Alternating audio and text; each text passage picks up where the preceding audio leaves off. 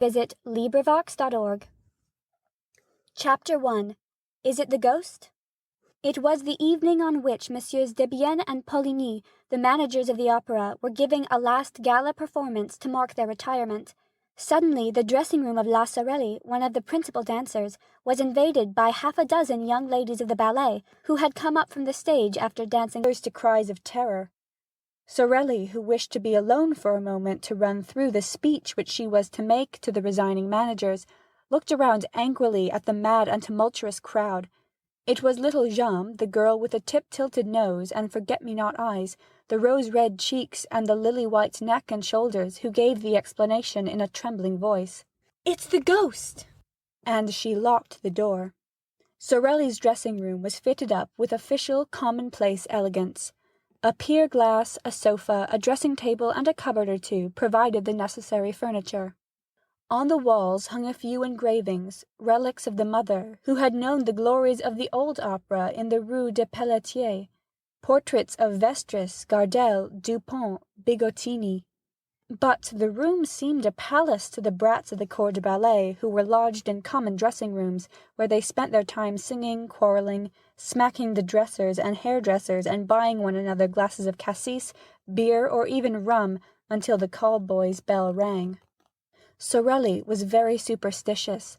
She shuddered when she heard little Jeanne speak of the Ghost, called her a silly little fool, and then, as she was the first to believe in ghosts in general, and the opera ghost in particular, at once asked for details. "Have you seen him?" "As plainly as I see you now," said little Jeanne, whose legs were giving way beneath her, and she dropped with a moan into a chair. Thereupon little Giry, the girl with eyes black as sloes, hair black as ink, a swarthy complexion, and a poor little skin stretched over poor little bones, little Giry added, "If that's the Ghost, he's very ugly." "Oh, yes!" cried the chorus of ballet girls, and they all began to talk together. The Ghost had appeared to them in the shape of a gentleman in dress clothes, who had suddenly stood before them in the passage without their knowing where he came from. He seemed to have come straight through the wall. "Pooh!" said one of them, who had more or less kept her head. "You see the Ghost everywhere." And it was true. For several months there had been nothing discussed at the opera but this Ghost in dress clothes, who stalked about the building from top to bottom like a shadow, who spoke to nobody, to whom nobody dared speak, and who vanished as soon as he was seen, no one knowing how or where. As became a real ghost, he made no noise in walking.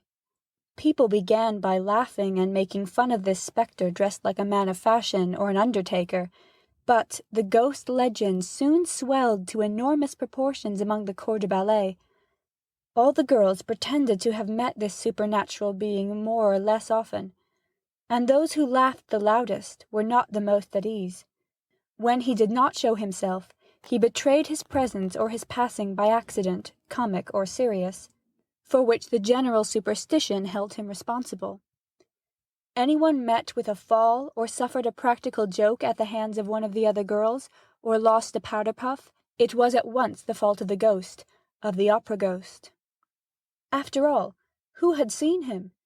You meet so many men in dress clothes at the opera who are not ghosts, but this dress suit had a peculiarity of its own. It covered a skeleton. At least, so the ballet girl said, and of course it had a death's head. Was all this serious?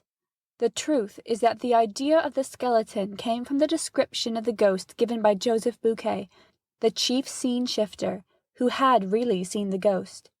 He had run up against the Ghost on the little staircase by the footlights which leads to the cellars. He had seen him for a second, for the Ghost had fled, and to anyone who cared to listen to him, he said, "He is extraordinarily thin, and his dress coat hangs on a skeleton frame. His eyes are so deep that you can hardly see the fixed pupils. You just see two big black holes, as in a dead man's skull. His skin, which is stretched across his bones like a drumhead, is not white, but a nasty yellow. His nose is so little worth talking about that you can't see its side face, and the absence of that nose is a horrible thing to look at. All the hair he has is 3 or 4 long dark locks on his forehead and behind his ears." The chief scene-shifter was a serious, sober, steady man, very slow at imagining things. His words were received with interest and amazement, and soon there were other people to say that they too had met a man in dress clothes with a death's head on his shoulders. Sensible men who had wind of the story began by saying that Joseph Buquet had been the victim of a joke played by one of his assistants. And then, one after the other, there came a series of incidents so curious and so inexplicable that the very shrewdest people began to feel uneasy. For instance, a fireman is a brave fellow. He fears nothing, least of all fire. Well, the fireman in question, who had gone to make a round of inspection in the cellars, and who, it seems, had ventured a little farther than usual, suddenly reappeared on the stage, pale, scared, trembling, with his eyes starting out of his head, and practically fainted in the arms of the proud mother of little Jeanne. And why? Because he had seen coming towards him, at the level of his head, but without a body attached to it, a head of fire. And, as I said, a fireman is not afraid of fire. The fireman's name was Pimpin. The corps de ballet was flung into consternation. At first sight this fiery head in no way corresponded to Joseph Buquet's description of the ghost, but the young ladies soon persuaded themselves that the ghost had several heads, which he changed about as he pleased, and of course they at once imagined that they were in the greatest danger. Once a fireman did not hesitate to faint. Leaders and front-row and back-row girls alike had plenty of excuses for the fright that made them quicken their pace when passing some dark corner or ill-lighted corridor. Sorelli herself, on the day after the adventure of the fireman, placed a horseshoe on the table in front of the stage doorkeeper's box, which everyone who entered the opera otherwise than as a spectator must touch before setting foot on the first tread of the staircase. This horseshoe was not invented by me, any more than any other part of this story, alas, and it may still be seen on the table in the passage outside the stage doorkeeper's box when you enter the opera through the court known as the Cour de l'Administration. To return to the evening in question. "It's the ghost!" little Jeanne had cried. An agonizing silence now reigned in the dressing-room. Nothing was heard but the hard breathing of the girls. At last, Jeanne, flinging herself upon the farthest corner of the wall, with every mark of real terror on her face, whispered, "Listen!" Everybody seemed to hear a rustling outside the door. There was no sound of footsteps. It was like light silk sliding over the panel. Then it stopped. Sorelli tried to show more pluck than the others. She went up to the door and, in a quavering voice, asked, "Who's there?" But nobody answered. Then, feeling all eyes upon her, watching her last movement, she made an effort to show courage, and said very loudly, "Is there anyone behind the door?" "Oh, yes, yes, of course there is," cried that little dried plum of a Meg Giry, heroically holding Sorelli back by her gauze skirt. "Whatever you do, don't open the door. Oh, Lord, don't open the door." But Sorelli, armed with a dagger that never left her, turned the key and drew back the door, while the ballet girls retreated to the inner dressing-room, and Meg Giry sighed. "Mother! Mother!"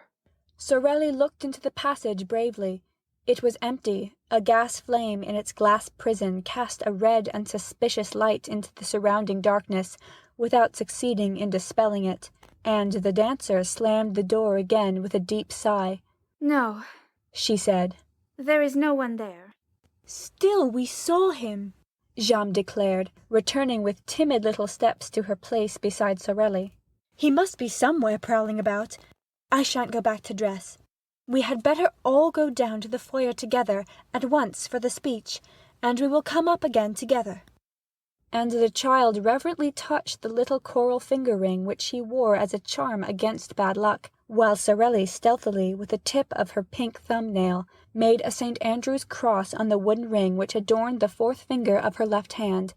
She said to the little ballet girls, "Come, children, pull yourselves together. I dare say no one has ever seen the ghost." Yes, we saw him. We saw him just now. cried the girls.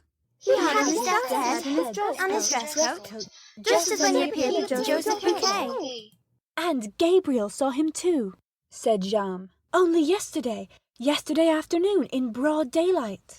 Gabriel, the chorus master? Why, yes, didn't you know? And he was wearing his dress clothes in broad daylight. Who? Gabriel?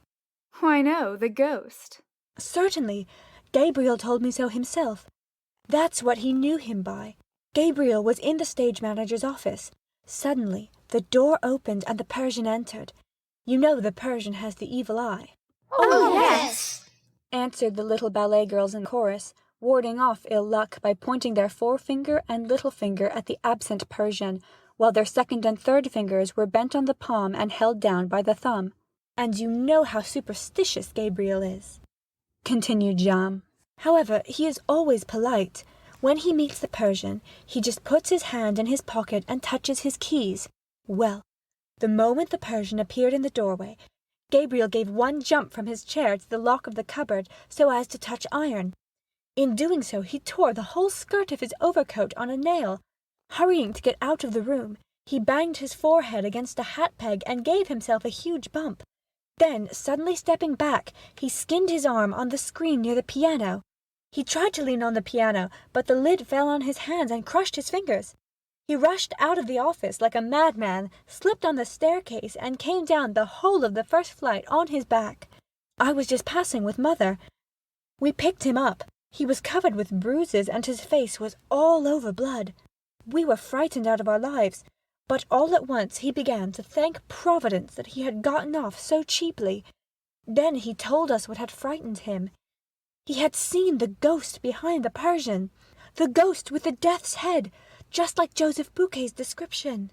Jeanne had told her story ever so quickly, as though the ghost were at her heels, and was quite out of breath at the finish. A silence followed, while Sorelli polished her nails in great excitement. It was broken by little Giry, who said, Joseph Bouquet would do better to hold his tongue. Why should he hold his tongue? Asked somebody. That's Mother's opinion, replied Meg, lowering her voice and looking all about her as though fearing lest other ears than those present might overhear. And why is it your mother's opinion?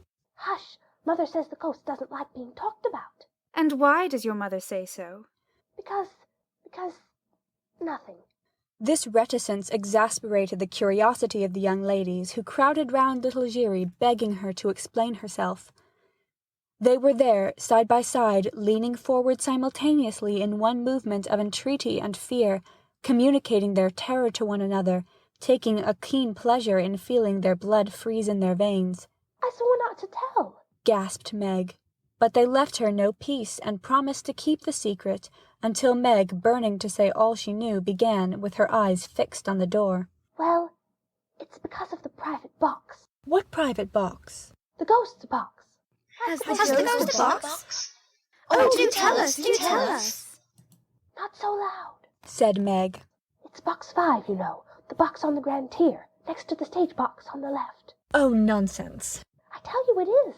Mother has charge of it. But you swear you won't say a word. Of course, of course. Well, that's the ghost's box. No one has had it for over a month, except the ghost, and orders have been given at the box office that it must never be sold. And does the ghost really come there? Yes. Then somebody does come? Why, no, the ghost comes, but there is nobody there. The little ballet girls exchanged glances. If the ghost came to the box, he must be seen, because he wore a dress coat and a death's head. This was what they tried to make Meg understand, but she replied, That's just it. The ghost is not seen, and he has no dress coat and no head. All that talk about his death's head and his head of fire is nonsense. There's nothing in it. You only hear him when he is in the box. Mother has never seen him, but she has heard him. Mother knows, because she gives him his program. Interfered. Giry, child, you're getting at us. Thereupon little Giry began to cry. I ought to have held my tongue, if Mother ever came to know. But I was quite right. Joseph Bouquet has no business to talk of things that don't concern him. It will bring him bad luck. Mother was saying so last night. There was a sound of hurried and heavy footsteps in the passage, and a breathless voice cried, Cecile? Cecile, are you there? It's Mother's voice, said Jeanne. What's the matter? She opened the door. A respectable lady, built on the lines of a Pomeranian grenadier, burst into the dressing-room and dropped groaning into a vacant armchair. Her eyes rolled madly in her brick-dust-coloured face. How awful, she said. How awful. What? Joseph Bouquet. What about him? Joseph Bouquet is dead. The room became filled with exclamations, with astonished outcries, with scared requests for explanations. Yes, he was found hanging in the third-floor cellar. It's the ghost! Little Giry blurted, as though in spite of herself. But she at once corrected herself, with her hands pressed to her mouth. No, I didn't say it. All around her, her panic-stricken companions repeated under their breaths. Yes, it must be the ghost. Sorelli was very pale. I shall never be able to recite my speech, she said. Ma Jam gave her opinion while she emptied a glass of liqueur that happened to be standing on a table. The ghost must have something to do with it. The truth is that no one ever knew how Joseph Bouquet met his death. The verdict at the inquest was natural suicide. In his Memoirs of a Manager, Monsieur Moncharmin, one of the joint managers who succeeded Messieurs Debienne and Poligny, describes the incident as follows. A grievous accident spoiled the little party which Messieurs Debienne and Poligny gave to celebrate their retirement. I was in the manager's office when Mercier, the acting manager, suddenly came darting in. He seemed half mad and told me that the body of a scene shifter had been found hanging in the third cellar under the stage, between a farmhouse and a scene from the Rue de la Rue. I shouted, "Come!" and cut him down. By the time I had rushed down the staircase and the Jacob's ladder, the man was no longer hanging from his rope. So, this is an event which Monsieur Moncharmin thinks natural. A man hangs at the end of a rope. They go to cut him down. The rope has disappeared. Oh, Monsieur Moncharmin found a very simple explanation. Listen to him. It was just after the ballet, and leaders and dancing girls lost no time in taking their precautions against the evil eye. There you are. Picture the corps de ballet scuttling down the Jacob's ladder and dividing the suicide's rope among themselves in less time than it takes to write. When, on the other hand, I think of the exact spot where the body was discovered, the third cellar underneath the stage. Imagine that somebody must have been interested in seeing that the rope disappeared after it had effected its purpose, and time will show if I am wrong. The horrid news soon spread all over the opera, where Joseph Bouquet was very popular. The dressing-rooms emptied, and the ballet girls, crowding around Sorelli like timid sheep around their shepherdess, made for the foyer through the ill-lit passages and staircases, trotting as fast as their little pink legs could carry them. Chapter 2. The New Margarita. On the first landing, Sorelli ran against the Comte de Chagny, who was coming upstairs. The Count, who was generally so calm, seemed greatly excited. "I was just going to you," he said, taking off his hat. "Oh, Sorelli, what an evening! And Christine Daaé, what a triumph!" Impossible, said Meg Giry. 6 months ago she used to sing like a crock. But do let us go by, my dear Count, continues the brat with a saucy curtsy. We are going to inquire after a poor man who was found hanging by the neck. Just then the acting manager came fussing past and stopped when he heard this remark. "What?" he exclaimed roughly. "Have you girls heard already? Well, please forget about it for tonight, and above all, don't let Monsieur Debienne and Monsieur Poligny hear. It would upset them too much on their last day." They all went on to the foyer of the ballet, which was already full of people. The Comte de Chagny was right. No gala performance ever equalled this one. All the great composers of the day had conducted their own works in turns. Farr and Krauss had sung, and on that evening Christine Daaé had revealed her true self for the first time to the astonished and enthusiastic audience. Gounod had conducted the funeral march of a marionette, Rayet his beautiful overture to Siguar, Sanson the Danse Macabre and a Reverie Orientale, Massenet an unpublished Hungarian march, Giraud his Carnaval, Delibes the Valse Lente from Sylvia, and the Pizzicati from Coppelia. Mademoiselle Krauss had sung the bolero in the Vespri Siciliani, and Mademoiselle Denise Bloch the drinking song in Lucrezia Borgia. But the real triumph was reserved for Christine Daaé, who had begun by singing a few passages from Romeo and Juliet.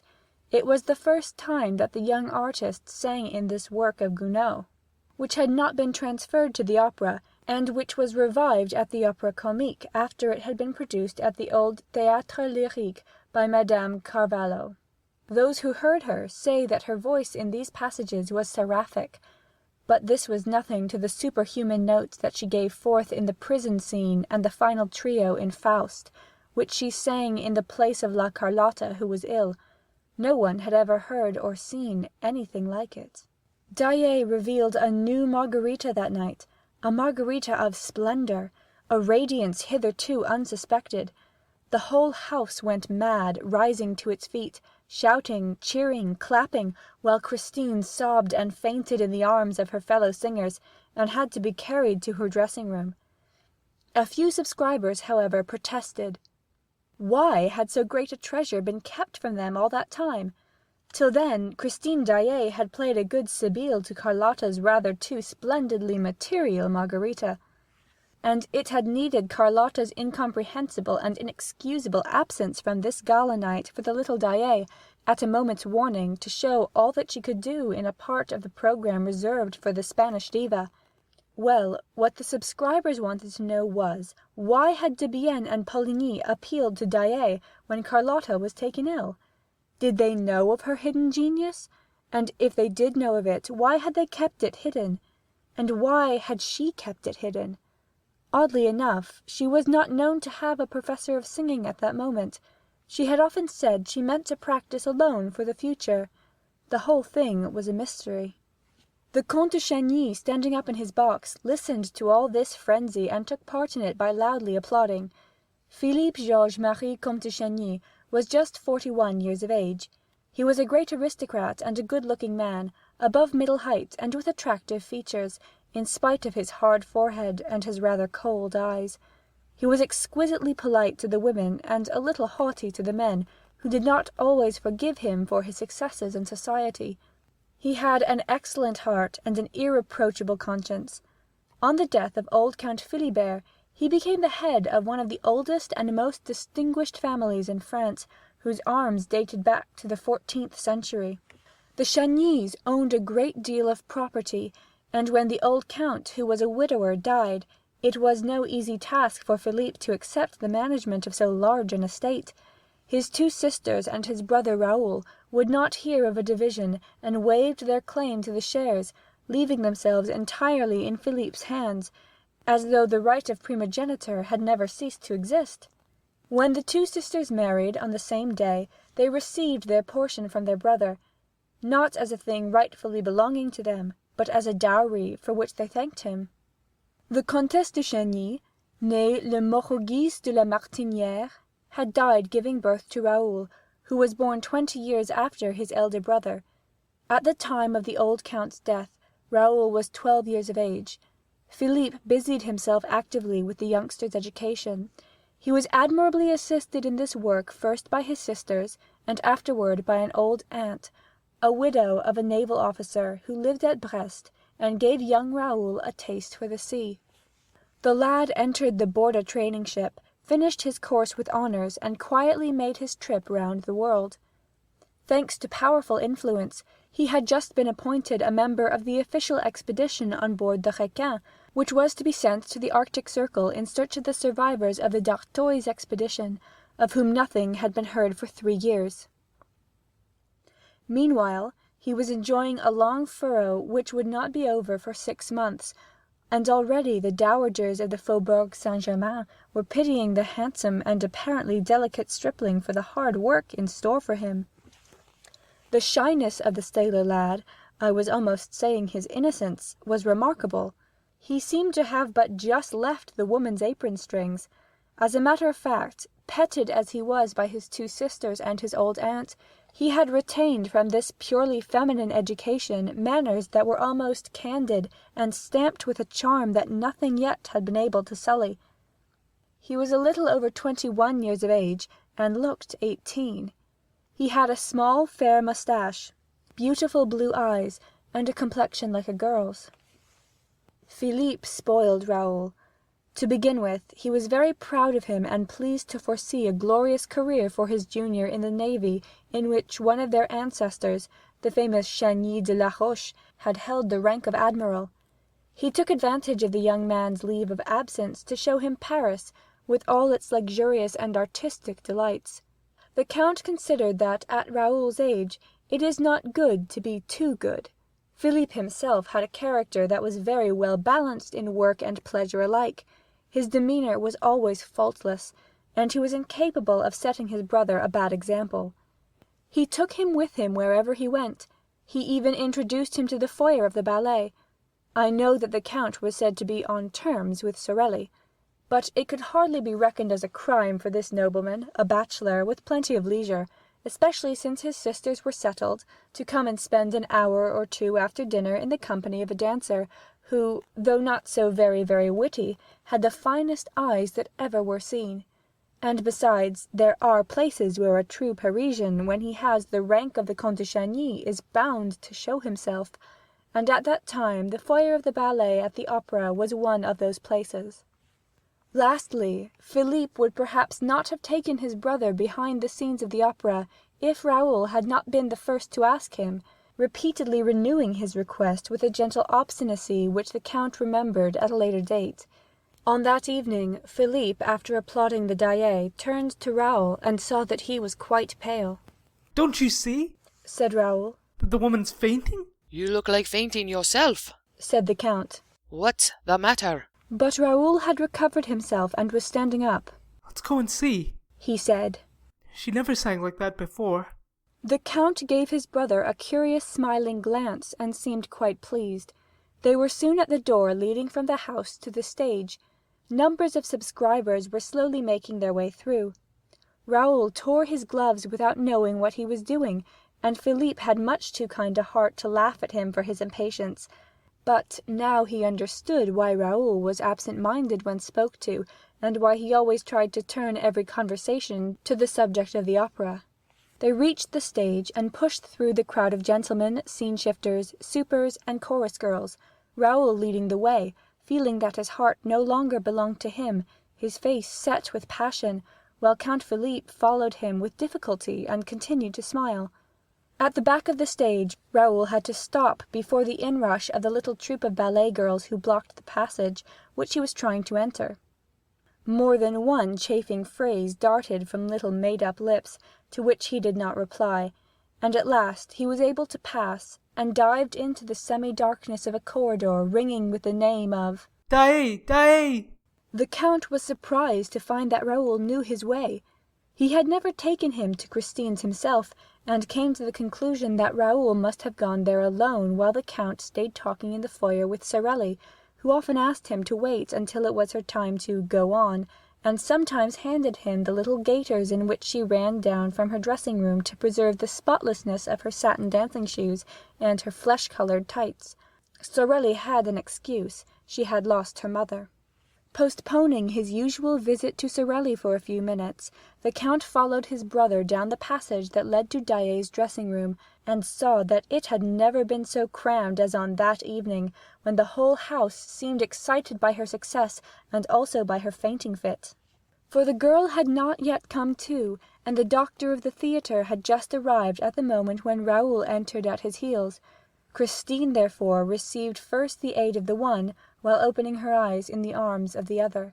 The Count and many more remained crowding in the doorway. "Don't you think, Doctor, that those gentlemen had better clear the room?" asked Raoul coolly. "There's no breathing here." "You are quite right," said the doctor.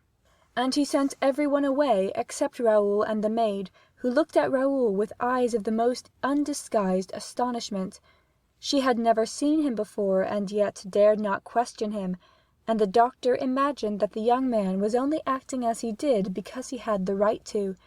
The Viscount, therefore, remained in the room watching Christine as she slowly returned to life, while even the joint managers, Debienne and Poligny, who had come to offer their sympathy and congratulations, found themselves thrust into the passage among the crowd of dandies. The Comte de Chagny, who was one of those standing outside, laughed. "Oh ho ho, the rogue, the rogue!" And he added, under his breath, "Those youngsters with their schoolgirl airs. So he's a Shawnee after all. He turned to go to Sorelli's dressing-room, but met her on the way with her little troop of trembling ballet girls, as we have seen. Meanwhile, Christine Daaé uttered a deep sigh, which was answered by a groan. She turned her head, saw Raoul, and started. She looked at the doctor, on whom she bestowed a smile, then at her maid, then at Raoul again. Monsieur, she said, in a voice not much above a whisper. Who are you? Mademoiselle, replied the young man, kneeling on one knee and pressing a fervent kiss on the diva's hand. I am the little boy who went into the sea to rescue your scarf. Christine again looked at the doctor and the maid, and all three began to laugh. Raoul turned very red and stood up. Mademoiselle, he said, since you are pleased not to recognize me, I should like to say something to you in private. Something very important. When I am better, do you mind? And her voice shook. You have been very good. Yes, you must go, said the doctor with his pleasantest smile. Leave me to attend to Mademoiselle. I am not ill now, said Christine suddenly, with strange and unexpected energy. She rose and passed her hand over her eyelids. Thank you, doctor. I should like to be alone. Please go away. All of you, leave me. I am very restless this evening. The doctor tried to make a short protest, but receiving the girl's evident agitation, he thought the best remedy was not to thwart her, and he went away, saying to Raoul outside, She is not herself tonight. She is usually so gentle. Then he said good night, and Raoul was left alone. The whole of this part of the theatre was now deserted. The farewell ceremony was no doubt taking place in the foyer of the ballet. Raoul thought that Daaé might go to it, and he waited in the silent solitude, even hiding in the favouring shadow of a doorway. He felt a terrible pain at his heart, and it was of this that he wanted to speak to Daaé without delay. Suddenly, the dressing-room door opened, and the maid came out by herself, carrying bundles. He stopped her and asked how her mistress was. The woman laughed and said that she was quite well, but that he must not disturb her, for she wished to be left alone, and she passed on. One idea alone filled Raoul's burning brain. Of course, Daaé wished to be left alone for him. Had he not told her he wanted to speak to her privately? Hardly breathing, he went up to the dressing-room and with his ear to the door to catch her reply, prepared to knock. But his hand dropped. He heard a man's voice in the dressing-room, saying in a curiously masterful tone, Christine, you must love me. And Christine's voice, infinitely sad and trembling, as though accompanied by tears, replied, How can you talk like that, when I sing only for you? Raoul leaned against the panel to ease his pain. His heart, which had seemed gone forever, returned to his breast and was throbbing loudly. The whole passage echoed with its beating, and Raoul's ears were deafened. Surely, if his heart continued to make such a noise, they would hear it inside. They would open the door, and the young man would be turned away in disgrace. What a position for a Shawnee, to be caught listening behind a door! He took his heart in his two hands to make it stop. The man's voice spoke again. Are you very tired? Oh, tonight I gave you my soul and I am dead, Christine replied. Your soul is a beautiful thing, child, replied the grave man's voice. And I thank you. No emperor ever received so fair a gift. The angels wept tonight. Raoul heard nothing after that. Nevertheless, he did not go away, but as though he feared lest he should be caught, he returned to his dark corner, determined to wait for the man to leave the room. At one and the same time, he had learned what love meant, and hatred. He knew that he loved. He wanted to know whom he hated. To his great astonishment, the door opened and Christine Daaé appeared, wrapped in furs, with her face hidden in a lace veil, alone. She closed the door behind her, but Raoul observed that she did not lock it. She passed him. He did not even follow her with his eyes, for his eyes were fixed on the door, which did not open again. When the passage was once more deserted, he crossed it, opened the door of the dressing-room, went in, and shut the door. He found himself in absolute darkness. The gas had been turned out. There's someone here, said Raoul, with his back against the closed door in a quivering voice. What are you hiding for? All was darkness and silence. Raoul heard only the sound of his own breathing. He quite failed to see that the indiscretion of his conduct was exceeding all bounds. You shan't leave this until I let you, he exclaimed. If you don't answer, you're a coward, but I'll expose you. And he struck a match. The blaze lit up the room. There was no one in the room. Raoul, first turning the key in the door, lit the gas jets. He went into the dressing closet, opened the cupboards, hunted about, felt the walls with his moist hands. Nothing. Look here, he said aloud. Am I going mad? He stood for 10 minutes listening to the gas flaring in the silence of the empty room. Lover though he was, he did not even think of stealing a ribbon that would have given him the perfume of the woman he loved. He went out, not knowing what he was doing nor where he was going. At a given moment in his wayward progress, an icy draught struck him in the face. He found himself at the bottom of a staircase down which, behind him, a procession of workmen were carrying a sort of stretcher covered with a white sheet. Which is the way out, please? He asked one of the men. Straight in front of you, the door is open, but let us pass. Pointing to the stretcher, he asked mechanically. What's that? The workman answered. That is Joseph Bouquet, who was found in the third cellar, hanging between a farmhouse and a scene from the Roi de Lahore. He took off his hat, fell back to make room for the procession, and went out. Chapter 3. The Mysterious Reason. During this time the farewell ceremony was taking place. I have already said that this magnificent function was being given on the occasion of the retirement of M. Debienne and M. Poligny, who had determined to die game, as we say nowadays. They had been assisted in the realization of their ideal, though melancholy, programme by all that counted in the social and artistic world of Paris. All these people met after the performance in the foyer of the ballet, where Sorelli waited for the arrival of the retiring managers with a glass of champagne in her hand and a little prepared speech at the tip of her tongue.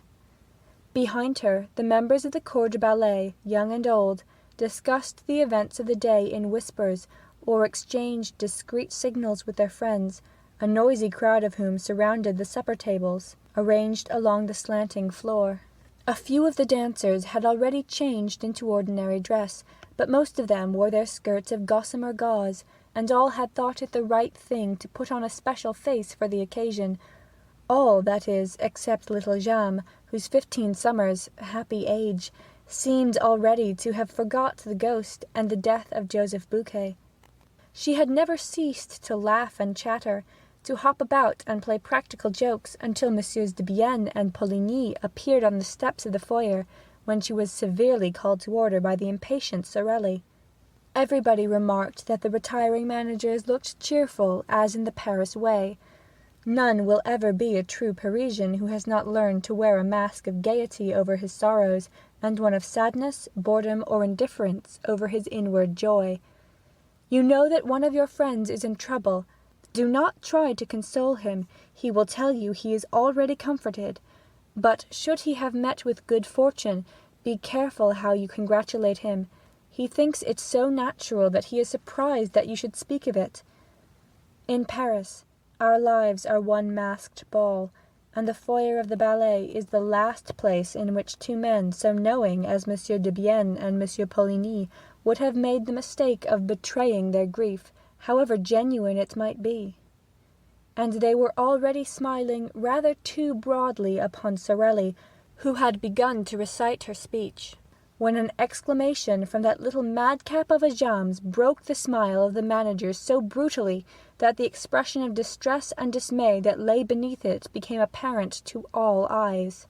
"The opera ghost!" yelled these words in a tone of unspeakable terror, and her finger pointed among the crowd of dandies to a face so pallid, so lugubrious, and so ugly, with two such deep black cavities under the straddling eyebrows, that the death's head in question immediately scored a huge success. "The opera ghost! The opera ghost!" Everybody laughed and pushed his neighbour, and wanted to offer the opera ghost a drink, but he was gone.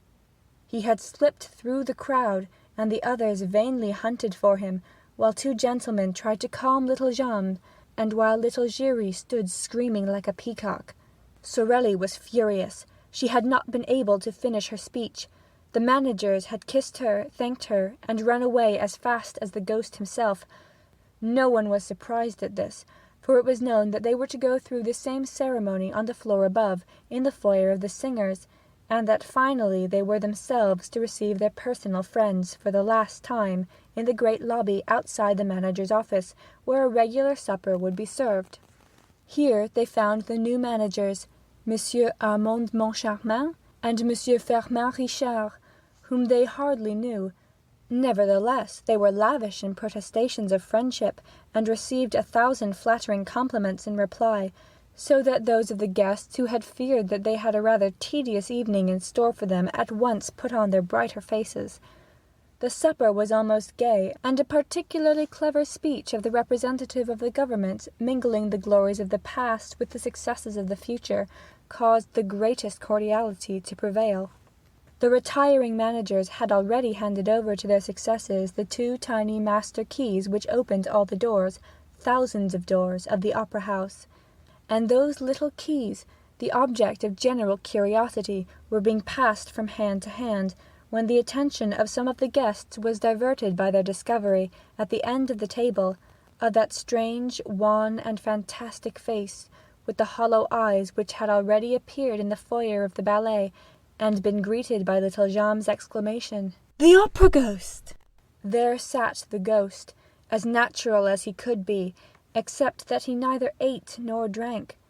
Those who began by looking at him with a smile ended by turning away their heads, for the sight of him at once provoked the most funereal thoughts. No one repeated the joke of the foyer. No one exclaimed, "There's the opera ghost." He himself did not speak a word, and his very neighbours could not have stated at what precise moment he had sat down between them, but everyone felt that if the dead did ever come and sit at the table of the living, they could not cut a more ghastly figure. The friends of Firmin Richard and Armand Moncharmin thought this lean and skinny guest was an acquaintance of Debienne's or Poligny, while Debienne's and Poligny's friends believed that the cadaverous individual belonged to Firmin Richard and Armand Moncharmin's party. The result was that no request was made for an explanation, no unpleasant remark, no joke in bad taste which might have offended this visitor from the tomb. A few of those present who knew the story of the ghost and the description of him given by the chief scene-setter, they did not know of Joseph Bouquet's death, thought in their own minds that the man at the end of the table might easily have passed for him. Yet, according to the story, the ghost had no nose, and the person in question had. But Monsieur Moncharmin declares in his memoirs that the guest's nose was transparent. Long, thin, and transparent are his exact words. I, for my part, will add that this might very well apply to a false nose. Monsieur Moncharmin may have taken for transparency what was only shininess. Everyone knows that orthopedic science provides beautiful false noses for those who have lost their noses naturally or as the result of an operation. Did the ghost really take a seat at the manager's supper table that night, uninvited? And can we be sure that the figure was that of the opera ghost himself? Who would venture to assert as much? I mention the incident, not because I wish for a second to make the reader believe, or even to try to make him believe, that the ghost was capable of such a sublime piece of impudence, but because, after all, the thing is impossible.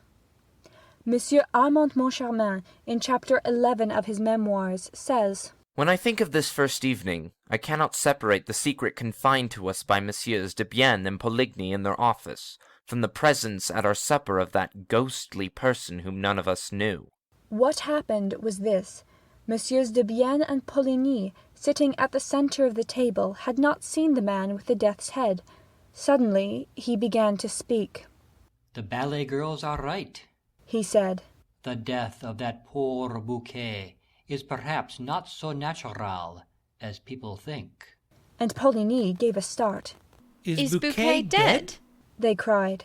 "Yes," replied the man, or the shadow of a man, quietly. He was found this evening, hanging in the third cellar, between a farmhouse and a scene from the Rue de la Horde. The two managers, or rather ex-managers, at once rose and stared strangely at the speaker. They were more excited than they need have been, that is to say, more excited than anyone need be by the announcement of the suicide of a chief scene-setter. They looked at each other. They had both turned whiter than the tablecloth. At last, Debienne made a sign to Monsieur Richard and Moncharmin. Poligny muttered a few words of excuse to his guests, and all four went into the manager's office. I leave Monsieur Moncharmin to complete the story. In his memoirs, he says, Messieurs Debienne and Poligny seemed to grow more and more excited, and they appeared to have something very difficult to tell us. First they asked us if we knew the man sitting at the end of the table, who had told them of the death of Joseph Bouquet, and when we answered in the negative, they looked still more concerned. They took the master keys from our hands, stared at them for a moment, and advised us to have new locks made, with the greatest secrecy, for the rooms, closets, and presses that we might wish to have hermetically closed. They said this so funnily that we began to laugh, and to ask if there were thieves at the opera. They replied that there was something worse, which was the ghost. We began to laugh again, feeling sure that they were indulging in some joke that was intended to crown our little entertainment. Then at their request, we became serious, resolving to humor them, and to enter into the spirit of the game. They told us that they never would have spoken to us of the ghost, if they had not received formal orders from the ghost himself to ask us to be pleasant to him, and to grant any request that he might make.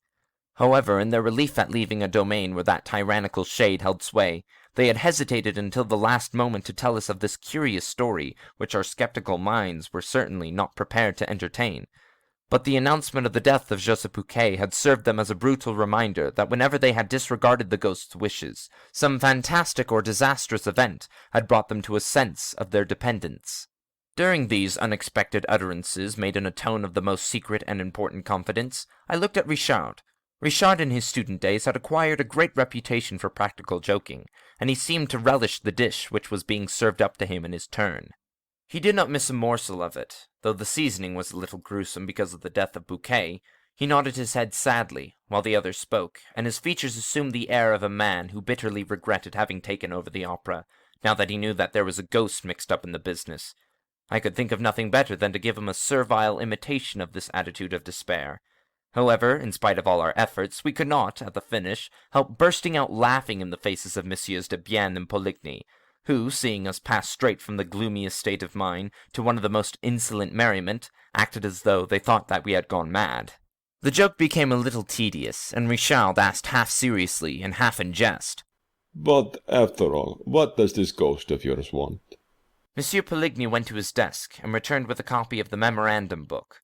The memorandum book begins with a well-known word saying that the management of the opera shall give the performance of the National Academy of Music the splendor that becomes the first lyric stage in France, and ends with clause 98, which says that the privilege can be withdrawn if the manager infringes the conditions stipulated in the memorandum book.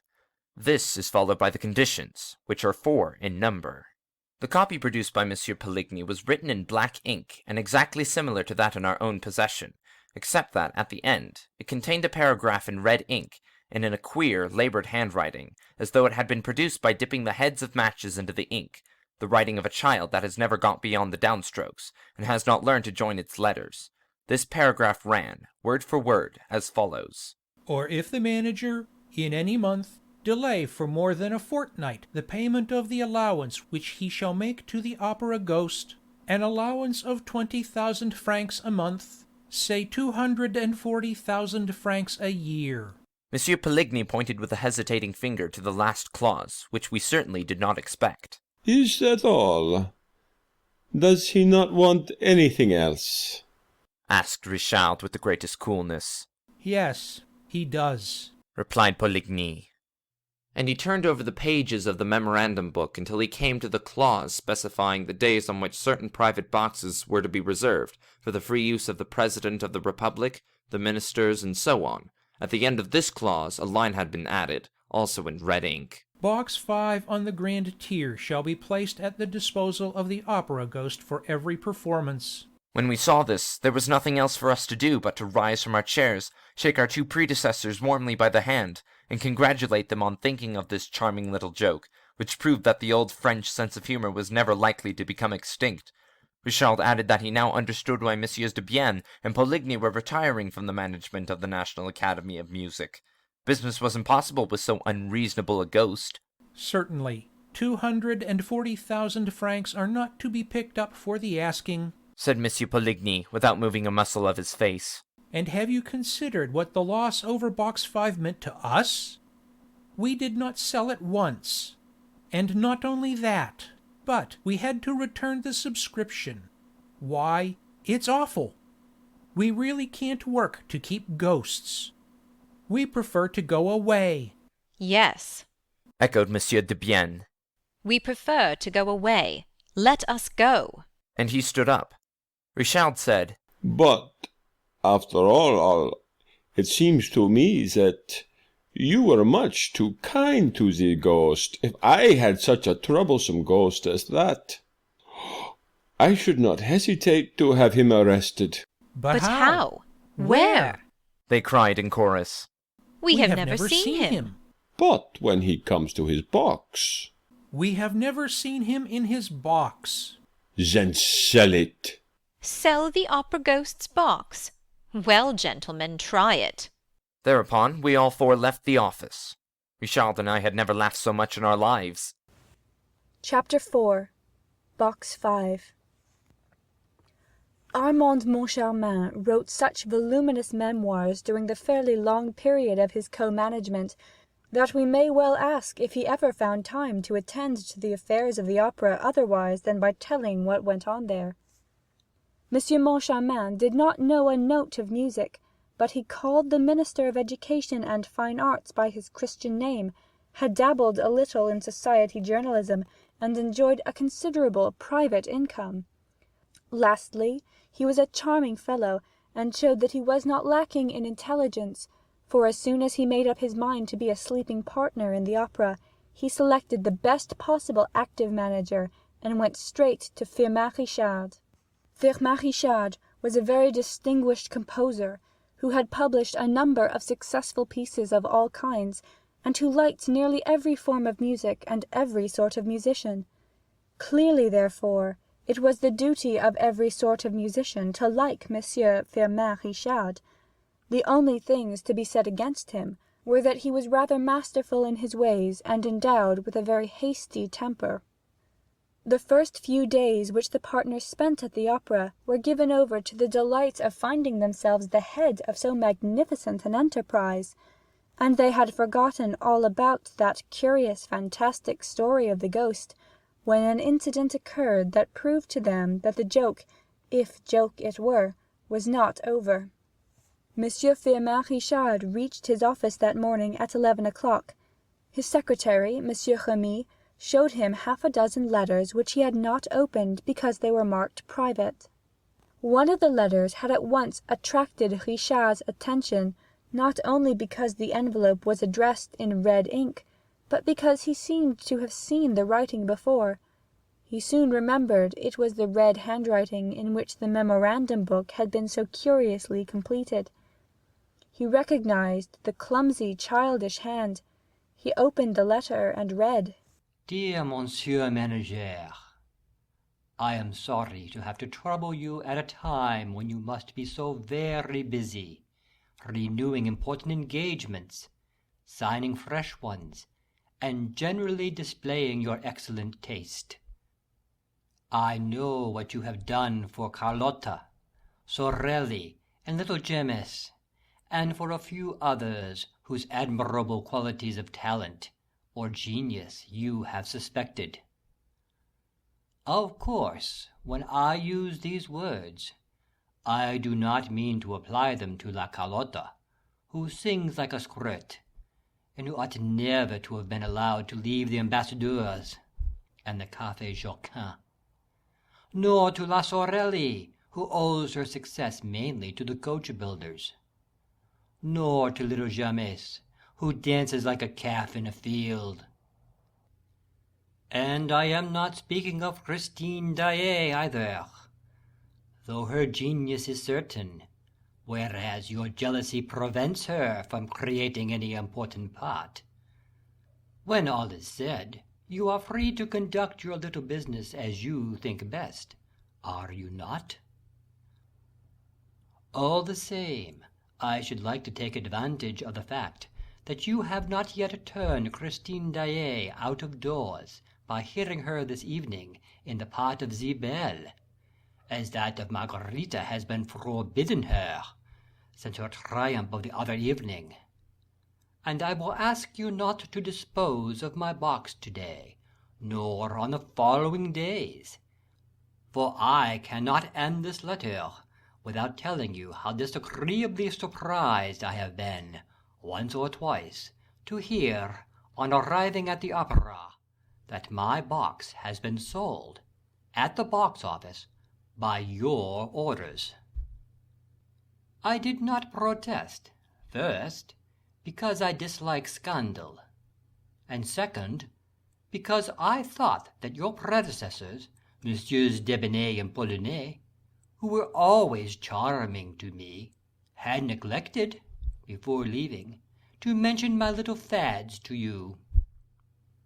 I have now received a reply from those gentlemen to my letter asking for an explanation, and this reply proves that you know all about my memorandum book, and consequently that you are treating me with outrageous contempt.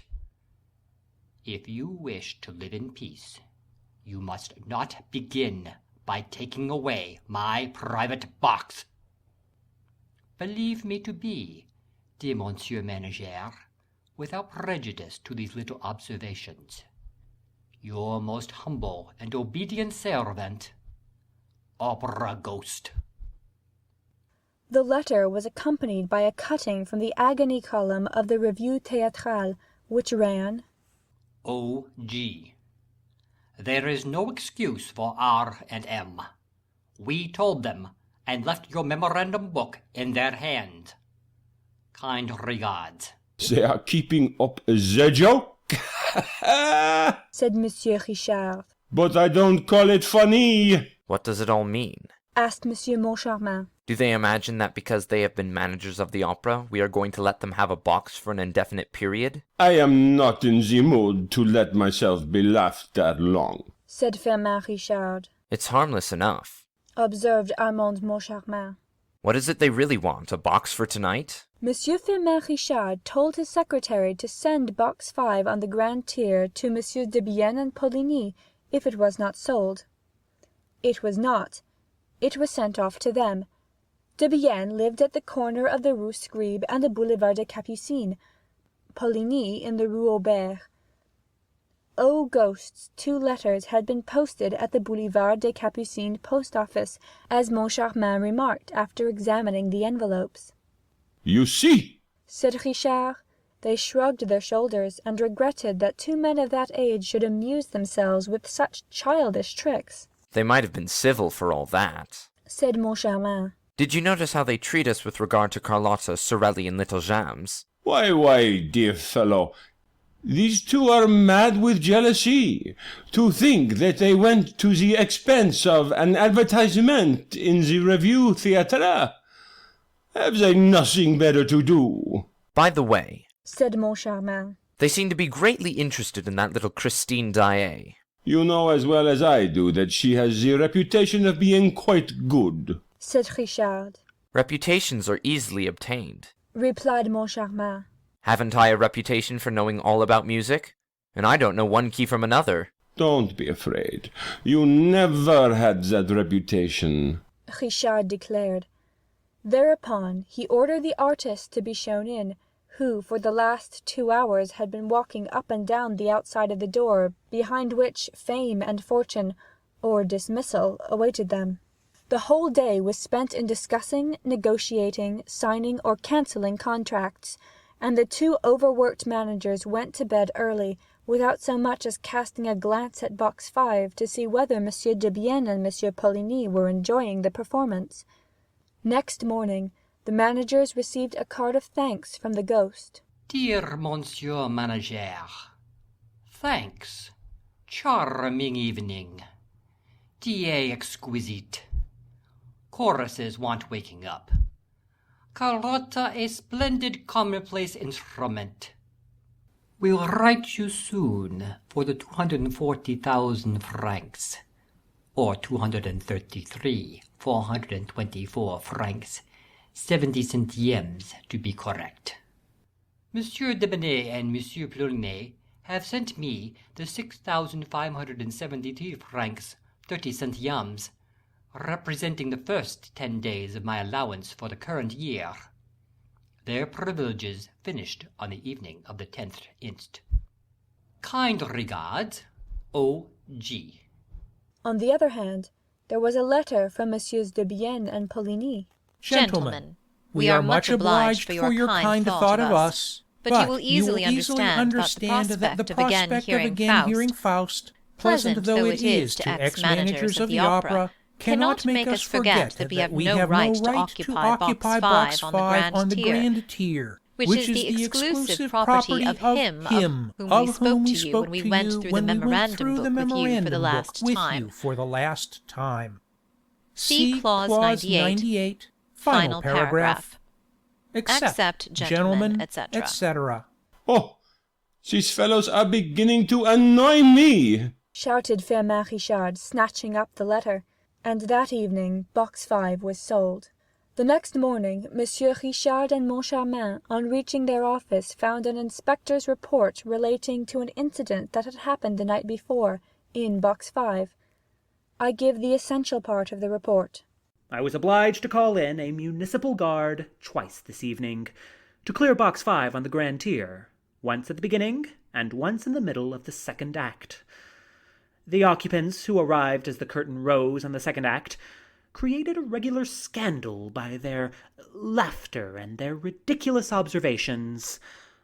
There were cries of "Hush!" all around them, and the whole house was beginning to protest when the box-keeper came to fetch me. I entered the box and said what I thought necessary. The people did not seem to me to be in their right mind, and they made stupid remarks.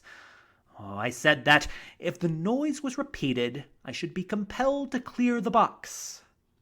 The moment I left, I heard the laughing again, with fresh protest from the house. I returned with a municipal guard, who turned them out. They protested, still laughing, saying they would not go unless they had their money back. At last they became quiet, and I allowed them to enter the box again. The laughter at once recommenced, and this time I had them turned out definitely. "Send for the inspector," said Richard to his secretary, who had already read the report and marked it with blue pencil. Monsieur Remy, the secretary, had foreseen the order and called the inspector at once. "Tell us what happened," said Richard bluntly. The inspector began to sputter and referred to the report. Well, but what were those people laughing at? Asked Moncharmin. They must have been dining, sir, and seemed more inclined to lark about than to listen to good music. The moment they entered the box, they came out again and called the box-keeper, who asked them what they wanted. They said, "Look in the box. There's no one there, is there?" "No," said the woman. "Well," said they, "when we went in, we heard a voice saying that the box was taken." Monsieur Moncharmin could not help smiling as he looked at Monsieur Richard, but Monsieur Richard did not smile. He himself had done too much in that way in his time not to recognize, in the inspector's story, all the marks of one of those practical jokes which begin by amusing and end by enraging the victims. The inspector, to curry favour with Monsieur Moncharmin, who was smiling, thought it best to give a smile too. A most unfortunate smile. Monsieur Richard glared at his subordinate, who thenceforth made it his business to display a face of utter consternation. "However, when the people arrived," roared Richard, "there was no one in the box, was there?" "Not a soul, sir, not a soul. Nor in the box on the right, nor in the box on the left. Not a soul, sir, I swear. The box-keeper told it me often enough, which proves that it was all a joke. Oh, you agree, do you? Said Richard. You agree. It's a joke, and you think it's funny, no doubt. I think it in very bad taste, sir. And what did the box-keeper say? Oh, she just said it was the opera ghost. That's all she said.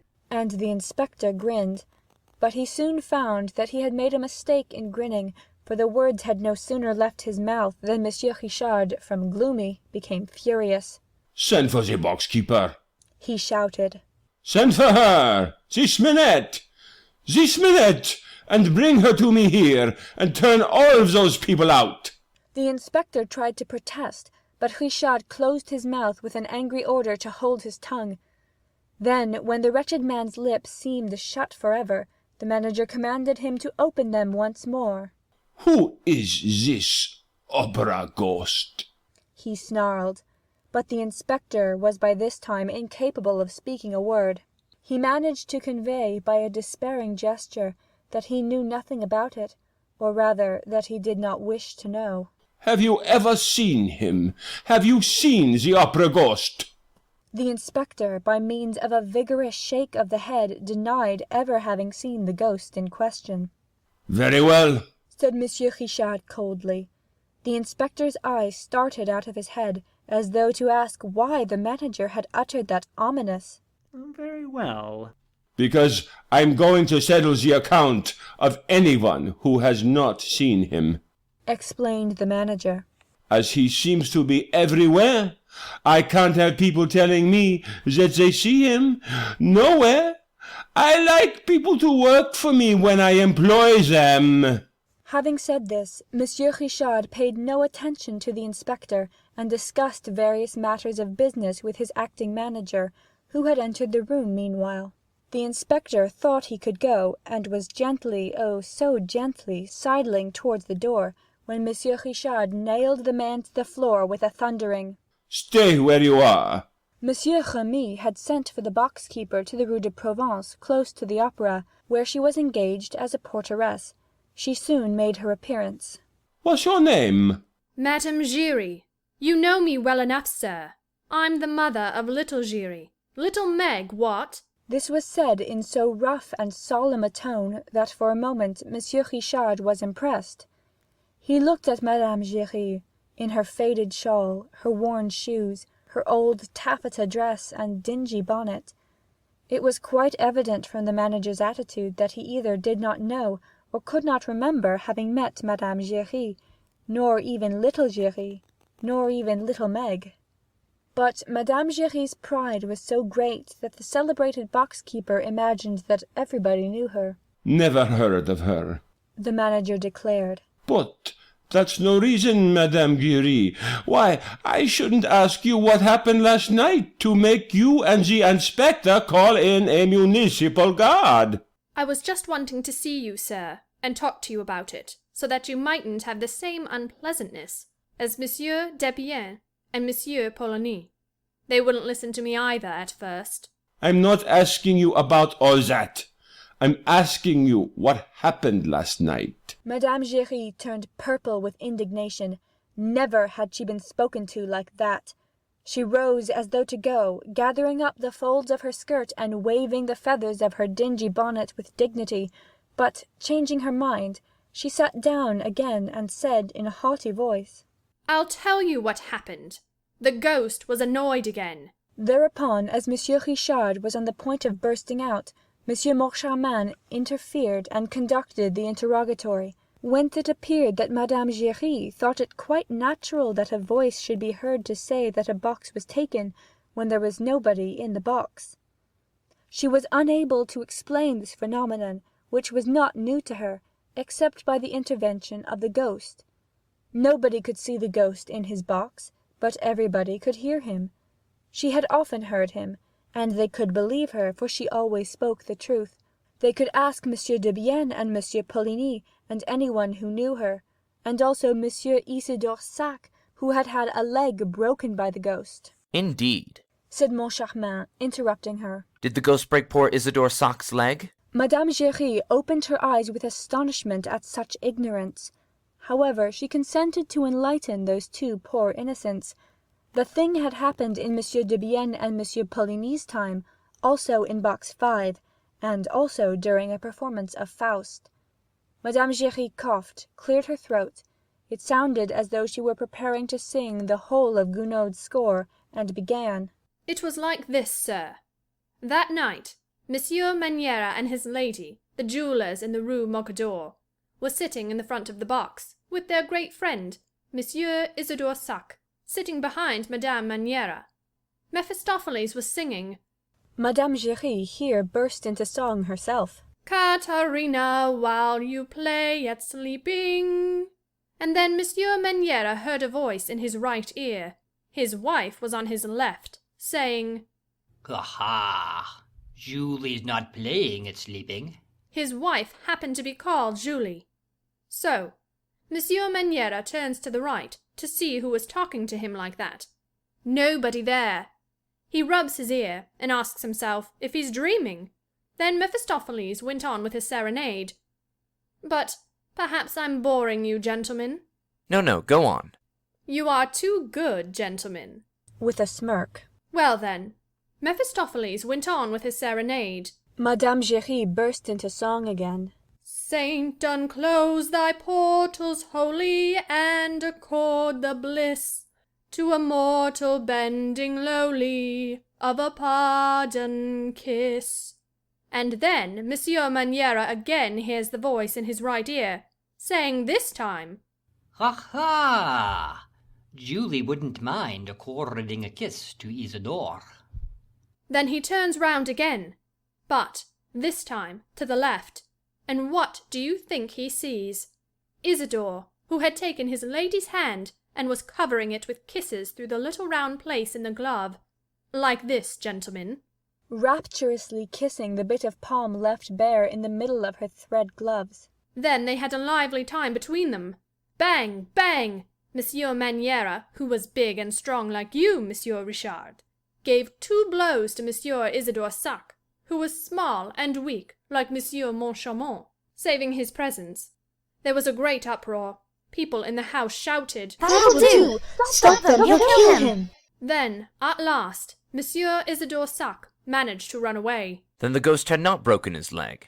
Asked Monsieur Moncharmin, a little vexed that his figure had made so little impression on Madame Giry. He did break it for him, sir, replied Madame Giry haughtily. He broke it for him on the grand staircase, which he ran down too fast, sir, and it will be long before the poor gentleman will be able to go up it again. Did the ghost tell you what he said in Monsieur Maniera's right ear? Asked Monsieur Moncharmin, with a gravity which he thought exceedingly humorous. No, sir, it was Monsieur Maniera himself. So... But you have spoken to the ghost, my good lady? As I'm speaking to you now, my good sir, Madame Giry replied. And when the ghost speaks to you, what does he say? Well, he tells me to bring him a footstool. This time, Richard burst out laughing, as did Moncharmin and Remy, the secretary. Only the inspector, warned by experience, was careful not to laugh, while Madame Giry ventured to adopt an attitude that was positively threatening. Instead of laughing, she cried indignantly, you'd do better to do as Monsieur Poligny did, who found out for himself. Found out about what? Asked Moncharmin, who had never been so much amused in his life. About the ghost, of course. Look here. She suddenly calmed herself, feeling that this was a solemn moment in her life. Look here, she repeated. They were playing Le Jouve. Monsieur Poligny thought he would watch the performance from the ghost's box. Well, when Leopold cries, Let us fly, you know, and Eleazar stops them and says, Whither go ye? Well, Monsieur Poligny. I was watching him from the back of the next box, which was empty. Monsieur Poligny got up and walked out quite stiffly, like a statue, and before I had time to ask him, Whither go ye? Like Eleazar, he was down the staircase, but without breaking his leg.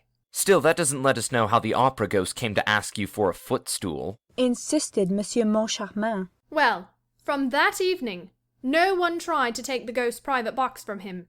The manager gave orders that he was to have it at each performance, and whenever he came, he asked me for a footstool. Tut tut. A ghost asking for a footstool. Then this ghost of yours is a woman? No, the ghost is a man. How do you know? He has a man's voice. Oh, such a lovely man's voice. This is what happens. When he comes to the opera, it's usually in the middle of the first act. He gives 3 little taps on the door of box 5. The first time I heard those 3 taps, when I knew there was no one in the box, you can think how puzzled I was. I opened the door, listened, looked. Nobody. And then I heard a voice say, Mademoiselle Jules. My poor husband's name was Jules. A footstool, please. Saving your presence, gentlemen. It made me feel all overish like. But the voice went on. Don't be frightened, Mademoiselle Jules. I'm the opera ghost. And the voice was so soft and kind that I hardly felt frightened. The voice was sitting in the corner chair, on the right, in the front row. Was there anyone in the box on the right of box 5? Asked Moncharmin. No. Box 7 and box 3, the one on the left, were both empty. The curtain had only just gone up. And what did you do? Well, I brought the footstool. Of course it wasn't for himself he wanted it, but for his lady. But I never heard her, nor saw her. Eh? What? So now the ghost is married? The eyes of the 2 managers travelled from Madame Giry to the inspector, who, standing behind the box-keeper, was waving his arms to attract their attention. He tapped his forehead with a distressful forefinger, to convey his opinion that the widow Jules Giry was most certainly mad, a piece of pantomime which confirmed Monsieur Richard in his determination to get rid of an inspector who kept a lunatic in his service. Meanwhile, the worthy lady went on about her ghost, now painting his generosity. And at the end of the performance, he always gives me 2 francs, sometimes 5, sometimes even 10, when he has been many days without coming. Only, since people have begun to annoy him again, he gives me nothing at all. Excuse me, my good woman, said Moncharmin, while Madame Giry tossed the feathers in her dingy hat at this persistent familiarity. Excuse me, how does the ghost manage to give you your 2 francs? Why, he leaves them on the little shelf in the box, of course. I find them with the programme, which I always give him. Some evenings I find flowers in the box, a rose that must have dropped from his lady's bodice, for he brings a lady with him sometimes. One day they left a fan behind them. Oh, the ghost left a fan, did he? And what did you do with it? Well, I brought it back to the box next night. Here the inspector's voice was raised. You've broken the rules. I shall have to fine you, Madame Giry. Hold your tongue, you fool, muttered Monsieur Firmin Richard. You brought back the fan, and then? Well, then they took it away with them, sir. It was not there at the end of the performance, and in its place they left me a box of English sweets, which I'm very fond of. That's one of the ghost's pretty thoughts. That will do, Madame Giry. You can go. When Madame Giry had bowed herself out, with a dignity that never deserted her, the manager told the inspector that they had decided to dispense with that old madwoman's services, and when he had gone in his turn, they instructed the acting manager to make up the inspector's accounts. Left alone, the managers told each other of the idea which they both had in mind, which was that they should look into that little matter of box 5 themselves. Chapter 5. The Enchanted Violin. Christine Daaé, owing to intrigues to which I will return later, did not immediately continue her triumph at the opera. After the famous gala night, she sang once at the Duchess de Zurich, but this was the last occasion on which she was heard in private. She refused, without plausible excuse, to appear at a charity concert to which she had promised her assistance. She acted throughout as though she were no longer the mistress of her own destiny, and as though she feared a fresh triumph. She knew that the Comte de Chagny, to please his brother, had done his best on her behalf with Monsieur Richard, and she wrote to thank him, and also to ask him to cease speaking in her favour. Her reason for this curious attitude was never known. Some pretend that it was due to overweening pride, others spoke of her heavenly modesty. But people on the stage are not so modest as all that, and I think I shall not be far from the truth if I ascribe her action simply to fear. Yes, I believe that Christine Daaé was frightened by what had happened to her. I have a letter of Christine's, it forms part of the Persians collection, relating to this period, which suggests a feeling of absolute dismay. "I don't know myself when I sing," writes the poor child. She showed herself nowhere, and the Vicomte de Chagny tried in vain to meet her. He wrote to her, asking to call upon her, but despaired of receiving a reply, when one morning she sent him the following note. "Monsieur, I have not forgotten the little boy who went into the sea to rescue my scarf. I feel that I must write to you today, in fulfillment of a sacred duty. Tomorrow is the anniversary of the death of my poor father, whom you knew and who was very fond of you. He is buried there with his violin, in the graveyard of the little church, at the bottom of the slope where we used to play as children, besides the road where, when we were a little bigger, we said good-bye for the last time." The Vicomte de Chagny hurriedly consulted a railway guide, dressed as quickly as he could, wrote a few lines for his valet to take to his brother, and jumped into a cab which brought him to the Gare Montparnasse just in time to miss the morning train. He spent a dismal day in town, and did not recover his spirits until the evening, when he was seated in his compartment in the Brittany Express. He read Christine's note over and over again, smelling its perfume, recalling the sweet pictures of his childhood, and spent the rest of that tedious night journey in feverish dreams that began and ended with Christine Daaé. Day was breaking when he alighted at Lannion. He hurried to the diligence for Pierrot-Guirec. He was the only passenger. He questioned the driver and learned that on the evening of the previous day a young lady who looked like a Parisian had gone to Perros, and put up at the inn known as the Setting Sun. The nearer he drew to her, the more fondly he remembered the story of the little Swedish singer. Most of the details are still unknown to the public. There was once, in a little market town not far from Uppsala, a peasant who lived there with his family, digging the earth during the week and singing in the choir on Sundays. This peasant had a little daughter to whom he taught the musical alphabet before she knew how to read. Daaé's father was a great musician, perhaps without knowing it. Not a fiddler throughout the length and breadth of Scandinavia played as he did. His reputation was widespread, and he was always invited to set the couples dancing at weddings and other festivals. His wife died when Christine was entering upon her 6th year. Then the father, who cared only for his daughter and his music, sold his patch of ground and went to Uppsala in search of fame and fortune. He found nothing but poverty. He returned to the country, wandering from fair to fair, strumming his Scandinavian melodies, while his child, who never left his side, listened to him in ecstasy or sang to his playing. One day, at Limby Fair, Professor Valerius heard them and took them to Gothenburg. He maintained that the father was the first violinist in the world, and that the daughter had the making of a great artist. Her education and instruction were provided for. She made rapid progress and charmed everybody with her prettiness, her grace of manner, and her genuine eagerness to please.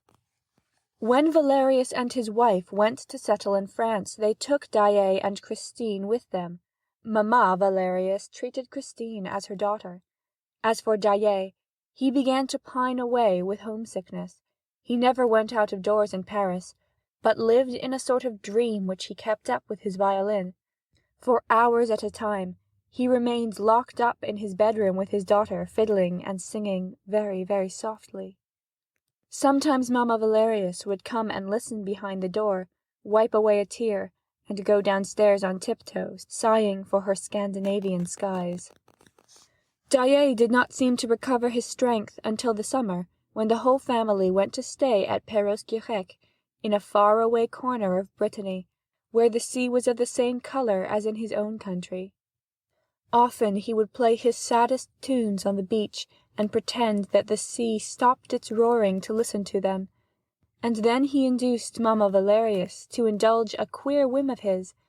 At the time of the pardons, or Breton pilgrimages, the village festival and dances, he went off with his fiddle as in the old days, and was allowed to take his daughter with him for a week.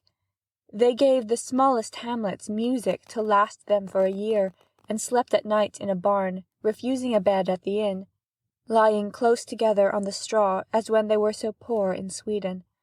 At the same time, they were very neatly dressed, made no collection, refused the halfpence offered them, and the people around could not understand the conduct of this rustic fiddler who tramped the roads with that pretty child who sang like an angel from heaven. They followed them from village to village. One day, a little boy who was out with his governess made her take a longer walk than he intended, for he could not tear himself from the little girl whose pure, sweet voice seemed to bind him to her. They came to the shore of an inlet which is still called Testrao, but which now, I believe, harbours a casino or something of the sort. At that time there was nothing but sky and sea and a stretch of golden beach. Only there was also a high wind, which blew Christine's scarf out to sea. Christine gave a cry and put out her arms, but the scarf was already far on the waves. Then she heard a voice say, "It's all right. I'll go and fetch your scarf out of the sea." And she saw a little boy running fast in spite of the outcries and the indignant protests of a worthy lady in black. The little boy ran into the sea dressed as he was, and brought her back her scarf. Boy and scarf were both soaked through. The lady in black made a great fuss, but Christine laughed merrily and kissed the little boy, who was none other than the Vicomte Raoul de Chagny, staying at Lannion with his aunt. During the season they saw each other and played together almost every day. At the aunt's request, seconded by Professor Valerius, Daaé consented to give the young Vicomte some violin lessons. In this way Raoul learned to love the same airs that had charmed Christine's childhood. They also both had the same calm and dreamy little cast of mind. They delighted in stories, in old Breton legends, and their favourite sport was to go and ask for them at the cottage doors like beggars. "Ma'am," or "Kind gentleman, have you a little story to tell us, please?" And it seldom happened that they did not have one given them, for nearly every old Breton grandame has, at least once in her life, seen the Korrigans dance by moonlight on the heather. But their great treat was in the twilight, in the great silence of the evening, after the sun had set into the sea, when Daaé came and sat down by them on the roadside, and in a low voice, as though fearing lest he should frighten the ghosts whom he evoked, told them the legends of the lands of the north. And the moment he stopped, the children would ask for more. There was one story that began, "A king sat in a little boat on one of those deep, still lakes that open like a bright eye in the midst of the Norwegian mountains." And another, "Little Lottie thought of everything and nothing. Her hair was golden as the sun's rays, and her soul as clear and blue as her eyes. She wheedled her mother, was kind to her doll, took great care of her frock and her little red shoes and her fiddle, but most of all loved, when she went to sleep, to hear the angel of music." While the old man told this story, Raoul looked at Christine's blue eyes and golden hair, and Christine thought that Lottie was very lucky to hear the angel of music when she went to sleep. The angel of music played a part in all Daddy Daaé's tales, and he maintains that every great musician, every great artist received a visit from the angel at least once in his life. Sometimes the angel leans over the cradle, as happened to Lottie, and that is how there are little prodigies who play the fiddle at 6 better than men at 50, which, you must admit, is very wonderful. Sometimes the angel comes much later, because the children are naughty and won't learn their lessons or practice their scales, and sometimes he does not come at all, because the children have a bad heart or a bad conscience. No one ever sees the angel, but he is heard by those who are meant to hear him. He often comes when they least expect him, when they are sad and disheartened. Then their ears suddenly perceive celestial harmonies, a divine voice which they remember all their lives. Persons who are visited by the angel quiver with a thrill unknown to the rest of mankind, and they cannot touch an instrument or open their mouths to sing without producing sounds that put all other human sounds to shame. Then people who do not know that the angel has visited those persons say that they have genius. Little Christine asked her father if he had heard the angel of music, but Daddy Daaé shook his head sadly, and then his eyes lit up as he said, "You will hear him one day, my child. When I am in heaven, I will send him to you." Daddy was beginning to cough at that time. 3 years later, Raoul and Christine met again at Perros. Professor Valerius was dead, but his widow remained in France with Daddy Daaé and his daughter, who continued to play the violin and sing, wrapping in their dream of harmony their kind patroness, who seemed henceforth to live on music alone. The young man, as he now was, had come to Perros on the chance of finding them, and went straight to the house in which they used to stay. He first saw the old man, and then Christine entered, carrying the tea-tray. She flushed at the sight of Raoul, who went up to her and kissed her. She asked him a few questions, performed her duty as hostess prettily, took up the tea-tray again and left the room. Then she ran into the garden and took refuge on a bench, a prey to feelings that stirred her young heart for the first time. Raoul followed her, and they talked till the evening, very shyly. They were quite changed, cautious as two diplomatists, and they told each other things that had nothing to do with their budding sentiments. When they took leave of each other by the roadside, Raoul, pressing a kiss on Christine's trembling hand, said, "Mademoiselle, I shall never forget you." And he went away, regretting his words, for he knew that Christine could not be the wife of the Vicomte de Chagny. As for Christine, she tried not to think of him, and devoted herself wholly to her art. She made wonderful progress, and those who heard her prophesied that she would be the greatest singer in the world. Meanwhile, the father died, and suddenly she seemed to have lost with him her voice, her soul, and her genius. She retained just, but only just, enough of this to enter the Conservatoire, where she did not distinguish herself at all, attending the classes without enthusiasm, and taking a prize only to please old Mamma Valerius, with whom she continued to live. The first time that Raoul saw Christine at the opera, he was charmed by the girl's beauty and by the sweet images of the past which it evoked, but was rather surprised at the negative side of her art. He returned to listen to her, he followed her in the wings, he waited for her behind the Jacob's ladder, he tried to attract her attention. More than once he walked after her to the door of her box, but she did not see him. She seemed, for that matter, to see nobody. She was all indifference. Raoul suffered, for she was very beautiful, and he was shy and dared not confess his love even to himself. And then came the lightning flash of the gala performance, the heavens torn asunder, and an angel's voice heard upon earth for the delight of mankind and the utter capture of his heart. And then there was the man's voice behind the door. "You must love me." And no one in the room. Why did she laugh when he reminded her of the incident of the scarf? Why did she not recognize him? And why had she written to him? Perros was reached at last. Raoul walked into the smoky sitting-room of the setting sun, and at once saw Christine standing before him, smiling and showing no astonishment. "So you have come," she said. "I felt I should find you here when I came back from Mass. Someone told me so at the church." "Who?" asked Raoul, taking her little hand in his. "Why, my poor father, who is dead." There was a silence, and then Raoul asked, "Did your father tell you that I love you, Christine? And that I cannot live without you?" Christine blushed to the eyes and turned away her head. In a trembling voice she said, "Me? You are dreaming, my friend." And she burst out laughing to put herself in countenance. "Don't laugh, Christine. I'm quite serious," Raoul answered, and she replied gravely, "I did not make you come to tell me such things as that." "You made me come, Christine. You knew that your letter would not leave me indignant, and that I should hasten to Perrault. How can you have thought that if you did not think I loved you? I thought you'd remember our games here, as children, in which my father so often joined.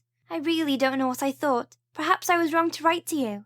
This anniversary and your sudden appearance in my room at the opera, the other evening, reminded me of the time long past, and made me write to you as the little girl I then was. There was something in Christine's attitude that seemed to Raoul not natural. He did not feel any hostility in her. Far from it, the distressed affection shining in her eyes told him that. But why was this affection distressed? That was what he wished to know, and what was irritating him. When you saw me in your dressing room, was that the first time you noticed me, Christine? She was incapable of lying. No, she said. I had seen you several times in your brother's box, and also on the stage. I thought so, said Raoul, compressing his lips. But then why, when you saw me in your room at your feet, reminding you that I had rescued your scarf from the sea, why did you answer as though you did not know me? And also, why did you laugh? The tone of these questions was so rough that Christine stared at Raoul without replying.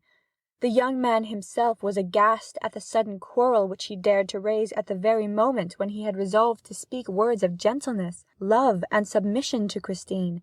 A husband, a lover with all rights, would talk no differently to a wife, a mistress who had offended him. But he had gone too far, and saw no other way out of the ridiculous position than to behave odiously. You don't answer, he said, angrily and unhappily. Well, I will answer it for you. It was because there was someone in the room who was in your way, Christine.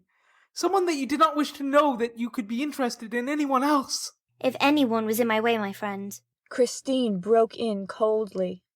If anyone was in my way that evening, it was yourself, since I told you to leave the room. Yes, so that you might remain with the other. What are you saying, monsieur? Asked the girl excitedly. And to what other do you refer? To the man to whom you said, I sing only for you. Tonight I give my soul and I am dead. Christine seized Raoul's arm and clutched it with a strength which no one would have suspected in so frail a creature. Then you were listening behind the door? Yes, because I love you everything, and I heard everything. You heard what? And then the young girl, becoming strangely calm, released Raoul's arm. He said to you, Christine, you must love me. At these words, a deathly pallor spread over Christine's face. Dark rings formed round her eyes. She staggered and seemed on the point of swooning. Raoul darted forward with arms outstretched, but Christine had overcome her passing faintness, and said in a low voice, Go on, tell me all you heard. At an utter loss to understand, Raoul answered, I heard him reply, when you said you had given him your soul, Your soul is a beautiful thing, child, and I thank you. No emperor ever received so fair a gift. The angels wept tonight. Christine carried her hand in her heart, a prey to indescribable emotion. Her eyes stared before her like a madwoman's. Raoul was terror-stricken. But suddenly Christine's eyes moistened, and 2 great tears trickled, like 2 pearls, down her ivory cheeks. Oh, Christine! Raoul! The young man tried to take her in his arms, but she escaped and fled in great disorder. While Christine remained locked in her room, Raoul was at his wits' end what to do. He refused to breakfast. He was terribly concerned and bitterly grieved to see the hours which he had hoped to find so sweet slip past without the presence of the young Swedish girl. Why did she not come to roam with him through the country, where they had so many memories in common? He heard that she had had a mass said that morning for the repose of her father's soul, and spent a long time praying in the little church and on the fiddler's tomb. Then, as she seemed to have nothing more to do at Perros, and in fact was doing nothing there, why did she not go back to Paris at once? Raoul walked away dejectedly to the graveyard in which the church stood, and was indeed alone among the tombs, reading the inscriptions. But when he turned to the apse, he was suddenly struck by the dazzling note of the flowers that straggled over the white ground. They were marvellous red roses that had blossomed in the morning, in the snow, giving a glimpse of life among the dead, for death was all around him. It also, like the flowers, issued from the ground, which had flung back a number of its corpses. Skeletons and skulls by the hundred were heaped against the wall of the church, held in position by a wire that left the gruesome stack visible. Dead men's bones, arranged in rows like bricks to form the first course upon which the walls of the sacristy had been built. The door of the sacristy opened in the middle of the bony structure, as it is often seen in old Breton churches. Raoul said a prayer for Daaé, and then, painfully impressed by all those eternal smiles on the mouths of skulls, he climbed the slope and sat down on the edge of the heath, overlooking the sea. The wind fell with the evening. Raoul was surrounded by icy darkness, but he did not feel the cold. It was here, he remembered, that he used to come with little Christine to see the Corrigans dance at the rising of the moon. He had never seen any, though his eyes were good, whereas Christine, who was a little short-sighted, pretended that she had seen many. He smiled at the thought, and then suddenly gave a start. A voice behind him said, "Do you think the Corrigans will come this evening?" It was Christine. He tried to speak. She put her gloved hand on his mouth. "Listen, Raoul. I have decided to tell you something serious. Very serious. Do you remember the legend of the Angel of Music?" "I do indeed," he said. "I believe it was here that your father first told it to us." "And it was here that he said, 'When I'm in heaven, my child, I will send him to you.'" Well, Raoul, my father is in heaven, and I have been visited by the Angel of Music." "I have no doubt of it," replied the young man gravely, for it seemed to him that his friend, in obedience to a pious thought, was connecting the memory of her father with the brilliancy of her last triumph. Christine appeared astonished at the Vicomte de Chagny's coolness. "How do you understand it?" she asked, bringing her pale face so close to his that he might have thought that Christine was going to give him a kiss. But she only wanted to read his eyes in spite of the dark. "I understand," he said, "that no human being can sing as you sang the other evening without the intervention of some miracle. No professor on earth can teach you such accents as those. You have heard the Angel of Music, Christine." "Yes," she said solemnly. "In my dressing room. That is where he comes to give me lessons daily." "In your dressing room?" he echoed stupidly. "Yes, that was where I heard him. And I have not been the only one to hear him." "Who else heard him, Christine?" "You, my friend." "I? I heard the Angel of Music?" "Yes, the other evening. It was he who was talking when you were listening, behind the door. It was he who said you must love me. But I then thought that I was the only one to hear his voice. Imagine my astonishment when you told me this morning that you could hear him too." Raoul burst out laughing. The first rays of the moon came and shrouded the two young people in their light. Christine turned on Raoul with a hostile air. Her eyes, usually so gentle, flashed fire. "What are you laughing at? You thought you heard a man's voice, I suppose." "Well," replied the young man, whose ideas began to grow confused in the face of Christine's determined attitude. "It's you, Raoul, who is saying that. An old playfellow of mine. A friend of my father's. But you have changed since those days. What are you thinking of? I am an honest girl, Monsieur le Vicomte de Chagny, and I don't lock myself up in my dressing room with men's voices. If you had opened the door, you would have seen that there was nobody in my room." "That's true. I did open the door when you were gone, and I found no one in the room." "So you see. Well?" The Viscount summoned up all his courage. "Well, Christine, I think that somebody is making game of you." She gave a cry and ran away.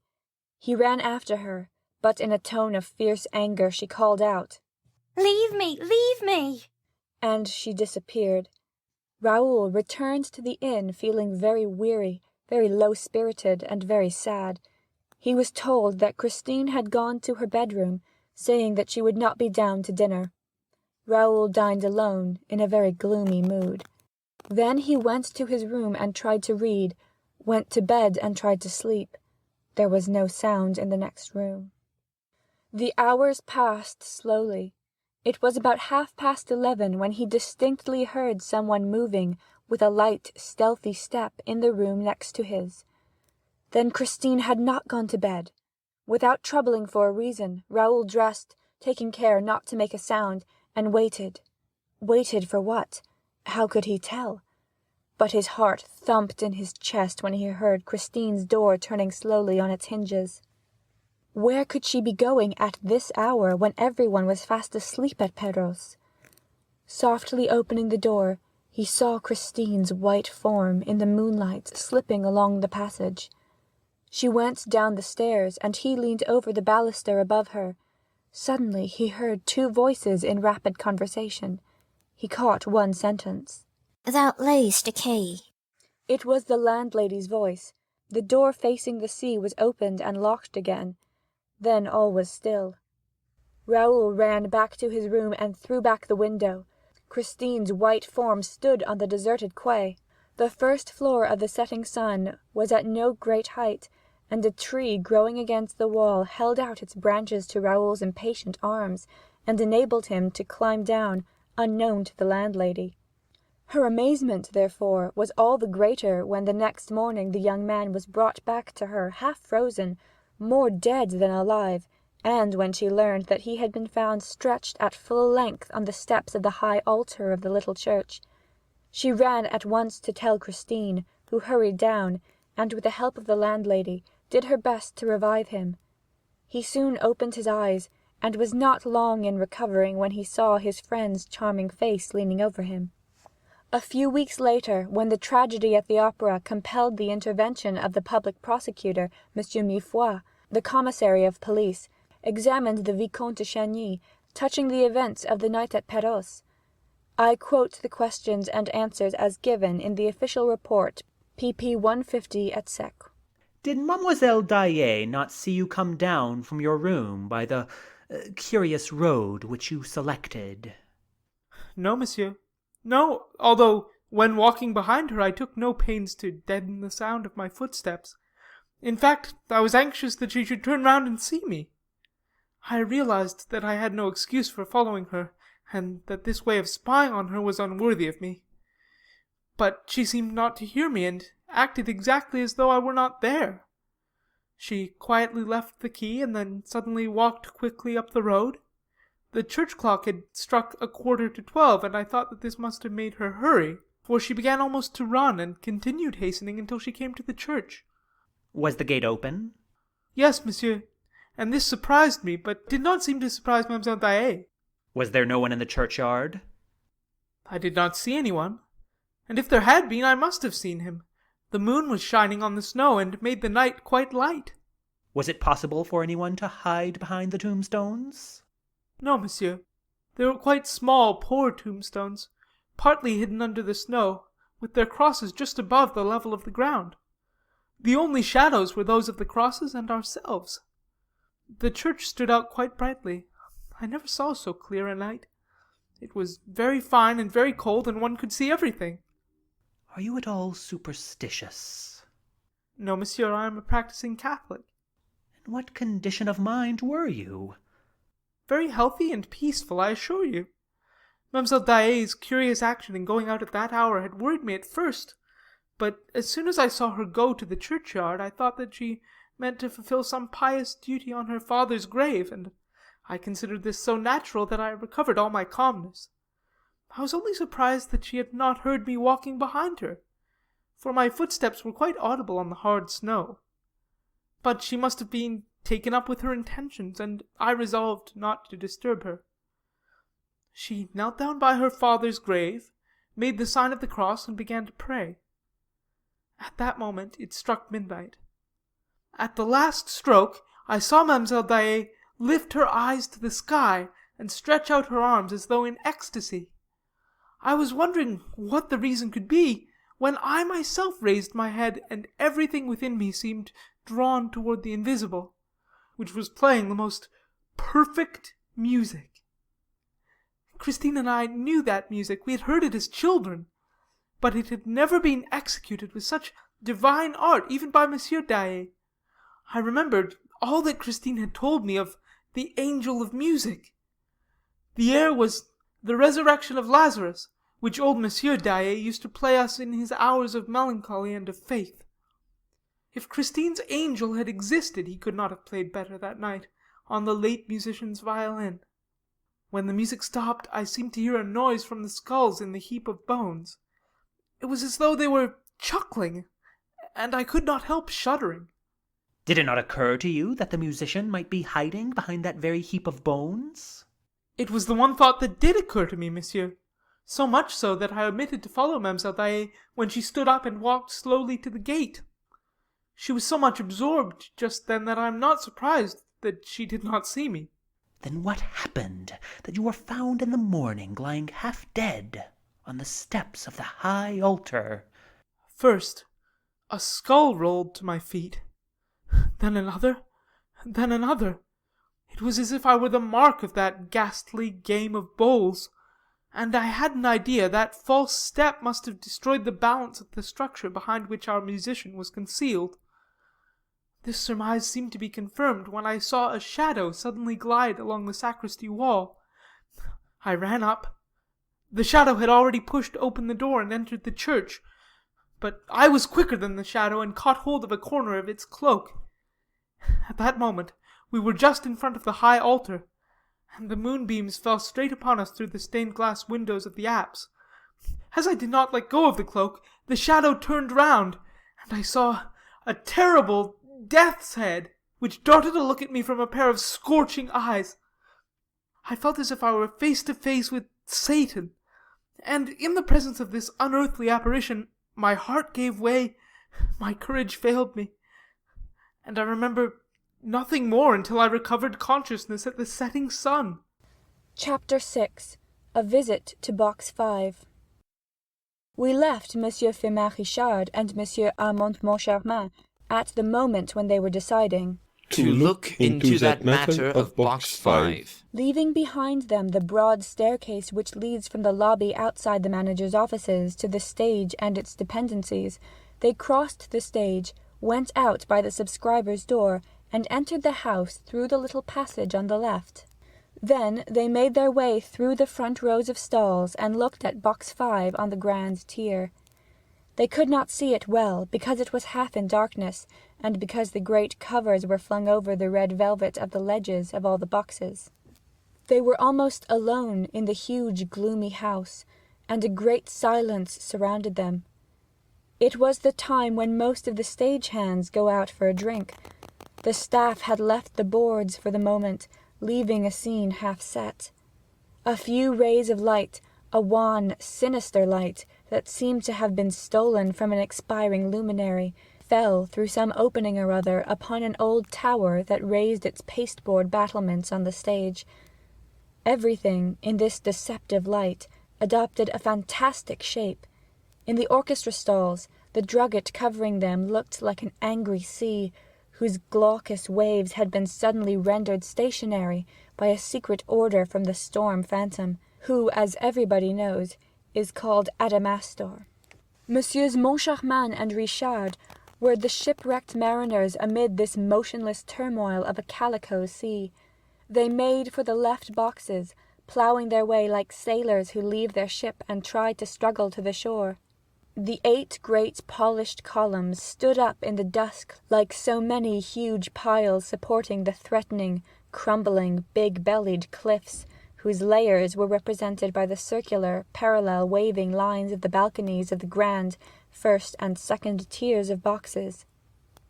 At the top, right on top of the cliff, lost in Monsieur Leneveu's copper ceiling, figures grinned and grimaced, laughed and jeered at Messieurs Richard and Moncharmin's distress, and yet these figures were usually very serious. Their names were Isis, Amphitrite, Hebe, Pandora, Psyche, Thetis, Pomona, Daphne, Clytie, Galatea, and Arethusa. Yes, Arethusa herself, and Pandora, whom we all know by her box, looked down upon the 2 new managers of the opera, who ended by clutching at some piece of wreckage, and from there stared silently at Box 5 on the grand tier. I have said that they were distressed, at least I presume so. Monsieur Moncharmin, in any case, admits that he was impressed. To quote his own words in his memoirs, "This moonshine about the opera ghost in which, since we first took over the duties of Messieurs Poligny and Debienne, we had been so nicely steeped," Moncharmin's style is not always irreproachable. Had no doubt ended by blinding my imaginative and also my visual facilities. It may be that the exceptional surroundings in which we found ourselves in the midst of an incredible silence impressed us to an unusual extent. It may be that we were the sport of a kind of hallucination brought about by the semi-darkness of the theatre and the partial gloom that filled Box 5. At any rate, I saw, and Richard also saw, a shape in the box. Richard said nothing, nor I either, but we spontaneously seized each other's hand. We stood like that for some minutes, without moving, with our eyes fixed on the same point, but the figure had disappeared. Then we went out, and, in the lobby, communicated our impressions to each other, and talked about the shape. The misfortune was that my shape was not in the least like Richard's. I had seen the thing like a death's head, resting on the ledge of the box, whereas Richard saw the shape of an old woman who looked like Madame Giry. We soon discovered that we had really been the victims of an illusion, whereupon, without further delay, and laughing like madmen, we ran to Box 5 on the Grand Tier, went inside, and found no shape of any kind. Box 5 is just like all the other Grand Tier boxes. There is nothing to distinguish it from any of the others. Monsieur Moncharmin and Monsieur Richard, ostensibly highly amused and laughing at each other, moved the furniture of the box, lifted the cloths and the chairs, and particularly examined the armchair in which the man's voice used to sit. But they saw it was a respectable armchair, with no magic about it.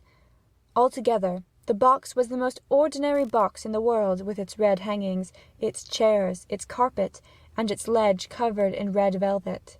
After feeling the carpet in the most serious manner possible, and discovering nothing more here or anywhere else, they went down to the corresponding box on the pit tier below.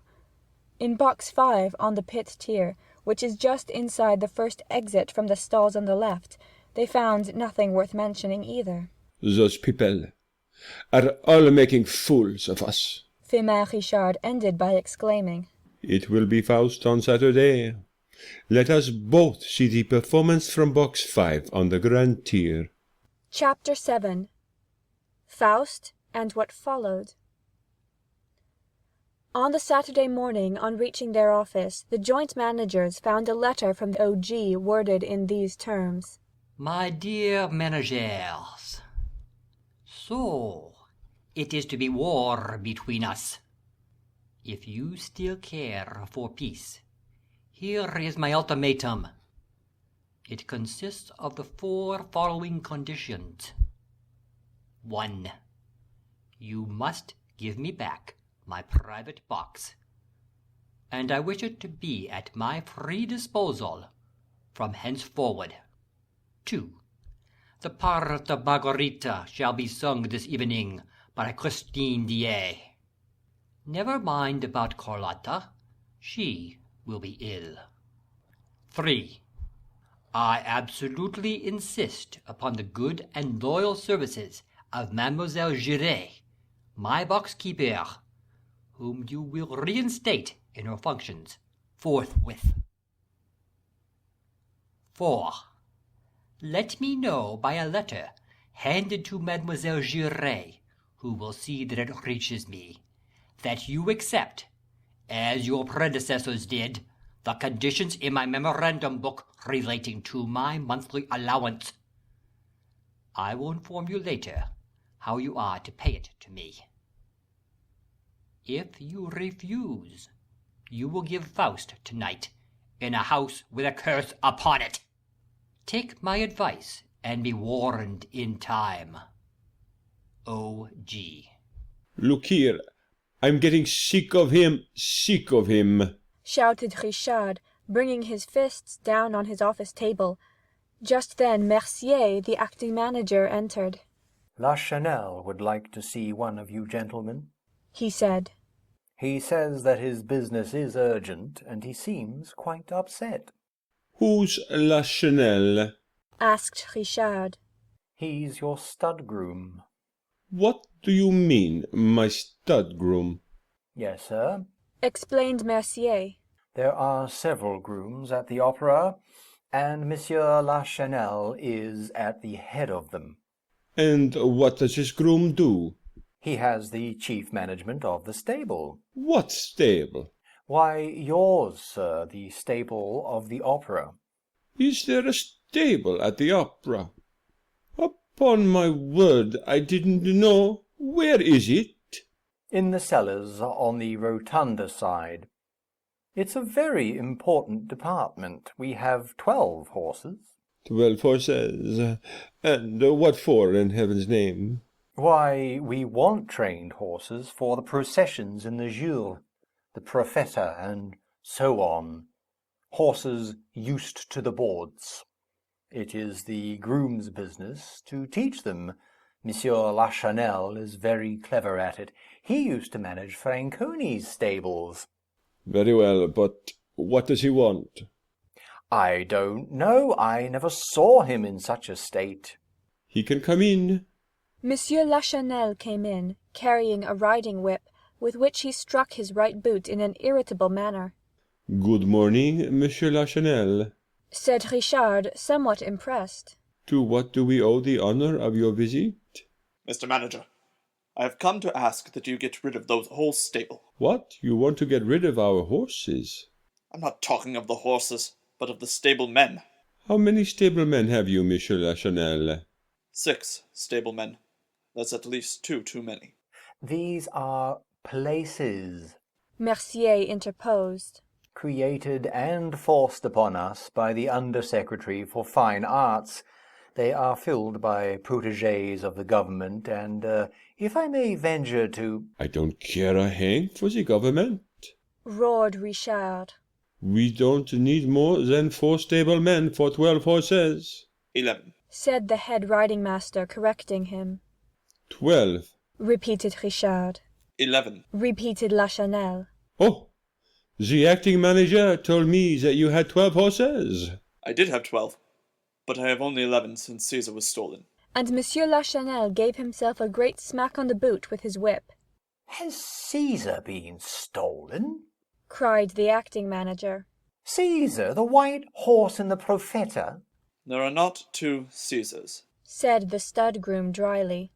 I was 10 years at Franconi's, and I have seen plenty of horses in my time. Well, there are not 2 Caesars, and he's been stolen. How? I don't know. Nobody knows. That's why I have come to ask you to sack the whole stable. What do your stablemen say? All sorts of nonsense. Some of them accuse the supers. Others pretend that it's the acting manager's doorkeeper. My doorkeeper? I'll answer for him as I would for myself, protested Mercier. But, after all, Monsieur Lachenel, cried Richard, you must have some idea? Yes, I have. Monsieur Lachenel declared. I have an idea, and I'll tell you what it is. There's no doubt about it in my mind. He walked up to the 2 managers and whispered. It's the ghost who did the trick. Richard gave a jump. What? You too? You too? How do you mean, I too? Isn't it natural after what I saw? What did you see? I saw as clearly as I now see you, a black shadow riding a white horse. That was as like Caesar as 2 peas. And did you run after them? I did, and I shouted. But they were too fast for me and disappeared in the darkness of the underground gallery. Monsieur Richard rose. That will do, Monsieur Lachenel. You can go. We will lodge a complaint against the ghost. And sack my stable? Oh, of course. Good morning. Monsieur Lachenel bowed and withdrew. Richard foamed at the mouth. Settle that idiot's account at once, please. He is a friend of the government representatives, Mercier ventured to say. And he takes his vermouth at Tortoni's with Legrenz, Scholl, and Pertusset, the lion hunter, added Moncharmin. We shall have the whole press against us. He'll tell the story of the ghost, and everybody will be laughing at our expense. We may as well be dead as ridiculous. At that moment the door opened. It must have been deserted by its usual Cerberus, for Madame Giry entered without ceremony, holding a letter in her hand, and said hurriedly, I beg your pardon. Excuse me, gentlemen, but I had a letter this morning from the opera ghost. He told me to come to you, that you had something to... She did not complete the sentence. She saw Firmin Richard's face, and it was a terrible sight. He seemed ready to burst. He said nothing. He could not speak. But suddenly he acted. First his left arm seized upon the quaint person of Madame Giry, and made her describe so unexpected a semicircle that she uttered a despairing cry. Next his right foot imprinted its sole on the black taffeta of a skirt which certainly had never before undergone a similar outrage in a similar place. The thing happened so quickly that Madame Giry, when in the passage, was still quite bewildered and seemed not to understand. But suddenly she understood, and the opera rang with her indignant yells, her violent protests and threats. About the same time, Carlotta, who had a small house of her own in the Rue du Faubourg Saint-Honoré, rang for her maid, who brought her letters to her bed. Among them was an anonymous missive written in red ink, in a hesitating, clumsy hand, which ran, "If you appear tonight, you must be prepared for a great misfortune at the moment when you open your mouth to sing. A misfortune worse than death." The letter took away Carlotta's appetite for breakfast. She pushed back her chocolate, sat up in bed, and thought hard. It was not the first letter of the kind which she had received, but she never had one couched in such threatening terms. She thought herself at that time the victim of 1,000 jealous attempts, and went about saying that she had a secret enemy who had sworn to ruin her. She pretended that a wicked plot was being hatched against her, a cabal which would come to a head one of those days, but she added that she was not the woman to be intimidated. The truth is, that if there was a cabal, it was led by Carlotta herself against poor Christine, who had no suspicion of it. Carlotta had never forgiven Christine for the triumph which she had achieved when taking her place at a moment's notice. When Carlotta heard of the astounding reception bestowed upon her understudy, she was at once cured of an incipient attack of bronchitis and a bad fit of sulking against the management, and lost the slightest inclination to shirk her duties.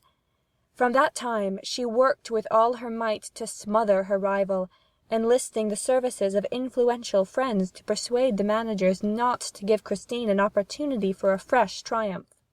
Certain newspapers which had begun to extol the talent of Christine now interested themselves only in the fame of Carlotta. Lastly, in the theatre itself, the celebrated but heartless and soulless diva made the most scandalous remarks about Christine, and tried to cause her endless minor unpleasantnesses. When Carlotta had finished thinking over the threat contained in the strange letter, she got up. "We shall see," she said, adding a few oaths in her native Spanish with a very determined air. The first thing she saw, when looking out of her window, was a hearse.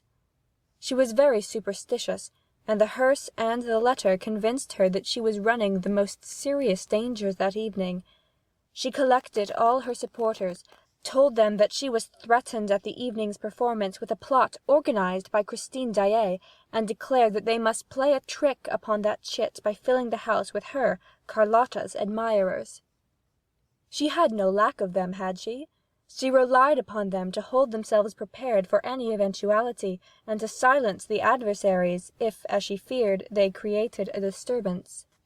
Monsieur Richard's private secretary called to ask after the diva's health, and returned with the assurance that she was perfectly well, and that, were she dying, she would sing the part of Margarita that evening.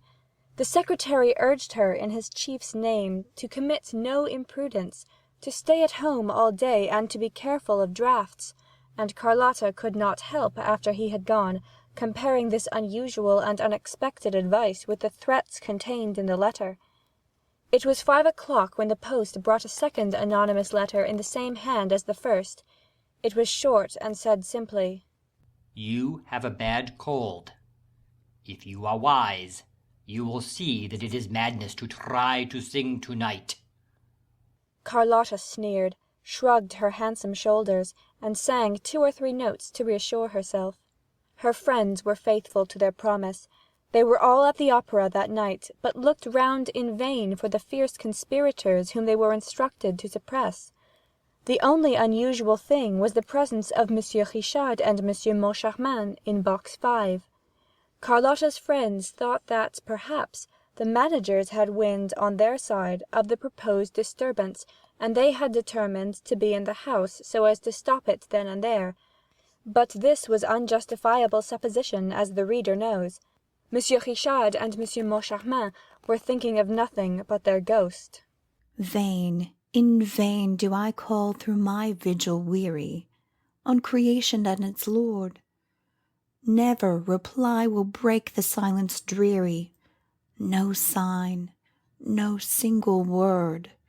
The famous baritone, Carolus Fonta, had hardly finished Dr. Faust's first appeal to the powers of darkness, when Monsieur Firmin Richard, who was sitting in the ghost's own chair, the front chair on the right, leaned over to his partner and asked him chaffingly, "Well, has the ghost whispered a word in your ear yet?" "Wait, don't be in such a hurry," replied Monsieur Armand Moncharmin in the same gay tone. "The performance has only begun, and you know the ghost does not usually come until the middle of the first act." The first act passed without incident, which did not surprise Carlotta's friends, because Margarita does not sing in this act. As for the managers, they looked at each other when the curtain fell. "That's one," said Moncharmin. "Yes, the ghost is late," said Firmin Richard. "It's not a bad house," said Moncharmin. "for a house with a curse on it." Monsieur Richard smiled and pointed to a fat, rather vulgar woman dressed in black, sitting in a stall in the middle of the auditorium, with a man in a broadcloth frock coat on either side of her. "Who on earth are those?" asked Moncharmin. "Those, my dear fellow, are my concierge, her husband and her brother." "Did you give them their tickets?" "I did. My concierge had never been to the opera. This is the first time, and as she is now going to come every night, I wanted her to have a good seat before spending her time showing other people to theirs." Moncharmin asked what he meant, and Richard answered that he had persuaded his concierge, in whom he had the greatest confidence, to come and take Madame Giry's place. Yes, he would like to see if, with that woman instead of the old lunatic, Box 5 would continue to astonish the natives. "By the way," said Moncharmin, "you know that Mother Giry is going to lodge a complaint against you." "With whom? The ghost?" The ghost! Moncharmin had almost forgotten him. However, that mysterious person did nothing to bring himself to the memory of the managers, and they were just saying so to each other for the second time, when the door of the box suddenly opened to admit the startled stage manager. What's the matter? They both asked, amazed at seeing him there at such a time. "It seems there is a plot got up by Christine Daaé's friends against Carlotta. Carlotta's furious." "What on earth?" said Richard, knitting his brows. But the curtain rose on the kermesse scene, and Richard made a sign to the stage manager to go away. When the two were alone again, Moncharmin leaned over to Richard. "Then Daaé has friends?" he asked. "Yes, she has." "Whom?" Richard glanced across at the box on the grand tier containing not one but two men. "The Comte de Chagny?" "Yes, he spoke to me in her favor with such warmth that, if I had not known him to be Sorelli's friend—" "Really? Really?" said Moncharmin. "And who is that pale young man beside him?" "That's his brother, the Viscount." "He ought to be in his bed. He looks ill." The stage rang with gay song. Red or white liquor, coarse or fine, what can it matter so we have wine? Students, citizens, soldiers, girls and matrons whirled light-heartedly before the inn with the figure of Bacchus for a sign. Cybele made her entrance. Christine Daaé looked charming in her boy's clothes, and Carlotta's partisans expected to hear her greeted with an ovation which would have enlightened them to the intentions of her friends. But nothing happened.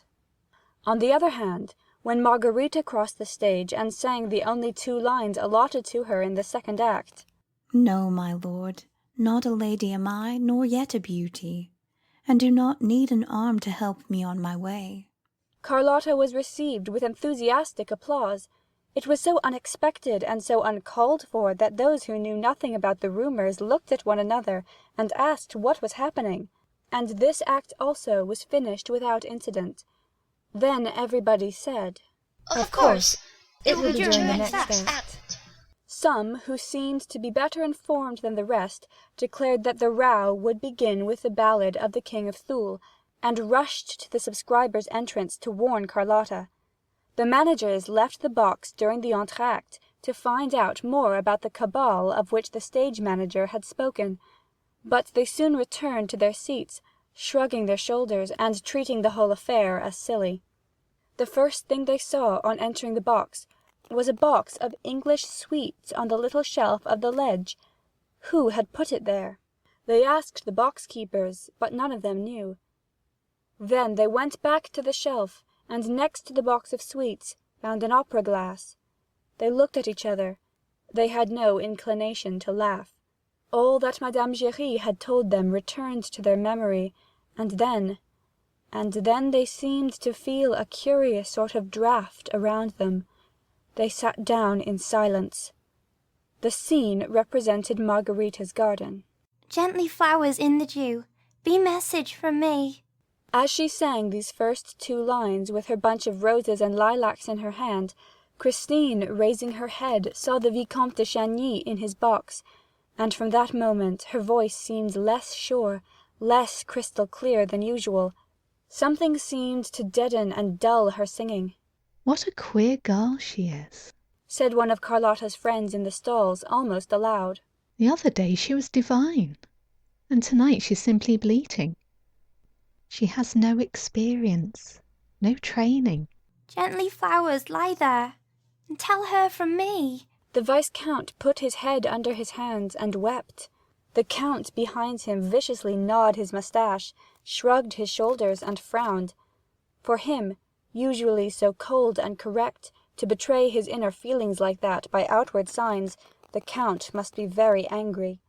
He was. He had seen his brother return from a rapid and mysterious journey in an alarming state of health. The explanation that followed was unsatisfactory, and the Count asked Christine Daaé for an appointment. She had the audacity to reply that she could not see either him or his brother. Would she but deign to hear me, with one smile to cheer me?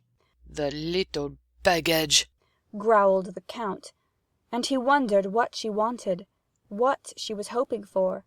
She was a virtuous girl. She was said to have no friend, no protector of any sort. That angel from the north must be very artful.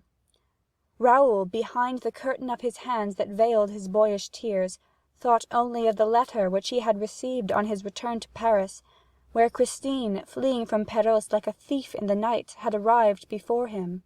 My dear little playfellow, you must have the courage not to see me again, not to speak of me again. If you love me just a little, do this for me who will never forget you, my dear Raoul. My life depends upon it. Your life depends upon it. Your little Christine. Thunders of applause. Carlotta made her entrance.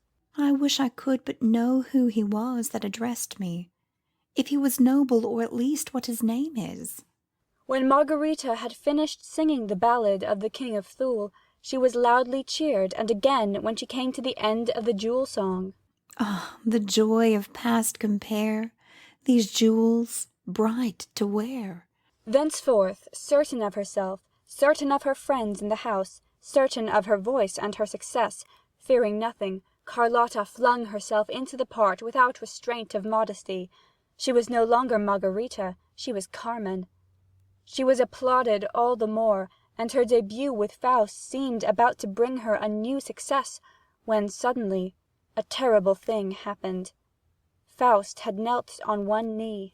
Let me gaze on the form below me, while from yonder ether blue, look how the star of eve, bright and tender, lingers o'er me, to love thy beauty too. And Margarita replied, Oh, how strange! Like a spell does the evening bind me, and a deep languid charm I feel without alarm, with its melody enwind me, and all my heart subdue.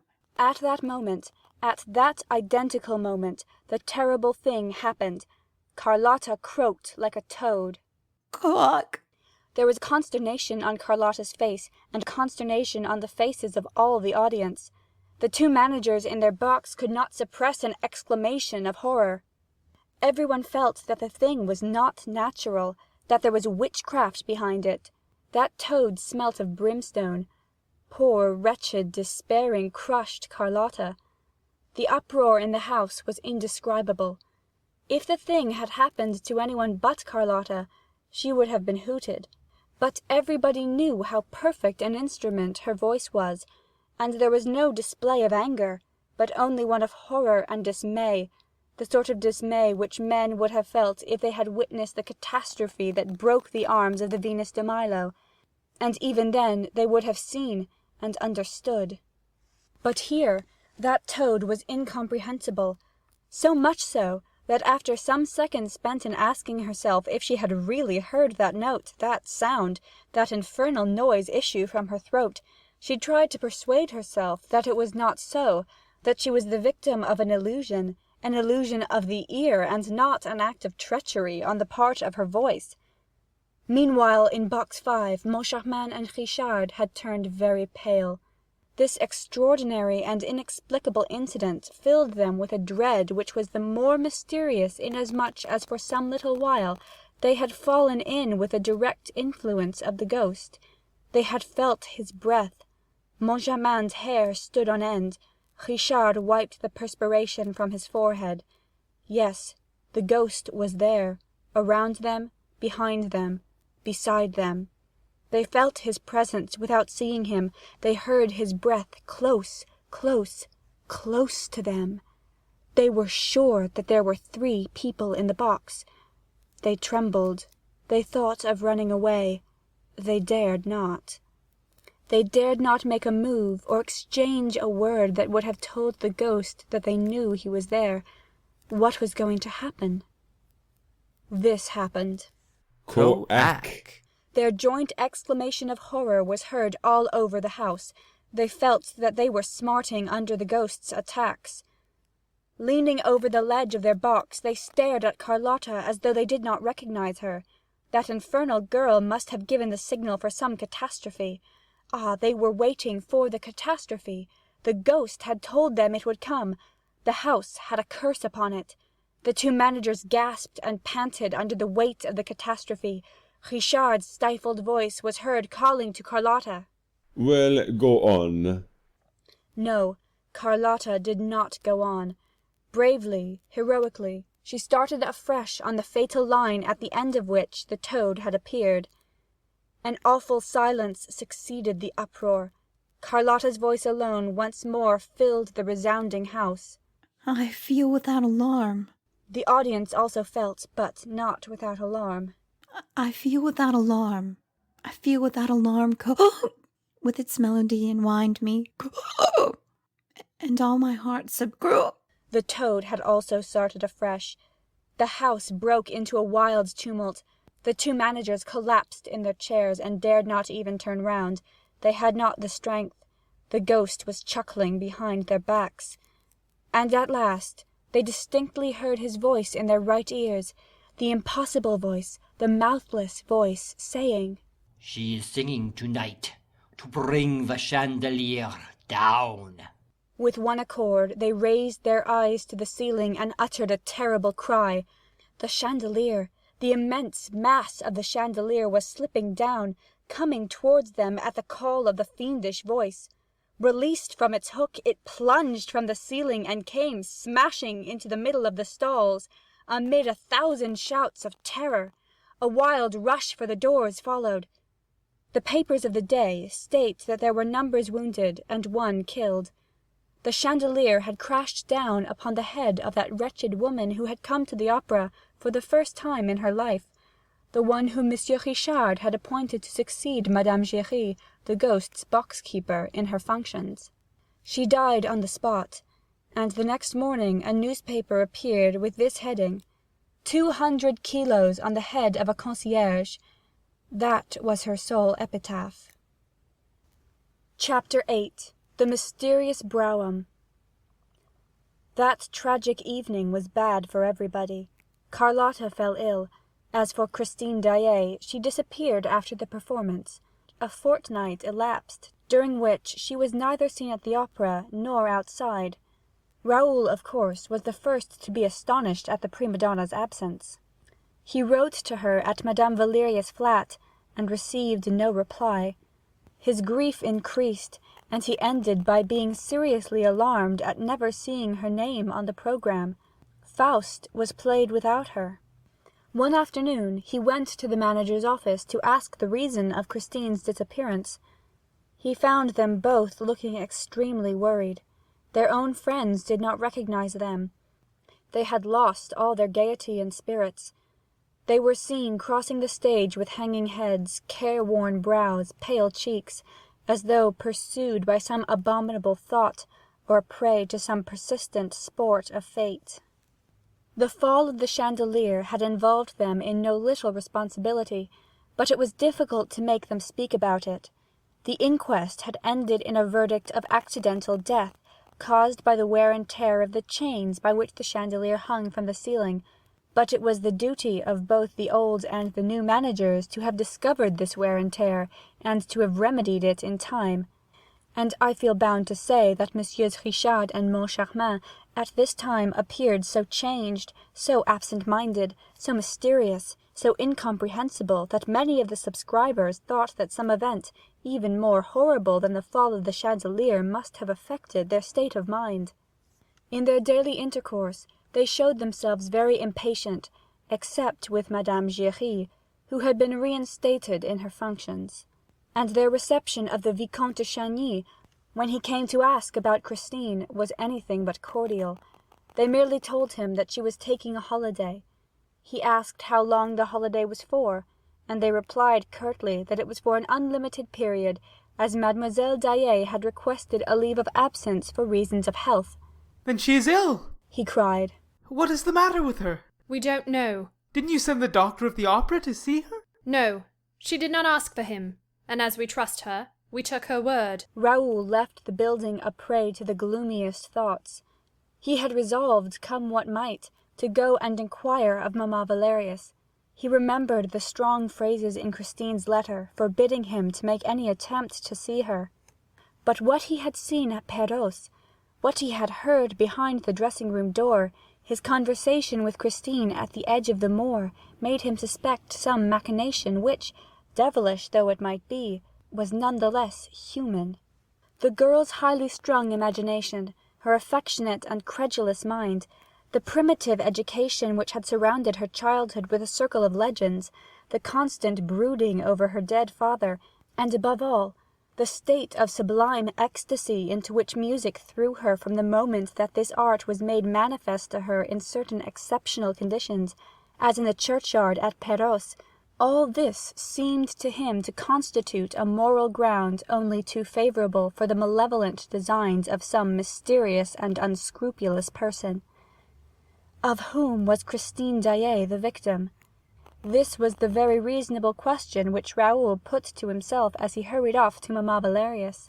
He trembled as he rang at the little flat in the Rue Notre-Dame-des-Victoires. The door was opened by the maid whom he had seen coming out of Christine's dressing-room one evening. He asked if he could speak to Madame Valerius.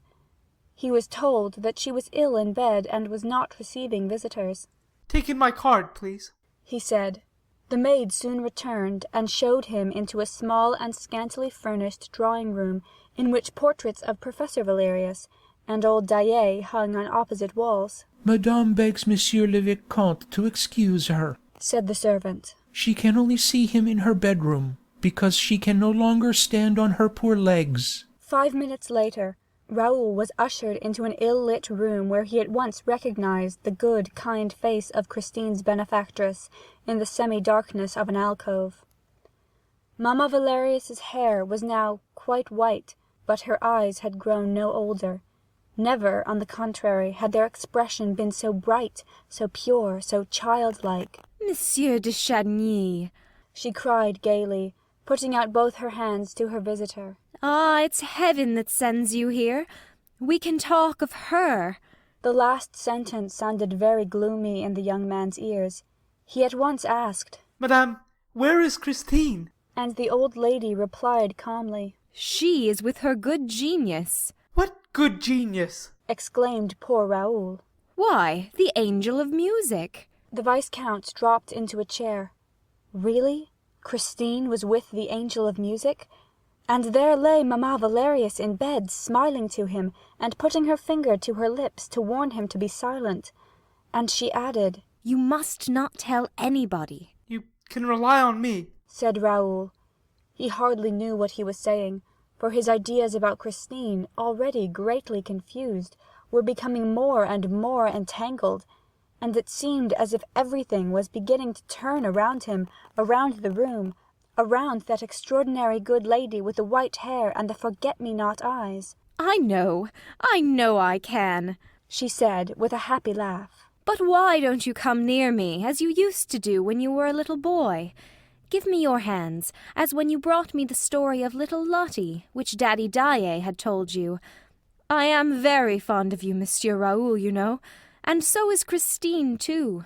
"She's fond of me," sighed the young man. He found a difficulty in collecting his thoughts and bringing them to bear on Madame Valeria's good genius, on the angel of music on whom Christine had spoken to him so strangely, on the death's head which he had seen in a sort of nightmare on the high altar at Perros, and also on the opera ghost, whose fame had come to his ears one evening when he was standing behind the scenes, within hearing of a group of scene-shifters who were repeating the ghastly description which the hanged man, Joseph Buquet, had given of the ghost before his mysterious death. He asked in a low voice, "What makes you think that Christine is fond of me, madame?" "She used to speak of you every day." "Really? And what did she tell you?" "She told me that you had made her a proposal." And the good old lady began laughing wholeheartedly. Raoul sprang from his chair, flushing to the temples, suffering agonies. "What's this? Where are you going? Sit down again at once, will you? Do you think I will let you go like that?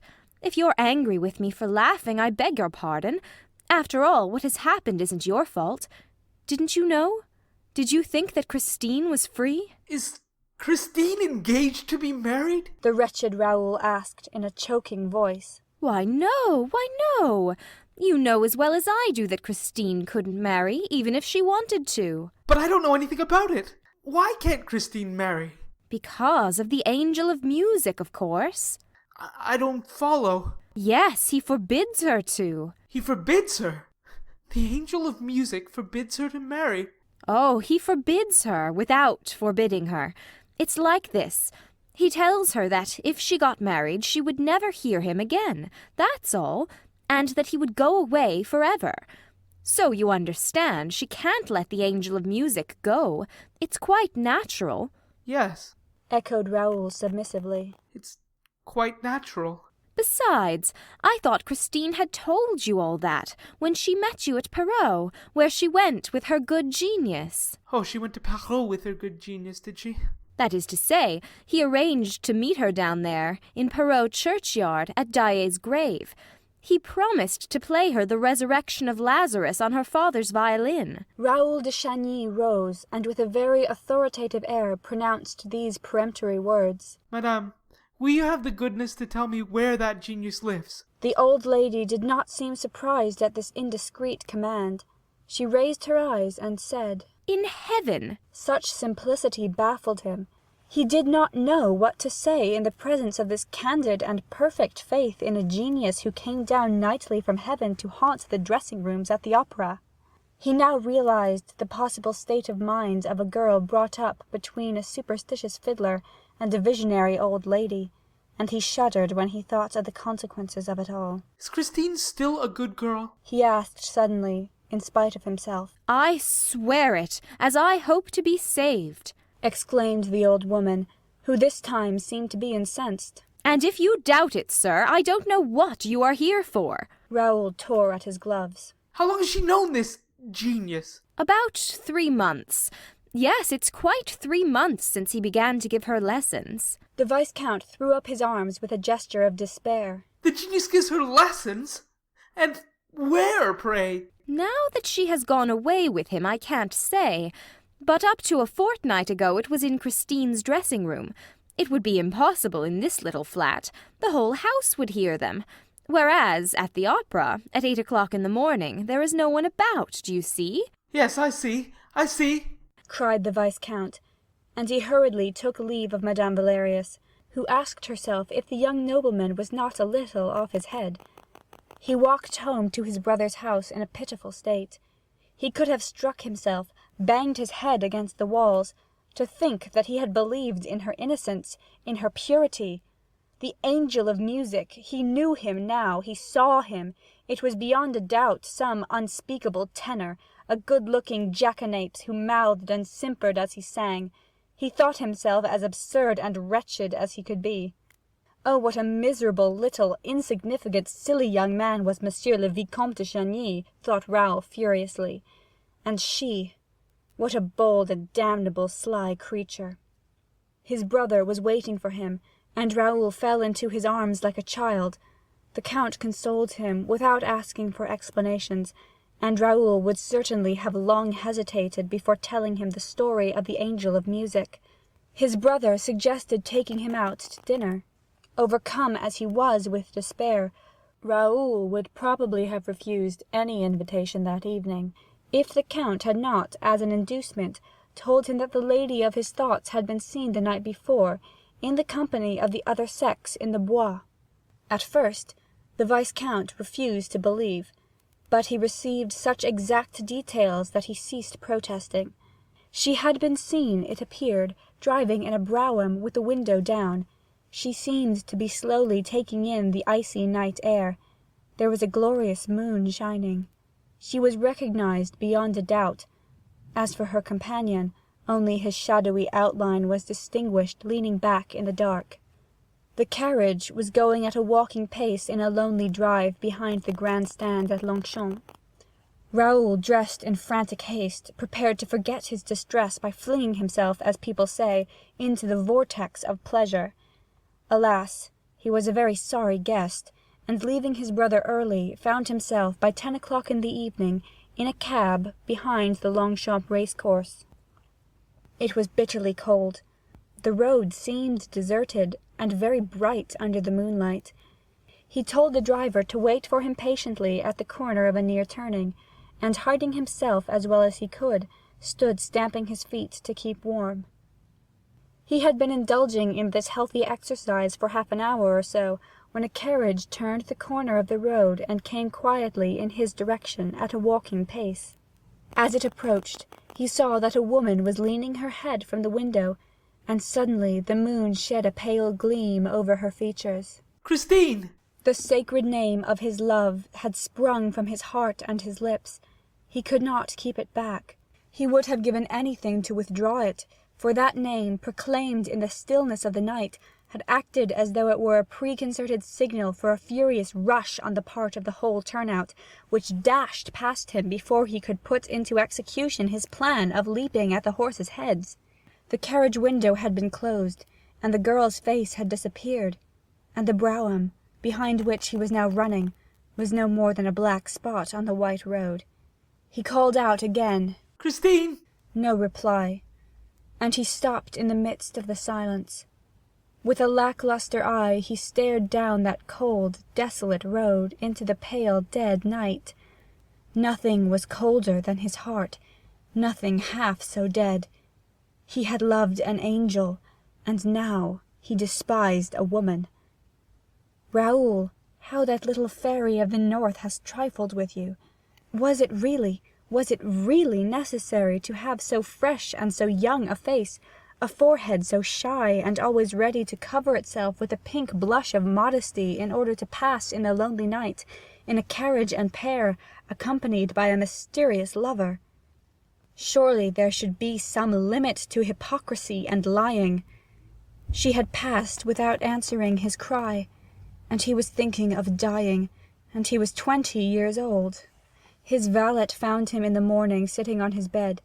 He had not undressed, and the servant feared, at the sight of his face, that some disaster had occurred. Raoul snatched the letters from the man's hands. He had recognized Christine's paper and handwriting.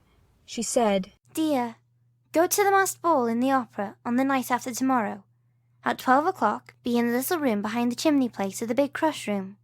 Stand near the door that leads to the rotunda. Don't mention his appointment to anyone on earth. Wear a white domino and be carefully masked. As you love me, do not let yourself be recognized. Christine." Chapter 9. At the Masked Ball.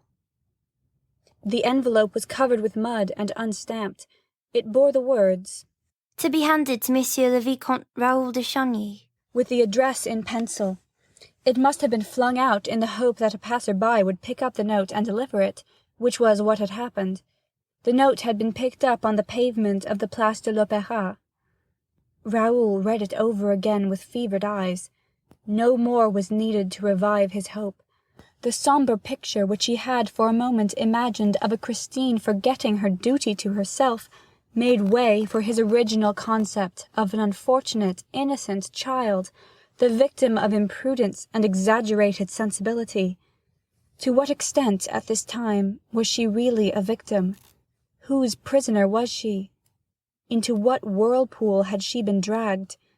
He asked himself these questions with a cruel anguish, but even this pain seemed endurable beside the frenzy into which he was thrown at the thought of a lying and deceitful Christine. What had happened? What influence had she undergone? What monster had carried her off, and by what means? By what means, indeed, but that of music? He knew Christine's story. After her father's death, she acquired a distaste of everything in life, including her art. She went through the conservatoire like a poor, soulless singing machine, and suddenly she awoke as though through the intervention of a god. The angel of music had appeared upon the scene. She sang Margarita in Faust and triumphed. The angel of music. For 3 months, the angel of music had been giving Christine lessons. Ah, but he was a punctual singing master, and now he was taking her for drives in the bois. Raoul's fingers clutched at his flesh above his jealous heart. In his inexperience, he now asked himself with terror what game the girl was playing. Up to what point could an opera singer make a fool of a good-natured young man quite new to love? Oh, misery! Thus did Raoul's thoughts fly from one extreme to the other. He no longer knew whether to pity Christine or to curse her, and he pitied and cursed her turn and turn about. At all events, he bought a white domino. The hour of the appointment came at last.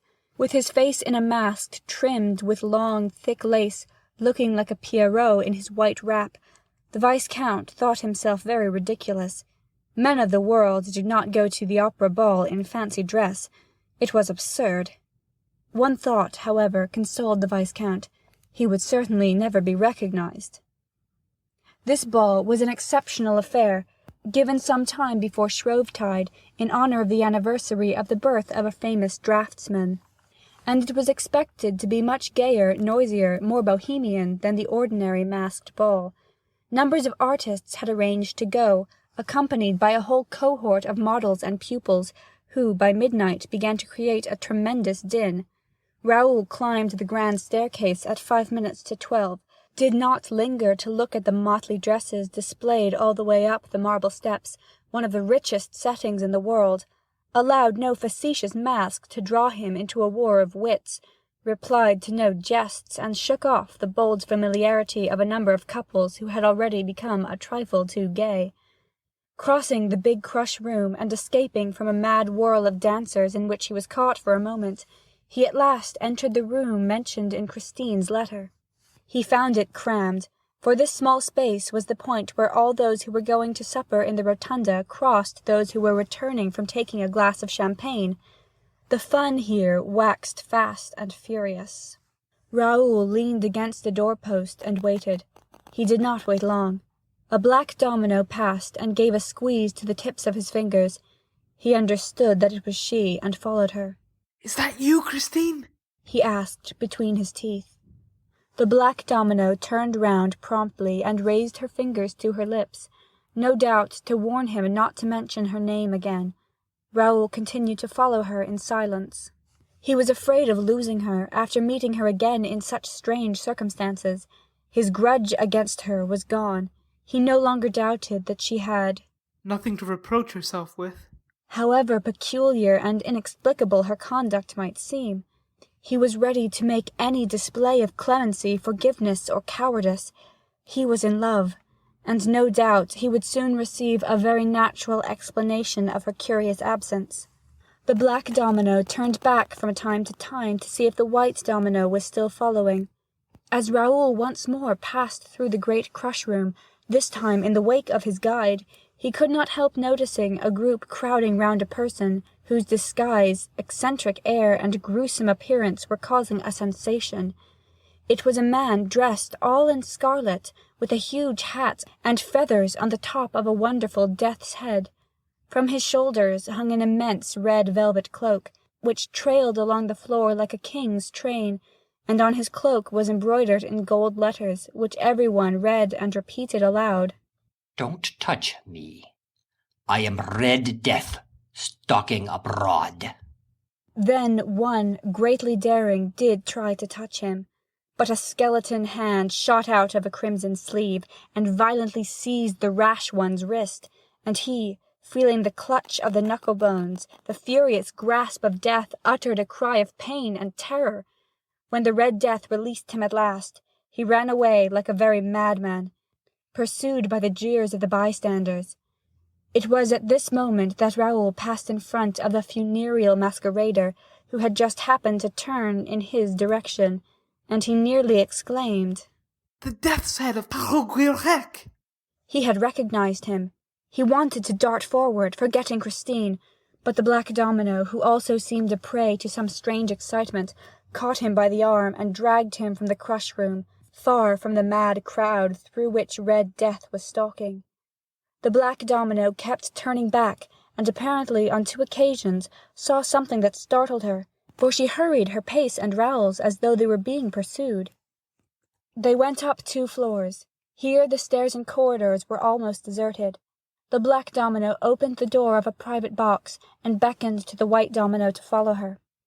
Then Christine, whom he recognized by the sound of her voice, closed the door behind them and warned him in a whisper to remain at the back of the box and on no account show himself. Raoul took off his mask.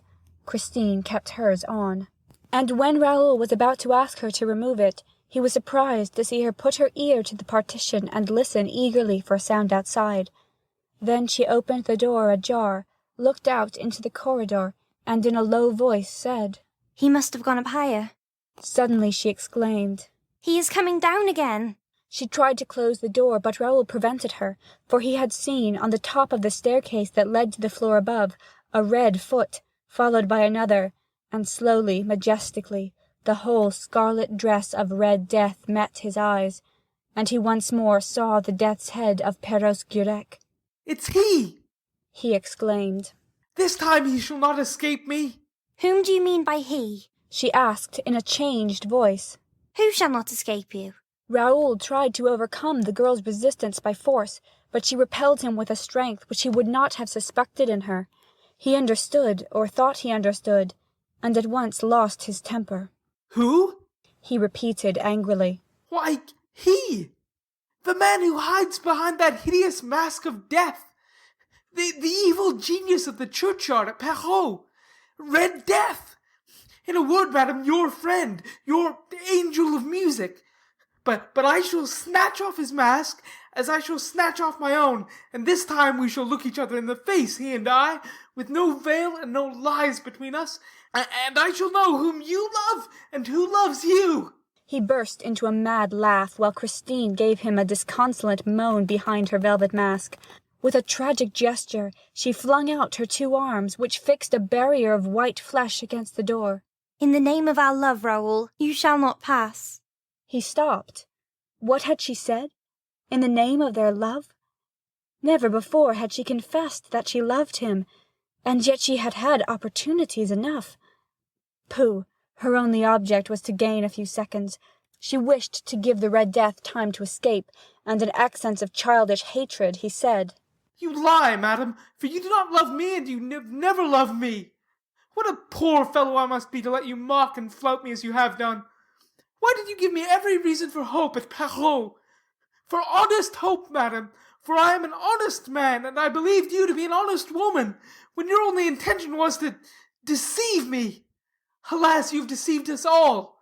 You have taken a shameful advantage of the candid affection of your benefactress herself, who continues to believe in your sincerity, while you go about the opera ball with Red Death. I despise you." And he burst into tears. She allowed him to insult her. She thought of but one thing, to keep him from leaving the box. You will beg my pardon, one day, for all those ugly words, Raoul. And when you do, I shall forgive you. He shook his head. No, no, you have driven me mad. When I think that I had only one object in life, to give my name to an opera wench. Raoul, how can you? I shall die of shame. No, dear, live, said Christine's grave and changed voice. And goodbye. Goodbye, Raoul. The boy stepped forward, staggering as he went. He risked one more sarcasm. Oh, you must let me come and applaud you from time to time. I shall never sing again, Raoul. Really? He replied, still more satirically. So he's taking you off the stage. I congratulate you. But we shall meet in the Bois one of these evenings. Not in the Bois or anywhere, Raoul. You shall not see me again. May one at least ask to what darkness you are returning? For what hell are you leaving, mysterious lady? Or for what paradise? I came to tell you, dear, but I can't tell you now. You would not believe me. You have lost faith in me, Raoul. It is finished.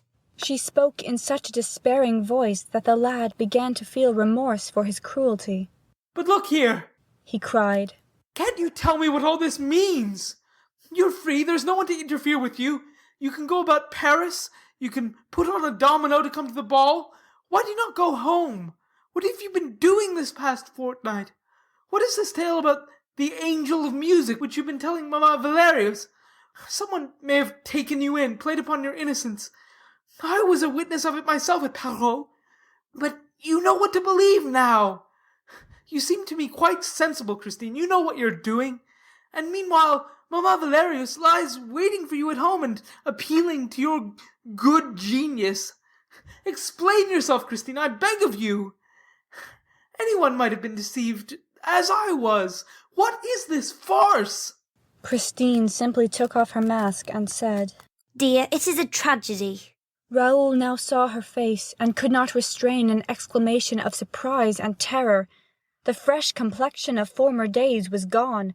A mortal pallor covered those features which he had known so charming and so gentle, and sorrow had furrowed them with pitiless lines and traced dark and unspeakably sad shadows under her eyes. My dearest, my dearest, he moaned, holding out his arms. You promised to forgive me. Perhaps. Some day, perhaps, she said, resuming her mask, and she went away, forbidding him with a gesture to follow her. He tried to disobey her, but she turned round and repeated her gesture of farewell with such authority that he dared not move a step. He watched her till she was out of sight. Then he also went down among the crowd, hardly knowing what he was doing, with throbbing temples and an aching heart. And as he crossed the dancing floor, he asked if anybody had seen Red Death. Yes, everyone had seen Red Death, but Raoul could not find him, and at 2:00 in the morning he turned down the passage behind the scenes that led to Christine Daaé's dressing-room. His footsteps took him to that room where he had first known suffering. He tapped at the door. There was no answer. He entered just as he had entered when he looked everywhere for the man's voice. The room was empty. A gas jet was burning, turned down low. He saw some writing paper on a little desk. He thought of writing to Christine, but he heard steps in the passage. He had only time to hide in the inner room, which was separated from the dressing-room by a curtain. Christine entered, took off her mask with a weary movement, and flung it on the table. She sighed and let her pretty head fall into her two hands. What was she thinking of? Of Raoul? No, for Raoul heard her murmur. Poor Erik. At first he thought he must be mistaken. To begin with, he was persuaded that if anyone was to be pitied, it was he, Raoul. It would have been quite natural if she had said, poor Raoul, after what had happened between them. But shaking her head, she repeated, Poor Erik. What had this Erik to do with Christine's sighs, and why was she pitying Erik when Raoul was so unhappy?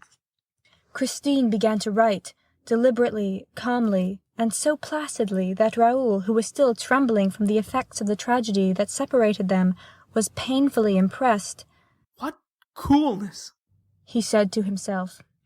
She wrote on, filling 2, 3, 4 sheets. Suddenly she raised her head and hid the sheets in her bodice. She seemed to be listening. Raoul also listened.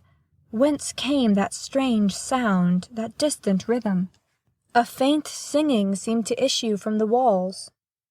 Yes, it was as though the walls themselves were singing. The song became plainer. The words were now distinguishable. He heard a voice, a very beautiful, very soft, very captivating voice.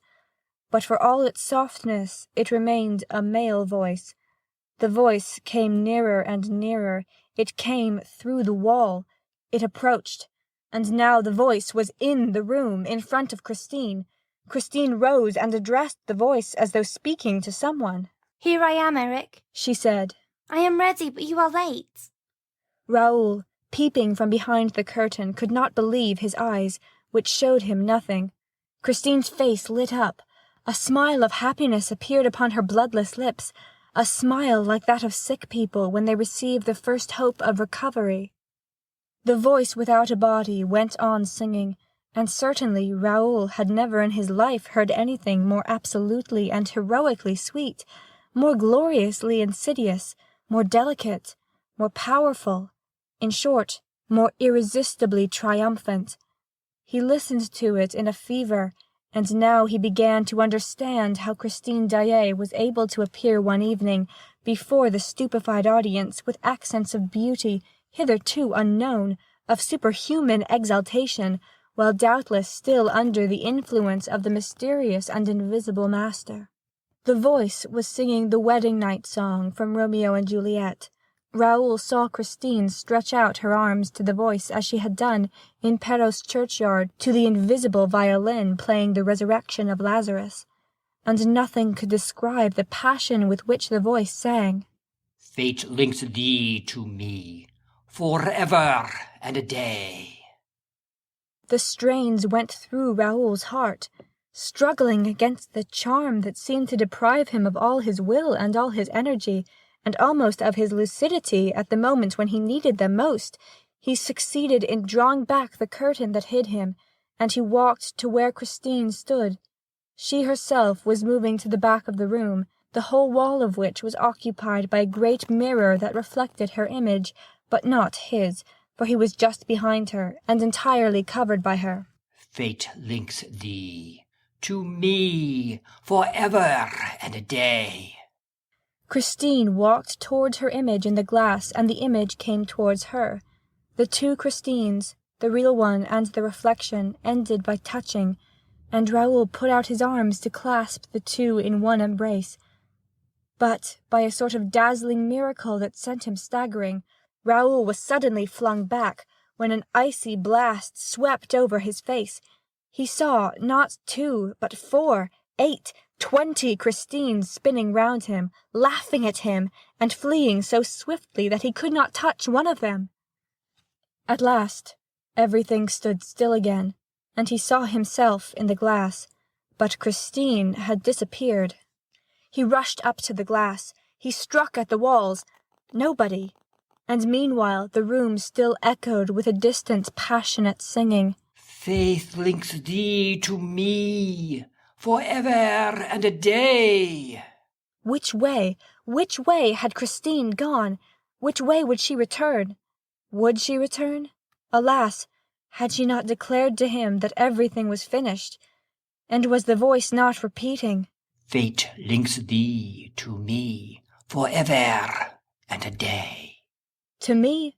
To whom? Then, worn out, beaten, empty-brained, he sat down on the chair which Christine had just left. Like her, he let his head fall into his hands. When he raised it, the tears were streaming down his young cheeks, real heavy tears like those which jealous children shed, tears that wept for a sorrow which was in no way fanciful, but which is common to all the lovers on earth, and which he expressed aloud. "Who is this Erik?" he said. Chapter 10. Forget the name of the man's voice. The day after, Christine had vanished before his eyes in a sort of dazzlement that still made him doubt the evidence of his senses. Monsieur le Vicomte de Chagny called to inquire at Mamma Valerius. He came upon a charming picture. Christine herself was seated by the bedside of the old lady, who was sitting up against the pillows knitting. The pink and white had returned to the young girl's cheeks. The dark rings round her eyes had disappeared. Raoul no longer recognized the tragic face of the day before. If the veil of melancholy over those adorable features had not still appeared to the young man as the last trace of the weird drama in whose toils that mysterious child was struggling, he could have believed that Christine was not its heroine at all. She rose, without showing any emotion, and offered him her hand. But Raoul's stupefaction was so great that he stood there dumbfounded, without a gesture, without a word. "Well, Monsieur de Chagny," exclaimed Mamma Valerius, "don't you know our Christine? Her good genius has sent her back to us." Mamma! The girl broke in promptly, while a deep blush mantled to her eyes. I thought, Mamma, that there was no question of that. You know there's no such thing as the angel of music.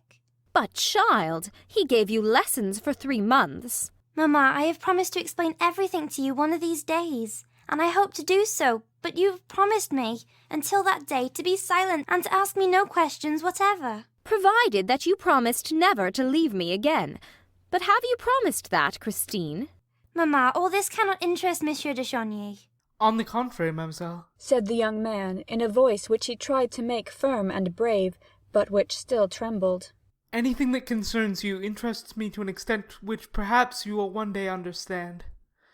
I do not deny that my surprise equals my pleasure at finding you with your adopted mother, and that, after what happened between us yesterday, after what you said, and what I was able to guess, I hardly expected to see you here so soon. I should be the first to delight at your return, if you were not so bent on preserving a secrecy that may be fatal to you. And I have been your friend too long not to be alarmed, with Madame Valerius, at a disastrous adventure which will remain dangerous so long as we have not unravelled its threads, and of which you will certainly end by being the victim, Christine. At these words, Mamma Valerius tossed about in her bed. What does this mean? She cried. Is Christine in danger? Yes, madame, said Raoul courageously, notwithstanding the signs which Christine made to him. My God! Exclaimed the good, simple old woman, gasping for breath. You must tell me everything, Christine. Why did you try to reassure me? And what danger is it, Monsieur de Chagny? An impostor is abusing her good faith. Is the angel of music an impostor? She told you herself that there is no angel of music. But then what is it, in heaven's name? You will be the death of me. There is a terrible mystery around us, madame. Around you, around Christine. A mystery much more to be feared than any number of ghosts or genii. Mamma Valerius turned a terrified face to Christine, who had already run to her adopted mother and was holding her in her arms. Don't believe him, Mummy, don't believe him, she repeated. Then tell me that you will never leave me again, implored the widow. Christine was silent, and Raoul resumed. That is what you must promise, Christine. It is the only thing that can reassure your mother and me. We will undertake not to ask you a single question about the past if you promise us to remain under our protection in future. That is an undertaking which I have not asked of you, and a promise which I refuse to make, said the young girl haughtily. I am mistress of my own actions, Monsieur de Chagny. You have no right to control them, and I will beg you to desist henceforth. As for what I have done during the last fortnight, there is only one man in the world who has the right to demand that account of me, my husband. Well, I have no husband, and I never mean to marry. She threw out her hands to emphasize her words, and Raoul turned pale, not only because of the words which he had heard, but because he had caught sight of a plain gold ring on Christine's finger. You have no husband, and yet you wear a wedding ring! He tried to seize her hand, but she swiftly drew it back. That is a present, she said, blushing once more and vainly striving to hide her embarrassment. Christine, as you have no husband, that ring can only be given by one who hopes to make you his wife. Why deceive us further?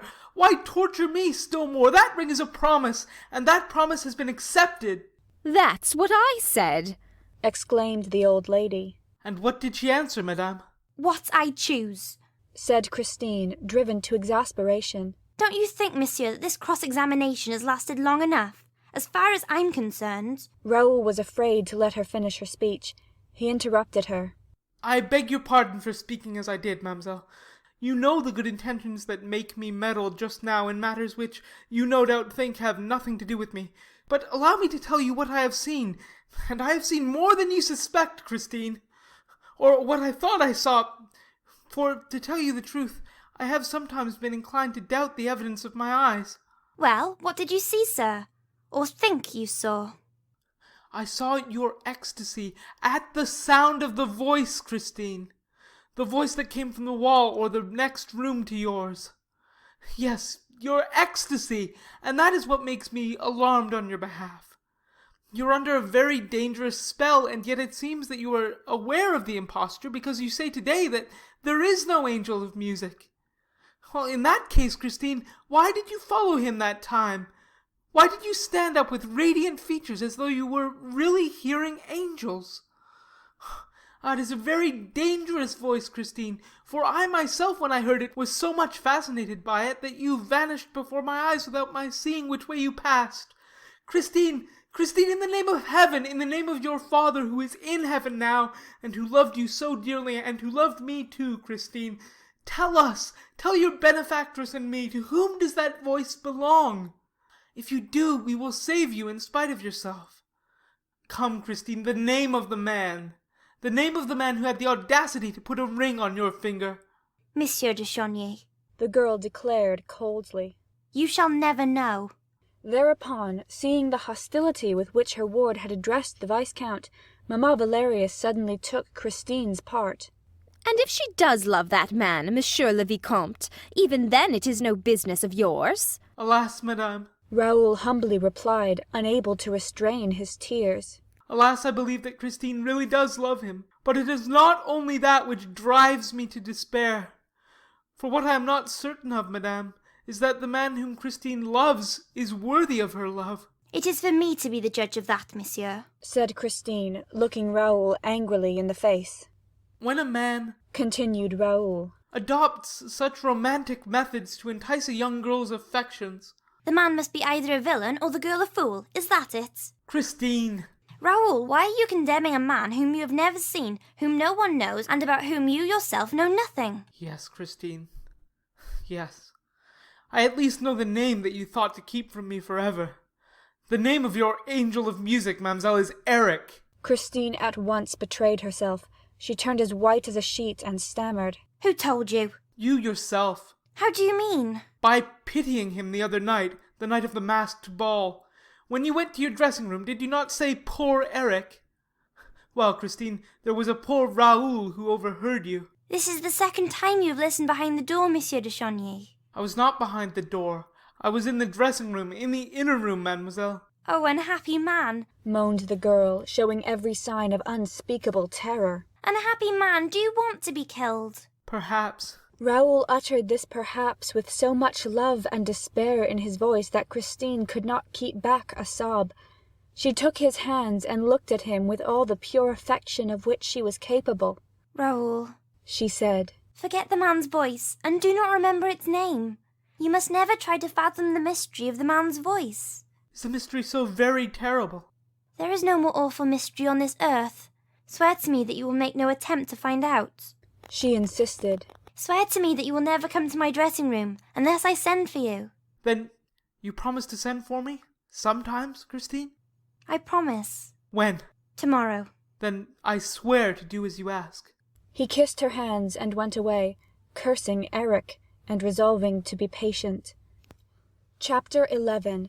Above the Trapped Doors. The next day he saw her at the opera. She was still wearing the plain gold ring. She was gentle and kind to him. She talked to him of the plans which he was forming, of his future, of his career. He told her that the date of the polar expedition had been put forward, and that he would have to leave France in 3 weeks, or a month at the latest. She suggested, almost gaily, that he must look upon the voyage with delight, as a stage toward his coming fame, and when he replied that fame without love was no attraction in his eyes, she treated him as a child whose sorrows were only short-lived. "How can you speak so lightly of such serious things?" he asked. "Perhaps we shall never see each other again. I may die during that expedition."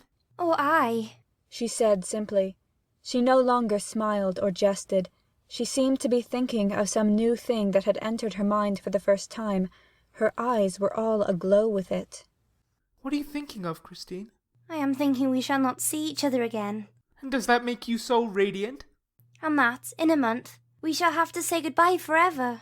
"Unless, Christine, we pledge our faith and wait for each other forever." She put her hand on his mouth.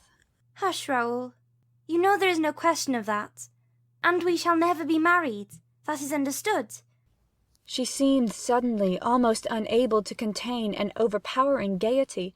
She clapped her hands with childish glee. Raoul stared at her in amazement. But, she continued, holding out her two hands to Raoul, or rather giving them to him, as though she suddenly resolved to make him a present of them. "But if we cannot be married, we can be engaged. Nobody will know but ourselves, Raoul. There have been plenty of secret marriages. Why not a secret engagement? We are engaged, my dear, for a month. In a month you will go away, and I can be happy with the thought of that month all my life long." She was enchanted with her inspiration.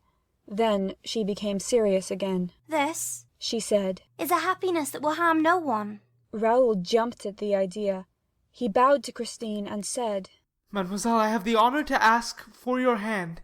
"Why, you have both of them already, my betrothed. Oh, Raoul, how happy we shall be. We must play at being engaged all day long." It was the prettiest game in the world, and they enjoyed it like the children that they were.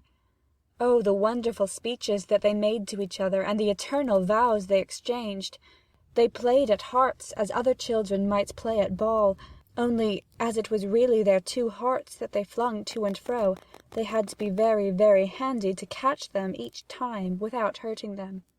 One day, about a week after the game began, Raoul's heart was badly hurt, and he stopped playing and uttered these wild words. I shan't go to the North Pole."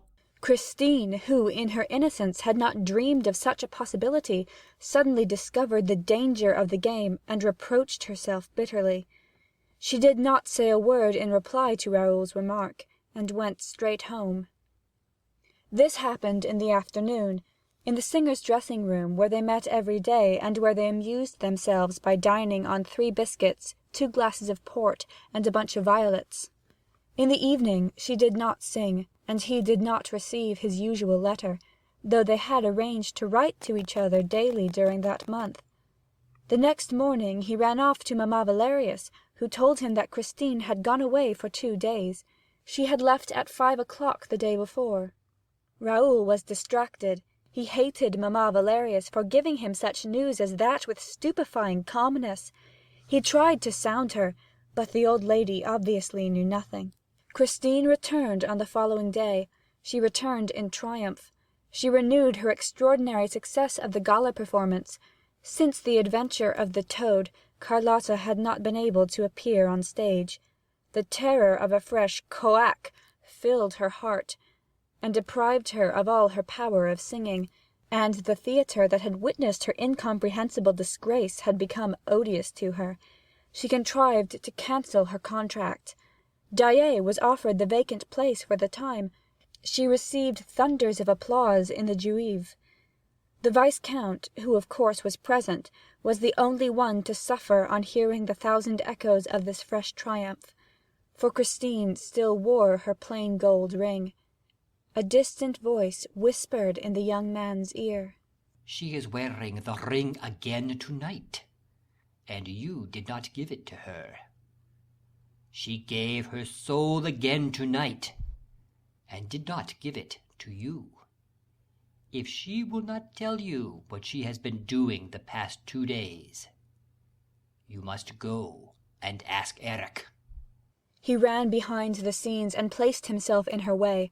She saw him, for her eyes were looking for him. She said, "Quick, quick, come!" and she dragged him to her dressing-room. Raoul at once threw himself on his knees before her. He swore to her that he would go, and he entreated her never again to withhold a single hour of the ideal happiness which she had promised him. She let her tears flow. They kissed like a despairing brother and sister who have been smitten with a common loss, and who meet to mourn a dead parent. Suddenly she snatched herself from the young man's soft and timid embrace, seemed to listen to something, and with a quick gesture pointed to the door. When he was on the threshold, she said in so low a voice that the Viscount guessed rather than heard her words. "Tomorrow, my dear betrothed, and be happy, Raoul. I sang for you tonight." He returned the next day, but those 2 days of absence had broken the charm of their delightful make-believe. They looked at each other in the dressing-room with their sad eyes, without exchanging a word. Raoul had to restrain himself not to cry out, "I am jealous! I am jealous! I am jealous!" But she heard him all the same. Then she said, "Come for a walk, my dear. The air will do you good." Raoul thought that she would propose a stroll in the country, far from that building which he detested as a prison, whose jailer he could feel walking within the walls, the jailer Erik. But she took him to the stage and made him sit on the wooden curb of a well, in the doubtful peace and coolness of a first scene set for the evening's performance. On another day she wandered with him, hand in hand, along the deserted paths of a garden whose creepers had been cut out by a decorator's skilful hands. It was as though the real sky, the real flowers, the real earth were forbidden to her for all time, and she condemned to breathe no other air than that of the theatre. An occasional fireman passed, watching over their melancholy idyll from afar, and she would drag him above the clouds in the magnificent disorder of the grid, where she loved to make him giddy by running in front of him along the frail bridges, among the thousands of ropes fastened to the pulleys, the windlasses, the rollers, in the midst of a regular forest of yards and masts. If he hesitated, she said with an adorable pout of her lips, "You, a sailor!" And then they returned to terra firma, that is to say, to some passage that led them to the little girls' dancing school, where brats between 6 and 10 were practising their steps, in the hope of becoming great dancers one day, covered with diamonds. Meanwhile, Christine gave them sweets instead. She took him to the wardrobe and property rooms, took him all over her empire, which was artificial, but immense, covering 17 stories from the ground floor to the roof, and inhabited by an army of subjects. She moved among them like a popular queen, encouraging them in their labours, sitting down in the workshops, giving words of advice to the workmen whose hands hesitated to cut the rich stuffs that were to clothe heroes. There were inhabitants of that country who practised every trade. There were cobblers, there were goldsmiths. All had learned to know her and to love her, for she always interested herself in all their troubles and all their little hobbies. She knew unsuspected corners that were secretly occupied by little old couples. She knocked at their door and introduced Raoul to them as a Prince Charming who had asked for her hand, and the two of them, sitting on some worm-eaten property, would listen to the legends of the opera, even as, in their childhood, they had listened to the old Breton tales. Those old people remembered nothing outside the opera. They had lived there for years without number. Past managements had forgotten them. Palace revolutions had taken no notice of them. The history of France had run its course unknown to them, and nobody recollected their existence. The precious days sped this way, and Raoul and Christine, by affecting excessive interest in outside matters, strove awkwardly to hide from each other the one thought of their hearts. One fact was certain, that Christine, who until then had shown herself the stronger of the two, became suddenly inexpressibly nervous. When on their expeditions she would start running without reason, or else suddenly stop, and her hand, turning ice cold in a moment, would hold the young man back. Sometimes her eyes seemed to pursue imaginary shadows. She cried this way and this way and this way, laughing a breathless laugh that often ended in tears. Then Raoul tried to speak, to question her in spite of his promises, but even before he had worded his question, she answered feverishly. Nothing. I swear it is nothing. Once, when they were passing before an open trap-door on the stage, Raoul stopped over the dark cavity. You've shown me over the upper part of your empire, Christine. But there are strange stories told of the lower part. Shall we go down? She caught him in her arms, as though she feared to see him disappear down the black hole, and in a trembling voice whispered, Never. I will not have you go there. Besides, it's not mine. Everything that is underground belongs to him. Raoul looked into her eyes and said roughly, So he lives down there, does he? I never said so. Who told you a thing like that? Come away. I sometimes wonder if you're quite sane, Raoul. You always take things in such an impossible way. Come along, come. And she literally dragged him away, for he was obstinate and wanted to remain by the trap-door. That hole attracted him. Suddenly the trap-door was closed, and so quickly that they did not even see the hand that worked it, and they remained quite dazed. Perhaps he was there, Raoul said at last. She shrugged her shoulders, but did not seem easy. No, it was the trap-door shutters. They must do something, you know. They open and shut the trap-doors without any particular reason. It's like the door shutters. They must spend their time somehow. But suppose it were he, Christine? No, he has shut himself up. He is working. Oh, really? He's working, is he? Yes, he can't open and shut trap-doors and work at the same time. She shivered. What is he working at? Oh, something terrible. But it's all the better for us. When he's working, that is. He sees nothing. He does not eat or drink or breathe for days and nights at a time. He becomes a living dead man, and has no time to amuse himself with trap-doors. She shivered again. She was still holding him in her arms. Then she sighed and said in her turn, Suppose it were he? Are you afraid of him? No, of course not, she said. For all that, on the next day and the following days, Christine was careful to avoid the trap-doors. Her agitation only increased as the hours passed. At last, one afternoon, she arrived very late, with her face so desperately pale and her eyes so desperately red, that Raoul resolved to go to all lengths, including that which he foreshadowed when he blurted out that he would not go on the North Pole expedition unless she first told him the secret of the man's voice. Hush, in heaven's name! Suppose he heard you, you unfortunate Raoul! And Christine's eyes stared wildly at everything around her. I will remove you from his power, Christine, I swear it, and you shall not think of him any more. Is it possible? She allowed herself this doubt, which was an encouragement, while dragging the young man up to the topmost floor of the theatre, far, very far from the trap-doors. I shall hide you in some unknown corner of the world where he cannot come to look for you. You will be safe, and then I shall go away, as you have sworn never to marry. Christine seized Raoul's hands and squeezed them with incredible rapture. But suddenly, becoming alarmed again, she turned away her head. Higher, was all she said. Higher still. And she dragged him up toward the summit. He had a difficulty in following her. They were soon under the very roof, in the maze of timber-work. They slipped through the buttresses, the rafters, the joists. They ran from beam to beam as they might have run from tree to tree in a forest. And despite the care which she took to look behind her at every moment, she failed to see a shadow which followed her like her own shadow, which stopped when she stopped, which started again when she did, and which made no more noise than a well-conducted shadow should. As for Raoul, he saw nothing either, for when he had Christine in front of him, nothing interested him that happened behind. Chapter 12. Apollo's Lyre. On this way they reached the roof. Christine tripped over it as lightly as a swallow. Their eyes swept the empty space between the three domes and the triangular pediment. She breathed freely over Paris, the whole valley of which was seen at work below.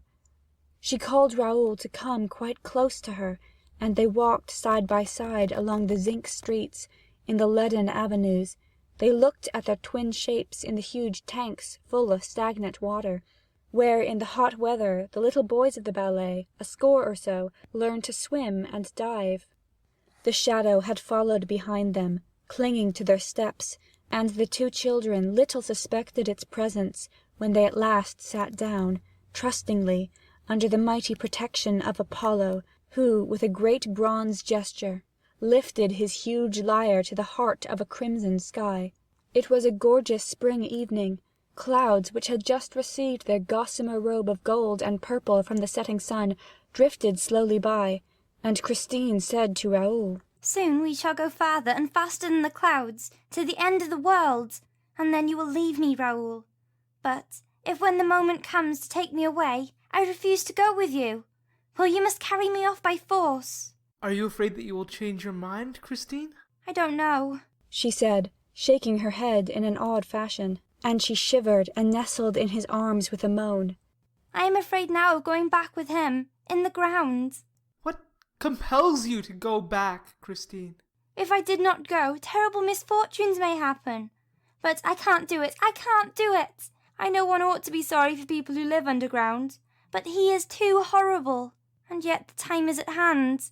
I have only a day left, and if I did not go, he would come and fetch me with his voice, and he would drag me with him, underground, and go on one knee before me, with his death's head. He will tell me that he loves me, and he will cry, 'Oh, those tears, Raoul, those tears in those black eye sockets of the death's head. I cannot see those tears flow again.'" She wrung her hands in anguish, while Raoul pressed her to his heart. No, you shall never hear him tell you that he loves you. You shall not see his tears. Let us fly, Christine, let us fly at once. And he tried to drag her away, then and there, but she stopped him. "No, no," she said, shaking her head sadly. "Not now. It would be too cruel. Let him hear me sing tomorrow evening, and then we will go away. You must come and fetch me in my dressing room at midnight exactly. He will then be waiting for me in the dining room by the lake. We shall be free, and you shall take me away. You must promise me that, Raoul, even if I refuse, for I feel that, if I go back this time, I shall perhaps never return." And she gave a sigh, to which it seemed to her that another sigh, behind her, replied. "Didn't you hear?" Her teeth chattered. "No," said Raoul. "I heard nothing." "It is too terrible," she confessed, "to be always trembling like this. Yet we are in no danger here. We are at home, in the sky, in the open air, in the light.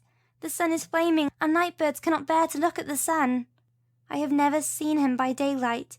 It must be awful. Oh, the first time I saw him, I thought he was going to die." "Why?" asked Raoul, really frightened at the aspect which this strange confidence was taking. "Because I had seen him." This time Raoul and Christine turned round at the same time. "There's someone in pain," said Raoul. "Perhaps someone has been hurt. Did you hear?" "I can't say," Christine confessed. "Even when he's not there, my ears are full of his sighs. Still, if you heard—" They stood up and looked around them. They were quite alone on the immense lead roof.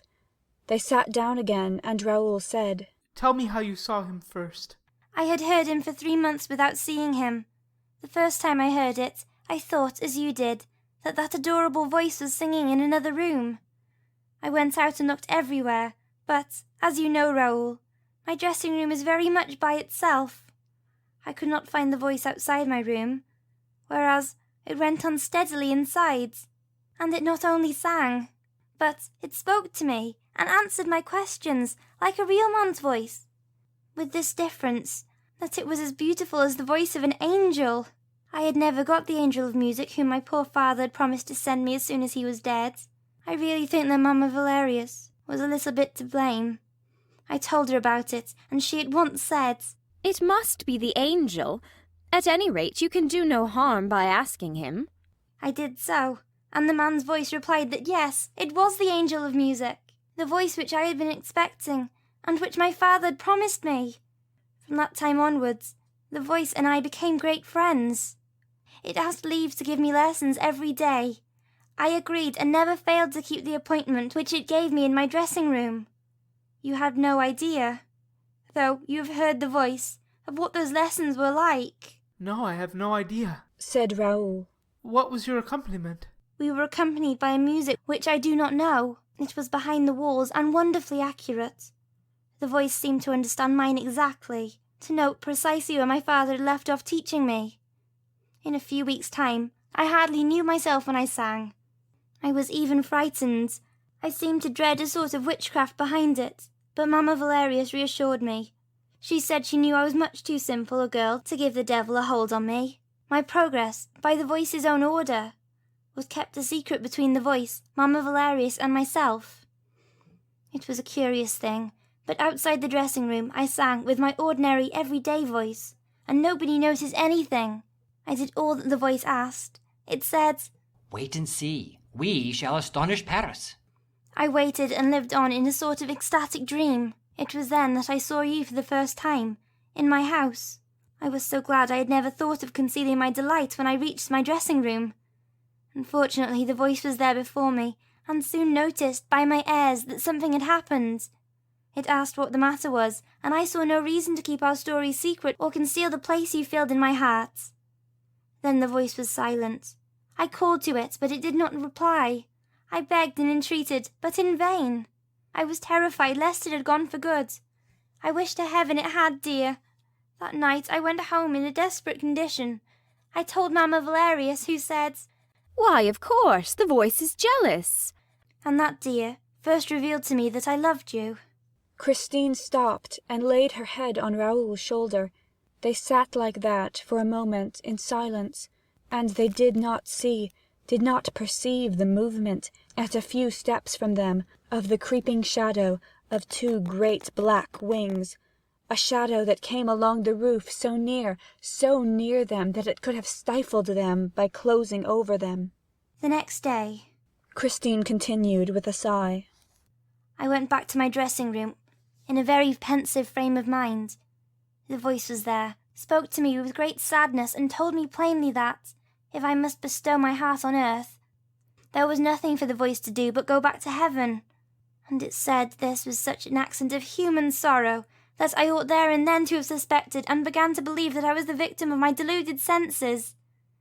But my faith in the voice, with the memory of my father so closely intermingled, remained undisturbed. I feared nothing so much as I might never hear it again. I thought about my love for you, and realized all the useless danger of it. I did not even know if you remembered me. Whatever happened, your position in society forbade me to contemplate the possibility of ever marrying you. And I swore to the voice that you were no more than a brother to me, nor would ever be, and my heart was incapable of any unearthly love. And that, my dear, is why I refused to recognize you, or see you when I met you on the stage, or in the passages. Meanwhile, the hours during which the voice taught me were spent in a divine frenzy, until, at last, the voice said to me, "You can now, Christine Daaé, give to men a little of the music of heaven." I don't know how it came to be that Carlotta did not come to the theatre that night, nor why I was called upon to sing in her stead, but I sang with a rapture that I had never known before, and I felt for a moment as if my soul were leaving my body. "Oh, Christine," said Raoul. "My heart quivered that night at every accent of your voice.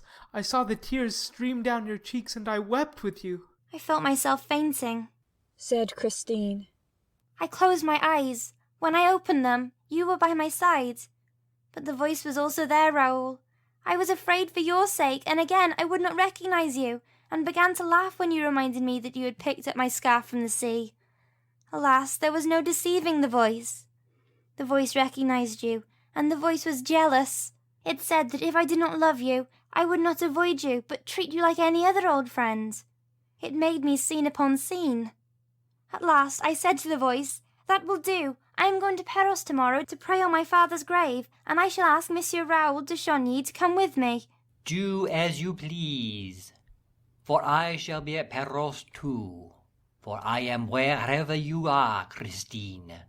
And if you are still worthy of me, if you have not lied to me, I will play you the resurrection of Lazarus on the stroke of midnight, on your father's tomb, and on your father's violin."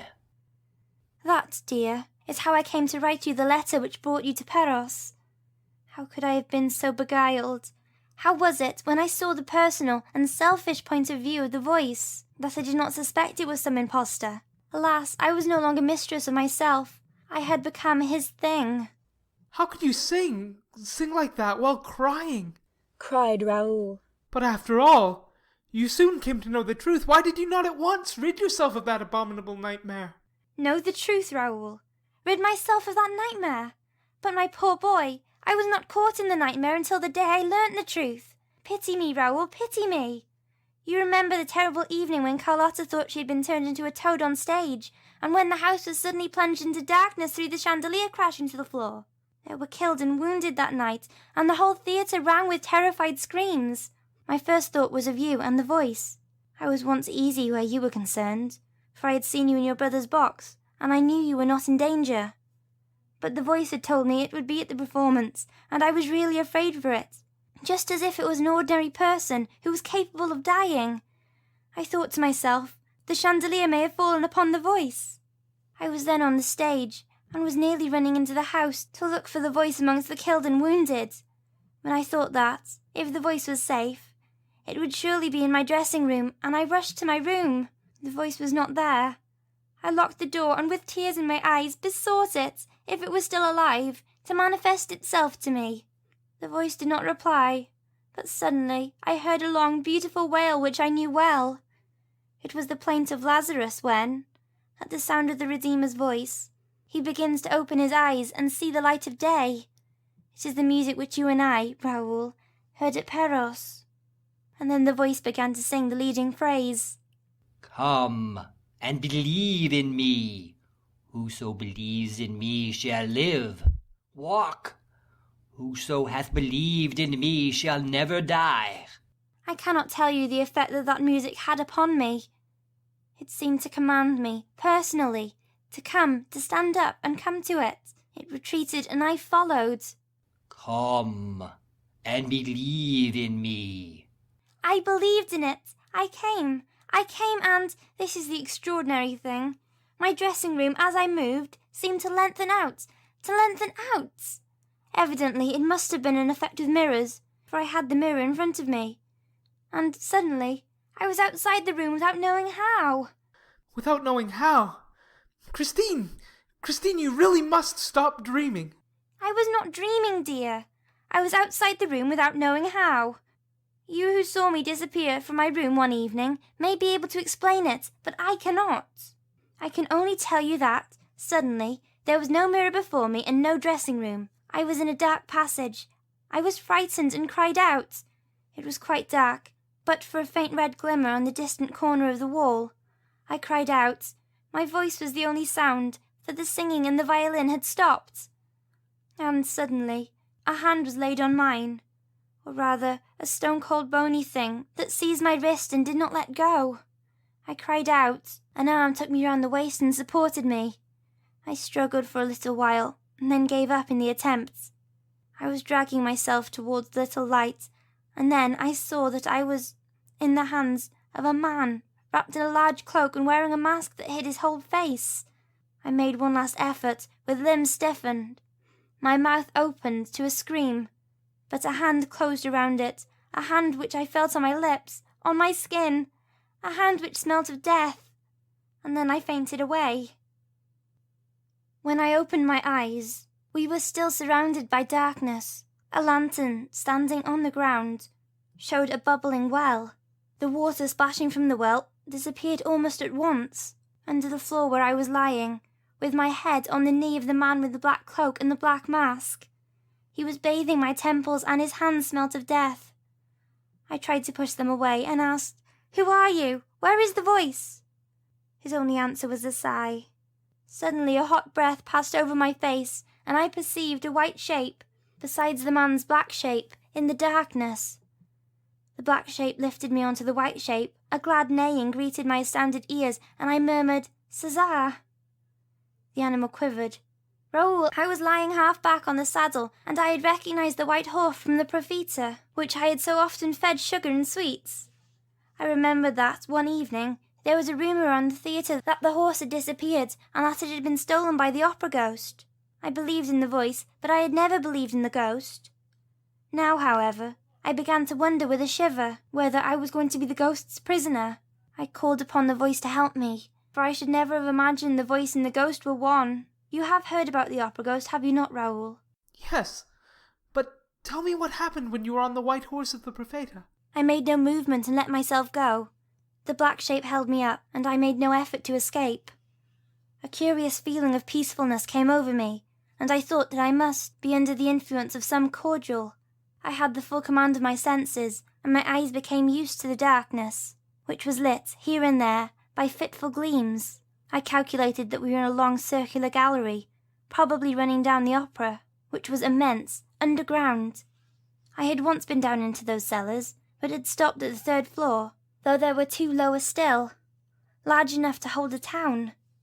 But the figure of which I had caught sight had made me run away. There are demons down there, quite black, standing in front of boilers, and they wield shovels and pitchforks and poke up fires and stir the flames, and, if you go too near them, they frighten you by suddenly opening the red mouths of the furnaces. Well, while César was quietly carrying me on his back, I saw those black demons in the distance, looking quite small in front of the red fires of their furnaces.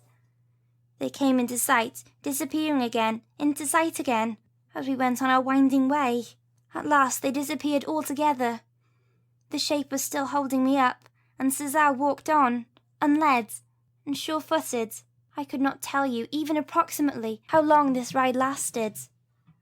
I only know that we seemed to turn, and often went down a spiral stair into the very heart of the earth. Even then, it may be that my head was turning, but I don't think so.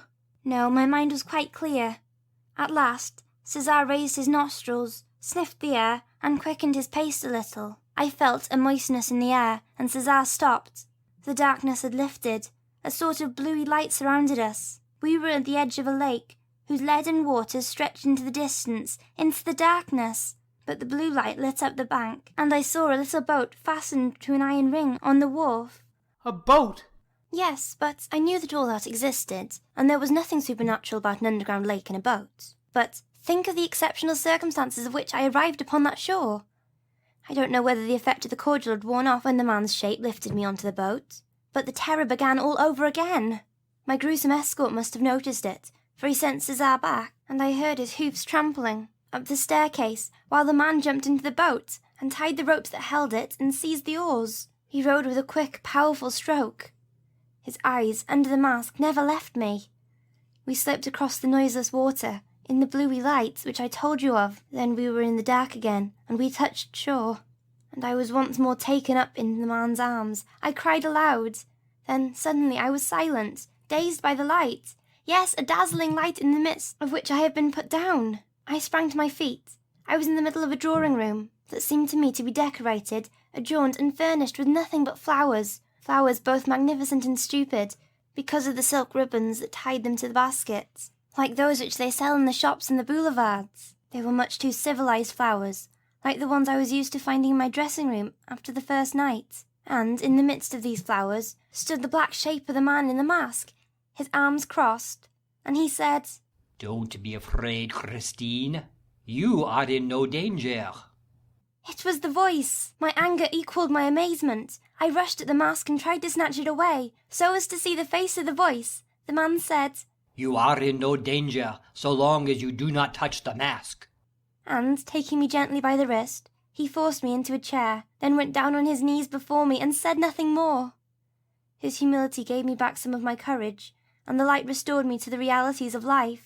However extraordinary this adventure might be, I was now surrounded by mortal, visible, tangible things. The furniture, the hangings, the candles, the vases, and the very flowers in the baskets, of which I could almost have told you where they came from and what they cost, were bound to confine my imagination to the limits of the drawing-room, quite as commonplace as any other. At least had the excuse of not being in the cellars of the opera. I had, no doubt, to do with a terrible, eccentric person, who, in some mysterious fashion, had succeeded in taking his abode there, under the opera house, 5 stories below the level of the ground. And the voice which I had recognized under the mask, was on its knees before me, was a man. I began to cry. The man, still kneeling, must have understood the cause of my tears, for he said, "It is true, Christine.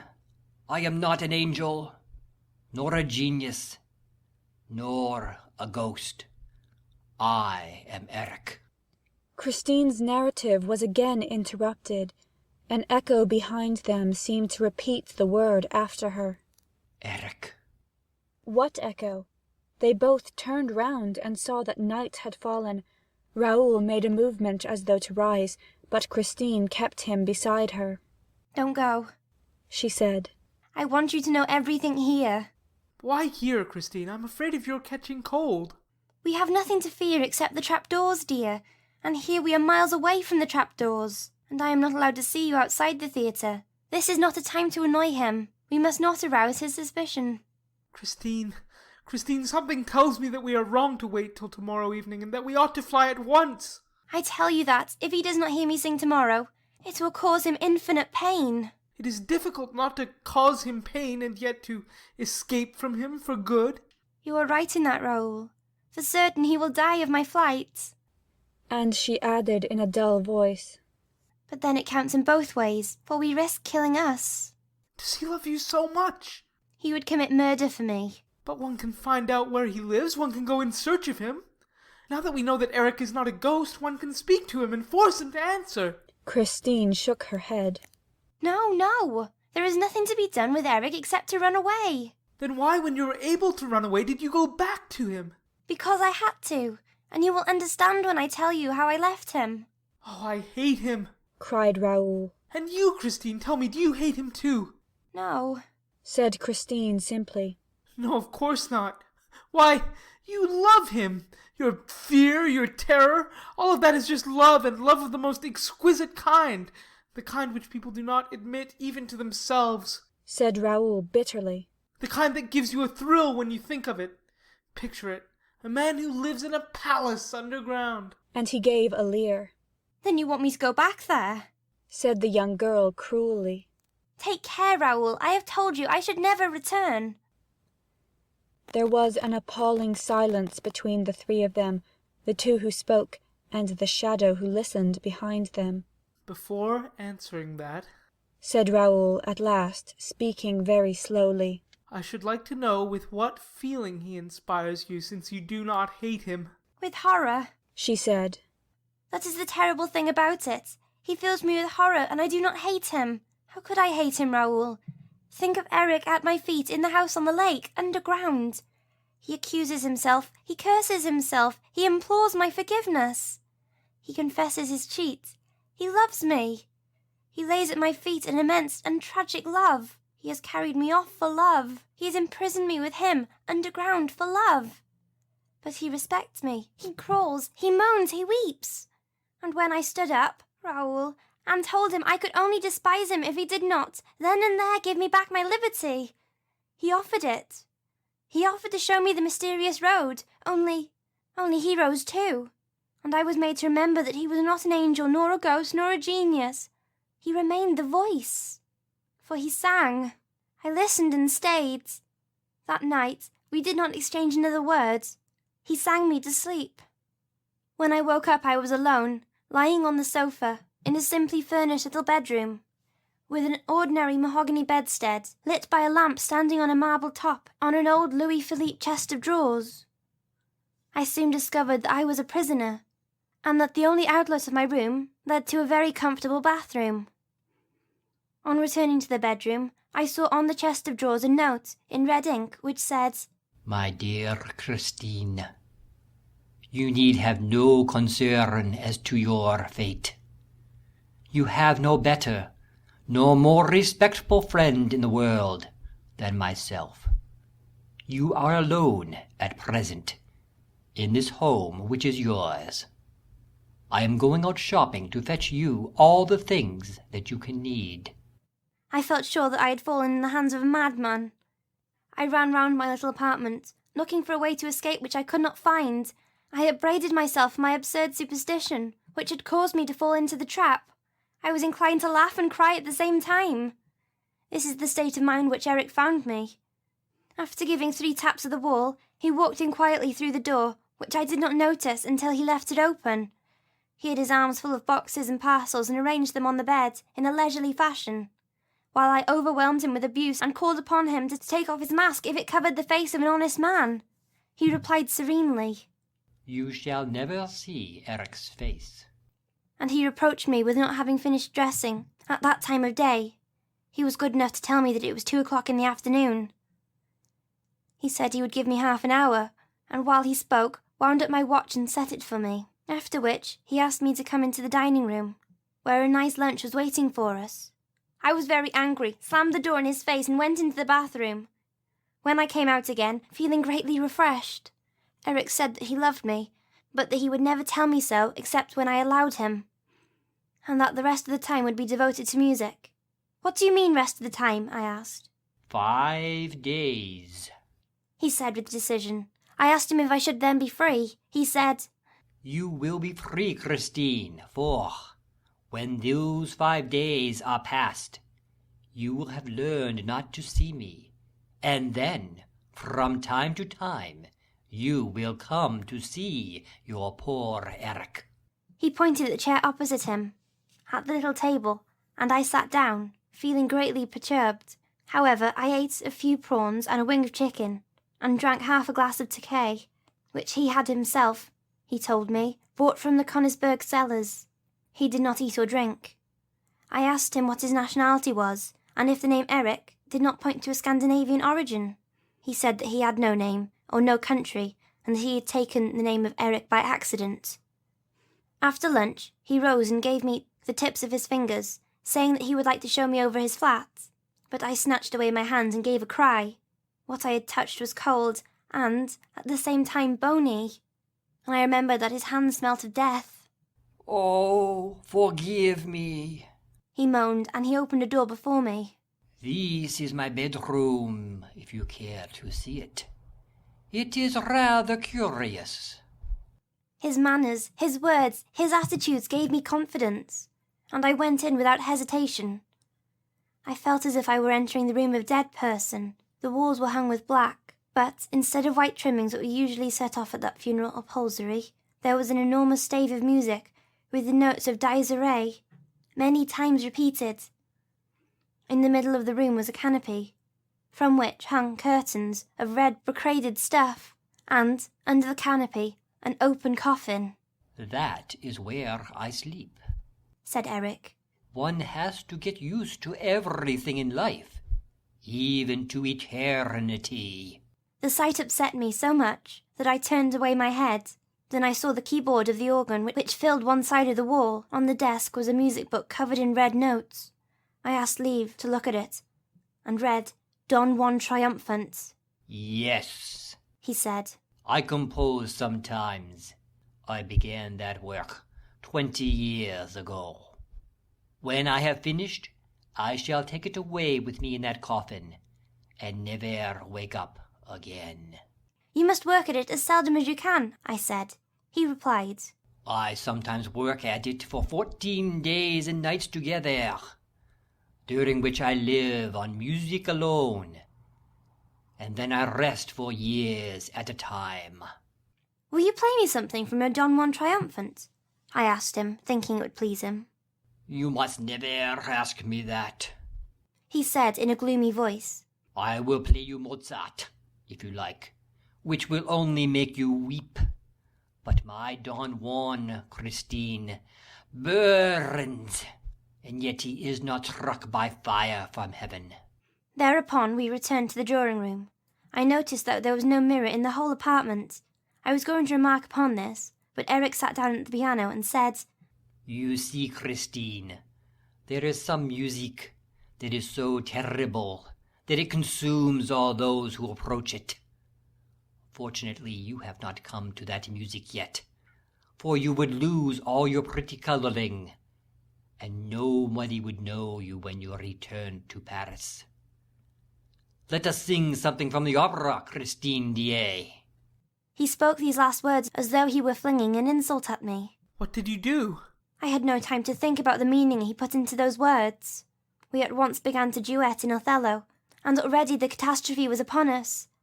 I sang Desdemona with despair, a terror which I had never displayed before. As for him, his voice thundered forth his revengeful soul in every note, Love, jealousy, hatred burst out around us in harrowing cries. Erik's black mask made me think of the natural mask of the Moor of Venice.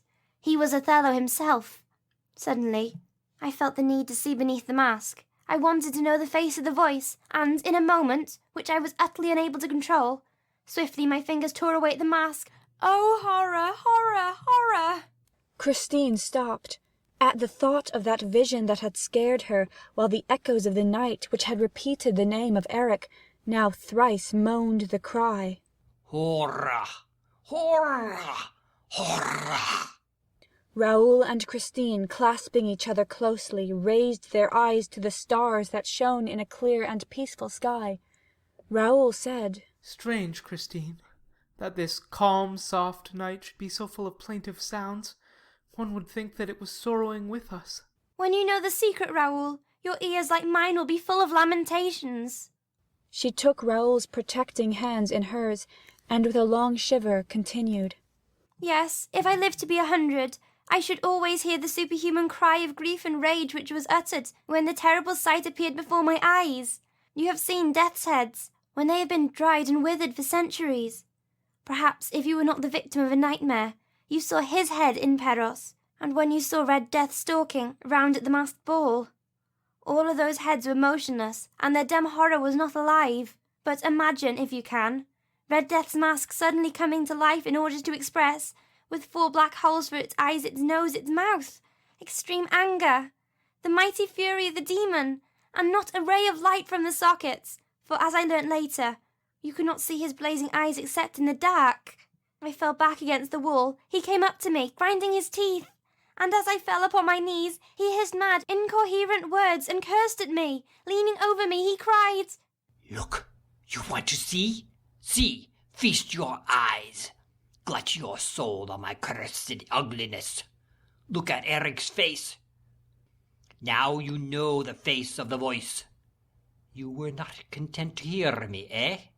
You wanted to know what I looked like? Oh, you women are so inquisitive. Well, are you satisfied? I'm a very good-looking fellow, eh?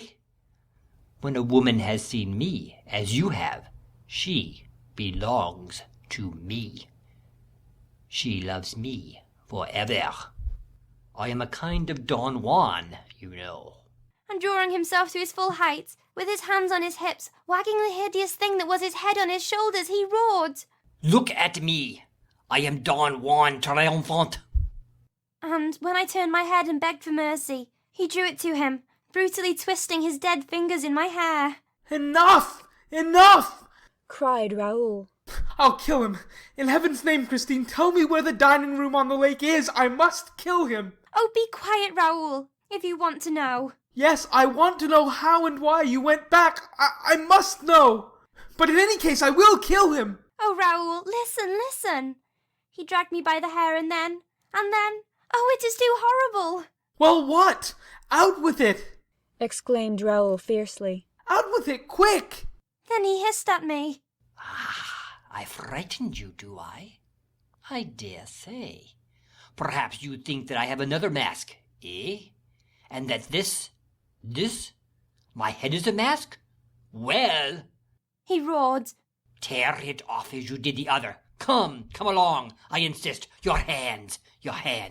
Give me your hands." He seized my hands and dug them into his awful face. He tore his flesh with my nails. He tore his terrible dead flesh with my nails. "No!"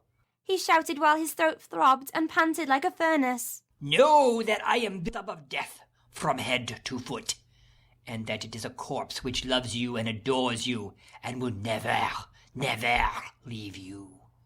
Look, I am not laughing now, I am crying for you, Christine, who have torn off my mask, and who therefore can never leave me again.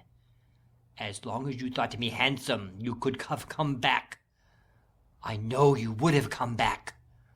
But now that you know my hideousness, you would run away for good. So I shall keep you here. Why did you want to see me? Oh, mad Christine, who wanted to see me? When my own father never saw me, and when my mother so was not to see me, made me a present of my first mask. He let go at me at last, and I dragged myself about on the floor, uttering terrible sobs. Then he crawled away like a snake and went into his room, closed the door, and left me alone with my reflections. Presently I heard the sound of the organ, and then began to understand when he spoke about opera music. What I now heard was utterly different from what I had heard then. His Don Juan triumphant, for I had no doubt but that he had rushed off to his masterpiece to forget the horror of the moment, seemed to me, at first, one long, awful, magnificent sob. But little by little, it expressed every emotion, every suffering of which mankind was capable of. It intoxicated me, and I opened the door that separated us. Erik rose as I entered, but dared not turn in my direction. "Erik," I cried, "show me your face without fear. I swear that you are the most unhappy and sublime of men. If ever again I shiver when I look at you, it will be because I am thinking of the splendour of your genius." Then Erik turned round, for he believed me, and also I had faith in myself. He fell at my feet with words of love in his death's mouth. When the music ceased, he kissed the hem of my dress and did not see that I had closed my eyes. What more can I tell you, dear? You know the tragedy. It went on for a fortnight during which I lied to him. My lies were as hideous as the monster who inspired them, but they were the price of my liberty. I burned his mask, and managed so well that, even when he was not singing, he tried to catch my eye, like a dog sitting by its master. He was my faithful servant, and paid me endless attentions. Gradually I gave him such confidence that he ventured to let me go walking on the banks of the lake, and to row me in the boat on its leaden waters. Towards the end of my captivity, he let me go through the gates that closed the underground passages in the Rue Scribe. Here a carriage awaited us, and took us to the Bois. The night when we met you was nearly fatal to me, for he is jealous of you, and I had to tell him that you were soon going away, when at last, after a fortnight of that horrible captivity, during which I was filled with pity, enthusiasm, despair, and horror by turns, he believed me when I said, "I will come back." "And you went back, Christine?" groaned Raoul. "Yes, dear, and I must tell you that it was not his frightful threats when setting me free that helped me to keep my word. It was the harrowing sobs which he gave on the threshold of the tomb. That sob attached me to the unfortunate man more than I myself suspected when saying goodbye to him. Poor Erik, poor Erik!" "You tell me that you love me," said Raoul, rising. "but you had recovered your liberty hardly a few hours before you returned to Erik. Remember the masked ball." "Yes, and do you remember those hours which I passed with you, Raoul, to the great danger of both of us?" "I doubted your love for me during those hours." "Do you doubt still, Raoul? Then know that each of my visits to Erik increased my horror for him, for each of those visits, instead of calming him down as I hoped, made him mad with love. And I am so frightened, so frightened!" "You are frightened. But do you love me? If Erik were good-looking, would you love me, Christine?" She rose in her turn, putting her two trembling arms round the young man's neck, and said, "Oh, my betrothed of a day! If I did not love you, I would not give you my lips. Take them, for the first time and the last." He kissed her lips, but the night that surrounded them was rent asunder. They fled as at the approach of a storm, and their eyes, filled with dread of Erik, showed them before they disappeared, high above them, an immense night bird that stared at them with its blazing eyes, and seemed to cling to the string of Apollo's lyre. Chapter 13. A masterstroke of the trap-door lover. Raoul and Christine ran, eager to escape from the roof and the blazing eyes that showed only in the dark, and they did not stop before they came to the 8th floor on the way down. There was no performance at the opera that night, and the passages were empty. Suddenly a queer-looking form stood before them and blocked the road.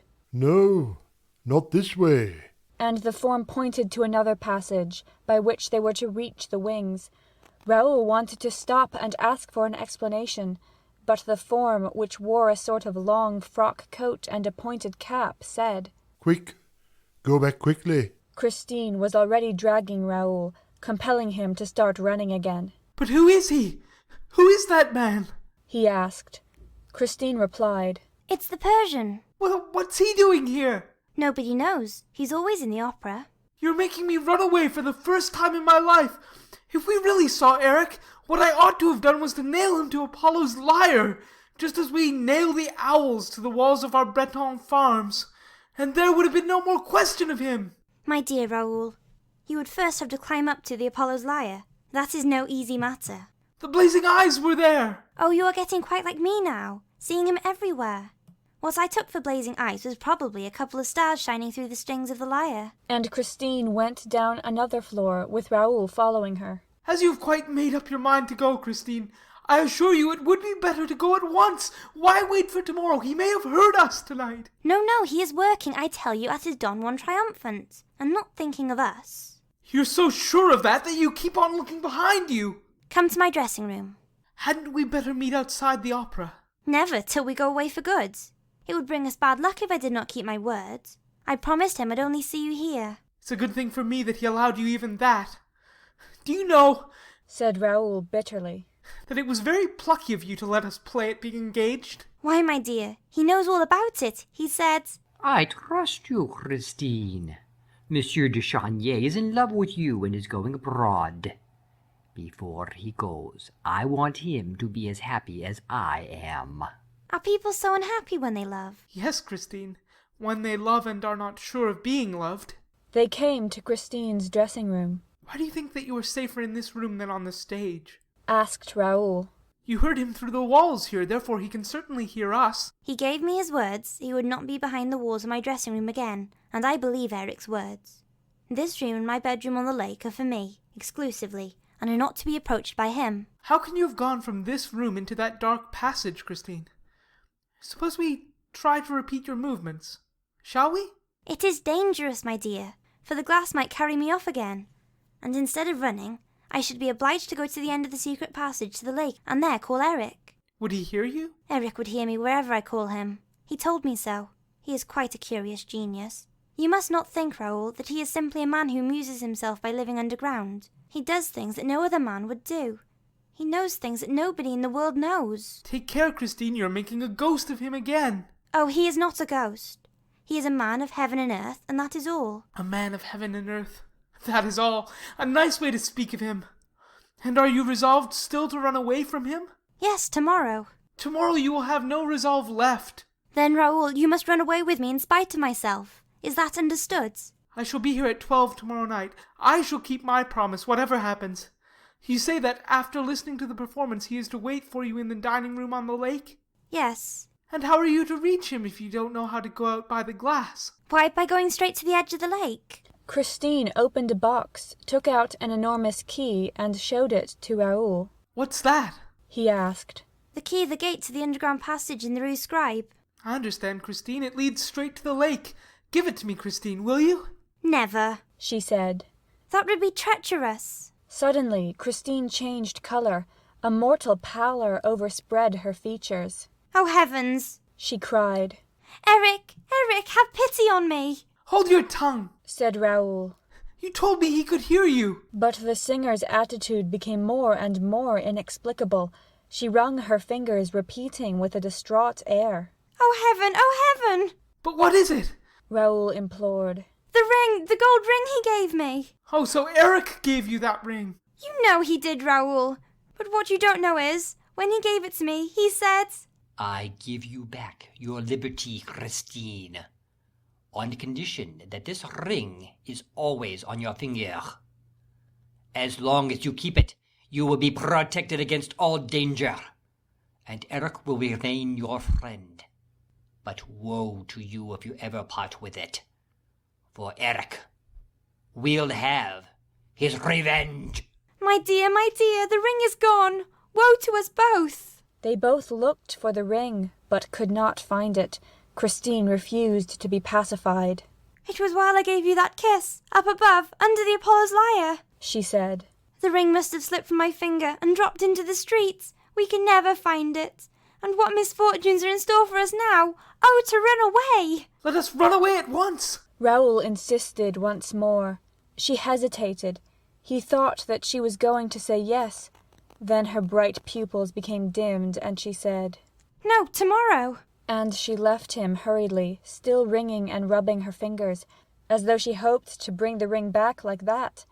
Raoul went home, greatly perturbed at all that he had heard. If I don't save her from the hands of that humbug, he said aloud as he went to bed, she's lost, but I shall save her. He put out his lamp, and felt a need to insult Erik in the dark. Thrice over he shouted, Humbug! Humbug! Humbug! But suddenly he raised himself on his elbow. A cold sweat poured from his temples. 2 eyes like blazing coals had appeared at the foot of his bed. They stared at him fixedly, terribly, in the darkness of the night. Raoul was no coward, and yet he trembled. He put out a groping, hesitating hand towards the table by his bedside. He found the matches and lit his candle. The eyes disappeared. Still uneasy in his mind, he thought to himself, she told me that his eyes only showed in the dark. His eyes have disappeared in the light, but he may be there still. And he rose, hunted about, went round the room. He looked under his bed like a child. Then he thought himself absurd, got into bed again and blew out the candle. The eyes reappeared. He sat up and stared back at them with all the courage he possessed. Then he cried, Is that you, Erik? Man, genius, or ghost, is it you? He reflected. If it's he, he's on the balcony. Then he ran to the chest of drawers and groped for his revolver. He opened the balcony window, looked out, saw nothing, and closed the window again. He went back to bed, shivering, for the night was cold, and put the revolver on the table within his reach. The eyes were still there, at the foot of his bed. Were they between the bed and the window pane, or behind the pane, that is to say, on the balcony? That was what Raoul wanted to know. He also wanted to know if those eyes belonged to a human being. He wanted to know everything. Then, patiently, calmly, he seized his revolver and took aim. He aimed a little above the 2 eyes. Surely they were eyes, and if above those 2 eyes there was a forehead, and if Raoul was not too clumsy. A shot made a terrible din amid the silence of the slumbering house, and while footsteps came hurrying along the passages, Raoul sat up with outstretched arm, ready to fire again if need be. This time the 2 eyes had disappeared. Servants appeared, carrying lights. Count Philippe, terribly anxious. What is it? I think I've been dreaming, replied the young man. I fired at 2 stars that kept me from sleeping. You're raving. Are you ill? For God's sake, tell me, Raoul. What happened? And the Count seized hold of the revolver. No, I'm not raving. Besides, we shall soon see. He got out of bed, put on a dressing gown and slippers, took a light from the hands of a servant, and opening the window, stepped out onto the balcony. The Count saw that the window had been pierced by a bullet at a man's height. Raoul was leaning over the balcony with his candle. Aha! He said. Blood! Blood! Here! There! More blood! That's a good thing. A ghost who bleeds is less dangerous. He grinned. Raoul! Raoul! Raoul! The Count was shaking him as though he were trying to waken a sleepwalker. But my dear brother, I'm not asleep. Raoul protested impatiently. You can see the blood for yourself. I thought I had been dreaming and firing at 2 stars. It was Erik's eyes, and here is his blood. Well, after all, perhaps I was wrong to shoot, and Christine is quite capable of never forgiving me. All this would not have happened if I had drawn the curtains before going to bed. Raoul, have you suddenly gone mad? Wake up! What, still? You would do better to help me find Erik. For, after all, a ghost who bleeds can always be found. The Count's valet said. That is so, sir. There is blood on the balcony. The other manservant brought a lamp, by the light of which they examined the balcony carefully. The marks of blood followed the rail until they reached a gutter spout. Then they went up the gutter spout. My dear fellow, said Count Philippe, you have fired at a cat. The misfortune is, said Raoul with a grin, that it's quite possible. With Erik, you never know. Is it Erik? Is it the cat? Is it the ghost? No, with Erik, you can't tell. Raoul went on making this strange sort of remarks, which corresponded so intimately and logically with the preoccupation of his brain, and which at the same time tended to persuade many people that his mind was unhinged. The Count himself was seized with this idea, and later, the examining magistrate, on receiving the report of the commissary of police, came to the same conclusion. "Who is Erik?" asked the Count, pressing his brother's hand. He is my rival, and if he's not dead, it's a pity. He dismissed the servants with a wave of the hand, and the two Chagnys were left alone. But the men were not out of earshot before the Count's valet heard Raoul say, distinctly and emphatically, "I shall carry off Christine Daaé tonight."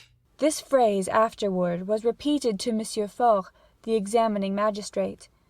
But no one ever knew exactly what passed between the two brothers at this interview.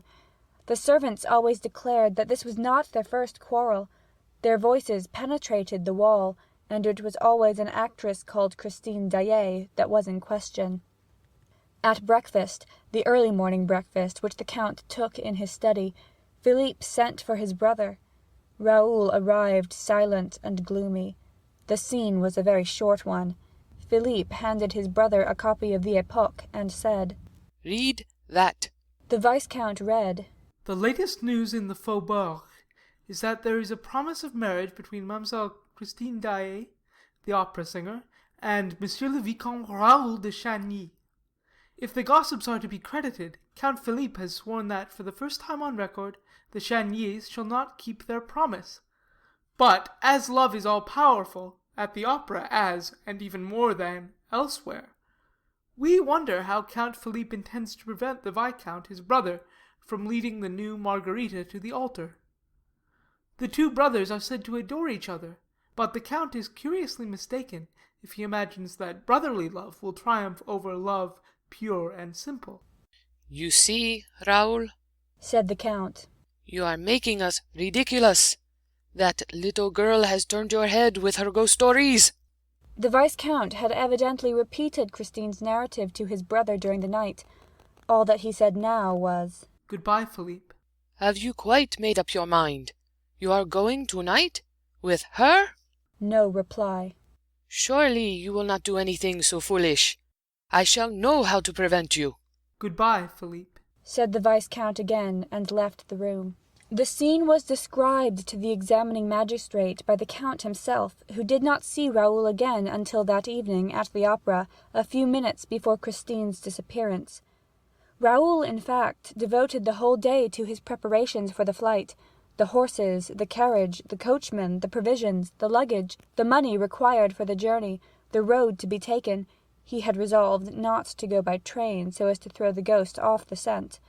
All this had to be settled and provided for, and it occupied him until 9 o'clock that night.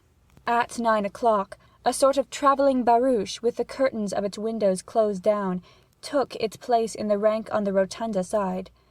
It was drawn by two powerful horses, driven by a coachman whose face was almost concealed in the long folds of a muffler.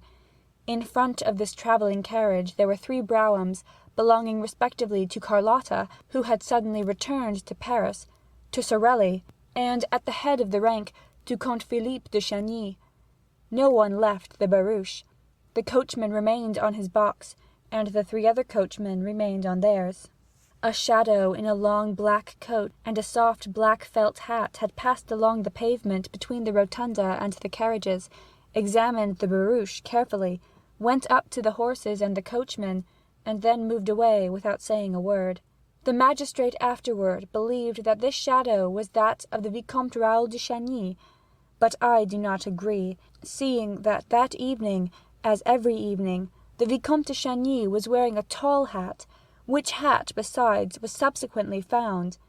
I am more inclined to think that the shadow was that of the ghost, who knew all about the whole affair, as the reader will soon perceive. They were giving Faust, as it happened, before a splendid house. The Faubourg was magnificently represented, and the paragraph in that morning's Époque had already produced its effect, for all eyes were turned to the box in which Count Philippe sat alone, apparently in a very indifferent and careless frame of mind.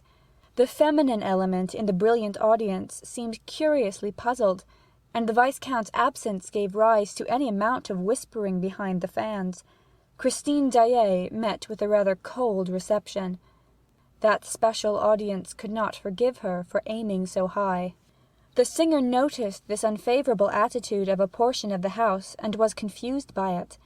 The regular frequenters of the opera who pretended to know the truth about the Viscount's love story exchanged significant smiles at certain passages in Margarita's part, and they made show of turning and looking at Philippe de Chagny's box when Christine sang. I wish I could but know who he was that addressed me. If he was noble, or at least what his name is. The Count sat with his chin on his hand and seemed to pay no attention to these manifestations. He kept his eyes fixed on the stage, but his thoughts appeared to be far away. Christine lost her self-assurance more and more. She trembled. She felt on the verge of a breakdown. Carolus Fanta wondered if she was ill, if she could keep the stage until the end of the garden act. In the front of the house, people remembered the catastrophe that had befallen Carlotta at the end of that act, and the historic coac, which had momentarily interrupted her career in Paris. Just then, Carlotta made her entrance in a box facing the stage, a sensational entrance. Poor Christine raised her eyes upon this fresh subject of excitement. She recognized her rival. She thought she saw a sneer on her lips. That saved her. She forgot everything in order to triumph once more. From that moment, the prima donna sang with all her heart and soul. She tried to surpass all that she had done till then, and she succeeded.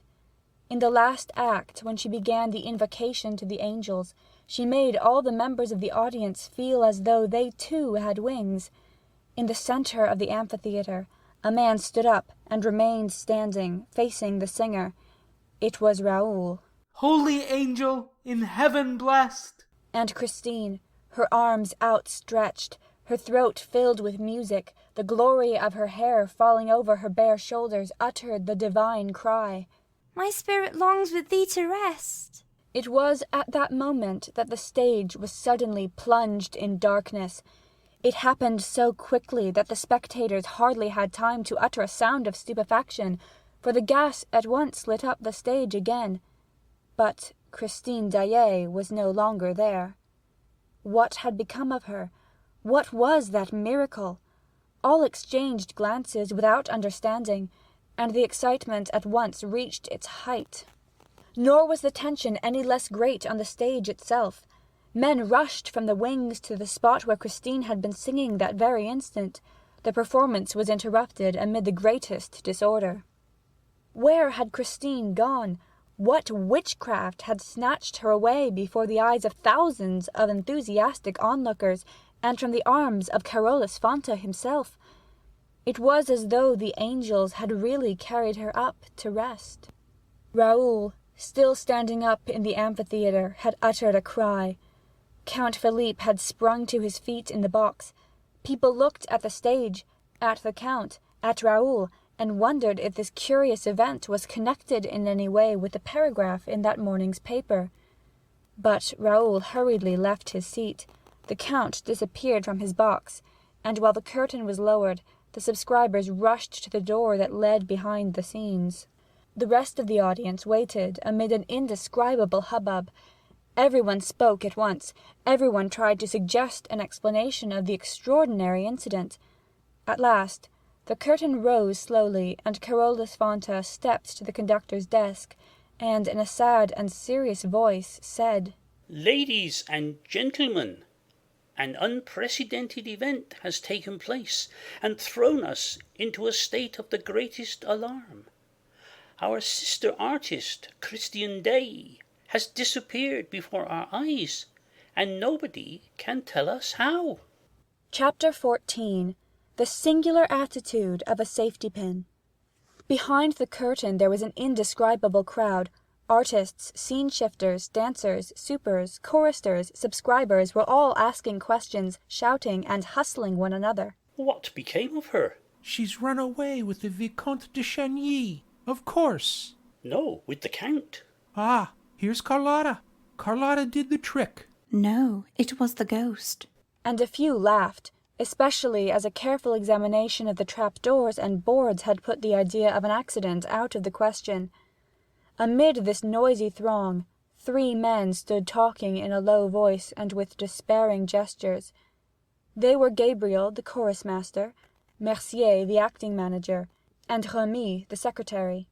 They retired to a corner of the lobby by which the stage communicates with the wide passage leading to the foyer of the ballet. Here they stood and argued behind some enormous properties. I knocked at the door, said Remy. They did not answer. Perhaps they are not in the office. In any case, it's impossible to find out, for they took the keys with them. They were obviously the managers, who had given orders during the last entr'acte that they were not to be disturbed on any pretext whatsoever. They were not in to anybody. All the same, exclaimed Gabriel. A singer isn't run away with from the middle of the stage every day. Did you shout that to them? Asked Mercier impatiently. I'll go back again, said Remy, and disappeared at a run. Thereupon the stage manager arrived. Well, Monsieur Mercier, are you coming? What are you 2 doing here? You're wanted, Mr. Acting Manager. I refuse to know or do anything before the commissary arrives, declared Mercier. I have sent for Milfroy. We shall see when he comes. And I tell you that you ought to go down to the organ at once. Not before the commissary comes. I've been down to the organ myself already. Ah, and what did you see? Well, I saw nobody. Do you hear? Nobody. What do you want me to go down there for? You're right, said the stage manager, frantically pushing his hand through his rebellious hair. You're right, but there might be someone at the organ who could tell us how the stage came to be suddenly darkened. Now Montclair is nowhere to be found. Do you understand that? Mauclair was the gas man, who dispensed day and night at will upon the stage of the opera. Mauclair is not to be found, repeated Mercier, taken aback. Oh, what about his assistants? There's no Montclair, and no assistants. No one at the lights, I tell you. You can imagine. That little girl must have been carried off by someone else. She didn't run away by herself. It was a calculated stroke, and we have to find out about it. And what are the managers doing all this time? I gave orders that no one was to go down to the lights, and I posted a fireman in front of the gas man's box beside the organ. Wasn't that right? Yes, quite right. And now let's wait for the commissary. The stage manager walked away, shrugging his shoulders, fuming, muttering insults at those milksops who remained quietly squatting in a corner while the whole theatre was topsy-turvy. Gabriel and Mercier were not so quiet as all that. Only they had received an order that paralyzed them. The managers were not to be disturbed on any account.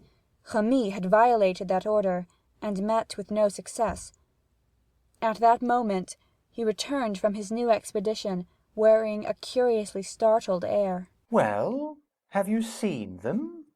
Asked Mercier. Moncharmin opened the door at last. His eyes were starting out of his head. I thought he meant to strike me. I could not get a word in. And what do you think he shouted at me? Have you a safety pin? No. Well, then clear out. I tried to tell him that an unheard-of thing had happened on the stage, but he roared, A safety pin! Give me a safety pin at once! A boy heard him. He was bellowing like a bull, ran up with a safety pin and gave it to him. Whereupon Moncharmin slammed the door in my face, and there you are. And couldn't you have said Christine Daaé? I should like to have seen you in my place. He was foaming at the mouth. He thought of nothing but his safety pin. I believe if they hadn't brought him one on the spot, he would have fallen down in a fit. Oh, all this isn't natural, and our managers are going mad. Besides, it can't go on like this. I'm not used to being treated in that fashion. Suddenly Gabriel whispered, It's another trick of OG's. Remy gave a grin, Mercier a sigh, and seemed about to speak, but, meeting Gabriel's eye, said nothing.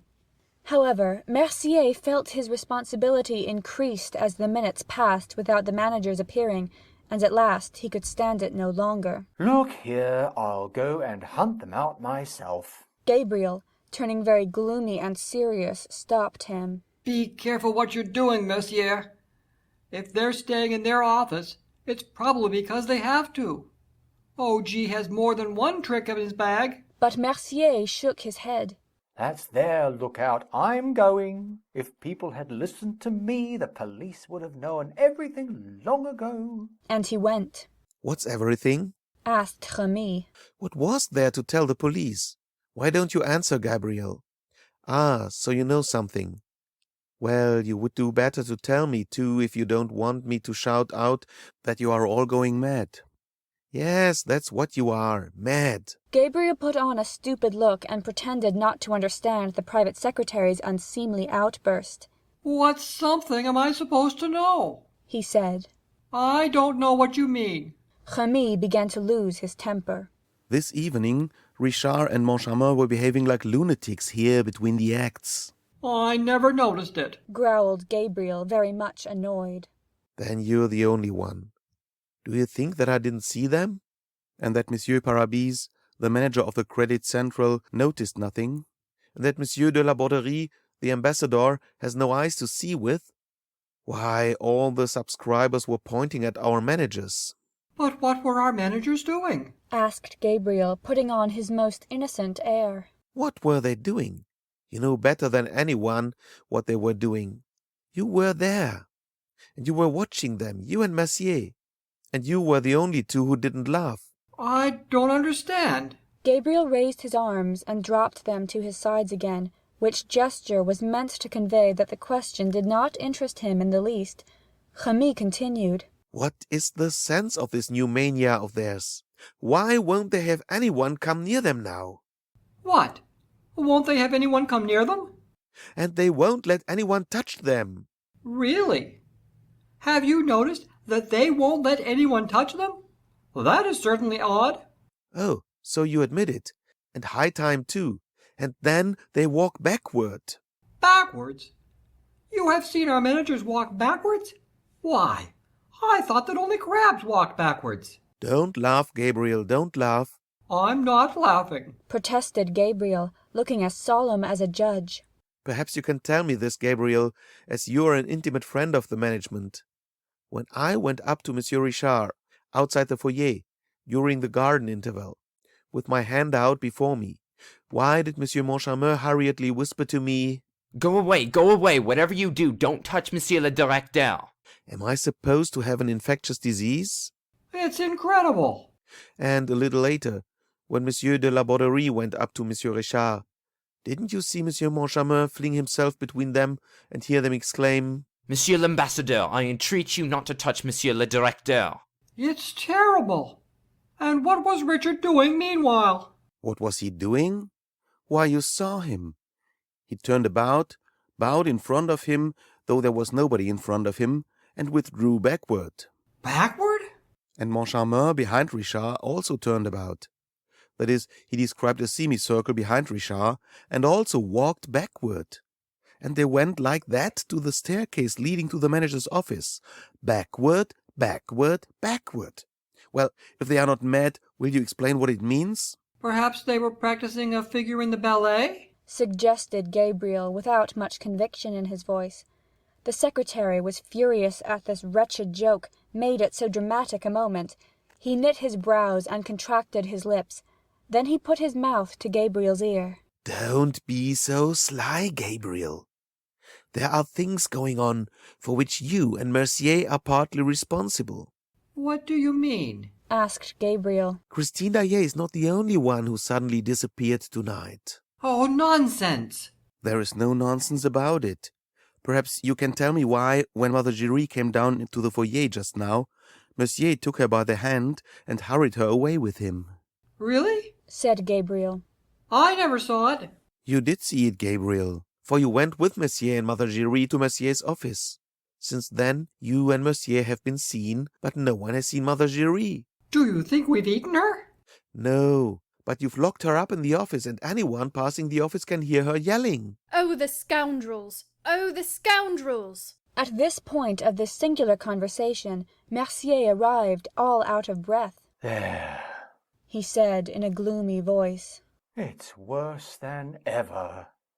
I shouted, "It's a serious matter! Open the door! It's I, Monsieur!" I heard footsteps. The door opened, and Moncharmin appeared. He was very pale. He said, "What do you want?" I answered, "Someone has run away with Christine Daaé." "What do you think?" he said.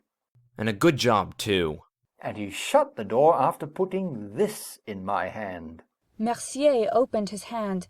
Remy and Gabriel looked. "The safety pin!" cried Remy. "Strange, strange," muttered Gabriel, who could not help shivering. Suddenly a voice made them all three turn round. "I beg your pardon, gentlemen. Could you tell me where Christine Daaé is?" In spite of the seriousness of the circumstances, the absurdity of the question would have made them roar with laughter, if they had not caught sight of a face so sorrow-stricken that they were at once seized with pity. It was the Vicomte Raoul de Chagny. Chapter 15. Christine, Christine! Raoul's first thought after Christine Daaé's fantastic disappearance was to accuse Erik. He no longer doubted the almost supernatural powers of the angel of music in this domain of the opera in which he had set up his empire, and Raoul rushed on the stage in a mad fit of love and despair. "Christine! Christine!" he moaned, calling to her as he felt that she must be calling to him from the depths of that dark pit to which the monster had carried her. "Christine! Christine!" And he seemed to hear the girl's screams through the frail boards that separated him from her. He bent forward, he listened, he wandered over the stage like a madman. Ah, to descend into that pit of darkness, every entrance to which was closed to him, for the stairs that led below the stage were forbidden to one and all that night. "Christine! Christine!" People pushed him aside, laughing. They made fun of him. They thought the poor lover's brain was gone. By what mad road, through what passages of mystery and darkness known to him alone, had Erik dragged that pure-souled child to the awful haunt with the Louis Philippe room opening out onto the lake? "Christine! Christine, why don't you answer? Are you alive?" Hideous thoughts flashed through Raoul's congested brain. Of course, Erik must have discovered their secret, must have known that Christine had played him false. What a vengeance would be his! And Raoul thought again of the yellow stars that had come the night before and roamed over his balcony. Why had he not put them out for good? There were some men's eyes that dilated in the darkness and shone like stars, or like cat's eyes. Certainly Albinos, who seemed to have rabbit's eyes by day, had a cat's eyes by night. Everybody knew that. Yes, he had undoubtedly fired at Erik. Why had he not killed him? The monster had fled up the gutter spout like a cat or a convict, who, everybody knew that also, would scale the very skies with the help of a gutter spout. No doubt Erik was at that time contemplating some decisive step against Raoul, but he had been wounded and had escaped to turn against poor Christine instead.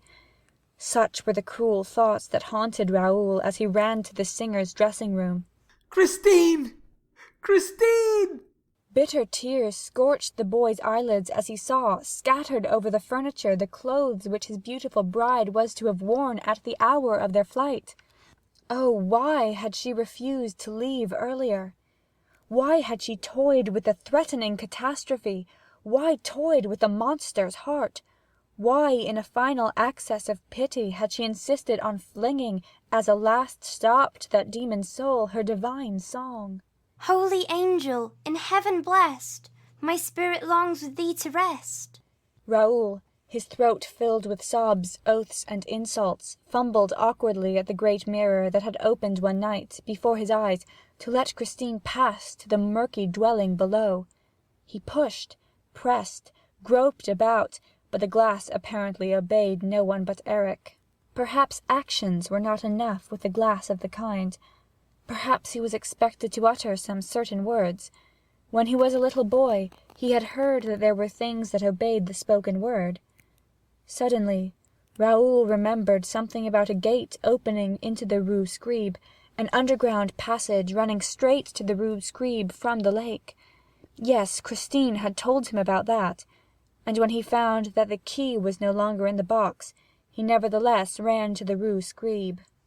Outside, in the street, he passed his trembling hands over the huge stones, felt for outlets, met with iron bars. Were those they, or these? Or could it be that air-hole? He plunged his useless eyes through the bars. How dark it was in there! He listened. All was silence. He went round the building, and came to the bigger bars, immense gates. It was the entrance to the Cour de l'Administration. Raoul rushed into the doorkeeper's lodge. I beg your pardon, madame. Could you tell me where to find a gate or door made of bars, iron bars, opening into the Rue Scribe and leading to the lake? You know the lake I mean. Yes, the underground lake under the opera. Yes, sir, I know there is a lake under the opera, but I don't know which door leads to it. I have never been there. And the Rue Scribe, madame? The Rue Scribe? Have you never been to the Rue Scribe? The woman laughed, screamed with laughter. Raoul darted away, roaring with anger, ran upstairs, 4 stairs at a time, downstairs, rushed through the whole of the business side of the opera-house, found himself once more in the light of the stage. He stopped, with his heart thumping in his chest. Suppose Christine Daaé had been found? He saw a group of men and asked, I beg your pardon, gentlemen. Could you tell me where Christine Daaé is? And somebody laughed. At the same moment, the stage buzzed with a new sound, and amid a crowd of men in evening dress, all talking and gesticulating together, appeared a man who seemed very calm, and displayed a pleasant face, all pink and chubby-cheeked, crowned with curly hair, and lit up by a wonderful pair of serene blue eyes. Mercier, the acting manager, called the Vicomte de Chagny's attention to him, and said, This is the gentleman to whom you should put your question, monsieur. Let me introduce Millefroy, the commissary of police. Ah, Monsieur le Vicomte de Chagny. Delighted to meet you, monsieur, said the commissary. Would you mind coming with me? And now, where are the managers? Where are the managers? Mercier did not answer, and Remy, the secretary, volunteered the information that the managers were locked up in their office, and that they knew nothing as yet of what had happened. You don't mean to say so. Let us go up to the office. And Monsieur Mifroid, followed by an ever-increasing crowd, turned towards the business side of the building. Mercier took advantage of the confusion to slip a key into Gabriel's hand. This is all going very badly, he whispered. You had better let Mother Chérie out. And Gabriel moved away. They soon came to the manager's door. Mercier stormed in vain. The door remained closed. At last the door was opened. All rushed into the office on the commissary's heels. Raoul was the last to enter. As he was about to follow the rest into the room, a hand was laid on his shoulder, and he heard these words spoken in his ear. Erik's secrets concern no one but himself. He turned around with a stifled exclamation. The hand that was laid on his shoulder was now placed on the lips of a person with an ebony skin, with eyes of jade, and with an ascatran cap on his head. The Persian. The stranger kept up the gesture that recommended discretion, and then, at the moment when the astonished Viscount was about to ask the reason of his mysterious intervention, bowed and disappeared. Chapter 16. Madame Giry's astounding revelations as to her personal relations with the opera ghost. Before following the commissary into the manager's office, I must describe certain extraordinary occurrences that took place in that office which Remy and Mercier had vainly tried to enter, and into which Messieurs Richard and Moncharmin had locked themselves with an object which the reader does not yet know, but which it is my duty as a historian to reveal without further postponement. I have had the occasion to say that the manager's mood had undergone a disagreeable change for some time past, and to convey the fact that this change was not due only to the fall of the chandelier on the famous night of the gala performance.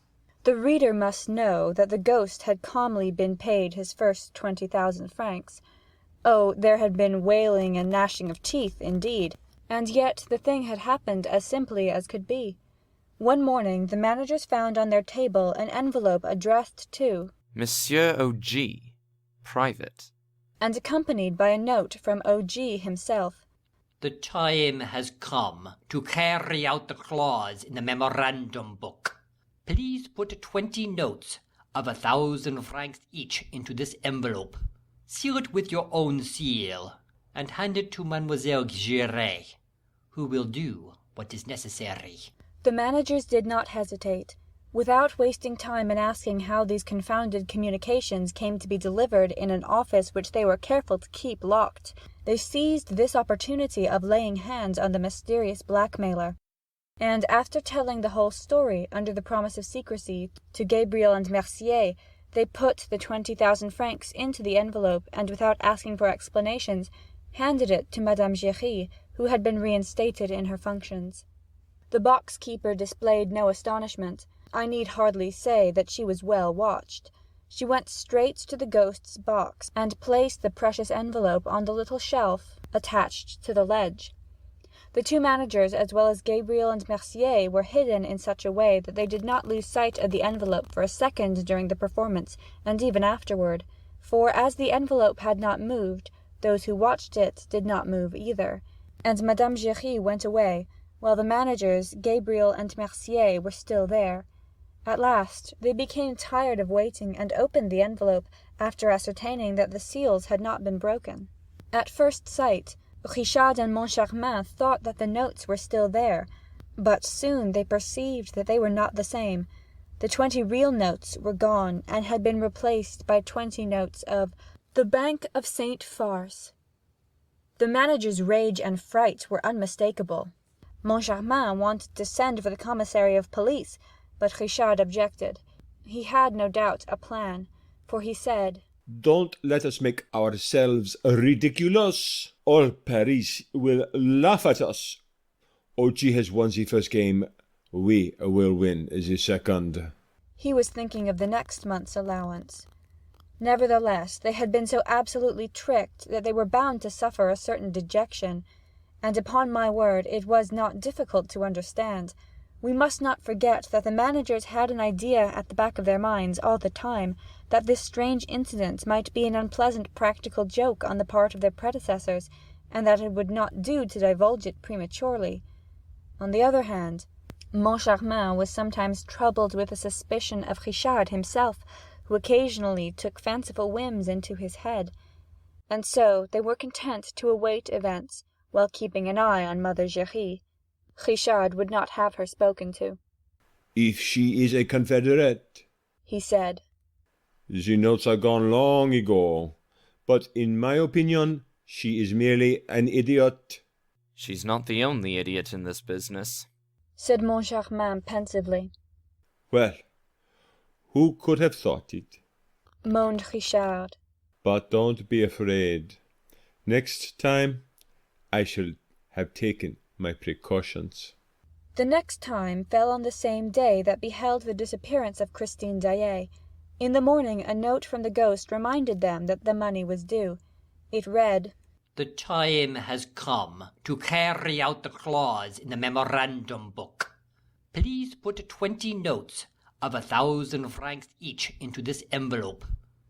Seal it with your own seal, and hand it to Mademoiselle Giray, who will do what is necessary." And the note was accompanied by the usual envelope. They had only to insert the notes. This was done about half an hour before the curtain rose on the first act of Faust. Richard showed the envelope to Moncharmin.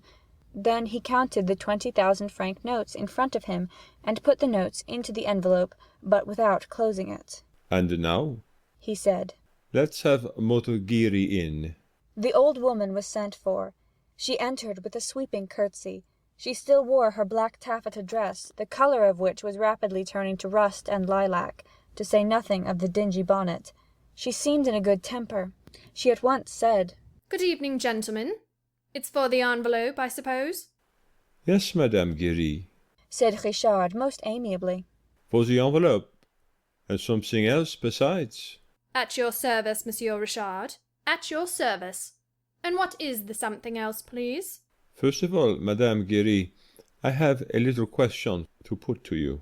By all means, Monsieur Richard. Madame Giry is here to answer you. Are you still on good terms with the ghost? Couldn't be better, sir. Couldn't be better. Ah, we are delighted. Look here, Madame Giry, said Richard, in the tone of making an important confidence. We may just as well tell you, among ourselves, you're no fool. Why, sir, exclaimed the box-keeper, stopping the pleasant nodding of the black feathers in her dingy bonnet. I assure you no one has ever doubted that. We are quite agreed, and we shall soon understand one another. The story of the ghost is all humbug, isn't it? Well, still between ourselves, it has lasted a long enough. Madame Giry looked at the managers as though they were talking Chinese. She walked up to Richard's table and asked rather anxiously, What do you mean? I don't understand. Oh, you understand quite well. In any case, you've got to understand. And first of all, tell us his name. Whose name? The name of the man whose accomplice you are, Madame Giry. I am the ghost's accomplice. I? His accomplice in what, pray? You do all he wants. Oh, he's not very troublesome, you know. And does he still tip you? I mustn't complain. How much does he give you for bringing him that envelope? 10 francs. You poor thing. That's not much, is it? Why? I'll tell you that presently, Madame Giry, just now, we should like to know for what extraordinary reason you have given yourself, body and soul, to this ghost. Madame Giry's friendship and devotion are not to be bought for 5 francs or 10 francs. That's true enough. And I can tell you the reason, sir. There's no disgrace about it. On the contrary. We are quite sure of that, Madame Giry. Well, it's like this. Only the ghost doesn't like me to talk about his business. Indeed, sneered Richard. But this is a matter that concerns myself alone.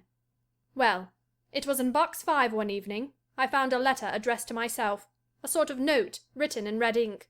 I needn't read the letter to you, sir. I know it by heart, and I shall never forget it if I live to be 100. And Madame Giry, drawing herself up, recited the letter with touching eloquence. Madam, 1825. Mademoiselle Menetrier, leader of the ballet, became Marquise de Cousset.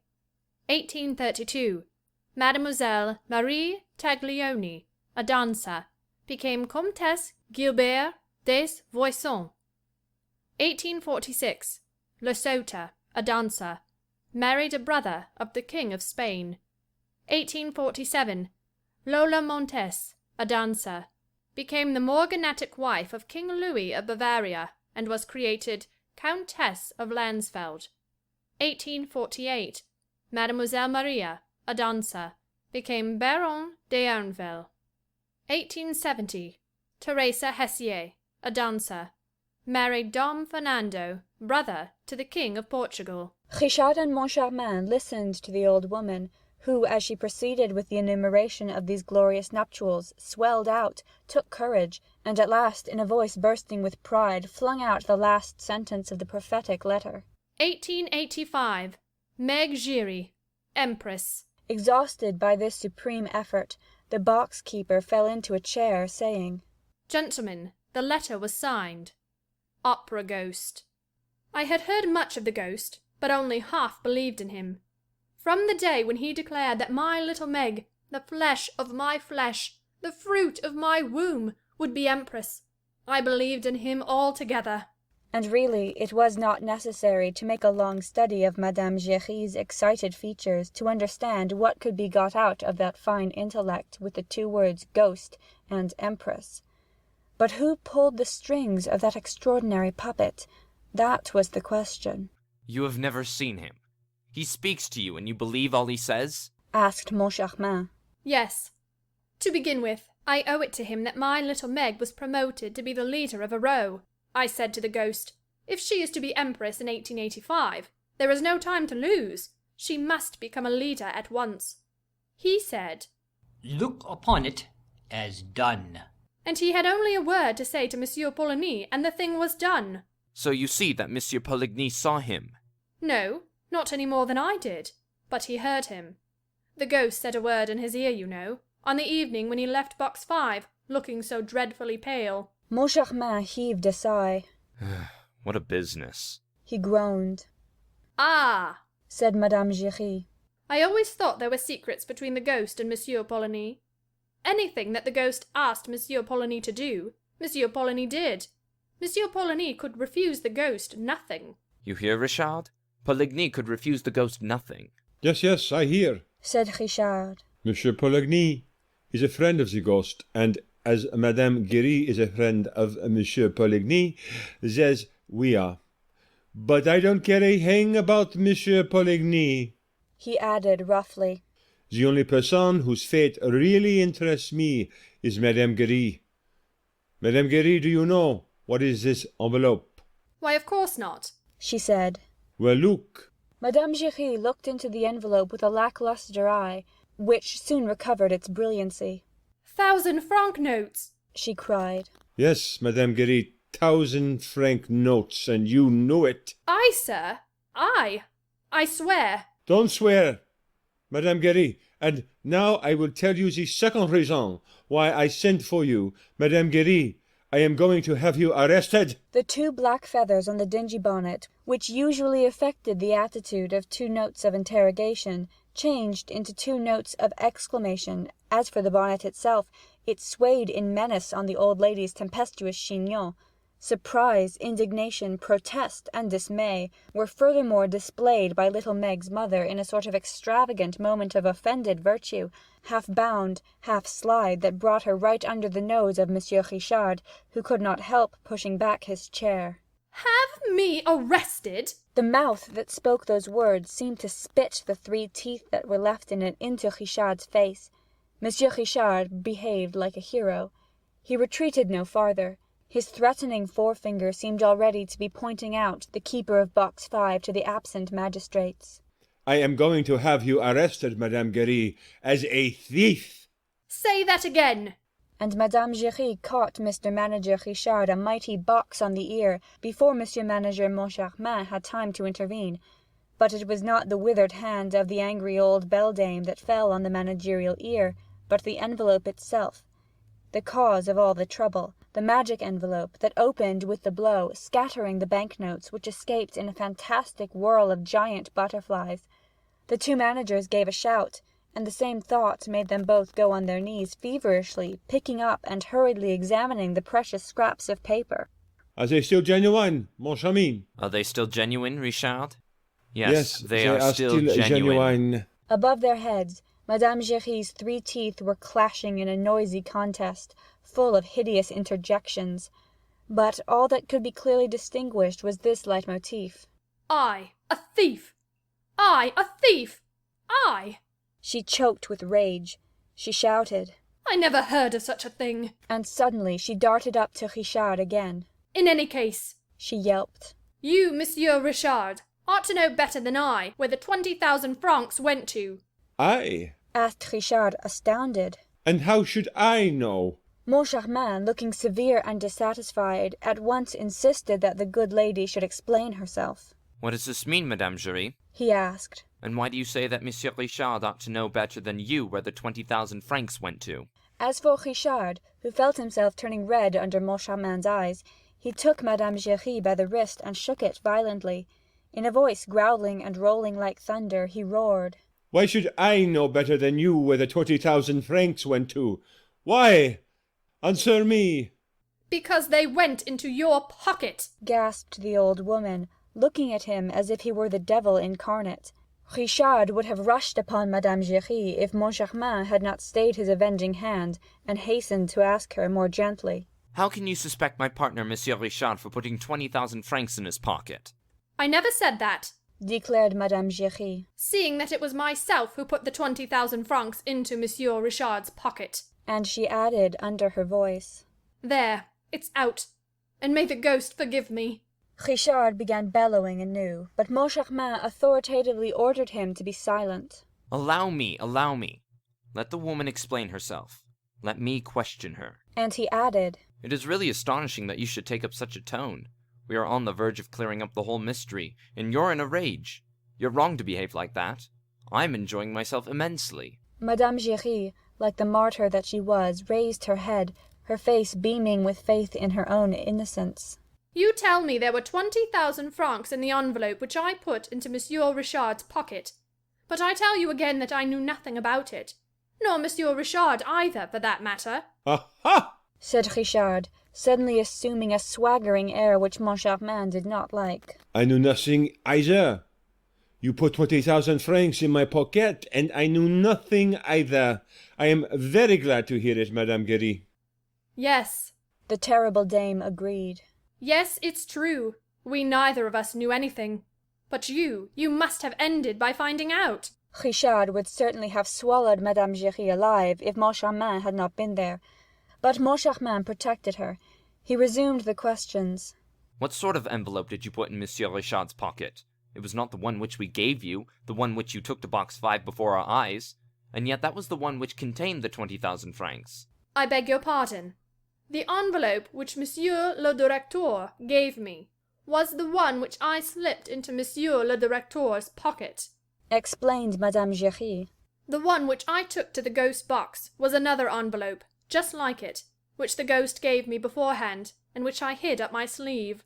So saying, Madame Giry took from her sleeve an envelope ready prepared and similarly addressed to that containing the 20,000 francs. The managers took it from her. They examined it, and saw that it was fastened with seals stamped with their own managerial seal. They opened it.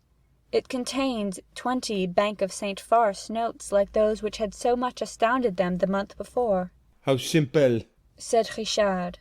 How simple, repeated Moncharmin, and he continued with his eyes fixed upon Madame Giry as though trying to hypnotize her. So, it was the ghost who gave you this envelope and told you to substitute it for the one which we gave you, and it was the ghost who told you to put the other into Monsieur Richard's pocket? Yes, it was the ghost. Then would you mind giving us a specimen of your little talents? Here's the envelope. Act as though we knew nothing. As you please, gentlemen. Madame Giry took the envelope with the 20 notes inside it and made for the door. She was on the point of going out when the two managers rushed at her. Oh no. We're not going to be done a second time. Once bitten, twice shy. I beg your pardon, gentlemen, said the old woman in self-excuse. You told me to act as though you knew nothing. Well, if you knew nothing, I should go away with your envelope. And then how would you slip it into my pocket?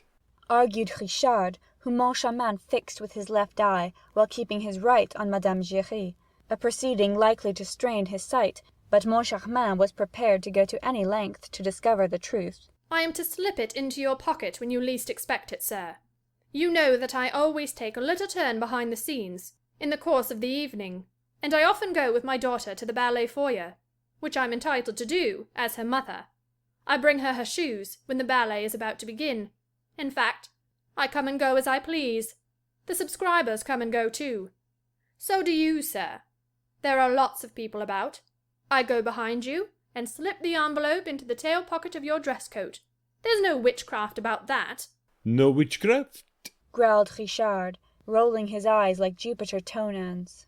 No witchcraft? Why, I've just caught you in a lie, you old witch! Madame Giry bristled, with her 3 teeth sticking out of her mouth. And why, may I ask? Because I spent that evening watching box 5 and the sham envelope which you put there. I did not go to the ballet foyer for a second. No, sir, and I did not give you the envelope that evening, but at the next performance, on the evening when the Under-Secretary of State for Fine Arts. At these words, Monsieur Richard suddenly interrupted Madame Giry. Yes, that's true. I remember now.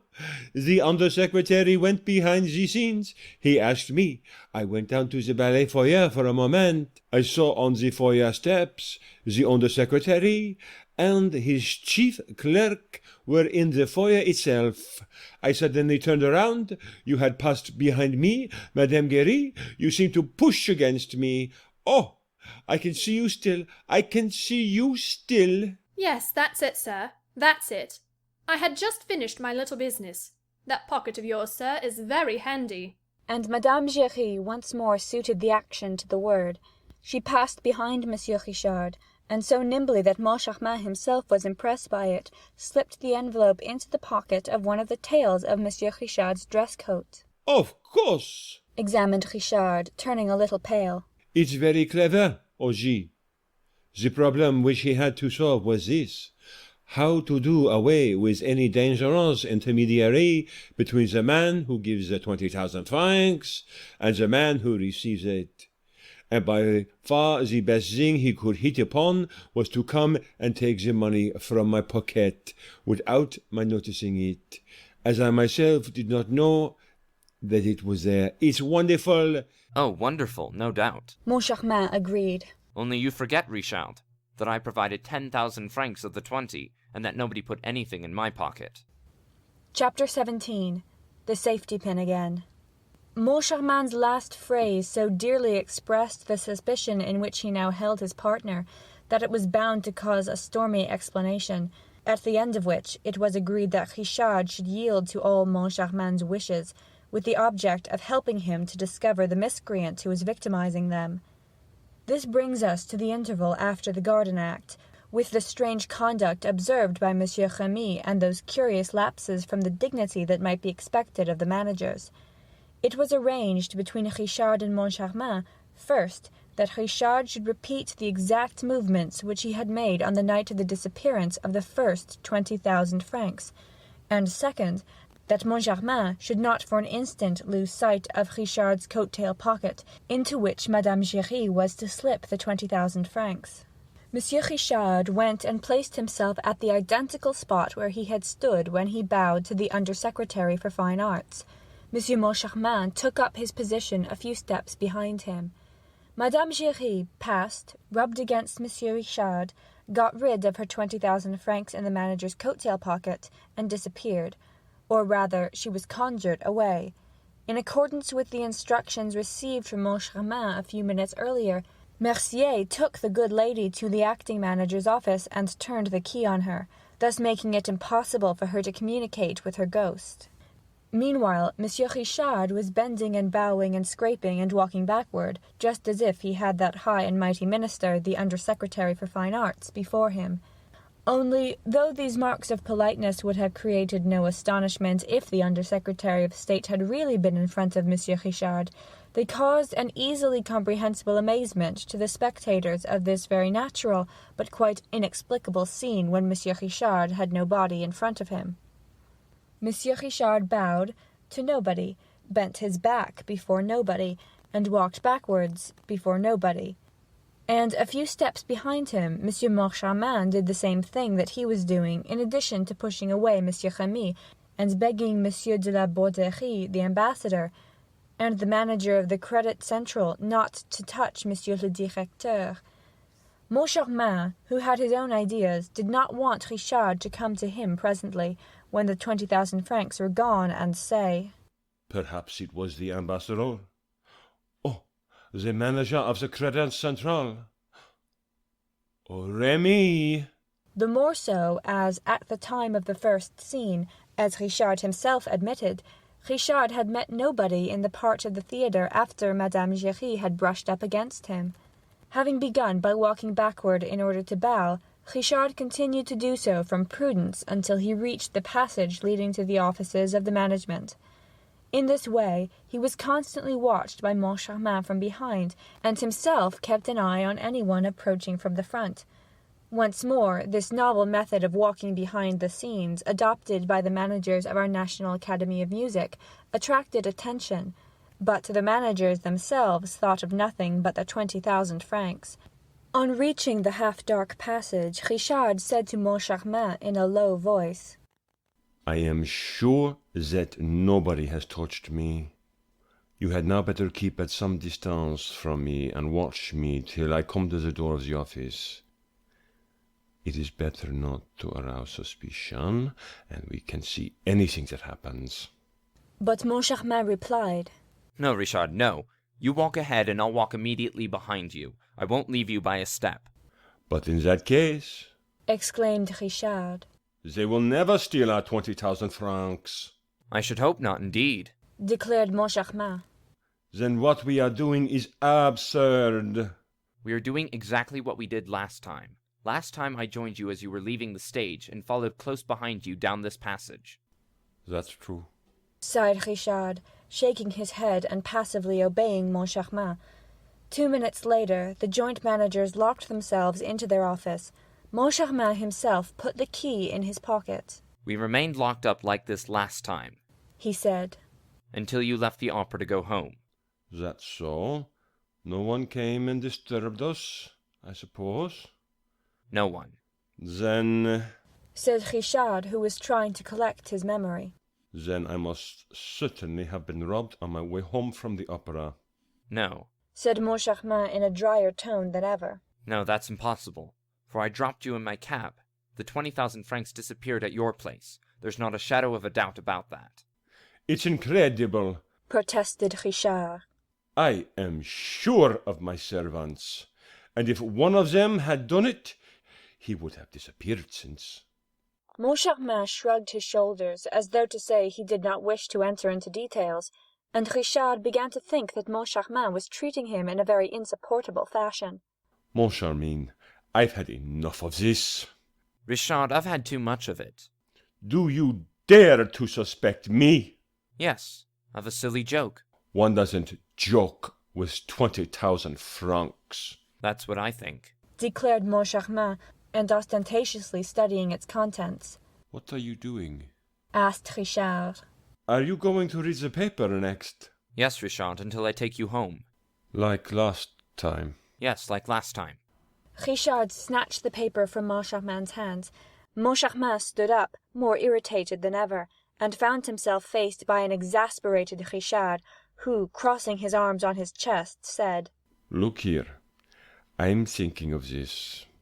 I'm thinking of what I might think if, like last time, after my spending the evening alone with you, you brought me home, and if at the moment of parting, I perceived that 20,000 francs had disappeared from my coat pocket, like last time. And what might you think? asked Moncharmin, crimson with rage. I might think that, as you hadn't left me by a foot's breadth, and as by your own wish you were the only one to approach me, like last time, I might think that, if that 20,000 francs was no longer in my pocket, it stood a very good chance of being in yours. Moncharmin leaped up at the suggestion. Oh, he shouted. A safety pin. What do you want a safety pin for? To fasten you up with. A safety pin. A safety pin! Do you want to fasten me with a safety pin? Yes, to fasten you to the 20,000 francs. Then whether it's here, or on the drive from here to your place, or at your place, you will feel the hand that pulls at your pocket, and you will see if it's mine. Oh, so you're suspecting me now, are you? A safety pin! And that was the moment when Moncharmin opened the door on the passage and shouted, A safety pin! Somebody give me a safety pin! And we also know how, at the same moment, Remy, who had no safety pin, was received by Moncharmin, while a boy procured the pin so eagerly longed for. And what happened was this. Moncharmin first locked the door again. Then he knelt down behind Richard's back. I hope, he said, that the notes are still there. So do I, said Richard. The real ones? Asked Moncharmin, resolved not to be had this time. Look for yourself, said Richard. I refuse to touch them. Moncharmin took the envelope from Richard's pocket and drew out the banknotes with a trembling hand. For this time, in order frequently to make sure of the presence of the notes, he had not sealed the envelope nor even fastened it. He felt reassured on finding that they were all there and quite genuine. He put them back in the tail pocket and pinned them with great care. Then he sat down behind Richard's coat-tails and kept his eyes fixed on them, while Richard, sitting at his writing-table, did not stir. A little patience, Richard, said Moncharmin. We have only a few minutes to wait. The clock will soon strike 12. Last time we left at the last stroke of 12. Oh, I shall have all the patience necessary. The time passed. slow, heavy, mysterious, stifling.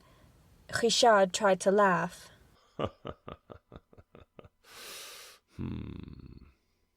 I shall end by believing in the omnipotence of the ghost, he said.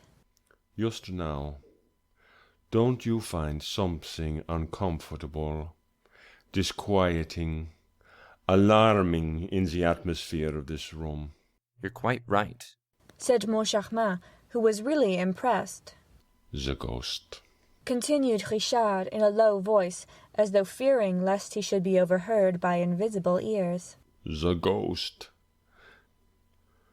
Suppose, all the same, it were a ghost who put the magic envelopes on the table, who talks in box 5, who killed Joseph Bouquet, who unhooks the chandelier, and who robs us.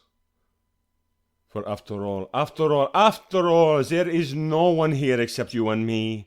And if the notes disappear and neither you nor I have anything to do with it, well, we shall have to believe in the ghost.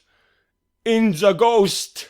At that moment, the clock on the mantelpiece gave its warning click, and the first stroke of 12 struck. The two managers shuddered. The perspiration streamed from their foreheads. The 12th stroke sounded strangely in their ears. When the clock stopped, they gave a sigh and rose from their chairs. I think we can go now, said Moncharmin. I think so. Richard agreed. Before we go, do you mind if I look in your pocket? But of course, mon ami. You must. Well? He asked, as Moncharmin was feeling at the pocket. Well, I can feel the pin. Of course, as you said, we can't be robbed without noticing it. But Moncharmin, whose hands were still fumbling, bellowed. I can feel the pin, but I can't feel the notes. Come, no joking, Moncharmin. This isn't the time for it. Well, feel for yourself. Richard tore off his coat. The two managers turned the pocket inside out. The pocket was empty. And the curious thing was that the pin remained stuck in the same place. Richard and Moncharmin turned pale. There was no longer any doubt about the witchcraft. The ghost, muttered Moncharmin, but Richard suddenly sprang upon his partner. No one but you has touched my pocket. Give me back my 20,000 francs. Give me back my 20,000 francs! On my soul, sighed Moncharmin, who was ready to swoon. On my soul, I swear that I haven't got it. Then somebody knocked at the door. Moncharmin opened it automatically, seemed hardly to recognize Mercier, his business manager, exchanged a few words with him without knowing what he was saying, and with an unconscious movement put the safety pin, for which he had no further use, into the hands of his bewildered subordinate. Chapter 18. The Commissary, the Viscount, and the Persian. The first words of the Commissary of Police on entering the manager's office were to ask after the missing prima donna. Is Christine Daaé here? Christine Daaé? Here? Echoed Richard. No, why? As for Moncharmin, he had not the strength left to utter a word. Richard repeated, for the commissary and the compact crowd which had followed him into the office observed an impressive silence. Why do you ask if Christine Daaé is here, Monsieur le Commissaire? Because she has to be found, declared the Commissary of Police solemnly. What do you mean? She has to be found? Has she disappeared? In the middle of the performance. In the middle of the performance? This is extraordinary. Isn't it? And what is quite as extraordinary is that you should first learn it from me. Yes? Said Richard, taking his head in his hands and muttering. What is this new business? Oh, it's enough to make a man send in his resignation. And he pulled a few hairs out of his moustache without even knowing what he was doing. He repeated. Yes, she was carried off in the prison act, at the moment when she was invoking the aid of angels. But I doubt if she was carried off by an angel. And I am sure that she was. Everybody looked round. A young man, pale and trembling with excitement, repeated, I am sure of it. Sure of what? Asked Millefoy. That Christine Daaé was carried off by an angel, Monsieur le Commissaire, and I can tell you his name. Ha! Monsieur le Vicomte de Chanier. So you maintain that Christine Daaé was carried off by an angel of the opera, no doubt? Yes, monsieur, by an angel of the opera, and I will tell you where he lives, when we are alone. You are right, monsieur. And the commissary of police, inviting Raoul to take a chair, cleared the room of all the rest, excepting the managers. Then Raoul spoke. Monsieur le Commissaire, the angel is called Erik, and he lives in the opera, and he is the angel of music. The angel of music? Really? That is very curious. The angel of music. And, turning to the managers, Monsieur Millefoy asked, Have you an angel of music on the premises, gentlemen? Richard and Moncharmin shook their heads without even speaking. Oh, said the Viscount. Those gentlemen have heard of the opera ghost. Well, I am in a position to state that the opera ghost and the angel of music are one and the same person, and his real name is Erik. Monsieur Millefoy rose and looked at Raoul attentively. I beg your pardon, monsieur, but is it your intention to make fun of the law? And if not, what is this all about the opera ghost? I say that these gentlemen have heard of him.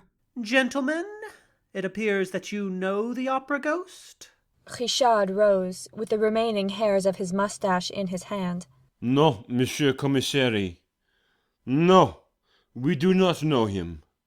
But we wish that we did, for this very evening he has robbed us of 20,000 francs. And Richard turned a terrible look on Moncharmin, which seemed to say, Give me back the 20,000 francs, or I'll tell the whole story.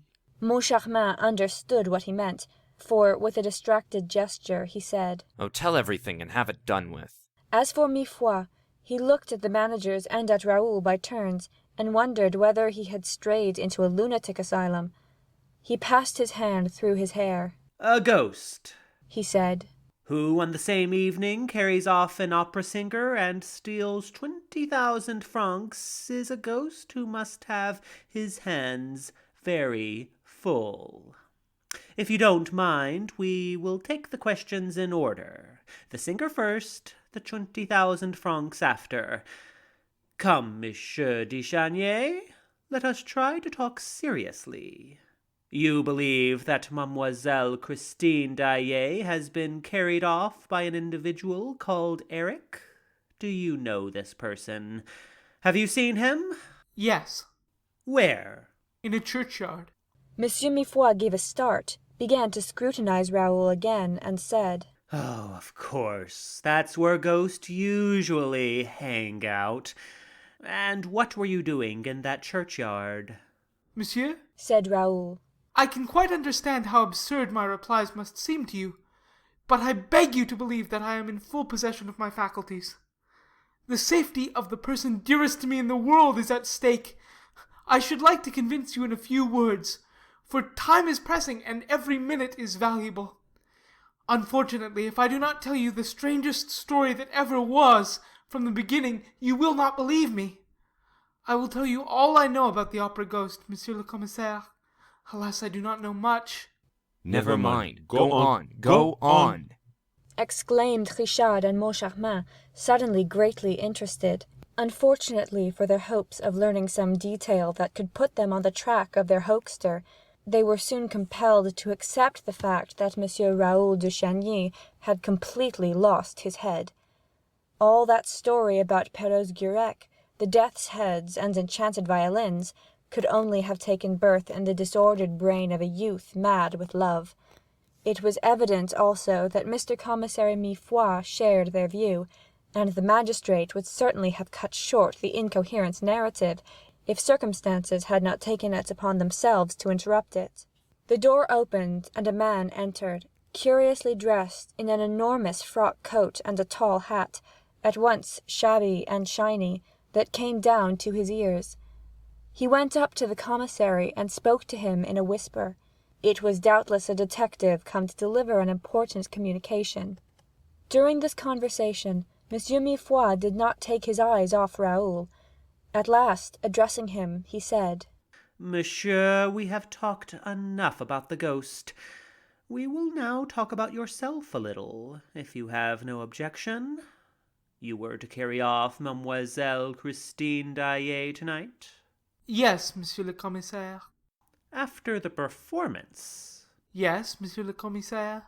All the arrangements were made? Yes, Monsieur le Commissaire. The carriage that brought you was to take you both away. There were fresh horses in readiness at every stage. That is true, Monsieur le Commissaire. And nevertheless, your carriage is still outside the rotunda, waiting your orders, is it not? Yes, Monsieur le Commissaire. Did you know that there were 3 other carriages there, in addition to yours? I did not pay the least attention. They were the carriages of Mademoiselle Sorelli, which could not find room in the Corps de l'Administration, of Carlotta, and of your brother, Monsieur le Comte de Chanier. Very likely.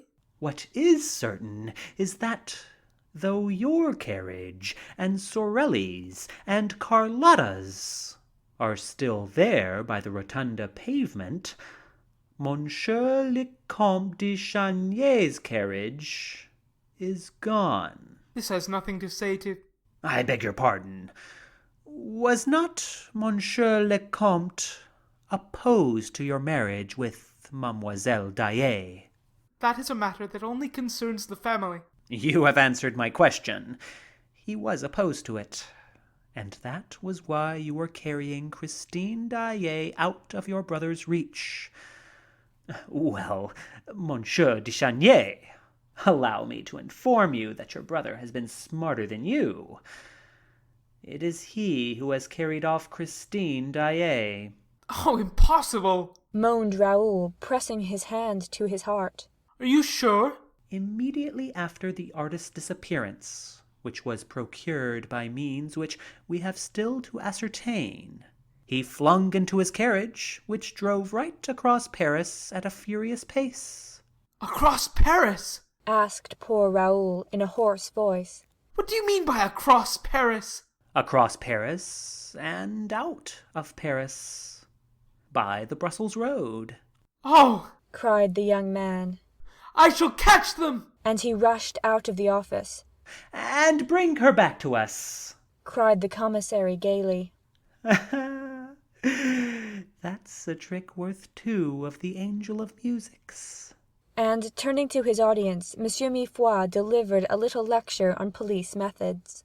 I don't know for a moment whether Monsieur le Comte de Chanier has really carried Christine Daaé off or not. But I want to know. And I believe that, at this moment, no one is more anxious to inform us than his brother. And now he is flying in pursuit of him.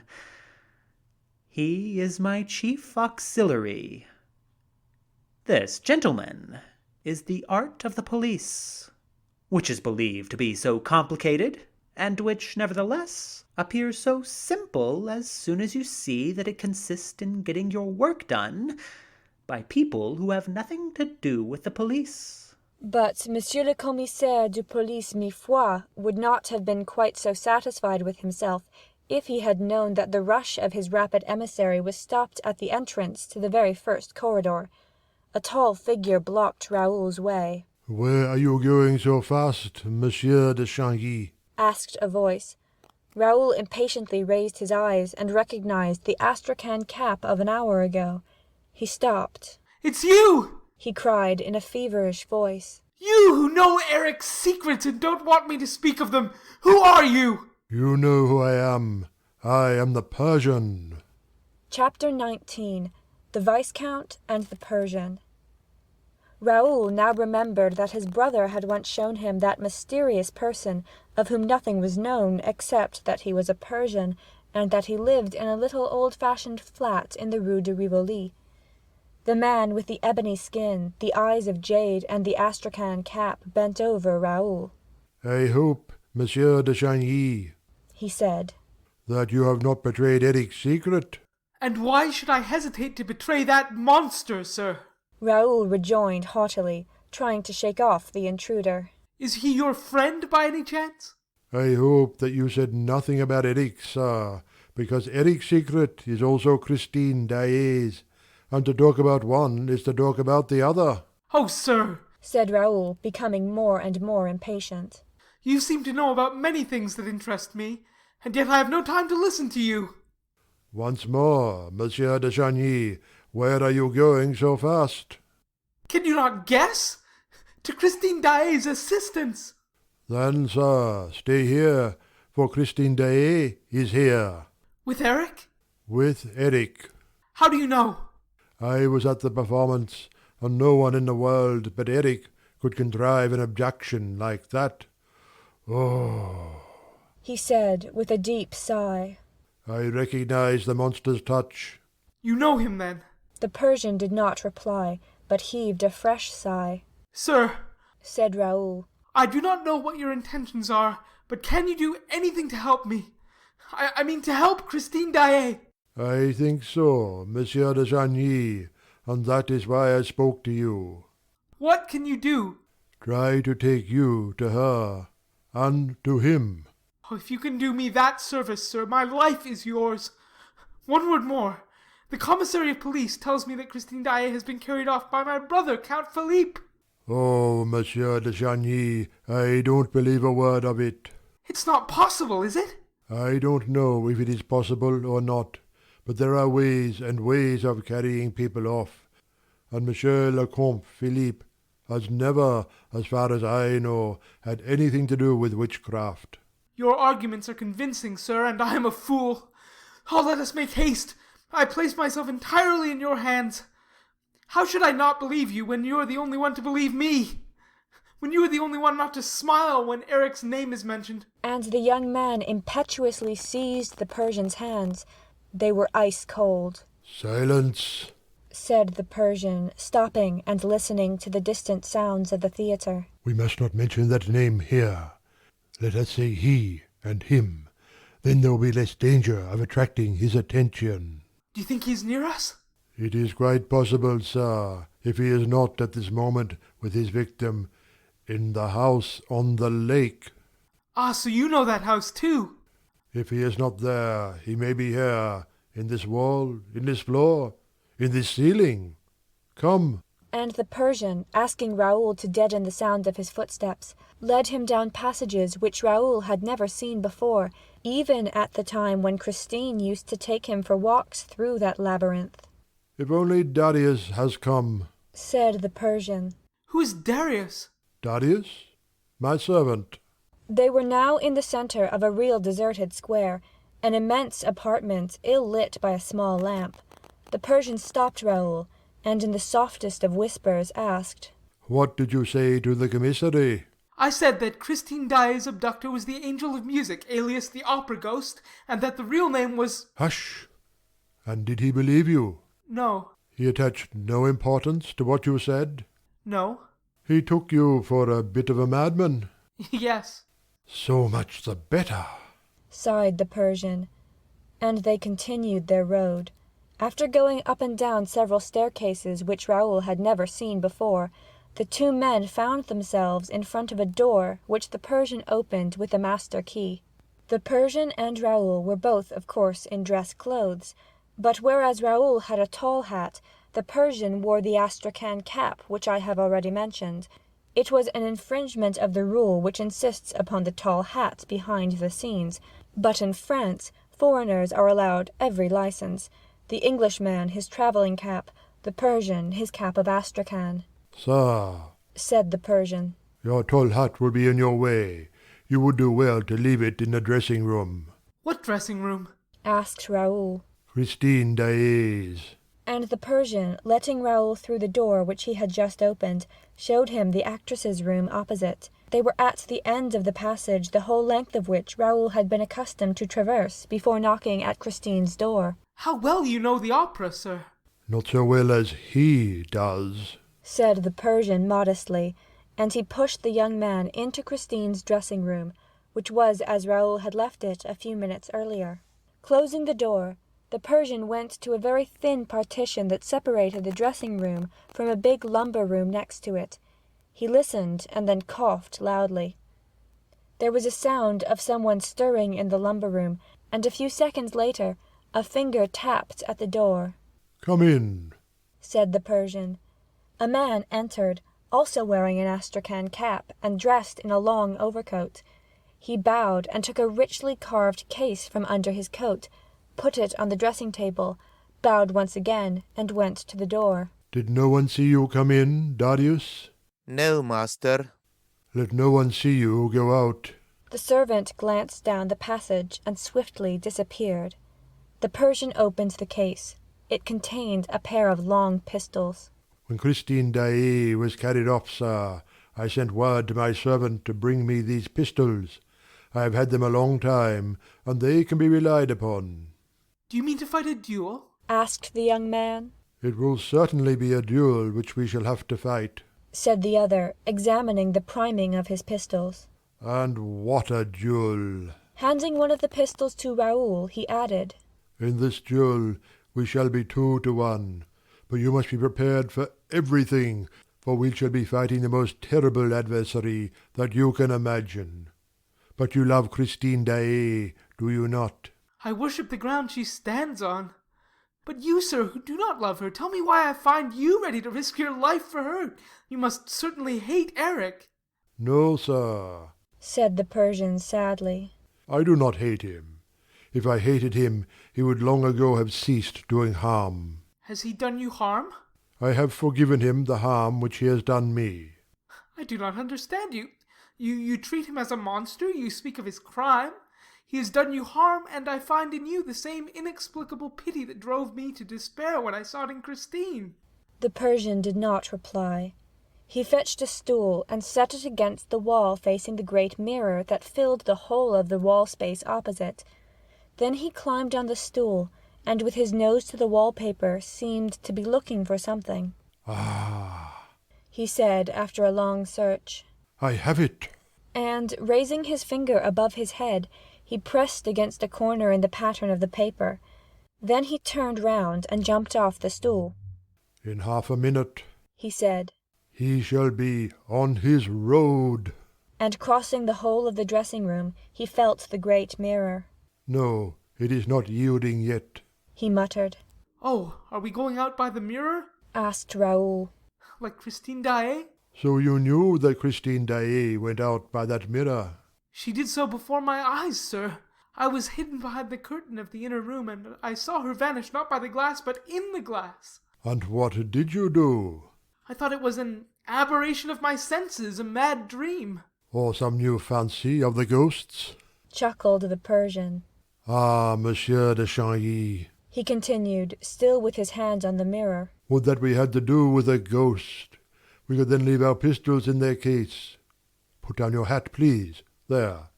And now cover your shirt front up as much as you can with your coat, as I am doing. Bring the lapels forward. Turn up the collar. We must make ourselves as invisible as possible." Bearing against the mirror, after a short silence, he said, "It takes some time to release the counterbalance, when you press on the spring from the inside of the room. It is different when you are behind the wall and can act directly on the counterbalance. Then the mirror turns at once, and is moved with incredible rapidity." What counterbalance? asked Raoul. "Why, the counterbalance that lifts the whole of this wall onto its pivot. You surely don't expect it to move of itself by enchantment. If you watch, you will see the mirror first rise an inch or two, and then shift an inch or two from left to right. It will then be on a pivot and will swing round." It's not turning, said Raoul impatiently. "Oh, wait. You have time enough to be impatient, sir. The mechanism has obviously become rusty, or else the spring isn't working. Unless it is something else, added the Persian anxiously. What? He may simply have cut the cord of the counterbalance and blocked the whole apparatus. Why should he? He does not know that we are coming this way.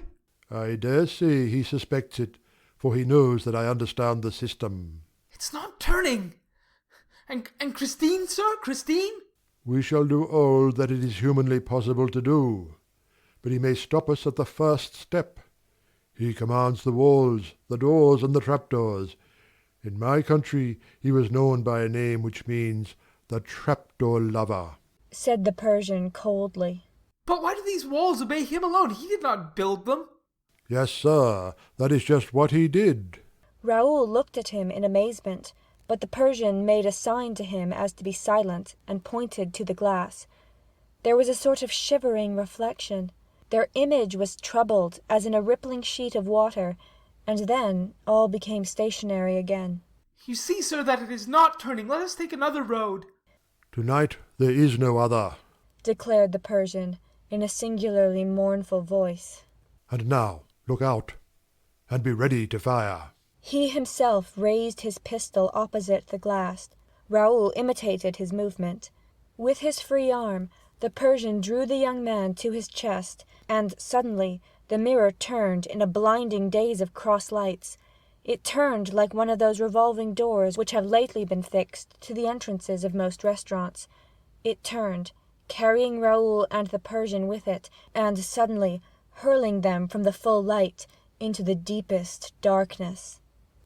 Chapter 20. In the Cellars of the Opera. Your hand high, ready to fire, repeated Raoul's companion quickly. The wall behind them, having completed the circle which it described upon itself, closed again, and the two men stood motionless for a moment, holding their breath. At last the Persian decided to make a movement, and Raoul heard him slip on his knees and feel for something in the dark with his groping hands. Suddenly the darkness was made visible to them by a small lantern, and Raoul instinctively stepped backwards as though to escape the scrutiny of a secret enemy. But then he perceived that the light belonged to the Persian, whose movements he was closely observing. A little red disc was turned in every direction, and Raoul saw that the floor, the walls, and the ceiling were all formed of planking.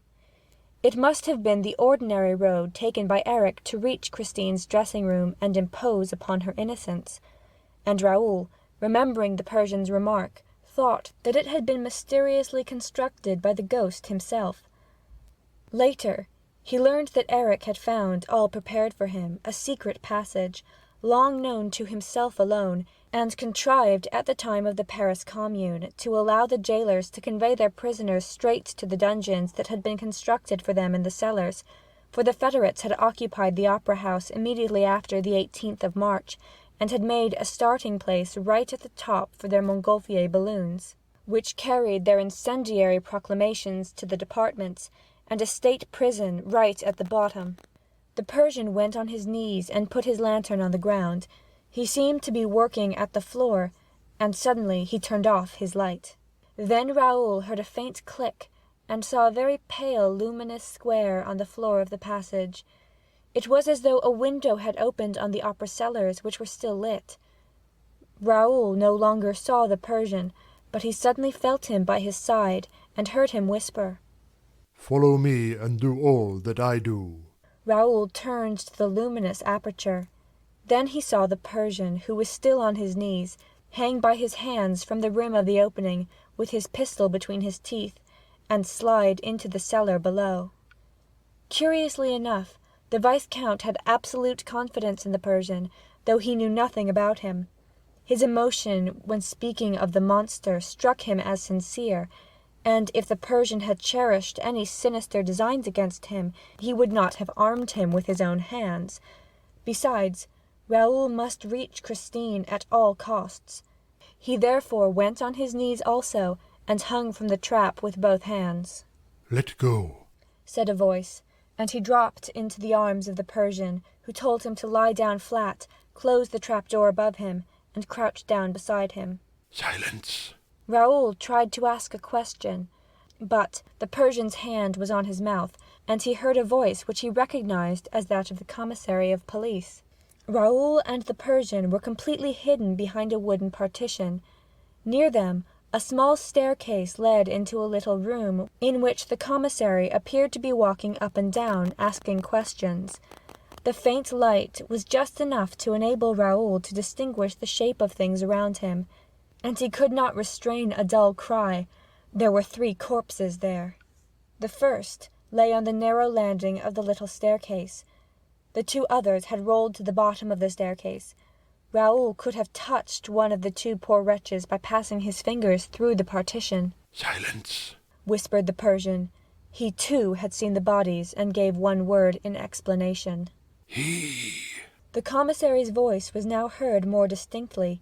He was asking for information about the system of lighting, which the stage manager supplied.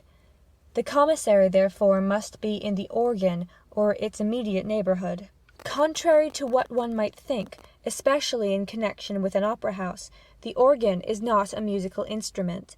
At that time, electricity was employed for a very few scenic effects and for the bells. The immense building and the stage itself were still lit by gas. Hydrogen was used to regulate and modify the lighting of a scene, and this was done by means of a special apparatus, which, because of the multiplicity of its pipes, was known as the organ. A box beside the prompter's box was reserved for the chief gasman, who from there gave his orders to his assistants and saw that they were executed. Mauclair stayed in this box during all the performances. But now Mauclair was not in his box, and his assistants not in their places. "Mauclair! Mauclair!" The stage manager's voice echoed through the cellars, but Mauclair did not reply. I have said that a door opened a little on a staircase that led to the second cellar. The commissary pushed it, but it resisted. "I say," he said to the stage manager. "I can't open this door. Is it always so difficult?" The stage manager forced it open with his shoulder. He saw that at the same time he was pushing a human body, and he could not keep back an exclamation, for he recognized the body at once. "Mauclair! Poor devil, he is dead!" But Mr. Commissary Mifroid, whom nothing surprised, was stooping over that big body. "No," he said. "He is dead drunk, which is not quite the same thing." "It's the first time, if so," said the stage manager. "Then someone has given him a narcotic. That is quite possible." Mifroid went down the steps and said, "Look." By the light of a little red lantern at the foot of the stairs, they saw 2 other bodies. The stage manager recognized Mauclair's assistants. Mifroid went down and listened to their breathing. "They are sound asleep," he said. "Very curious business. Some person unknown must have interfered with the gas man and his staff, and that person unknown was obviously working on behalf of the kidnapper. But what a funny idea, to kidnap a performer on the stage. Send for the doctor of the theater, please." And Mifroid repeated, "Curious, decidedly curious business." Then he turned to the little room, addressing the people whom Raoul and the Persian were unable to see from where they lay. "What do you say of all this, gentlemen? You are the only ones who have not given your views, and yet you must have an opinion of some sort." Thereupon Raoul and the Persian saw the startled faces of the joint managers appear above the landing, and they heard Moncharmin's excited voice. "There are things happening here, Mr. Commissary, which we are unable to explain." And the 2 faces disappeared. "Thank you for the information, gentlemen," said Mifroid with a jeer. But the stage manager, holding his chin in the hollow of his right hand, which is the attitude of profound thought, said, "It is not the first time that Mauclair has fallen asleep in the theatre. I remember finding him one evening, snoring in his little recess, with his snuff-box beside him." "Is that long ago?" asked Monsieur Mifroid, carefully wiping his eyeglasses. No, Not so very long ago. Wait a bit. It was the night... Of course, yes. It was the night when Carlotta, you know, Mr. Commissary, gave her famous coac. Really? The night when Carlotta gave her famous coac. And Monsieur Mifroid, replacing his gleaming glasses on his nose, fixed the stage manager with a contemplative stare. So Mauclair takes snuff, does he? He asked carelessly. Yes, Mr. Commissary. Look, there is his snuff-box on that little shelf. Oh, he's a great snuff-taker. So am I, said Mifroid, and put the snuff-box in his pocket. Raoul and the Persian, themselves unobserved, watched the removal of the three bodies by a number of scene-shifters, who were followed by the commissary and all the people with him. Their steps were heard for a few minutes on the stage above. When they were alone, the Persian made a sign to Raoul to stand up. Raoul did so, but as he did not lift his hand in front of his eyes ready to fire, the Persian told him to resume that attitude and to continue it, whatever happened. But it tires the hand unnecessarily, whispered Raoul. If I do fire, I shan't be sure of my aim. Then shift your pistol to the other hand, said the Persian. I can't shoot with my left hand. Thereupon the Persian made this queer reply, which certainly was not calculated to throw light into the young man's flurried brain. It is not a question of shooting with the right hand or the left. It's a question of holding one of your hands as though you were going to pull the trigger of a pistol with your arm bent. As for the pistol itself, when all is said, you can put that in your pocket. And he added, Let this be clearly understood, or I will answer for nothing. It is a matter of life and death. And now, silence, and follow me. The cellars of the opera are enormous, and they are 5 in number. Raoul followed the Persian and wondered what he would have done without his companion in that extraordinary labyrinth. They went down to the 3rd cellar, and their progress was still lit by some distant lamp. The lower they went, the more precautions the Persian seemed to take. He kept on turning to Raoul to see if he was holding his arm properly, showing him how he himself carried his hand as if always ready to fire, though the pistol was in his pocket. Suddenly, a loud voice made them stop. Someone above them shouted, All the door shutters on the stage! The commissary of police wants them! Steps were heard, and shadows glided through the darkness. The Persian drew Raoul behind a set-piece. They saw, passing before and above them, old men bent by age, and the past burden of opera scenery. Some could hardly drag themselves along. Others, from habit, with stooping bodies and outstretched hands, looked for doors to shut. They were the door-shutters, the old, worn-out scene-shifters, on whom a charitable management had taken pity, giving them the job of shutting doors above and below the stage. They went about incessantly, from top to bottom of the building, shutting the doors, and they were also called the draught expellers, at least at that time, for I have little doubt that by now they are all dead. Draughts are very bad for the voice, wherever they may come from. The 2 men might have stumbled over them, waking them up and provoking a request for explanations. For the moment, Monsieur Mifroid's inquiry saved them from any such unpleasant encounters. The Persian and Raoul welcomed this incident, which relieved them of inconvenient witnesses, for some of those door-shutters, having nothing else to do or nowhere to lay their heads, stayed at the opera, from idleness or necessity, and spent the night there. They were not left to enjoy their solitude for long. Other shades now came down by the same way which the door-shutters had gone up. Each of these shades carried a little lantern and moved it about, above, below, and all around, as though looking for something or somebody.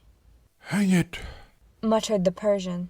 I don't know what they are looking for, but they might easily find us. Let us get away. Quick! Your hand up, sir, ready to fire. Bend your arm. More. That's it. Hand at the level of your eye, as though you are fighting a duel and waiting for the word to fire.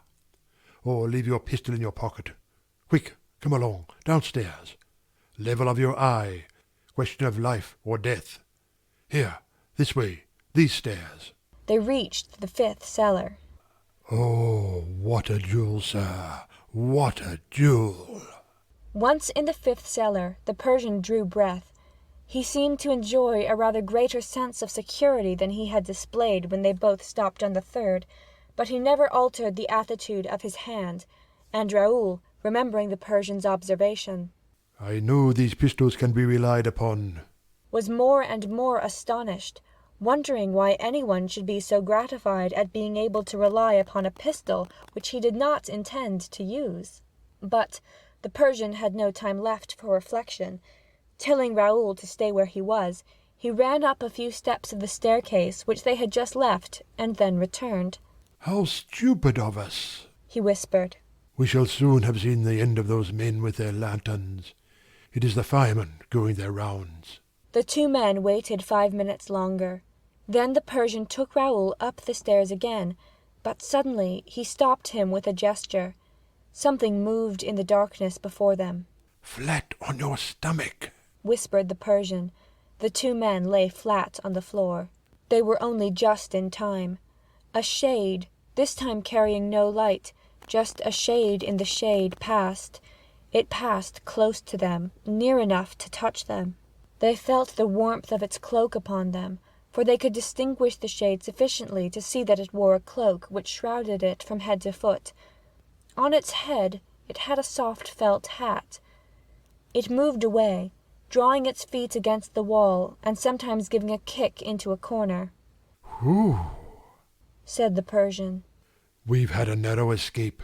That shade knows me, and has twice taken me to the manager's office." Is it someone belonging to the theatre police? asked Raoul. "It's someone much worse than that," replied the Persian, without giving any further explanation. It's not he. "He?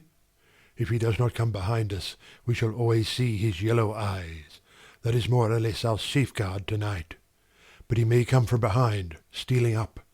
And we are dead men if we do not keep our hands as though about to fire, at the level of our eyes, in front."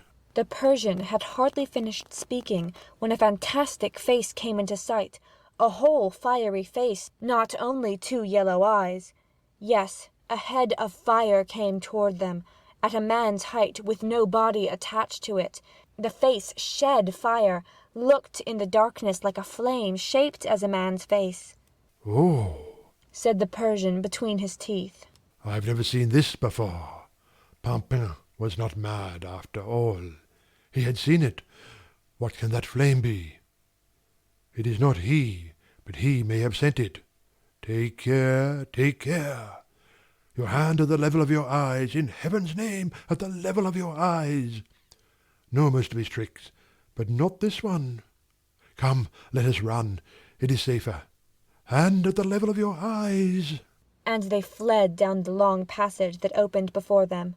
After a few seconds that seemed to them like long minutes, they stopped. "He doesn't often come this way," said the Persian. "This side has nothing to do with him. This side does not lead to the lake, nor to the house on the lake. But perhaps he knows we are at his heels, although I promised to leave him alone, and never to meddle in his business again." So saying, he turned his head, and Raoul also turned his head, and again they saw the head of fire behind their 2 heads. It had followed them, and it must have run also, and perhaps faster than they, for it seemed to be nearer to them. At the same time, they began to perceive a certain noise of which they could not guess the nature. They simply noticed that the sound seemed to move and to approach with the fiery face. It was a noise as though thousands of nails had been scraped against a blackboard, the perfectly unendurable noise that is sometimes made by a little stone inside the chalk that grates on the blackboard. They continued to retreat, but the fiery face came on, gaining on them. They could see its features clearly now. The eyes were round and staring, the nose a little crooked, and the mouth large, with a hanging lower lip, very like the eyes, nose, and lip of the moon, when the moon is quite red, bright red. How did that red moon manage to glide through the darkness at a man's height, with nothing to support it, at least apparently? And how did it go so fast, so straight ahead, with such staring, staring eyes? And what was that scratching, scraping, grating sound which it brought with it? The Persian and Raoul could retreat no farther, and flattened themselves against the wall, not knowing what was going to happen because of that incomprehensible head of fire, and especially now, because of the more intense, swarming, living, numerous sound, for the sound was certainly made up of hundreds of little sounds that moved in the darkness under the fiery face. And the face came on with its noise, came level with them. And the two companions, flat against their wall, felt their hair stand on end with horror, for they knew what the thousand noises meant. They came in a troop, hustled along in the shadow by innumerable little hurried waves, swifter than the waves that rush over the sands at high tide. Little night waves foaming under the moon, under the fiery head that was like a moon. And the little waves passed between their legs, climbing up their legs, irresistibly, and Raoul and the Persian could no longer restrain their cries of horror, dismay, and pain, nor could they continue to hold their hands at the level of their eyes. Their hands went down to their legs to push back the waves, which were full of little legs and nails and claws and teeth. Yes, Raoul and the Persian were ready to faint like Pampin the fireman. But the head of fire turned round in answer to their cries and spoke to them. Don't move. Don't move. Whatever you do, don't come after me. I am the rat catcher. Let me pass with my rat. And the head of fire disappeared, vanished in the darkness, while the passage in front of it lit up, as the result of the change which the rat-catcher had made in his dark lantern. Before, so as not to scare the rats in front of him, he had turned his dark lantern on himself, lighting up his own head. Now, to hasten their flight, he lit the dark space in front of them, and he jumped along, dragging with him the waves of scratching rats, all the thousand sounds. Raoul and the Persian breathed again, though still trembling. I should have remembered that Erik talked to me about the rat-catcher, said the Persian. But he never told me that he looked like that. And it's funny that I should never have met him before. Of course, Erik never comes to this part. Are we very far from the lake, sir? Asked Raoul. When shall we get there? Take me to the lake. Oh, take me to the lake. When we are at the lake, we will call out. Christine will hear us, and he will hear us too. And as you know him, we shall talk to him. Baby, said the Persian. We shall never enter the house on the lake, by the lake. I myself have never landed on the other bank, the bank on which the house stands. You have to cross the lake first, and it is well guarded. I fear that more than one of those men, old scene-shifters, old door-shutters, who have never been seen again, were simply tempted to cross the lake. It is terrible. I myself would have been nearly killed there, if the monster had not recognized me in time. One piece of advice, sir, never go near the lake. And above all, shut your ears if you hear the voice singing under the water, the siren's voice. But then, what are we here for? Asked Raoul in a transport of fever, impatience, and rage. If you can do nothing for Christine, at least let me die for her. The Persian tried to calm the young man. We have only one means of saving Christine Daaé, believe me, which is to enter the house unperceived by the monster. And is there any hope of that, sir? Ah, if I had not that hope, I would not have come to fetch you. And how can one enter the house on the lake without crossing the lake? From the third cellar from which we were so unluckily driven away. We will go back there now. I will tell you, said the Persian, with a sudden change in his voice. I will tell you the exact place, sir. It is between a set piece and a discarded scene from Roi de Lahore, exactly at the spot where Joseph Bouquet died. Come, sir, take courage and follow me. And hold your hand at the level of your eyes. But where are we? The Persian lit his lamp again and flung its rays down two enormous corridors that crossed each other at right angles. We must be, he said, in the part used more particularly for the waterworks. I see no fire coming from the furnaces. He went in front of Raoul, seeking his road, stopping abruptly when he was afraid of meeting some watermen. Then they had to protect themselves against the glow of a sort of underground forge, which the men were extinguishing, and at which Raoul recognized the demons whom Christine had seen at the time of her first captivity. In this way they gradually arrived beneath the huge cellars below the stage. They must at this time have been at the very bottom of the tub, and at an extremely great depth, when we remember that the earth was dug out at 50 feet below the water that lay under the whole of that part of Paris. The Persian touched a partition wall and said, "If I am not mistaken, this is a wall that might easily belong to the house on the lake." He was striking a partition wall of the tub, and perhaps it would be as well for the reader to know how the bottom and the partition walls of the tub were built. In order to prevent the water surrounding the building operations from remaining in immediate contact with the walls supporting the whole of the theatrical machinery, the architect was obliged to build a double case in every direction. The work of constructing this double case took a whole year. It was the wall of the first inner case that the Persian struck when speaking to Raoul of the house on the lake. To anyone understanding the architecture of the edifice, the Persian's action would seem to indicate that Erik's mysterious house had been built in the double case, formed of a thick wall constructed as an embankment or dam, then of a brick wall, a tremendous layer of cement, and another wall several yards in thickness. At the Persian's words, Raoul flung himself against the wall and listened eagerly, but he heard nothing except distant steps sounding on the floor of the upper portions of the theatre. The Persian darkened his lantern again. "Look out," he said.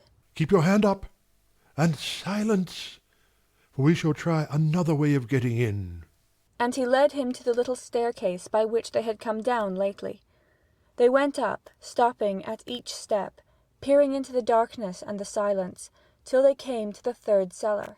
Here the Persian motioned Raoul to go on his knees, and in this way, crawling on both knees and one hand, for the other hand was held in the position indicated, they reached the end wall.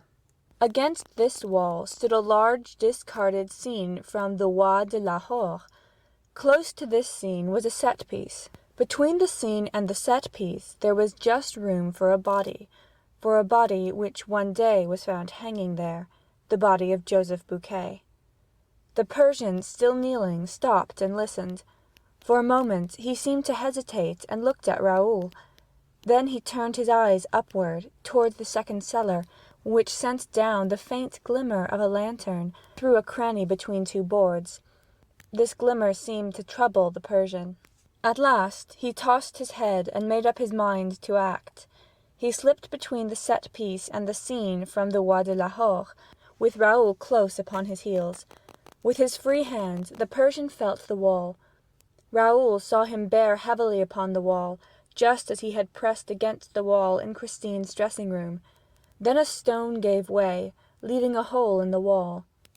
This time the Persian took his pistol from his pocket and made a sign to Raoul to do as he did. He cocked the pistol, and resolutely, still on his knees, he wiggled through the hole in the wall. Raoul, who had wished to pass first, had to be content to follow him. The hole was very narrow. The Persian stopped almost at once. Raoul heard him feeling the stones around him.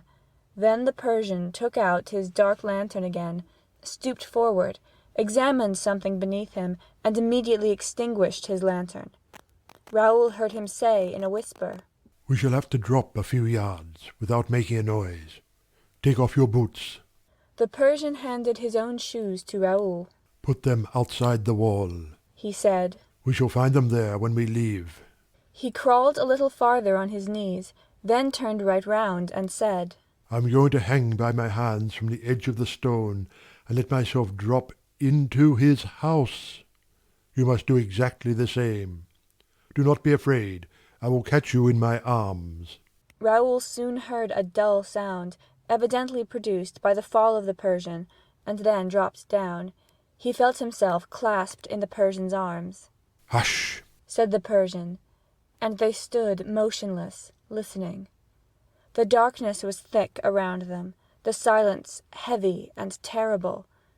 Then the Persian began to make play with the dark lantern again, turning the rays over their heads, looking for the hole through which they had come, and failing to find it. "Oh," he said, The stone has closed of itself. And the light of the lantern swept down the wall and over the floor. The Persian stooped and picked up something, a sort of cord, which he examined for a second and flung away with horror. The Punjab-lasso, he muttered.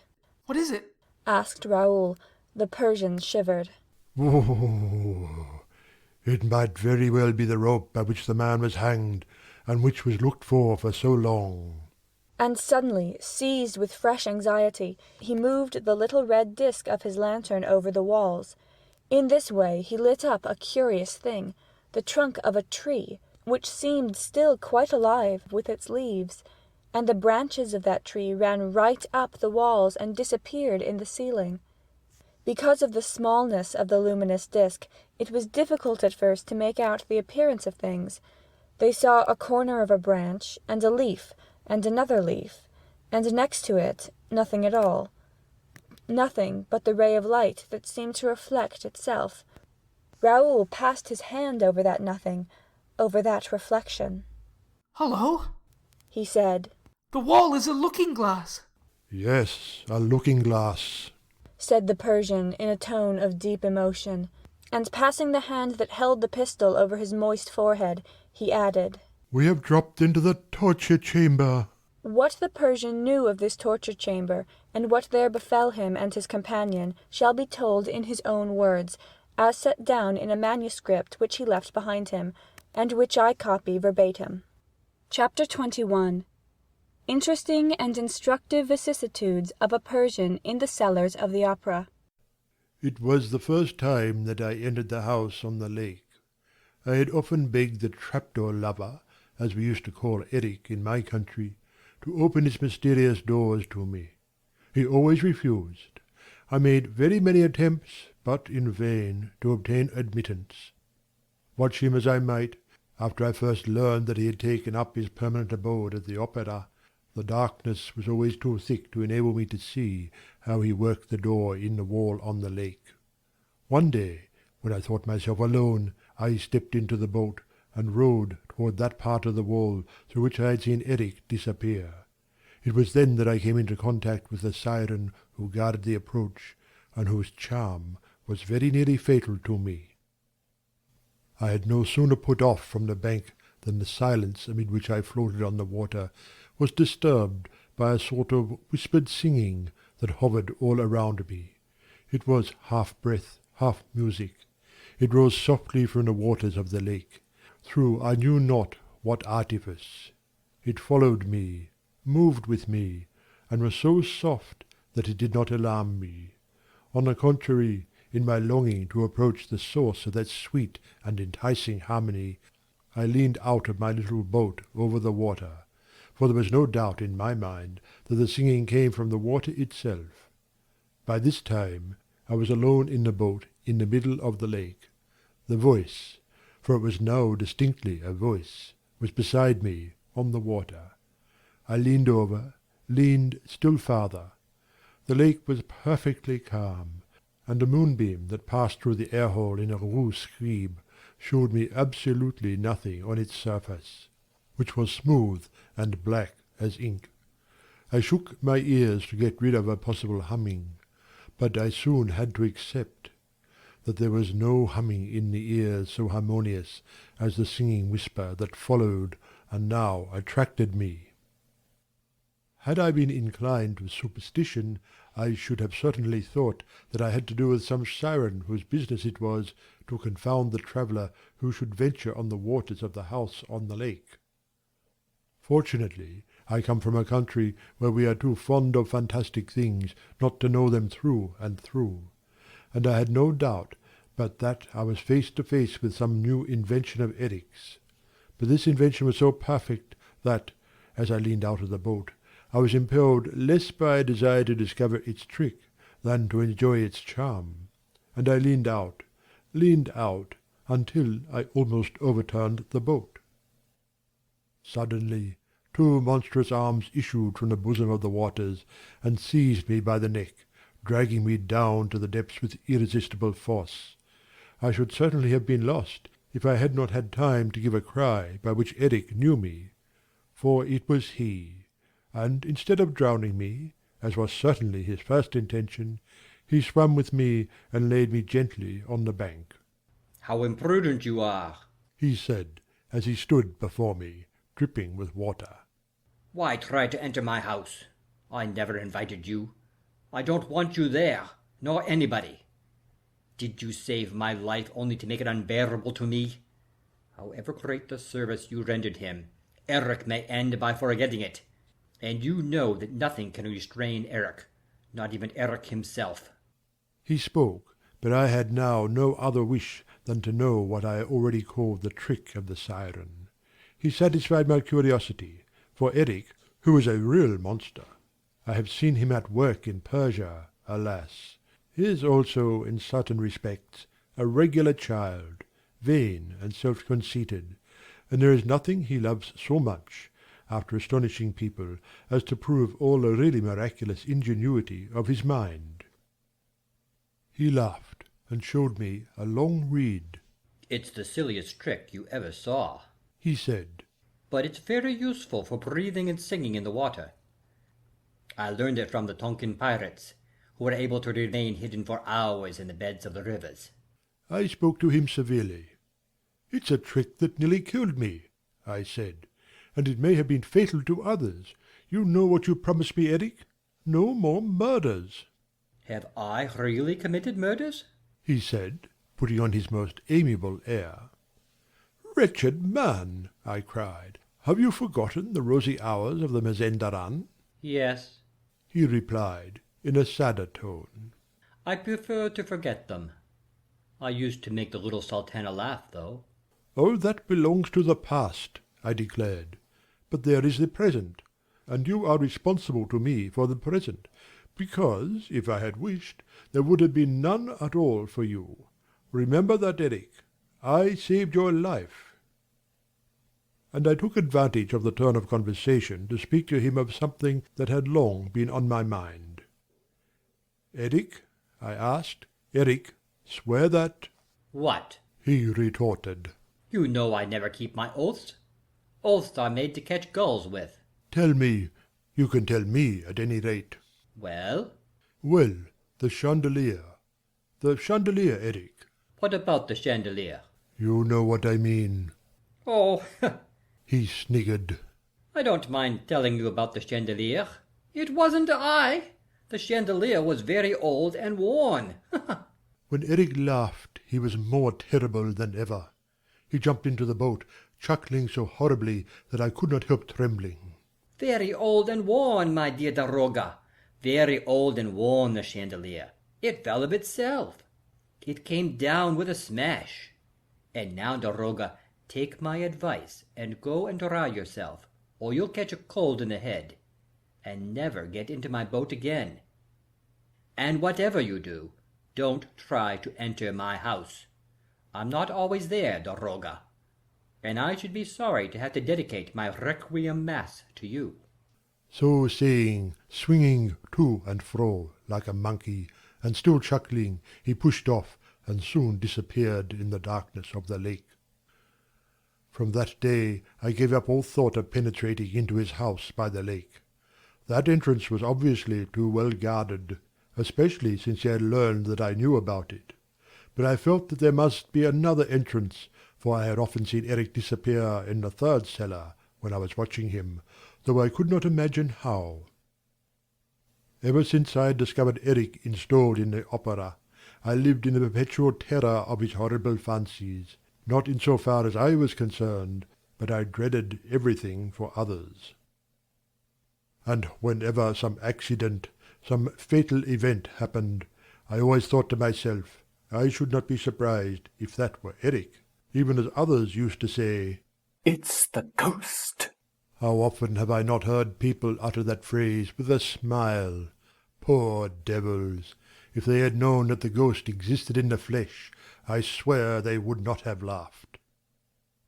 Although Erik announced to me very solemnly that he had changed, and that he had become the most virtuous of men since he was loved for himself, a sentence that at first perplexed me most terribly, I could not help shuddering when I thought of the monster, his horrible, unparalleled and repulsive ugliness put him without the pale of humanity, and it often seemed to me that for this reason he no longer believed that he had any duty toward the human race.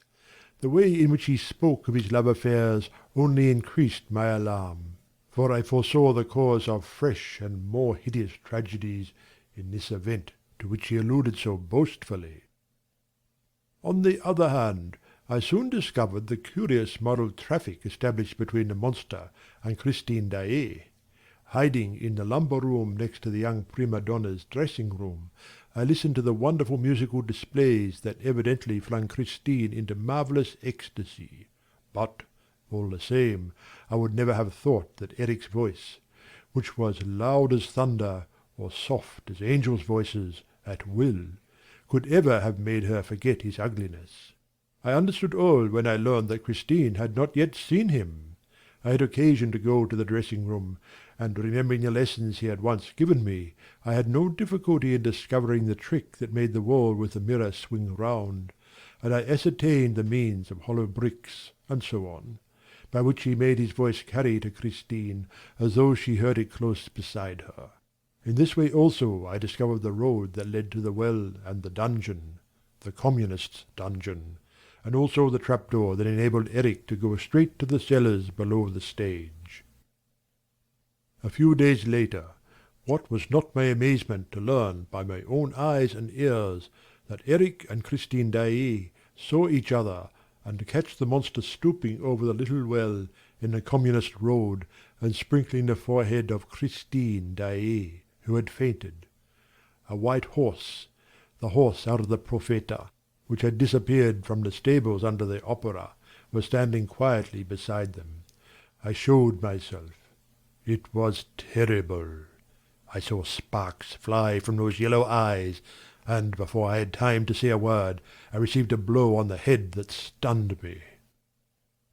When I came to myself, Erik, Christine, and the white horse had disappeared.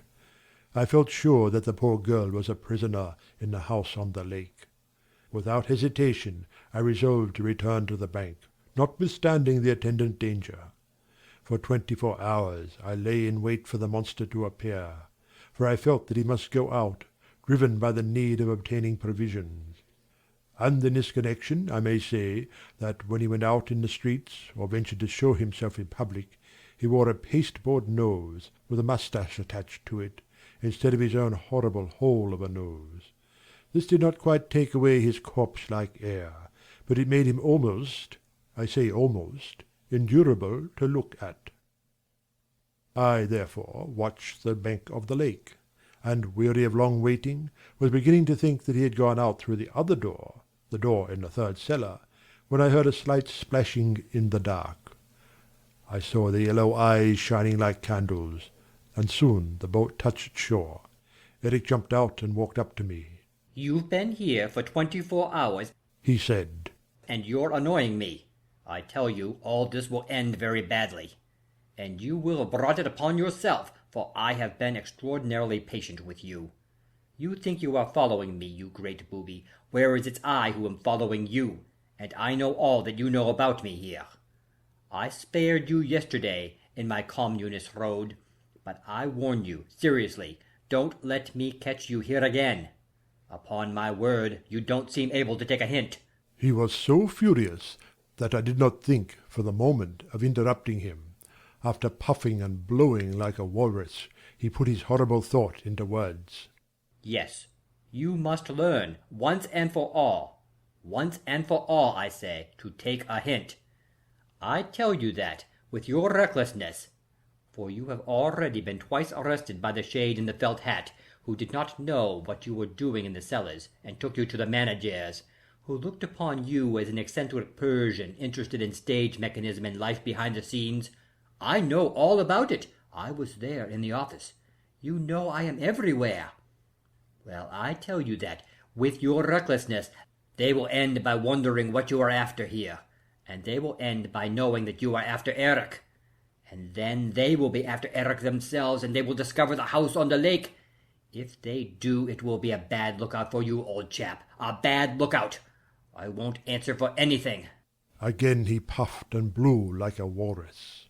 I won't answer for anything. If Erik's secret ceased to be Erik's secret, it will be a bad lookout for a goodly number of the human race. That's all I have to tell you, and unless you are a great booby, it ought to be enough for you. Except that you don't know how to take a hint. He had sat down on the stern of his boat, and was kicking his heels against the planks, waiting to hear what I had to answer. I simply said, "It's not Erik that I'm after here." Who then? "You know as well as I do. It's Christine Daaé," I answered. He retorted, I have every right to see her in my own house. I am loved for my own sake. "That's not true," I said. "You have carried her off, and are keeping her locked up." Listen, he said. Will you promise never to meddle in my affairs again, if I prove to you that I am loved for my own sake? "Yes, I promise you," I replied, without hesitation, for I felt convinced that for such a monster the proof was impossible. Well then, it's quite simple. Christine Daaé shall leave this as she pleases, and come back again. Yes, come back again because she wishes. Come back of herself, because she loves me for myself. "Oh, I doubt if she will come back. But it is your duty to let her go." He beat time with his heels on the planks of the boat and sang, Kyrie, Kyrie, Kyrie eleison. Wait till you hear that mass. "Look here," I said. "I shall believe you if I see Christine Daaé come out of the house on the lake and go back to it of her own accord." And you won't meddle any more in my affairs? "No." Very well. You shall see that tonight. Come to the masked ball. Christine and I will go and have a look round. Then you can hide in the lumber room, and you shall see Christine, who will have gone to her dressing room, delighted to come back by the Communist road. And now be off, for I must go and do some shopping." To my intense astonishment, things happened as he had announced. Christine Daaé left the house on the lake and returned to it several times, without apparently being forced to do so. It was very difficult for me to clear my mind of Erik. However, I resolved to be extremely prudent, and did not make the mistake of returning to the shore of the lake, or of going by the Communists' road. But the idea of the secret entrance in the third cellar haunted me, and I repeatedly went and waited for hours behind a screen from the Roi de Lahore, which had been left there for some reason or other. At last my patience was rewarded. One day I saw the monster come toward me on his knees. I was certain that he could not see me. He passed between the scene behind which I stood and a set piece, went to the wall, and pressed on a spring which moved a stone and afforded him an ingress. He passed through this, and the stone closed behind him. I waited for at least 30 minutes, and then pressed the spring in my turn. Everything happened as with Erik, but I was careful not to go through the hole myself, for I knew that Erik was inside. On the other hand, the idea that I might be caught by Erik suddenly made me think of the death of Joseph Bouquet. I did not wish to jeopardize the advantages of so great a discovery, which might be useful to many people. To a goodly number of the human race, in Erik's words, and I left the cellars of the opera after carefully replacing the stone. I continued to be greatly interested in the relations between Erik and Christine Daaé, not from any morbid curiosity, but because of the terrible thought which obsessed my mind that Erik was capable of anything if he once discovered that he was not loved for his own sake, as he imagined. I continued to wander, very cautiously, about the opera, and soon learned the truth about the monster's dreary love affair. He filled Christine's mind through the terror with which he inspired her, but the dear child's heart belonged wholly to the Vicomte Raoul de Changy. While they played about, like an innocent engaged couple, on the upper floors of the opera, to avoid the monster, they little suspected that someone was watching over them. I was prepared to do anything, to kill the monster if necessary, and to explain to the police afterward. But Erik did not show himself, and I felt none the more comfortable for that. I must explain my whole plan. I thought that the monster, being driven from his house by jealousy, would thus enable me to enter it without danger through the passage in the third cellar. It was important, for everybody's sake, that I should know exactly what was inside. One day, tired of waiting for an opportunity, I moved the stone, and at once heard an astounding music.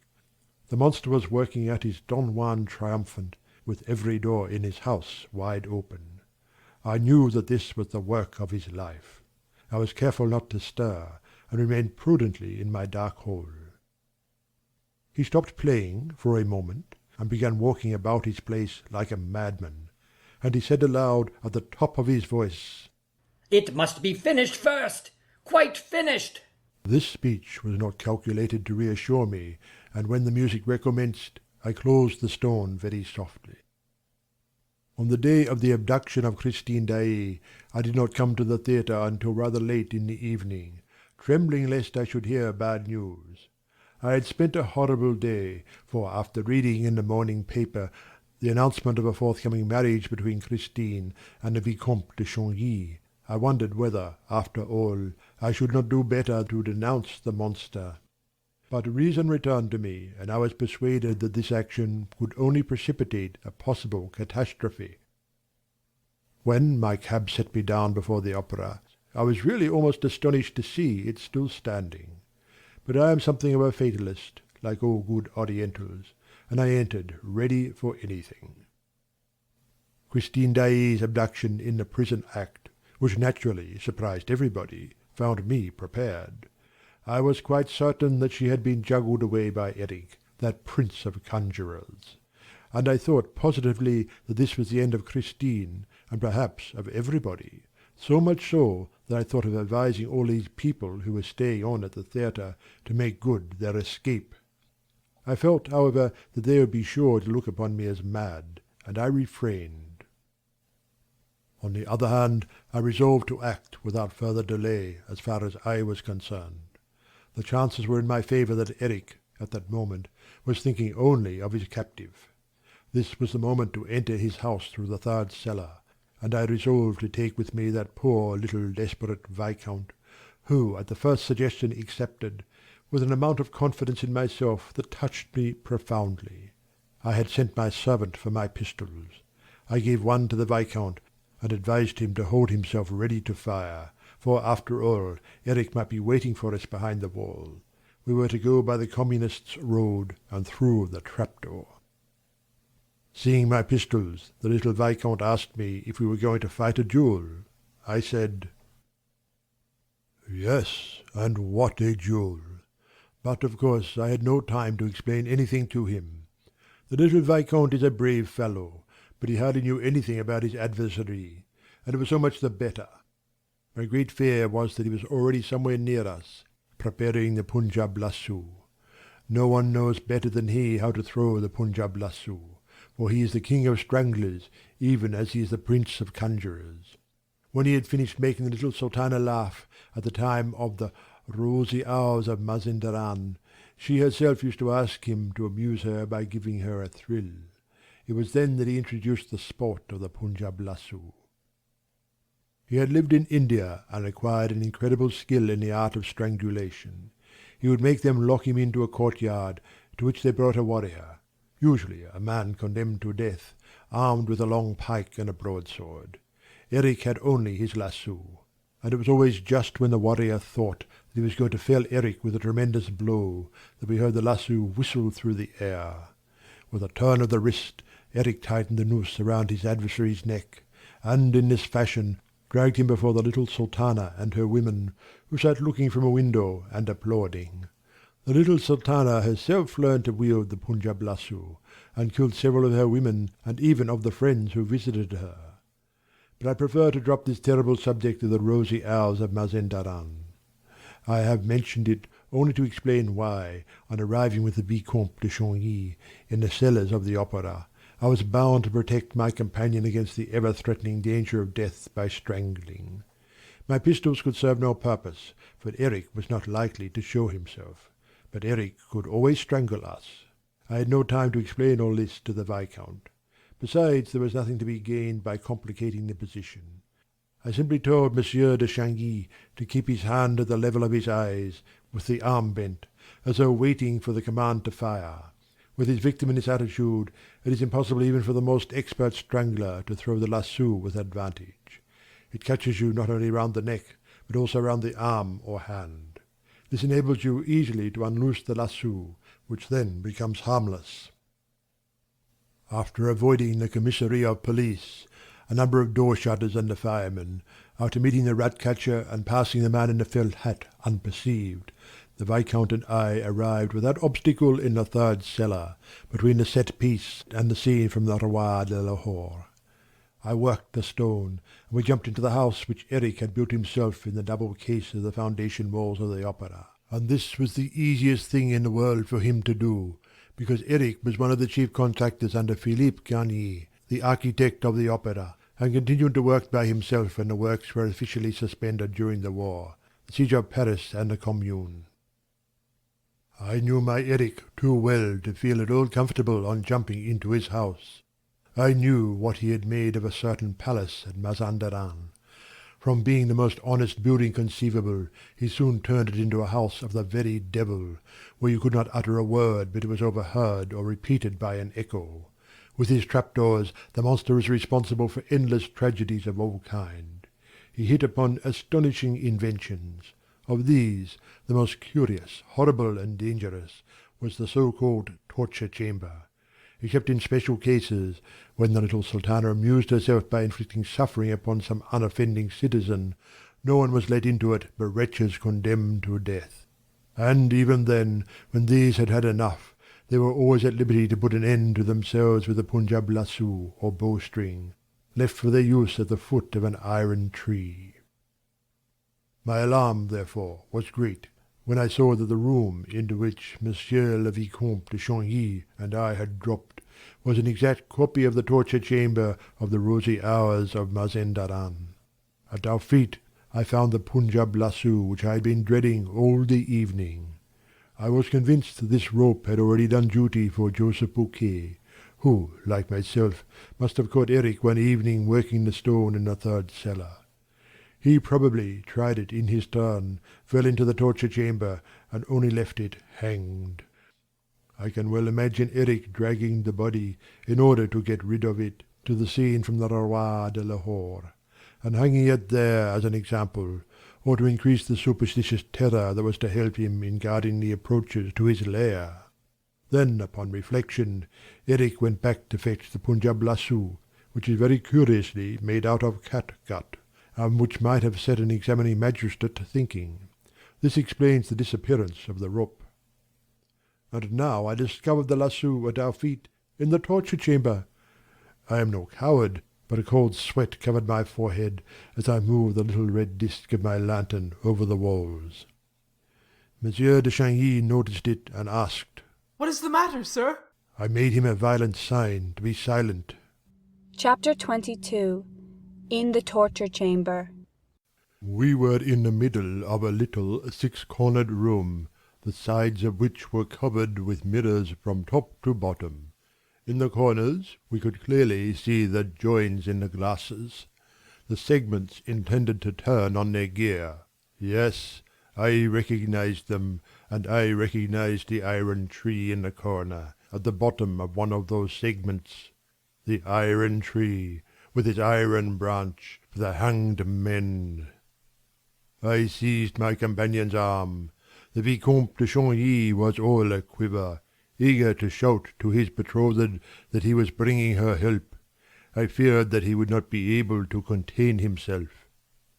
Suddenly we heard a noise on our left. It sounded at first like a door opening and shutting in the next room, and then there was a dull moan. I clutched Monsieur de Chagny's arm more firmly still, and then we distinctly heard these words. I recognized the voice of the monster. There was another moan, followed by a long silence. I was persuaded by now that the monster was unaware of our presence in his house, for otherwise he would certainly have managed not to let us hear him. He would only have had to close the little invisible window through which the torture lovers looked down into the torture chamber. Besides, I was certain that, if he had known of our presence, the tortures would have begun at once. The important thing was not to let him know, and I dreaded nothing so much as the impulsiveness of the Vicomte de Chagny, who wanted to rush through the walls to Christine Daaé, whose moans we continued to hear at intervals. The Requiem Mass is not at all gay, Erik's voice resumed. Whereas the Wedding Mass, you can take my word for it, is magnificent. You must take a resolution and know your own mind. You can't go on living like this, like a mole in a burrow. Don Juan Triumphant is finished, and now I want to live like everybody else. I want to have a wife like everybody else, and to take her out on Sundays. I have invented a mask that makes me look like anybody. People will not even turn around in the streets. You will be the happiest of women, and we will sing all by ourselves till we swoon away with delight. You are crying. You are afraid of me, and yet I am not really wicked. Love me, and you shall see. All I wanted was to be loved for myself. If you loved me, I should be as gentle as a lamb, and you could do anything with me that you pleased. Soon the moans which accompanied this sort of love's litany increased and increased. I have never heard anything more despairing, and Monsieur de Chagny and I recognized that this terrible lamentation came from Erik himself. Christine seemed to be standing dumb with horror, without the strength to cry out, while the monster was on his knees before her. 3 times over Erik fiercely bewailed his fate. You don't love me! You don't love me! You don't love me! And then, more gently, Why do you cry? You know it gives me pain to see you cry. a silence. Each silence gave us fresh hope. We said to ourselves, Perhaps he has left Christine behind the wall. And we thought only of the possibility of warning Christine Daaé of our presence, unknown to the monster. We were unable to leave the torture chamber now, unless Christine opened the door to us, and it was only on this condition that we could hope to help her, for we did not even know where the door might be. Suddenly the silence in the next room was disturbed by the ringing of an electric bell. There was a bound on the other side of the wall, and Erik's voice of thunder. Someone is ringing. Walk in, please. A sinister chuckle. Who has come bothering now? Wait for me here. I am going to tell the siren to open the door. Steps moved away. A door closed. I had no time to think of the fresh horror that was preparing. I forgot that the monster was only going out, perhaps to perpetuate a fresh crime. I understood but one thing. Christine was alone behind the wall. The Vicomte de Chagny was already calling to her. Christine! Christine! And we could hear what was said in the next room. There was no reason why my companion should not be heard in his turn. Nevertheless, the Viscount had to repeat his cry time after time. At last, a faint voice reached us. I am dreaming, It said. Christine! Christine, it is I, Raoul! A silence. But answer me, Christine, in heaven's name! If you are alone, answer me! Then Christine's voice whispered Raoul's name. Yes! Yes, it is I! It is not a dream! Christine, trust me. We're here to save you, but be prudent. When you hear the monster, warn us! Then Christine gave way to fear. She trembled lest Erik should discover where Raoul was hidden. She told us, in a few hurried words, that Erik had gone quite mad with love, and that he had decided to kill everybody and himself with everybody if she did not consent to become his wife. He had given her till 11 o'clock the next evening for reflection. It was the last respite. She must choose, as he said, between the wedding mass and the requiem. And Erik had then uttered a phrase which Christine did not quite understand. Yes or no? If your answer is no, everybody will be dead and buried. But I understood the sentence perfectly, for it corresponded in a terrible manner with my own dreadful thought. "Can you tell us where Erik is?" I asked. She replied that he must have left the house. "Could you make sure?" No, I am fastened. I cannot stir a limb. When we heard this, Monsieur de Chagny and I gave a yell of fury. Our safety, the safety of all three of us, depended on the girl's liberty of movement. Where are you? Asked Christine. There are only 2 doors in my room. The Louis Philippe room, of which I told you, Raoul. A door through which Erik comes and goes, and another which he has never opened before me, and which he has forbidden me ever to go through, because he says it is the most dangerous of the doors. The door to the torture chamber. Christine, that is where we are! You are in the torture chamber. Yes, but we cannot see the door. Oh, if only I could drag myself so far. I would knock at the door and tell you where it is. Is it a door with a lock to it? I asked. Yes, with a lock. Mademoiselle, I said, it is absolutely necessary that you should open that door to us. But how? Added the poor girl tearfully. We heard her straining, trying to free herself from the bonds that held her. I know where the key is, she said, in a voice that seemed exhausted by the effort she had made. But I am fastened so tight. Oh, the wretch! And she gave a sob. Where is the key? I asked, signing to Monsieur de Chagny not to speak, and to leave the business to me, for we had not a moment to lose. In the next room near the organ, with another little bronze key, which he has also forbade me to touch. They are both in the little leather bag, which he calls the bag of life and death. Raoul, Raoul, fly! Everything is so mysterious and terrible here, and Erik will soon have gone mad, and you are in the torture chamber. Go back to where you came. There must be a reason why the room is called by that name. Christine, said the young man, we will go from here together or die together. We must keep cool, I whispered. Why has he fastened you, mademoiselle? You can't escape from his house, and he knows it. I tried to commit suicide. The monster went out last night, after carrying me here, fainted and half chloroformed. He was going to his banker, so he said. When he returned, he found me with my face covered with blood. I had tried to kill myself by striking my forehead against the walls. Christine! Groaned Raoul, and he began to sob. Then he bound me. I am not allowed to die until 11 o'clock tomorrow evening. Mademoiselle, I declared, the monster bound you, and he shall unbind you. You have only to play the necessary part. Remember that he loves you. Alas! We heard. Am I likely to forget it? Remember it, and smile to him. Entreat him. Tell him that your bonds hurt you. But Christine Daaé said, Hush! I hear something in the wall on the lake. It is he! Go away! Go away! Go away! We could not go away even if we wanted to, I said, as impressively as I could. We cannot leave this, and we are in the torture chamber. Hush! Whispered Christine again. Heavy steps sounded slowly behind the wall, then stopped and made the floor creak once more. Then came a tremendous sigh, followed by a cry of horror from Christine, and we heard Erik's voice. I beg your pardon for letting you see a face like this. What a state I am I not? It's the other one's fault. Did he ring? Why did he ring?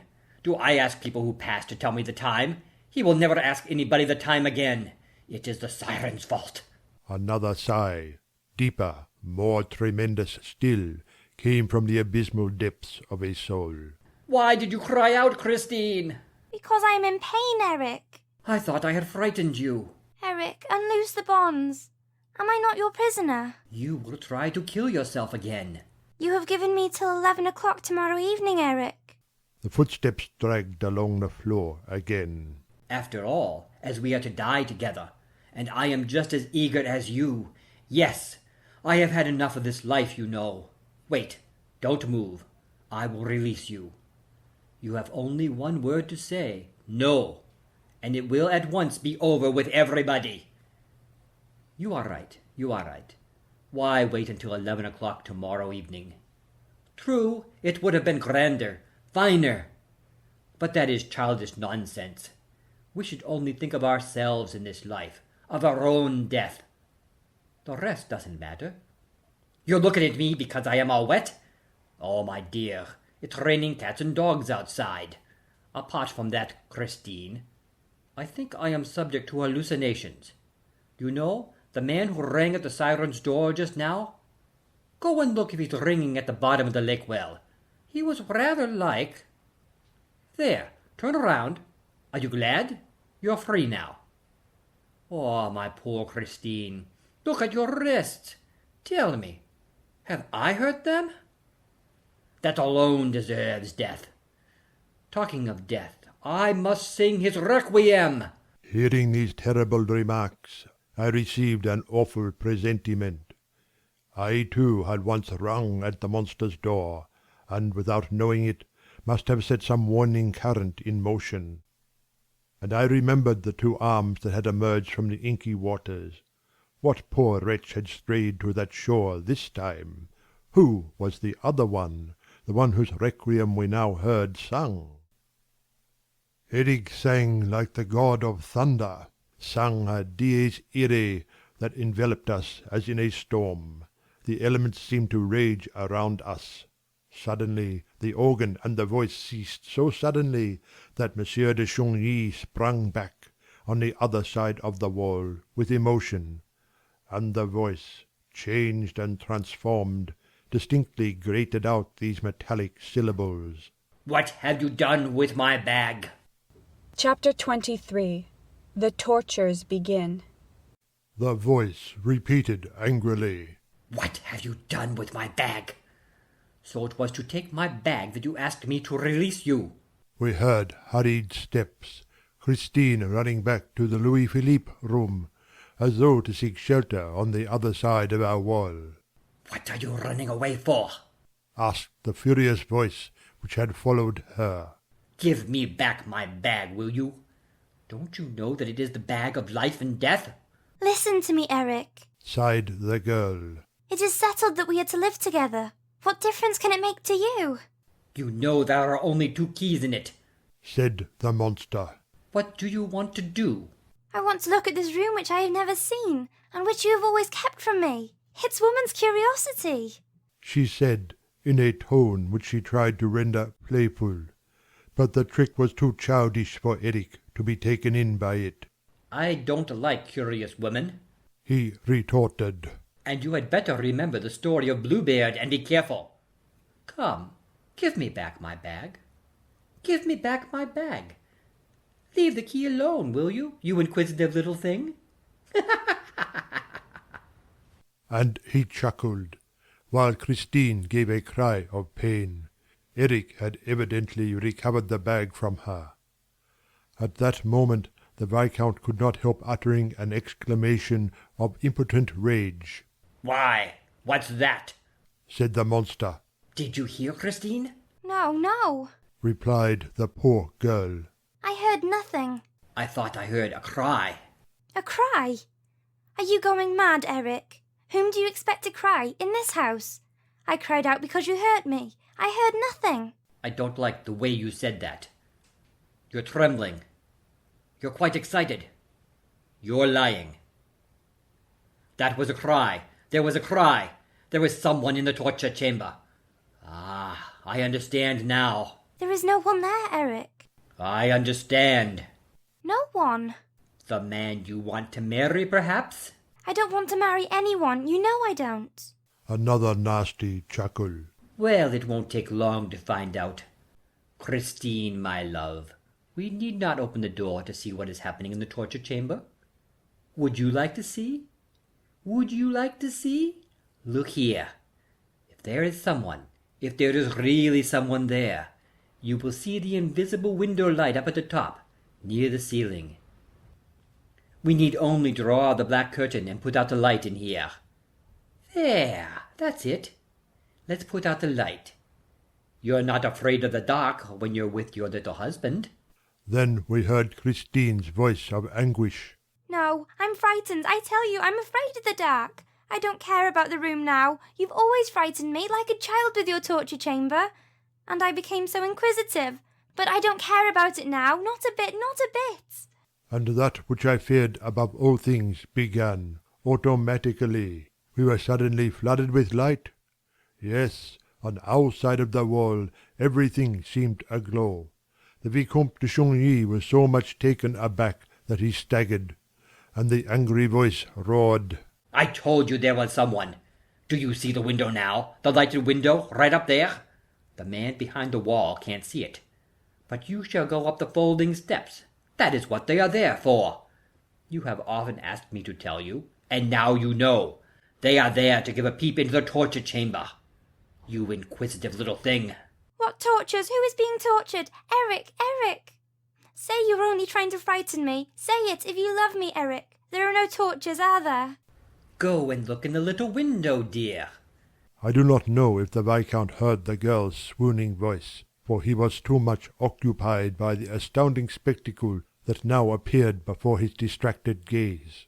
As for me, I had seen that sight too often through the little window at the time of the rosy hours of Mazenderan, and I cared only for what was being said next door, seeking for a hint how to act, what resolution to take. Go and peep through the little window. Tell me what he looks like. We heard the steps being dragged against the wall. Up with you.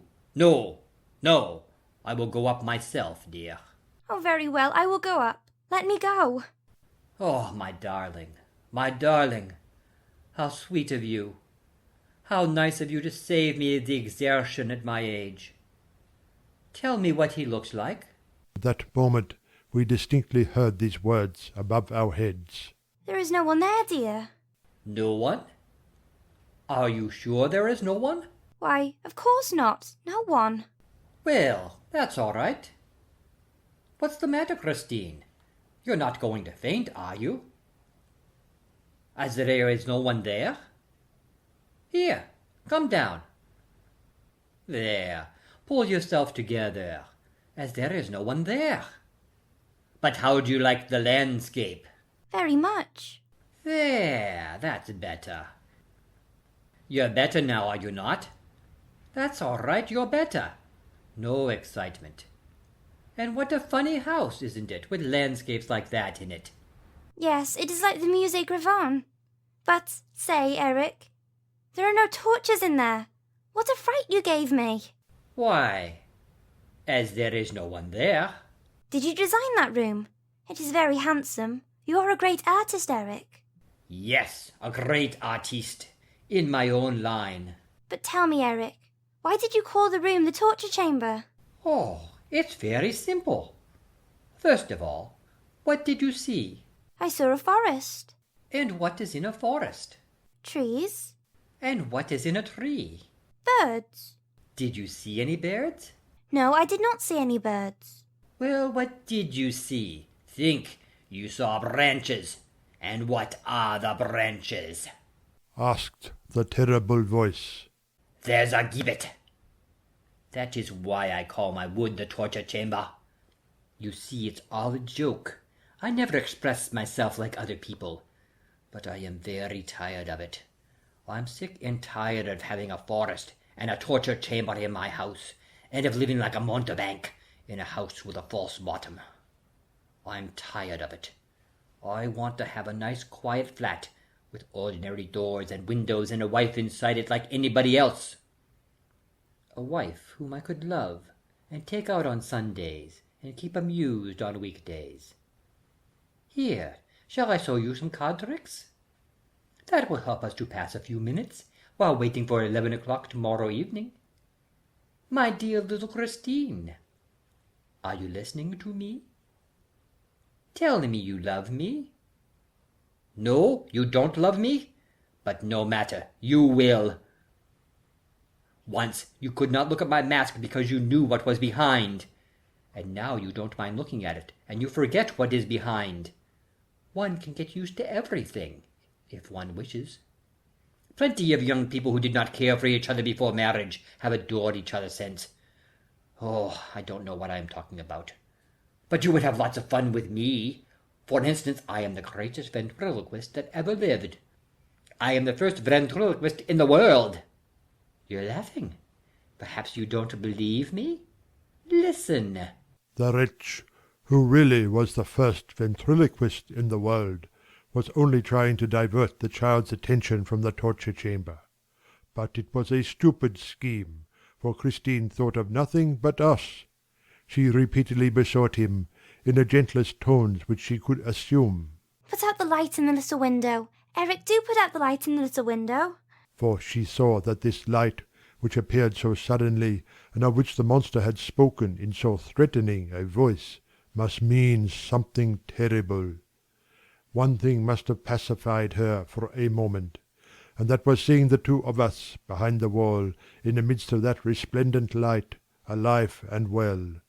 But she certainly would have felt much easier if the light had been put out. Meanwhile the other had already begun to play the ventriloquist.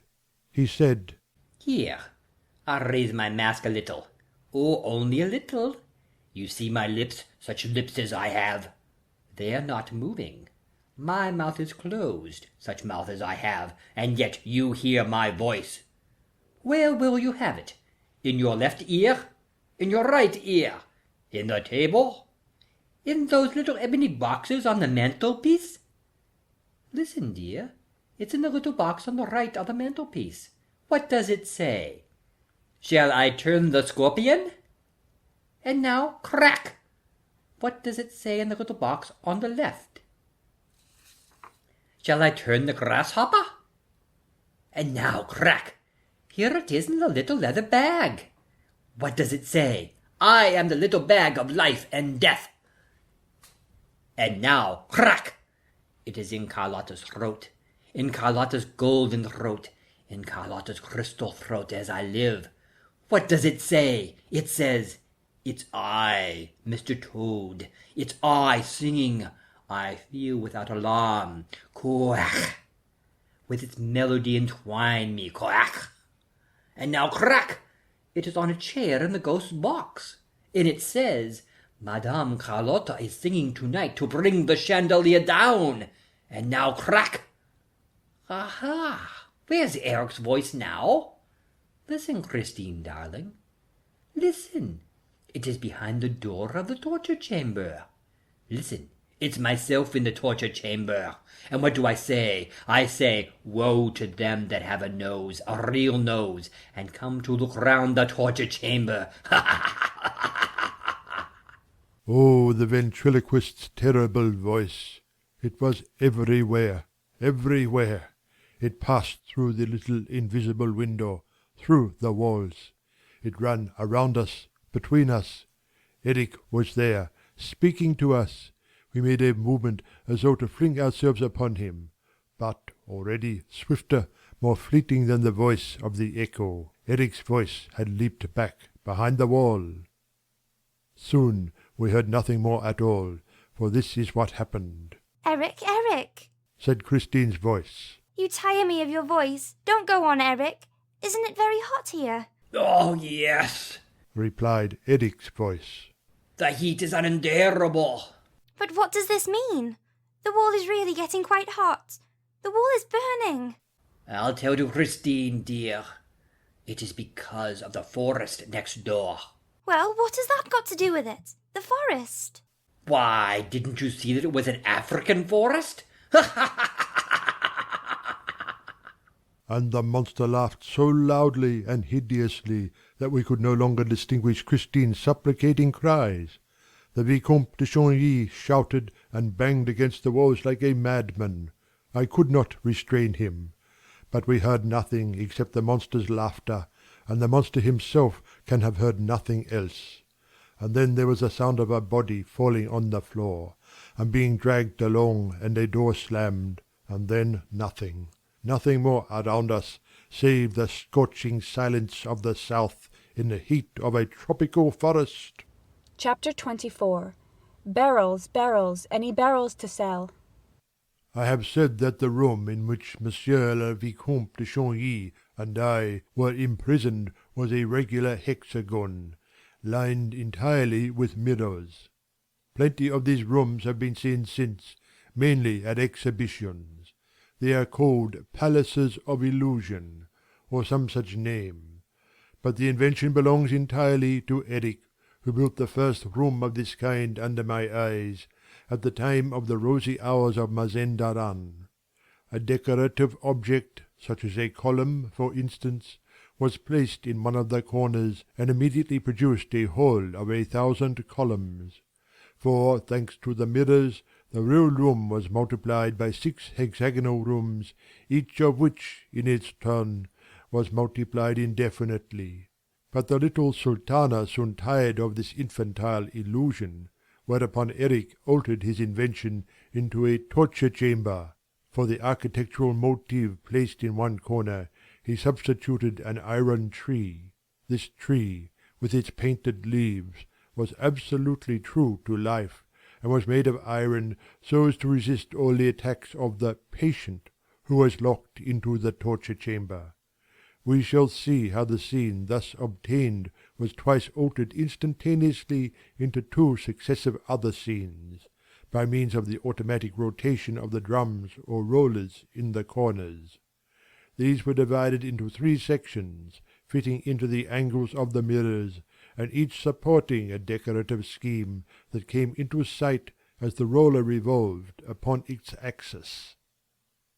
The walls of this strange room gave the patient nothing to lay hold of, because, apart from the solid decorative object, they were simply furnished with mirrors, thick enough to withstand any onslaught of the victim, who was flung into the chamber empty-handed and barefoot. There was no furniture. The ceiling was capable of being lit up. An ingenious system of electric heating, which has since been imitated, allowed the temperature of the walls and room to be increased at will. I am giving all these details of a perfectly natural invention, producing, with a few painted branches, the supernatural illusion of an equatorial forest blazing under the tropical sun, so that no one may doubt the present balance of my brain, or feel entitled to say that I am mad or lying, or that I take him for a fool. I now return to the facts where I left them. When the ceiling lit up, and the forest became visible around us, the Viscount's stupefaction was immense. That impenetrable forest, with its innumerable trunks and branches, threw him into a terrible state of consternation. He passed his hands over his forehead, as though to drive away a dream. His eyes blinked, and for a moment he forgot to listen. I have already said that the sight of the forest did not surprise me at all, and therefore I listened for the 2 of us to what was happening next door. Lastly, my attention was specially attracted, not so much to the scene, as to the mirrors that produced it. These mirrors were broken in parts. Yes, they were marked and scratched. They had been starred in spite of their solidity, and this proved to me that the torture chamber in which we now were had already served a purpose. Yes, some wretch, whose feet were not bare like those of the victims of the rosy hours of Mazenderan, had certainly fallen into this mortal illusion, and, mad with rage, had kicked against those mirrors, which, nevertheless, continued to reflect his agony. And the branch of the tree on which he had put an end to his own sufferings was arranged in such a way that, before dying, he had seen, for his last consolation, 1,000 men writhing in his company. Yes, Joseph Bouquet had undoubtedly been through all this. Were we to die as he had done? I did not think so, for I knew that we had a few hours before us, and that I could employ them to better purpose than Joseph Bouquet was able to do. After all, I was thoroughly acquainted with most of Erik's tricks, and now or never was the time to turn my knowledge to account. To begin with, I gave up every idea of returning to the passage that had brought us to that accursed chamber. I did not trouble about the possibility of working the inside stone that closed the passage, and this for the simple reason that to do so was out of the question. We had dropped from too great a height into the torture chamber. There was no furniture to help us reach that passage. Not even the branch of the iron tree, not even each other's shoulders were of any avail. There was only one possible outlet, that opening into the Louis Philippe room in which Erik and Christine Daaé were. But though this outlet looked like an ordinary door on Christine's side, it was absolutely invisible to us. We must therefore try to open it without even knowing where it was. When I was quite sure that there was no hope for us from Christine Daaé's side, when I had heard the monster dragging the poor girl from the Louis Philippe room, lest she should interfere with our tortures, I resolved to set to work without delay. But I had first to calm Monsieur de Chagny, who was already walking about like a madman, uttering incoherent cries. The snatches of conversation which he had caught between Christine and the monster had contributed not a little to drive him beside himself. Add to that the shock of the magic forest and the scorching heat which was beginning to make the perspiration stream down his temples, and you will have no difficulty in understanding his state of mind. He shouted Christine's name, brandished his pistol, knocked his forehead against the glass in his endeavours to run down the glades of the elusive forest. In short, the torture was beginning to work its spell upon a brain unprepared for it. I did my best to induce the poor Viscount to listen to reason. I made him touch the mirrors, and the iron tree, and the branches, and explained to him, by optical laws, all the luminous imagery by which we were surrounded, and of which we need not allow ourselves to be the victims, like ordinary, ignorant people. We are in a room, a little room. That is what you must keep saying to yourself, and we shall leave the room as soon as we have found the door. And I promised him that, if he let me act, without disturbing me by shouting and walking up and down, I would discover the trick of the door in less than an hour's time. Then he lay flat on the floor, as one does in a wood, and declared that he would wait until I had found the door of the forest, as there was nothing better to do, and he added that from where he was, the view was splendid. The torture was working, in spite of all that I had said. Myself, forgetting the forest, I tackled a glass paddle and began to finger it in every direction, hunting for the weak point on which to press in order to turn the door in accordance with Erik's system of pivots. This weak point might be a mere speck on the glass, no larger than a pea, under which the spring lay hidden. I hunted and hunted. I felt as high as my hands could reach. Erik was about the same height as myself, and I thought that he would not have placed the spring higher than suited his stature. While groping over the successive panels with the greatest care, I endeavoured not to lose a minute, for I was feeling more and more overcome with the heat, and we were literally roasting in that blazing forest. I had been working like this for half an hour, and had finished 3 panels, when, as ill luck would have it, I turned around on hearing a muttered exclamation from the Viscount. I'm stifling, he said. All those mirrors are sending out an infernal heat. Do you think you'll find that spring soon? If you are much longer about it, we shall be roasted alive. I was not sorry to hear him talk like this. He had not said a word of the forest, and I hoped that my companion's reason would hold out some time longer against the torture. But he added, What consoles me is that the monster has given Christine until 11 tomorrow evening. If we can't get out of here and go to her assistance, at least we shall be dead before her.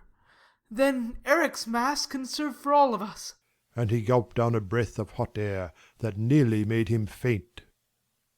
As I had not the same desperate reasons as Monsieur le Vicomte for accepting death, I returned, after giving him a word of encouragement, to my panel. But I had made the mistake of taking a few steps while speaking, and in the tangle of the elusive forest I was no longer able to find my panel for certain. I had to begin all over again, at random, feeling, fumbling, groping. Now the fever laid hold of me in my turn, for I found nothing, absolutely nothing. In the next room all was silence. We were quite lost in the forest, without an outlet, a compass, a guide, or anything. Oh, I knew what awaited us, if nobody came to our aid, or if I did not find the spring. But look as I might, I found nothing but branches, beautiful branches that stood straight up before me, or spread gracefully over my head. But they gave no shade, and this was natural enough, as we were in an equatorial forest, with the sun right above our heads, an African forest. Monsieur de Chagny and I had repeatedly taken off our coats, and put them on again, finding at one time that they made us feel still hotter, and at another that they protected us against the heat. I was still making a moral resistance, but Monsieur de Chagny seemed to me quite gone. He pretended that he had been walking in that forest for 3 days and nights without stopping, looking for Christine Daaé.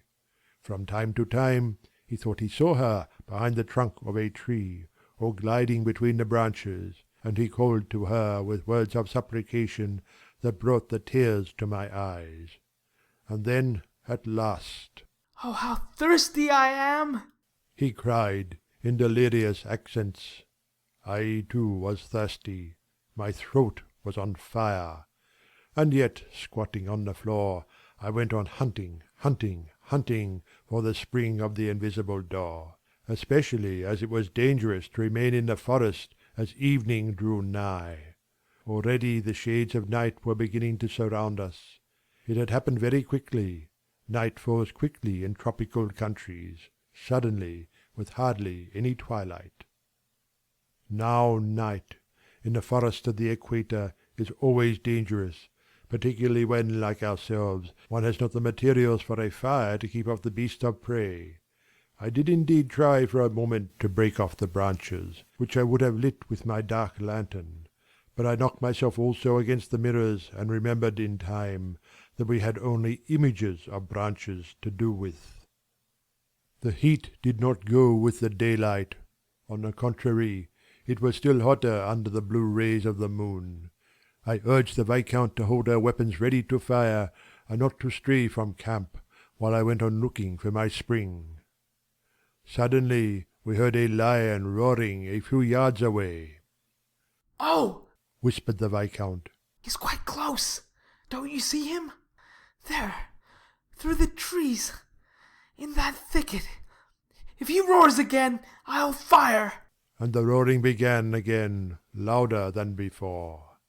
And the Viscount fired, but I do not think that he hit the lion. Only he smashed a mirror, as I perceived the next morning at daybreak. We must have covered a good distance during the night, for we suddenly found ourselves on the edge of the desert. An immense desert of sand, stones, and rocks. It was really not worth while leaving the forest to come upon the desert. Tired out, I flung myself down beside the Viscount, for I had had enough of looking for springs which I could not find. I was quite surprised, and I said so to the Viscount, that we had encountered no other dangerous animals during the night. Usually, after the lion came the leopard, and sometimes the buzz of the tsetse fly. These were easily obtained effects, and I explained to Monsieur de Chagny that Erik imitated the roar of a lion on a long tabor or timbrel, with an ass's skin at one end.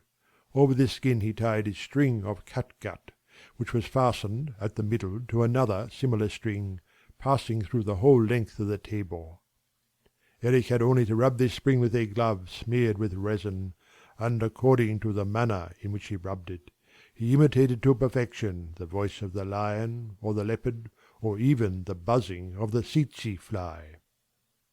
The idea that Erik was probably in the room beside us, working his trick, made me suddenly resolve to enter into a parley with him, for we must obviously give up all hope of taking him by surprise. And by this time he must be quite aware who were the occupants of his torture chamber.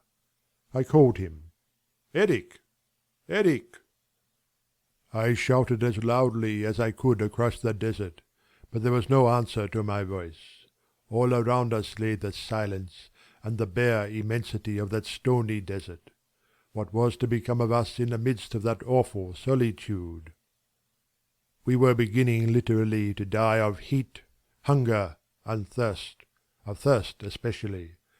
At last I saw Monsieur de Chagny raise himself on his elbow and point to a spot on the horizon. He had discovered an oasis. Yes, far in the distance was an oasis with limpid water, which reflected the iron trees. Tush! It was the scene of the mirage. I recognized it at once, the worst of the three. Not one had been able to fight against it. No one.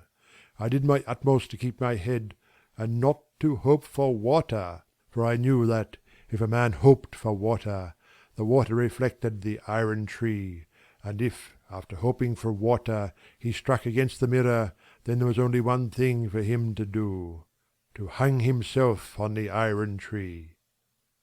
So I cried to Monsieur de Chagny, "It's the mirage! It's the mirage! Don't believe in the water! It's another trick of the mirror!"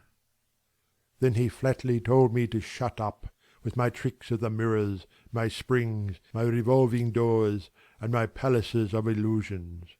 He angrily declared that I must be either blind or mad to imagine that all that water flowing over there, among those splendid, numberless trees, was not real water. And the desert was real, and so was the forest, and it was no use trying to take him in. He was an old, experienced traveller. He had been all over the place. And he dragged himself along, saying, "Water! Water!" And his mouth was open, as though he were drinking. And my mouth was open too, as though I were drinking. For we not only saw the water, but we heard it. We heard it flow. We heard it ripple. Do you understand that word, ripple? It is a sound which you hear with your tongue. You put your tongue out of your mouth to listen to it better. Lastly, and this was the most pitiless torture of all, we heard the rain, and it was not raining. This was an infernal invention. Oh, I knew well enough how Erik obtained it. He filled with little stones a very long and narrow box, broken up inside with wooden and metal projections. The stones, in falling, struck against these projections and rebounded from one to another, and the result was a series of pattering sounds that exactly imitated a rainstorm. Ah, you should have seen us putting out our tongues and dragging ourselves toward the rippling river bank. Our eyes and ears were full of water, but our tongues were hard and dry as horn. When we reached the mirror, Monsieur de Chagny licked it, and I also licked the glass. It was burning hot. Then we rolled on the floor with a hoarse cry of despair.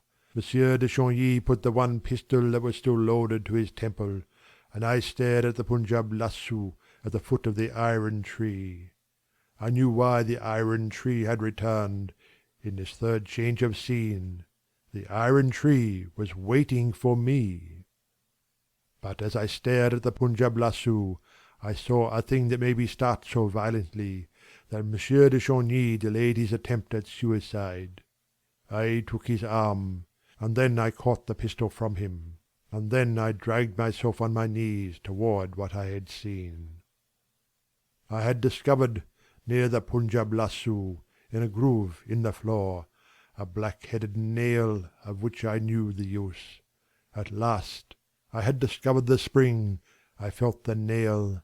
I lifted a radiant face to Monsieur de Chagny. The black-headed nail yielded to my pressure. And then we saw not a door opened in the wall, but a cellar flap released in the floor. Cool air came up to us from the black hole below. We stooped over that square of darkness as though over a limpid well. With our chins in the cool shade, we drank it in, and we bent lower and lower over the trap-door. What could there be in that cellar which opened before us? Water? Water to drink? I thrust my arm into the darkness and came upon a stone and another stone, a staircase, a dark staircase leading into the cellar. The Viscount wanted to fling himself down the hole, but I, fearing a new trick of the monster's, stopped him, turned on my dark lantern, and went down first. The staircase was a winding one, and led down into a pitchy darkness. But oh, how deliciously cool were the darkness and the stairs! The lake could not be far away. We soon reached the bottom. Our eyes were beginning to accustom themselves to the dark, to distinguish shapes around us, circular shapes, on which I turned the light of my lantern. Barrels! We were in Erik's cellar. It was here that he must keep his wine and perhaps his drinking water. I knew that Erik was a great lover of good wine. Ah, there was plenty to drink here. Monsieur de Chagny patted the round shapes and kept on saying, Barrels! Barrels! What a lot of barrels! Indeed, there was quite a number of them, symmetrically arranged in 2 rows, one on either side of us. They were small barrels, and I thought that Erik must have selected them of that size to facilitate their carriage to the house on the lake. We examined them successively, to see if one of them had not a funnel, showing that it had been tapped at some time or another. But all the barrels were hermetically closed. Then, after lifting one to make sure it was full, and with the blade of a small knife which I carried, I prepared to stave in the bunghole. At that moment I seemed to hear, coming from very far, a sort of monotonous chant which I knew well, from often hearing it in the streets of Paris. Barrels! Barrels! Any barrels to sell? My hand desisted from its work. Monsieur de Chagny had also heard. He said, That's funny. It sounds as if the barrel were singing. The song was renewed, farther away. Barrels! Barrels! Any barrels to sell? No, I swear, said the Viscount, that the tune dies away in the barrel. We stood up and went to look behind the barrel. It's inside, said Monsieur de Chagny. It's inside. But we heard nothing there, and were driven to accuse the bad condition of our senses, and we returned to the bunghole. Monsieur de Chagny put his 2 hands together underneath it, and with a last effort I burst the bung. What's this? Cried the Viscount. This isn't water. The Viscount put his 2 full hands close to my lantern. I stooped to look, and at once threw away the lantern with such violence that it broke and went out, leaving us in utter darkness. What I had seen in Monsieur de Chagny's hands was gunpowder.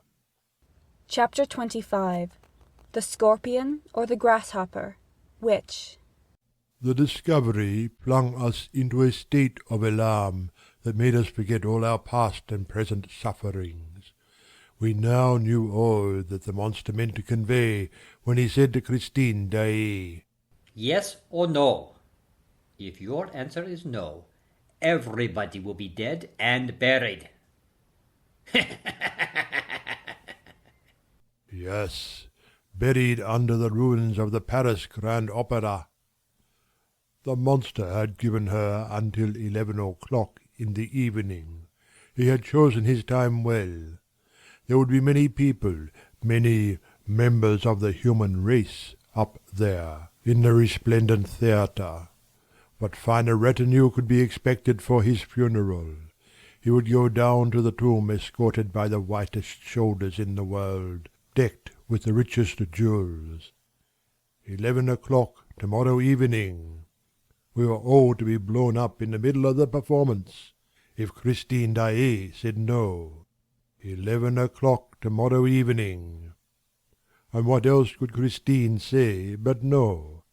Would she not prefer to espouse death itself rather than that living corpse? She did not know that on her acceptance or refusal depended the awful fate of many members of the human race. 11 o'clock tomorrow evening.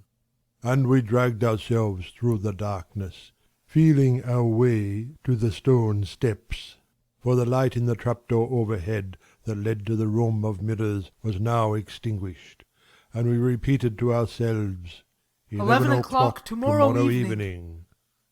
At last I found the staircase.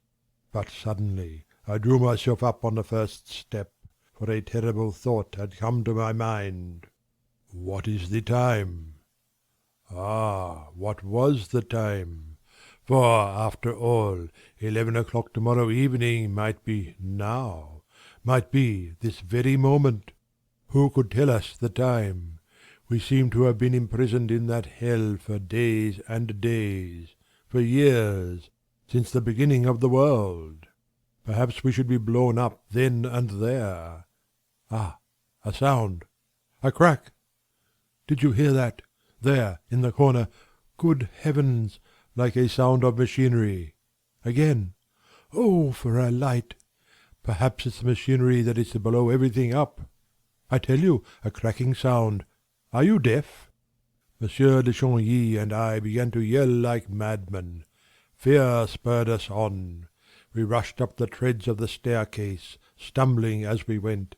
Anything to escape the dark, to return to the mortal light of the room of mirrors. We found the trapdoor still open, but it was now as dark in the room of mirrors as in the cellar which we had left. We dragged ourselves along the floor of the torture chamber, the floor that separated us from the powder magazine. What was the time? We shouted, we called, Monsieur de Chagny to Christine, I to Erik. I reminded him that I had saved his life. But no answer, save that of our despair, of our madness. What was the time? We argued, we tried to calculate the time which we had spent there, but we were incapable of reasoning. If only we could see the face of a watch. Mine had stopped, but Monsieur de Chagny's was still going. He told me that he had wound it up before dressing for the opera.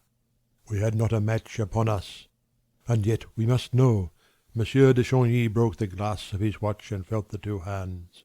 He questioned the hands of the watch with his fingertips, going by the position of the ring of the watch. Judging by the space between the two hands, he thought it might be just 11 o'clock.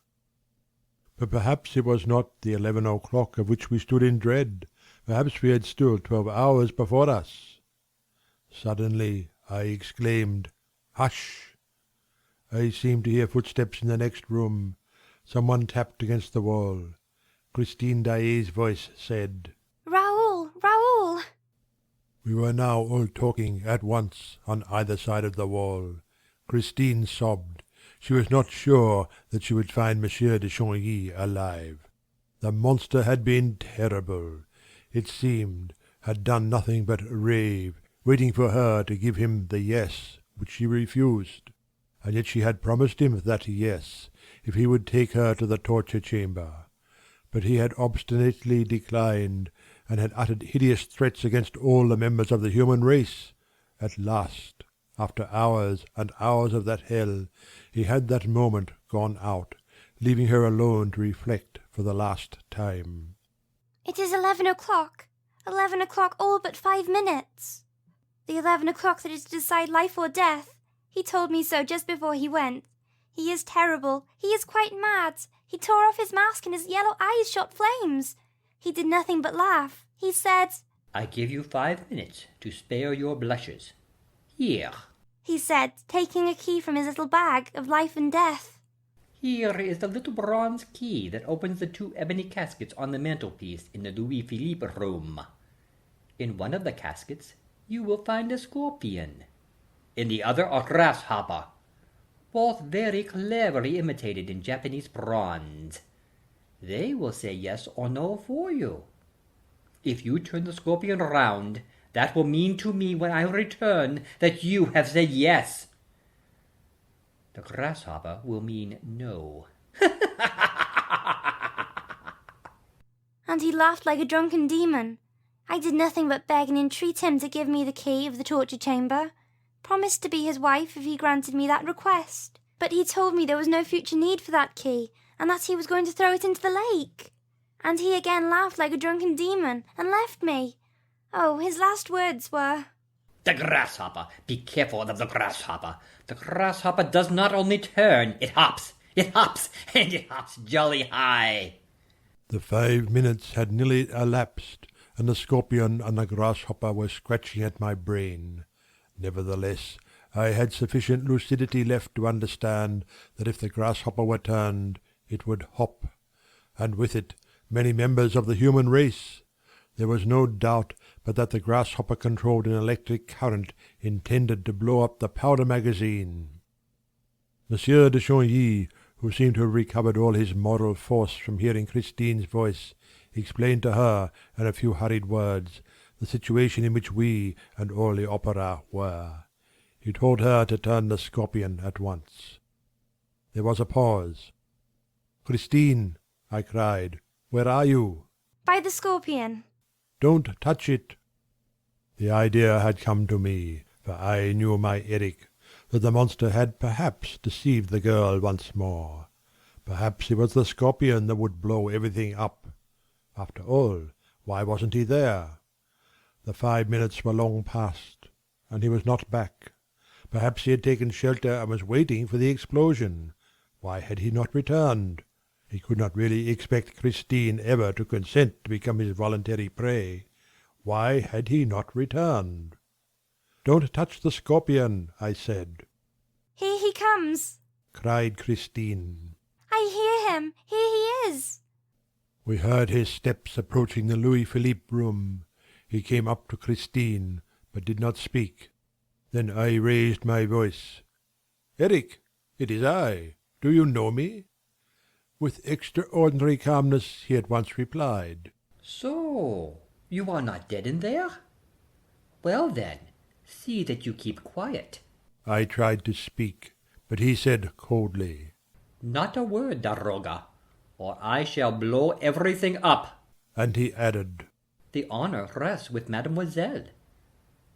Mademoiselle has not touched the scorpion." How deliberately he spoke. "Mademoiselle has not touched the grasshopper." With that composure.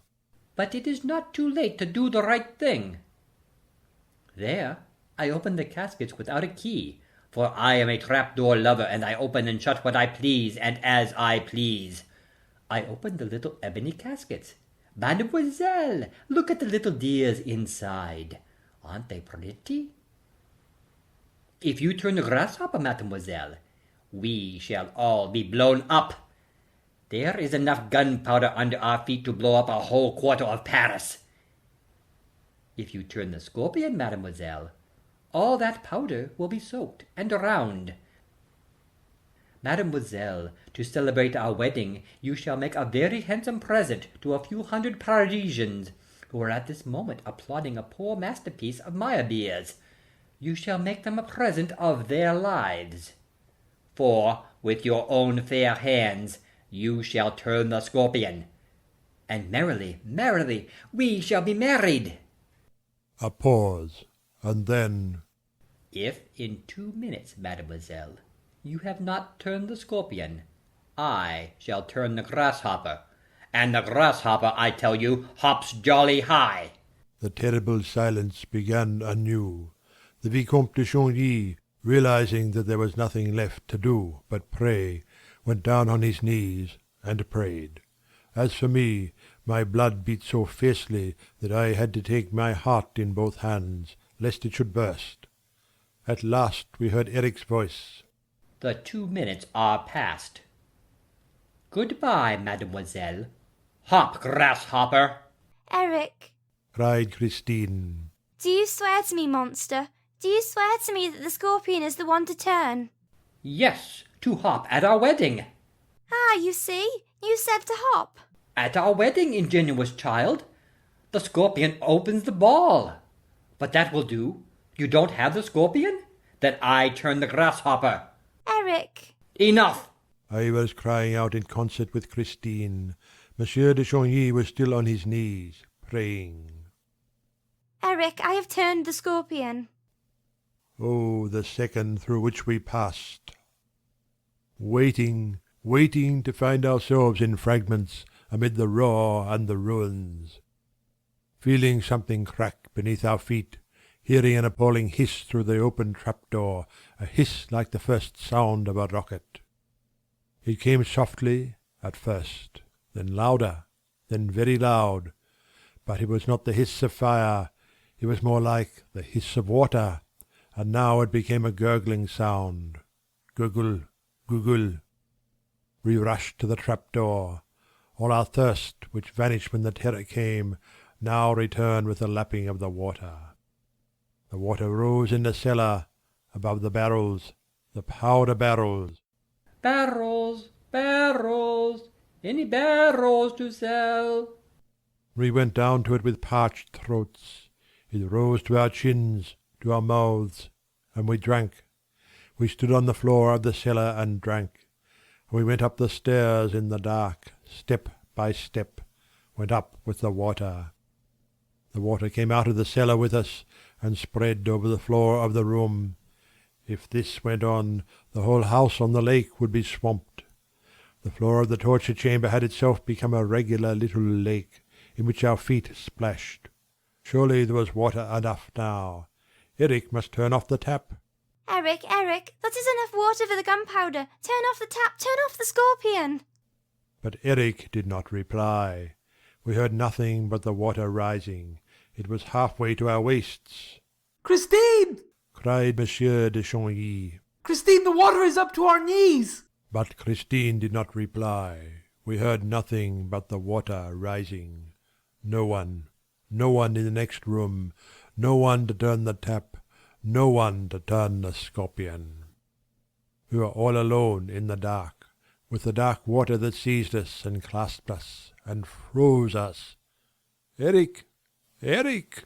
Christine! Christine! By this time we had lost our foothold and were spinning round in the water, carried away by an irresistible whirl, for the water turned with us and dashed us against the dark mirror, which thrust us back again, and our throats, raised above the whirlpool, roared aloud. Were we to die here, drowned in the torture chamber? I had never seen that. Erik, at the time of the rosy hours of Mazenderan, had never shown me that through the little invisible window. Erik! Erik! I cried. I saved your life. Remember, you were sentenced to death. But for me, you would be dead now. Erik! We whirled around in the water like so much wreckage. But suddenly my straying hand seized the trunk of the iron tree. I called Monsieur de Chagny, and we both clung to the branch of the iron tree. And the water rose still higher. Oh, can you remember? How much space is there between the branch of the tree and the dome-shaped ceiling? Do try to remember. After all, the water may stop. It must find its level. There, I think it is stopping. No, oh horrible! Swim for your life. Our arms became entangled with the effort of swimming. We choked. We fought in the dark water. Already we could hardly breathe the dark air above the dark water, the air which escaped, which we could hear escaping through some vent-hole or other. Oh, let us turn and turn and turn until we find the air-hole, and then glue our mouths to it. But I lost my strength. I tried to lay hold of the walls. Oh, how those glass walls slipped from under my groping fingers. We whirled round again. We began to sink. One last effort. A last cry. Erik! Christine! Gurgle, gurgle, gurgle in our ears. Gurgle, gurgle. At the bottom of the dark water our ears went gurgle, gurgle.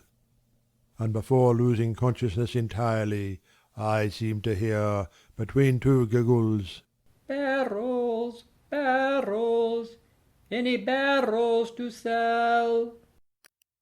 Chapter 26. The End of the Ghost's Love Story. The previous chapter marks the conclusion of the written narrative which the Persian left behind him. Notwithstanding the horrors of a situation which seemed definitely to abandon them to their deaths, Monsieur de Chagny and his companion were saved by the sublime devotion of Christine Daaé, and I had the rest of the story from the lips of the daroga himself. When I went to see him, he was still living in his little flat in the Rue de Rivoli, opposite the Tuileries. He was very ill, and it required all my ardour as a historian pledged to the truth to persuade him to live the incredible tragedy over again for my benefit. His faithful old servant Darius showed me into him.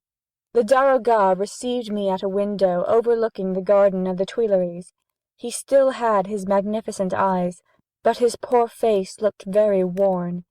He had shaved the whole of his head, which was usually covered with an astrakhan cap. He was dressed in a long, plain coat, and amused himself by unconsciously twisting his thumbs inside the sleeves. But his mind was quite clear, and he told me his story with perfect lucidity. It seems that when he opened his eyes, the daroga found himself lying on a bed. Monsieur de Chagny was on a sofa beside the wardrobe. An angel and a devil were watching over them.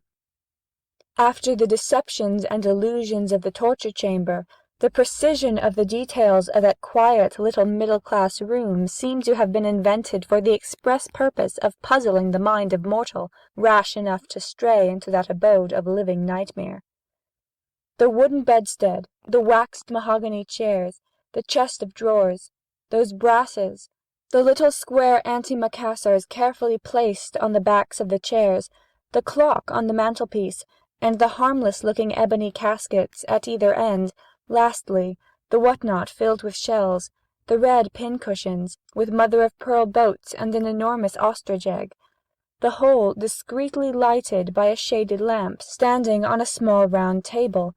This collection of ugly, peaceable, reasonable furniture at the bottom of the opera cellars bewildered the imagination more than all the late fantastic happenings. And the figure of the masked man seemed all the more formidable in this old-fashioned, neat and trim little frame. It bent down over the Persian and said in his ear, "Are you better, daroga?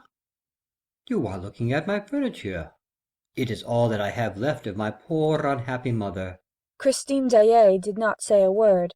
She moved about noiselessly, like a sister of charity who had taken a vow of silence. She brought a cup of cordial or of hot tea, he did not remember which.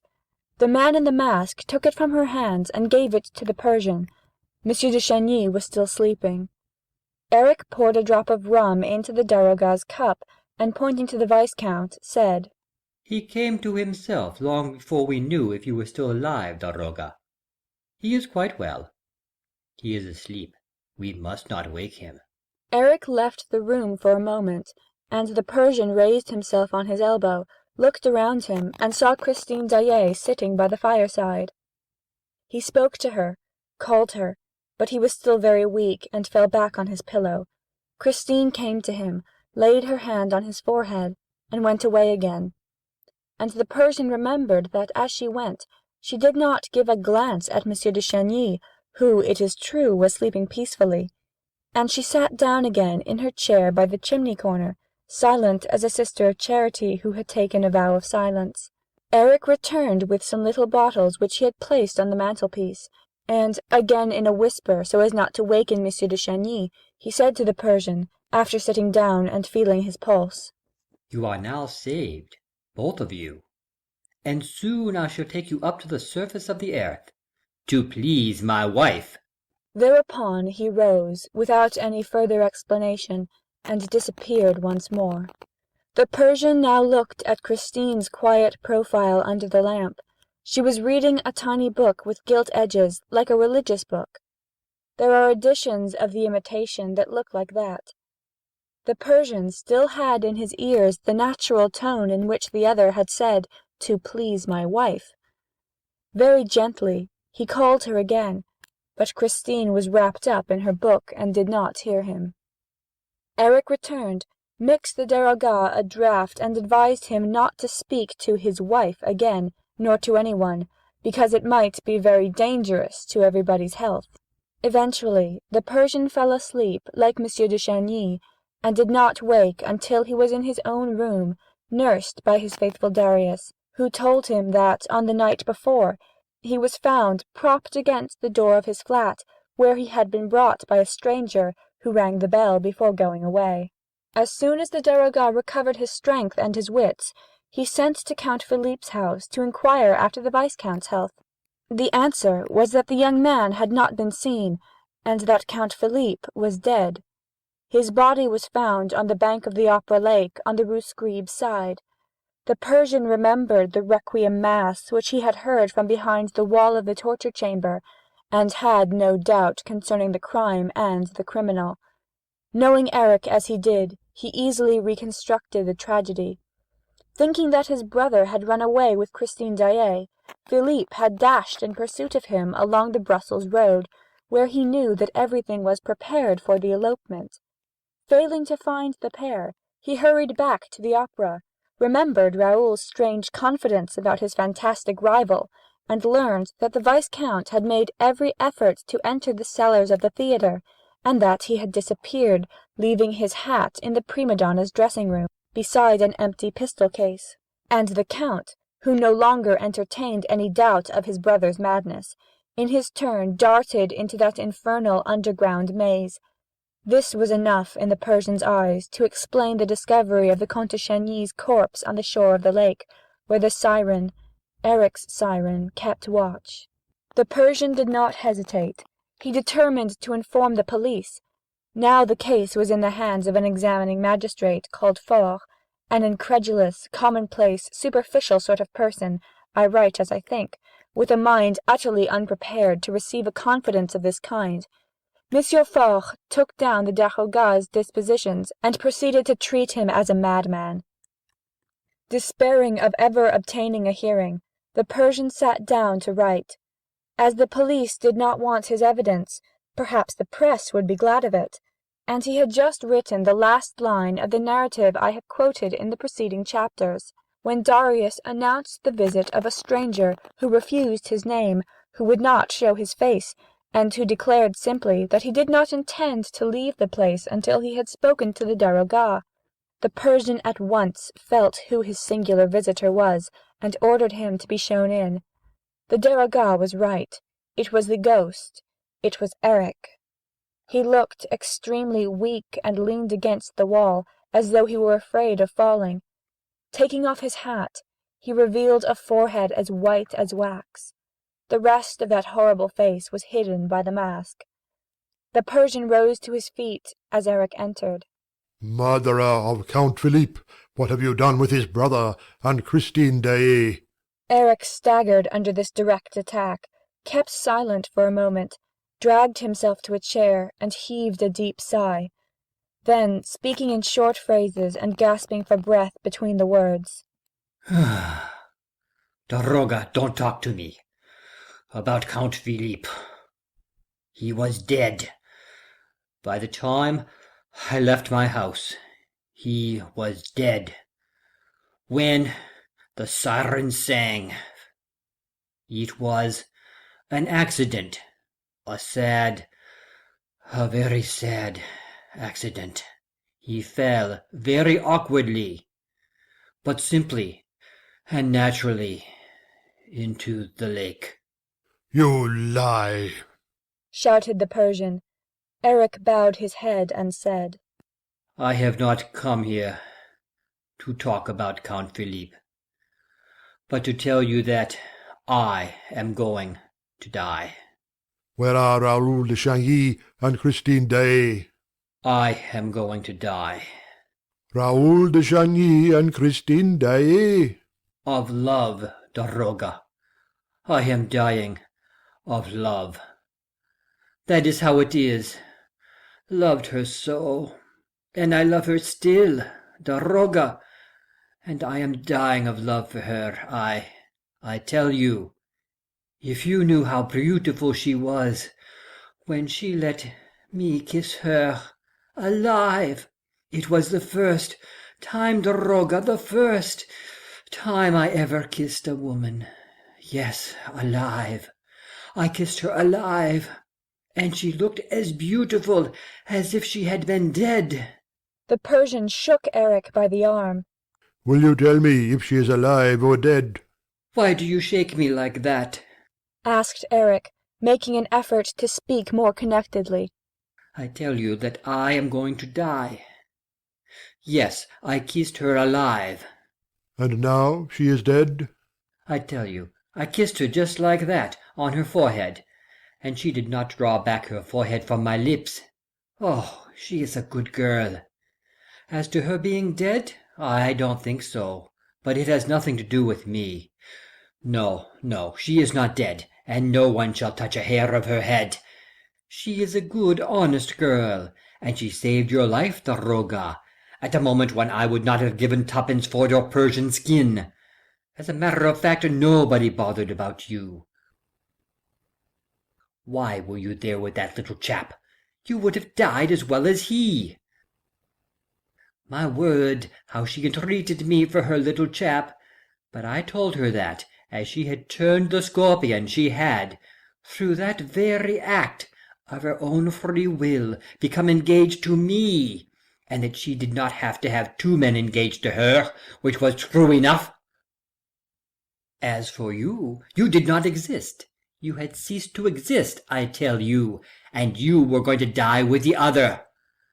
Only mark me, Daroga, when you were yelling like the devil because of the water, Christine came to me with her beautiful blue eyes wide open, and swore to me, as she hoped to be saved, that she consented to be my living wife. Until then, in the depths of her eyes, Daroga, I had always seen my dead wife. It was the first time I saw my living wife there. She was sincere, as she hoped to be saved. She would not kill herself. It was a bargain. Half a minute later, all the water was back in the lake, and I had a hard job with you, Daroga, for, upon my honor, I thought you were done for. However, there you were. It was understood that I was to take you both up to the surface of the earth. When, at last, I cleared the Louis-Philippe room of you, I came back alone. What have you done with the Vicomte de Chagny? Asked the Persian, interrupting him. Ah, you see, Daroga, I couldn't carry him up like that at once. He was a hostage. But I could not keep him in the house on the lake either, because of Christine. So I locked him up comfortably. I chained him up nicely.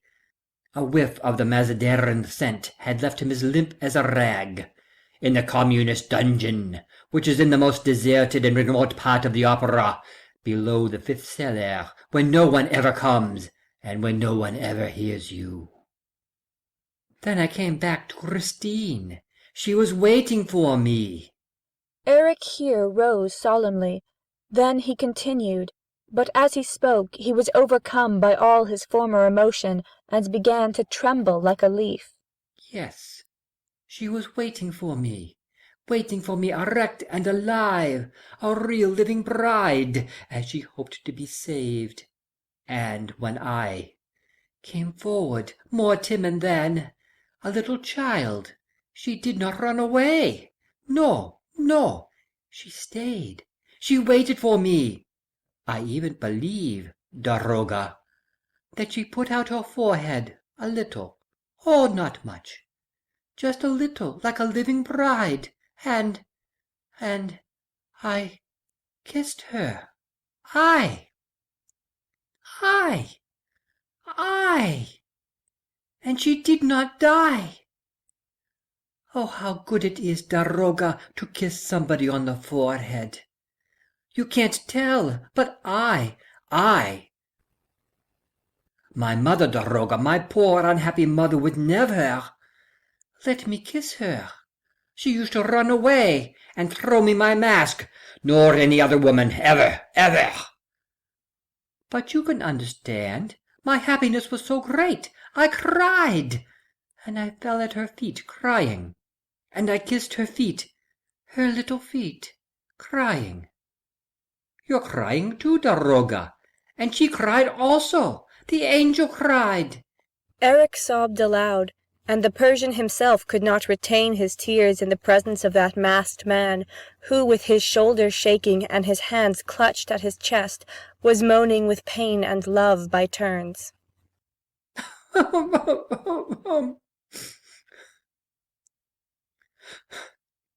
Yes, Daroga, I felt her tears flow on my forehead. On mine! They were soft, they were sweet. They trickled under my mask.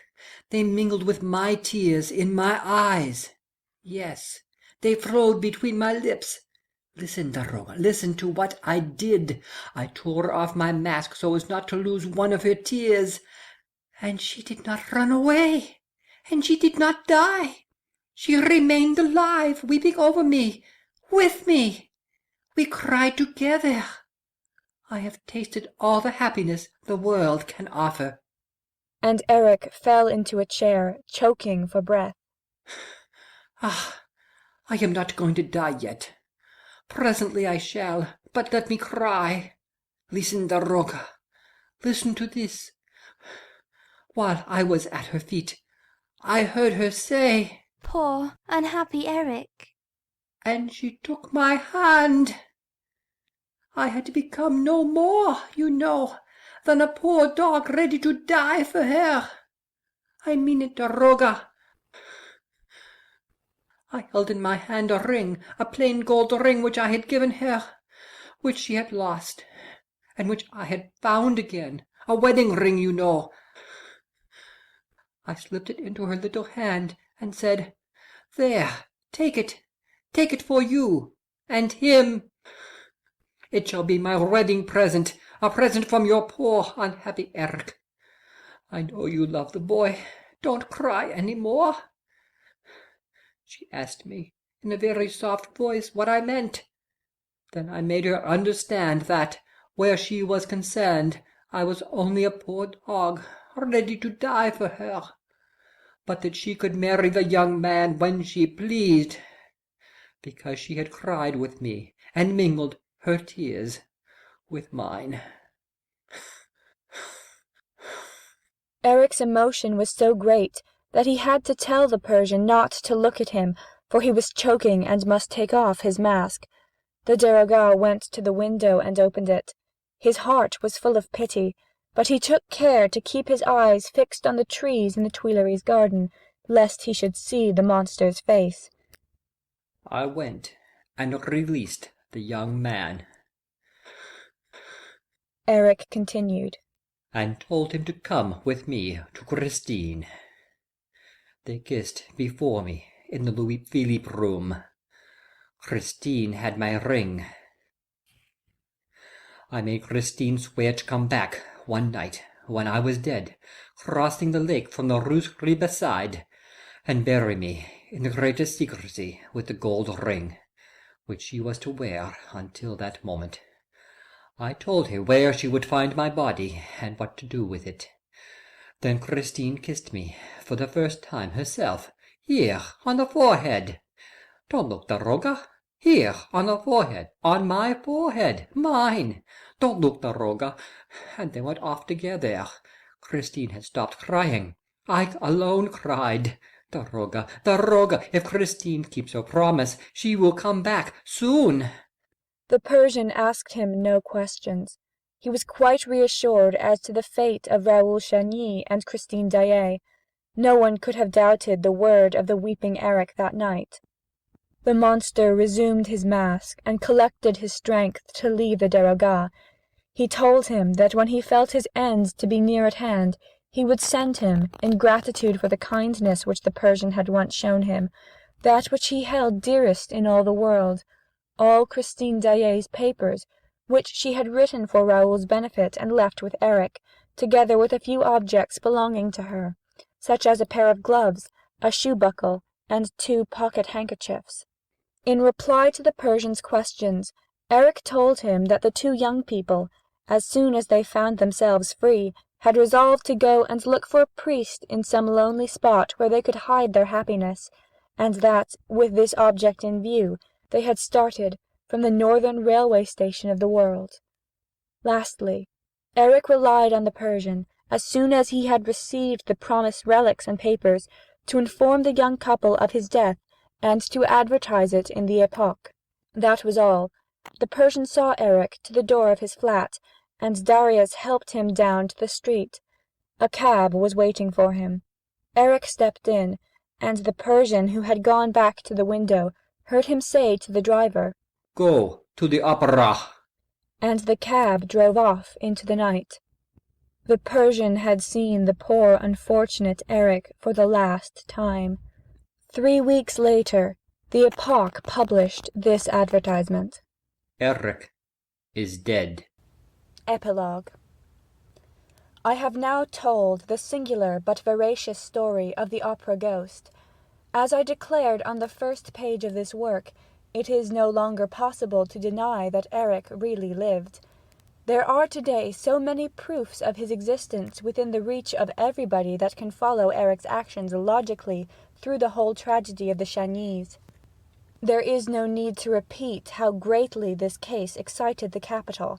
The kidnapping of the artist, the death of the Comte de Chagny under such exceptional conditions, the disappearance of his brother, the drugging of the gas man at the opera and of his 2 assistants. What tragedies, what passions, what crimes had surrounded the idol of Raoul and the sweet and charming Christine? What had become of that wonderful, mysterious artist whom the world was never, never to hear again? She was represented as the victim of a rivalry between the 2 brothers, and nobody suspected what had really happened. Nobody understood that as Raoul and Christine had both disappeared, both had withdrawn far from the world to enjoy a happiness which they would not have cared to make public after the inexplicable death of Count Philippe. They took the train one day from the northern railway station of the world. Possibly I too shall take the train at that station one day, and go and seek around thy lakes, O Norway, O silent Scandinavia, for the perhaps still living traces of Raoul and Christine, and also of Mamma Valerius, who disappeared at the same time. Possibly, some day, I shall hear the echoes of the north repeat the singing of her who knew the angel of music. Long after the case was pigeonholed by the unintelligent care of Monsieur le Juge d'Instruction Phare, the newspapers made efforts, at intervals, to fathom the mystery. One evening paper alone, which knew all the gossip of the theatres, said, "We recognize the touch of the opera ghost." And even that was written by way of irony. The Persian alone knew the whole truth and held the many proofs which came to him with the pious relics promised by the ghost. It fell to my lot to complete these proofs with the aid of the daroga himself. Day by day I kept him informed of the progress of my inquiries, and he directed them. He had not been to the opera for years and years, but he had preserved the most accurate recollection of the building, and there was no better guide than he possible to help me discover its most secret recesses. He also told me where to gather further information, whom to ask, and he sent me to call on Monsieur Poligny at a moment when my poor man was nearly drawing his last breath. I had no idea that he was so very ill, and I shall not forget the effect which my questions about the ghost produced upon him. He looked at me as if I were the devil, and answered only in a few incoherent sentences, which showed, however, and that was the main thing, the extent of the perturbation which O.G. in his time had brought into the already very restless life, for Monsieur Poligny was what people call a man of pleasure.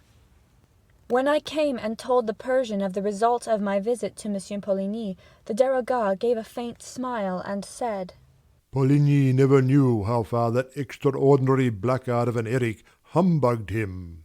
The Persian, by the way, spoke of Erik sometimes as a demigod and sometimes as the lowest of the low. Poligny was superstitious, and Erik knew it. Erik knew most things about the public and private affairs of the opera. When Monsieur Poligny heard a mysterious voice tell him, in box 5, of the manner in which he used to spend his time and abuse his partner's confidence, he did not wait to hear any more. Thinking at first that it was a voice from heaven, he believed himself damned, and then, when the voice began to ask for money, he saw that he was being victimized by a shrewd blackmailer to whom Debienne himself had fallen a prey. Both of them, already tired of management for various reasons, went away without trying to investigate further into the personality of that curious O.G. who had forced such a singular memorandum book upon them. they bequeathed the whole mystery to their successors, and heaved a sigh of relief when they were rid of a business that had puzzled them without amusing them in the least. Then I spoke of the two successors, and expressed my surprise that, in his Memoirs of a Manager, Monsieur Moncharmin should describe the opera ghost's behaviour at such length in the first part of the book, and hardly mention it at all in the second. In reply to this, the Persian, who knew the Memoirs as thoroughly as if he had written them himself, observed that I should find the explanation of the whole business if I would just recollect the few lines which Moncharmin devotes to the ghost in the second part aforesaid. I quote these lines, which are particularly interesting because they describe the very simple manner in which the famous incident of 20,000 francs was closed. As for O.G., some of whose curious tricks I have related in the first part of my memoirs, I will only say that he redeemed by one spontaneous fine action all the worry which he had caused my dear friend and partner, and, I am bound to say, myself. He felt, no doubt, that there are limits to a joke, especially when it is so expensive, and when the commissary of police has been informed, for, at the moment when we had made an appointment in our office with Monsieur Mifroy to tell him the whole story, a few days after the disappearance of Christine Daaé, we found, on Richard's table, a large envelope inscribed in red ink, "With O.G.'s compliments." It contained the large sum of money which he had succeeded in playfully extracting, for the time being, from the treasury. Richard was at once of the opinion that we must be content with that, and drop the business. I agreed with Richard. All's well that ends well. What do you say, O.G.? Of course, Moncharmin, especially after the money had been restored, continued to believe that he, for a short while, had been the butt of Richard's sense of humour, whereas Richard, on his side, was convinced that Moncharmin had amused himself by inventing the whole affair of the opera ghost in order to revenge himself for a few jokes. I asked the Persian to tell me by what trick the ghost had taken the 20,000 francs from Richard's pocket in spite of the safety pin. He replied that he had not gone into this little detail, but that if I myself cared to make an investigation on the spot, I should certainly find the solution to the riddle in the manager's office by remembering that Erik had not been nicknamed the trap-door lover for nothing. I promised the Persian to do so as soon as I had time, and I may as well tell the reader at once that the results of my investigation were perfectly satisfactory, and I hardly believed that I should ever discover so many undeniable proofs of the authenticity of the feats ascribed to the ghost. The Persian's manuscript, Christine Daaé's papers, the statements made to me by the people who used to work under Messieurs Richard and Moncharmin, by little Meg herself, the worthy Madame Géry, I am sorry to say, is no more, and by Sorelli, who is now living in retirement at Louveciennes, all the documents relating to the existence of the ghost, which I propose to deposit in the archives of the opera, have been checked and confirmed by a number of important discoveries of which I am justly proud. I have not been able to find the house on the lake, Erik having blocked up all the secret entrances.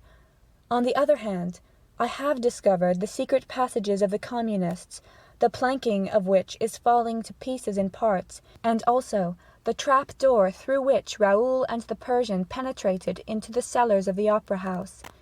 In the Communist dungeon, I noticed numbers of initials traced on the walls by the unfortunate people confined in it, and among these were an R and a C. R.C. Raoul de Chagny. The letters are there to this day.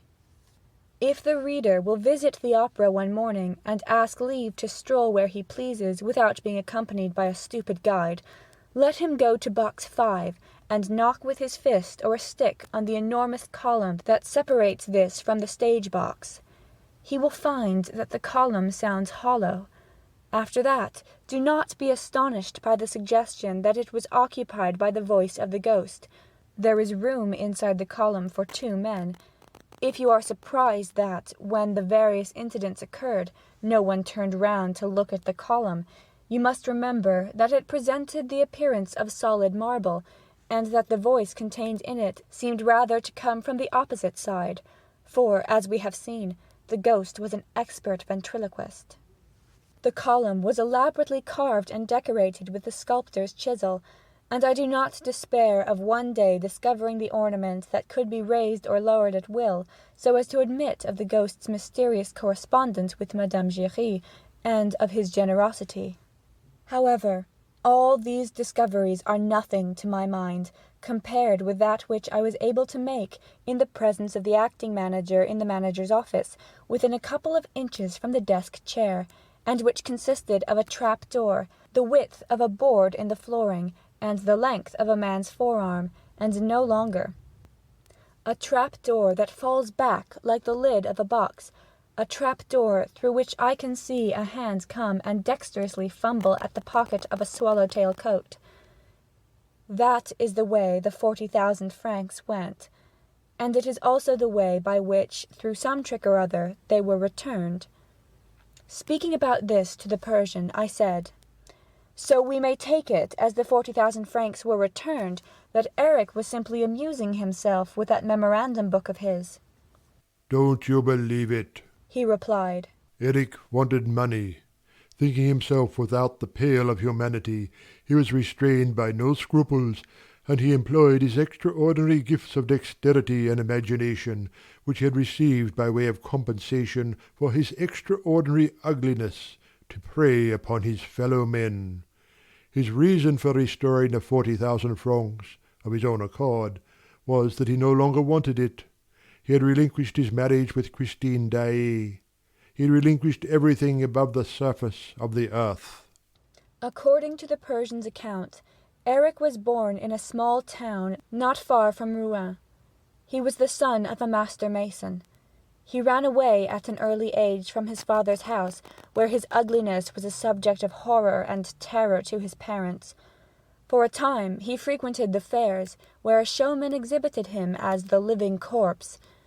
He seemed to have crossed the whole of Europe from fair to fair, and to have completed his strange education as an artist and magician at the very fountainhead of art and magic among the gipsies. A period of Erik's life remained quite obscure. He was seen at the fair of Nijni Novgorod, where he displayed himself in all his hideous glory. He had already sang as nobody on this earth had ever sung before. He practised ventriloquism, and gave displays of legerdemain so extraordinary that the caravans returning to Asia talked about it the whole length of their journey. In this way, his reputation penetrated the walls of the palace at Mazanderan, where the little sultana, the favourite of the Shah, was boring herself to death. A dealer in furs, returning to Samarkand from Nijni Novgorod, told of the marvels which he had seen performed in Erik's tent. The trader was summoned to the palace, and the Daroga of Mazanderan was told to question him. Next, the Daroga was instructed to go and find Erik. He brought him to Persia, where for some months Erik's will was law. He was guilty of not a few horrors, for he seemed not to know the difference between good and evil. He took part calmly in a number of political assassinations, and he turned his diabolical inventive powers against the Emir of Afghanistan, who was at war with the Persian Empire. The Shah took a liking to him. This was the time of the rosy hours of Mazanderan, of which the Daroga's narrative has given us a glimpse.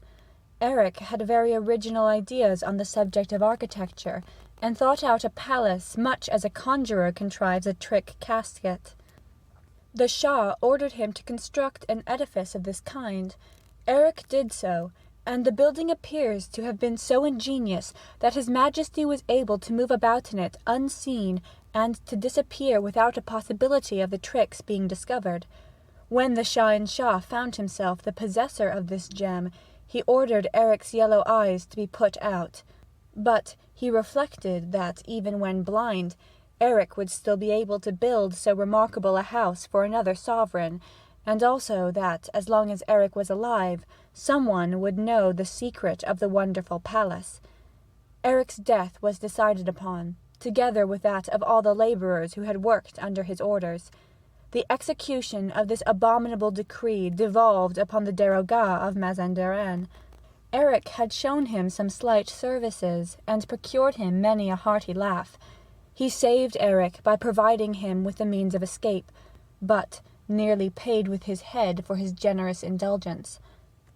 Fortunately for the daroga, a corpse, half eaten by the birds of prey, was found on the shore of the Caspian Sea, and was taken for Erik's body, because the daroga's friends had dressed the remains in clothing that belonged to Erik.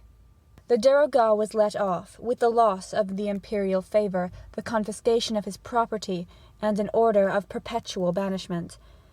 As a member of the royal house, however, he continued to receive a monthly pension of a few hundred francs from the Persian treasury, and on this he came to live in Paris.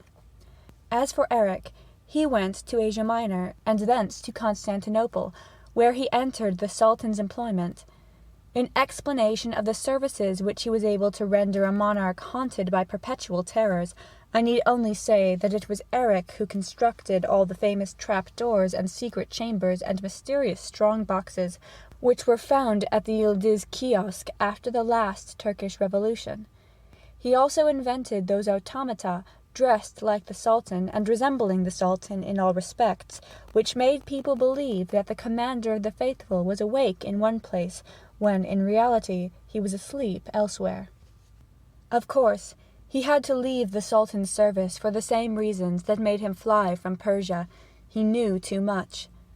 Then, tired of his adventurous, formidable, and monstrous life, he longed to be someone like everybody else, and he became a contractor, like any ordinary contractor, building ordinary houses with ordinary bricks. He tendered for part of the foundations in the opera. His estimate was accepted. When he found himself in the cellars of the enormous playhouse, his artistic, fantastic, wizard nature resumed the upper hand. Besides, was he not as ugly as ever? He dreamed of creating for his own use a dwelling unknown to the rest of the earth, where he could hide from men's eyes for all time. The reader knows and guesses the rest. It is all in keeping with this incredible and yet veracious story. Poor, unhappy Erik. Shall we pity him? Shall we curse him? He asked only to be someone like everybody else, but he was too ugly. He had to hide his genius, or use it to play tricks with, when, with an ordinary face, he would have been one of the most distinguished of mankind. He had a heart that could have held the empire of the world, and in the end he had to content himself with a cellar. Ah, yes, we must needs pity the opera ghost. I have prayed over his mortal remains, that God might show him mercy notwithstanding his crimes. Yes, I am sure, quite sure, that I prayed beside his body the other day, when they took it from the spot where they were burying the phonographic records. It was his skeleton. I did not recognize it by the ugliness of the head, for all men are ugly when they have been dead as long as that, but by the plain gold ring which he wore, and which Christine Daaé had certainly slipped on his finger when she came to bury him in accordance with her promise. The skeleton was lying near a little well, in the place where the angel of music first held Christine Daaé fainting in his trembling arms, on the night when he carried her down to the cellars of the opera house. And now, what do they mean to do with that skeleton? Surely they will not bury it in the common grave. I say that the place of the skeleton of the opera ghost is in the archives of the National Academy of Music. It is no ordinary skeleton. End of epilogue. End of The Phantom of the Opera by Gaston Leroux.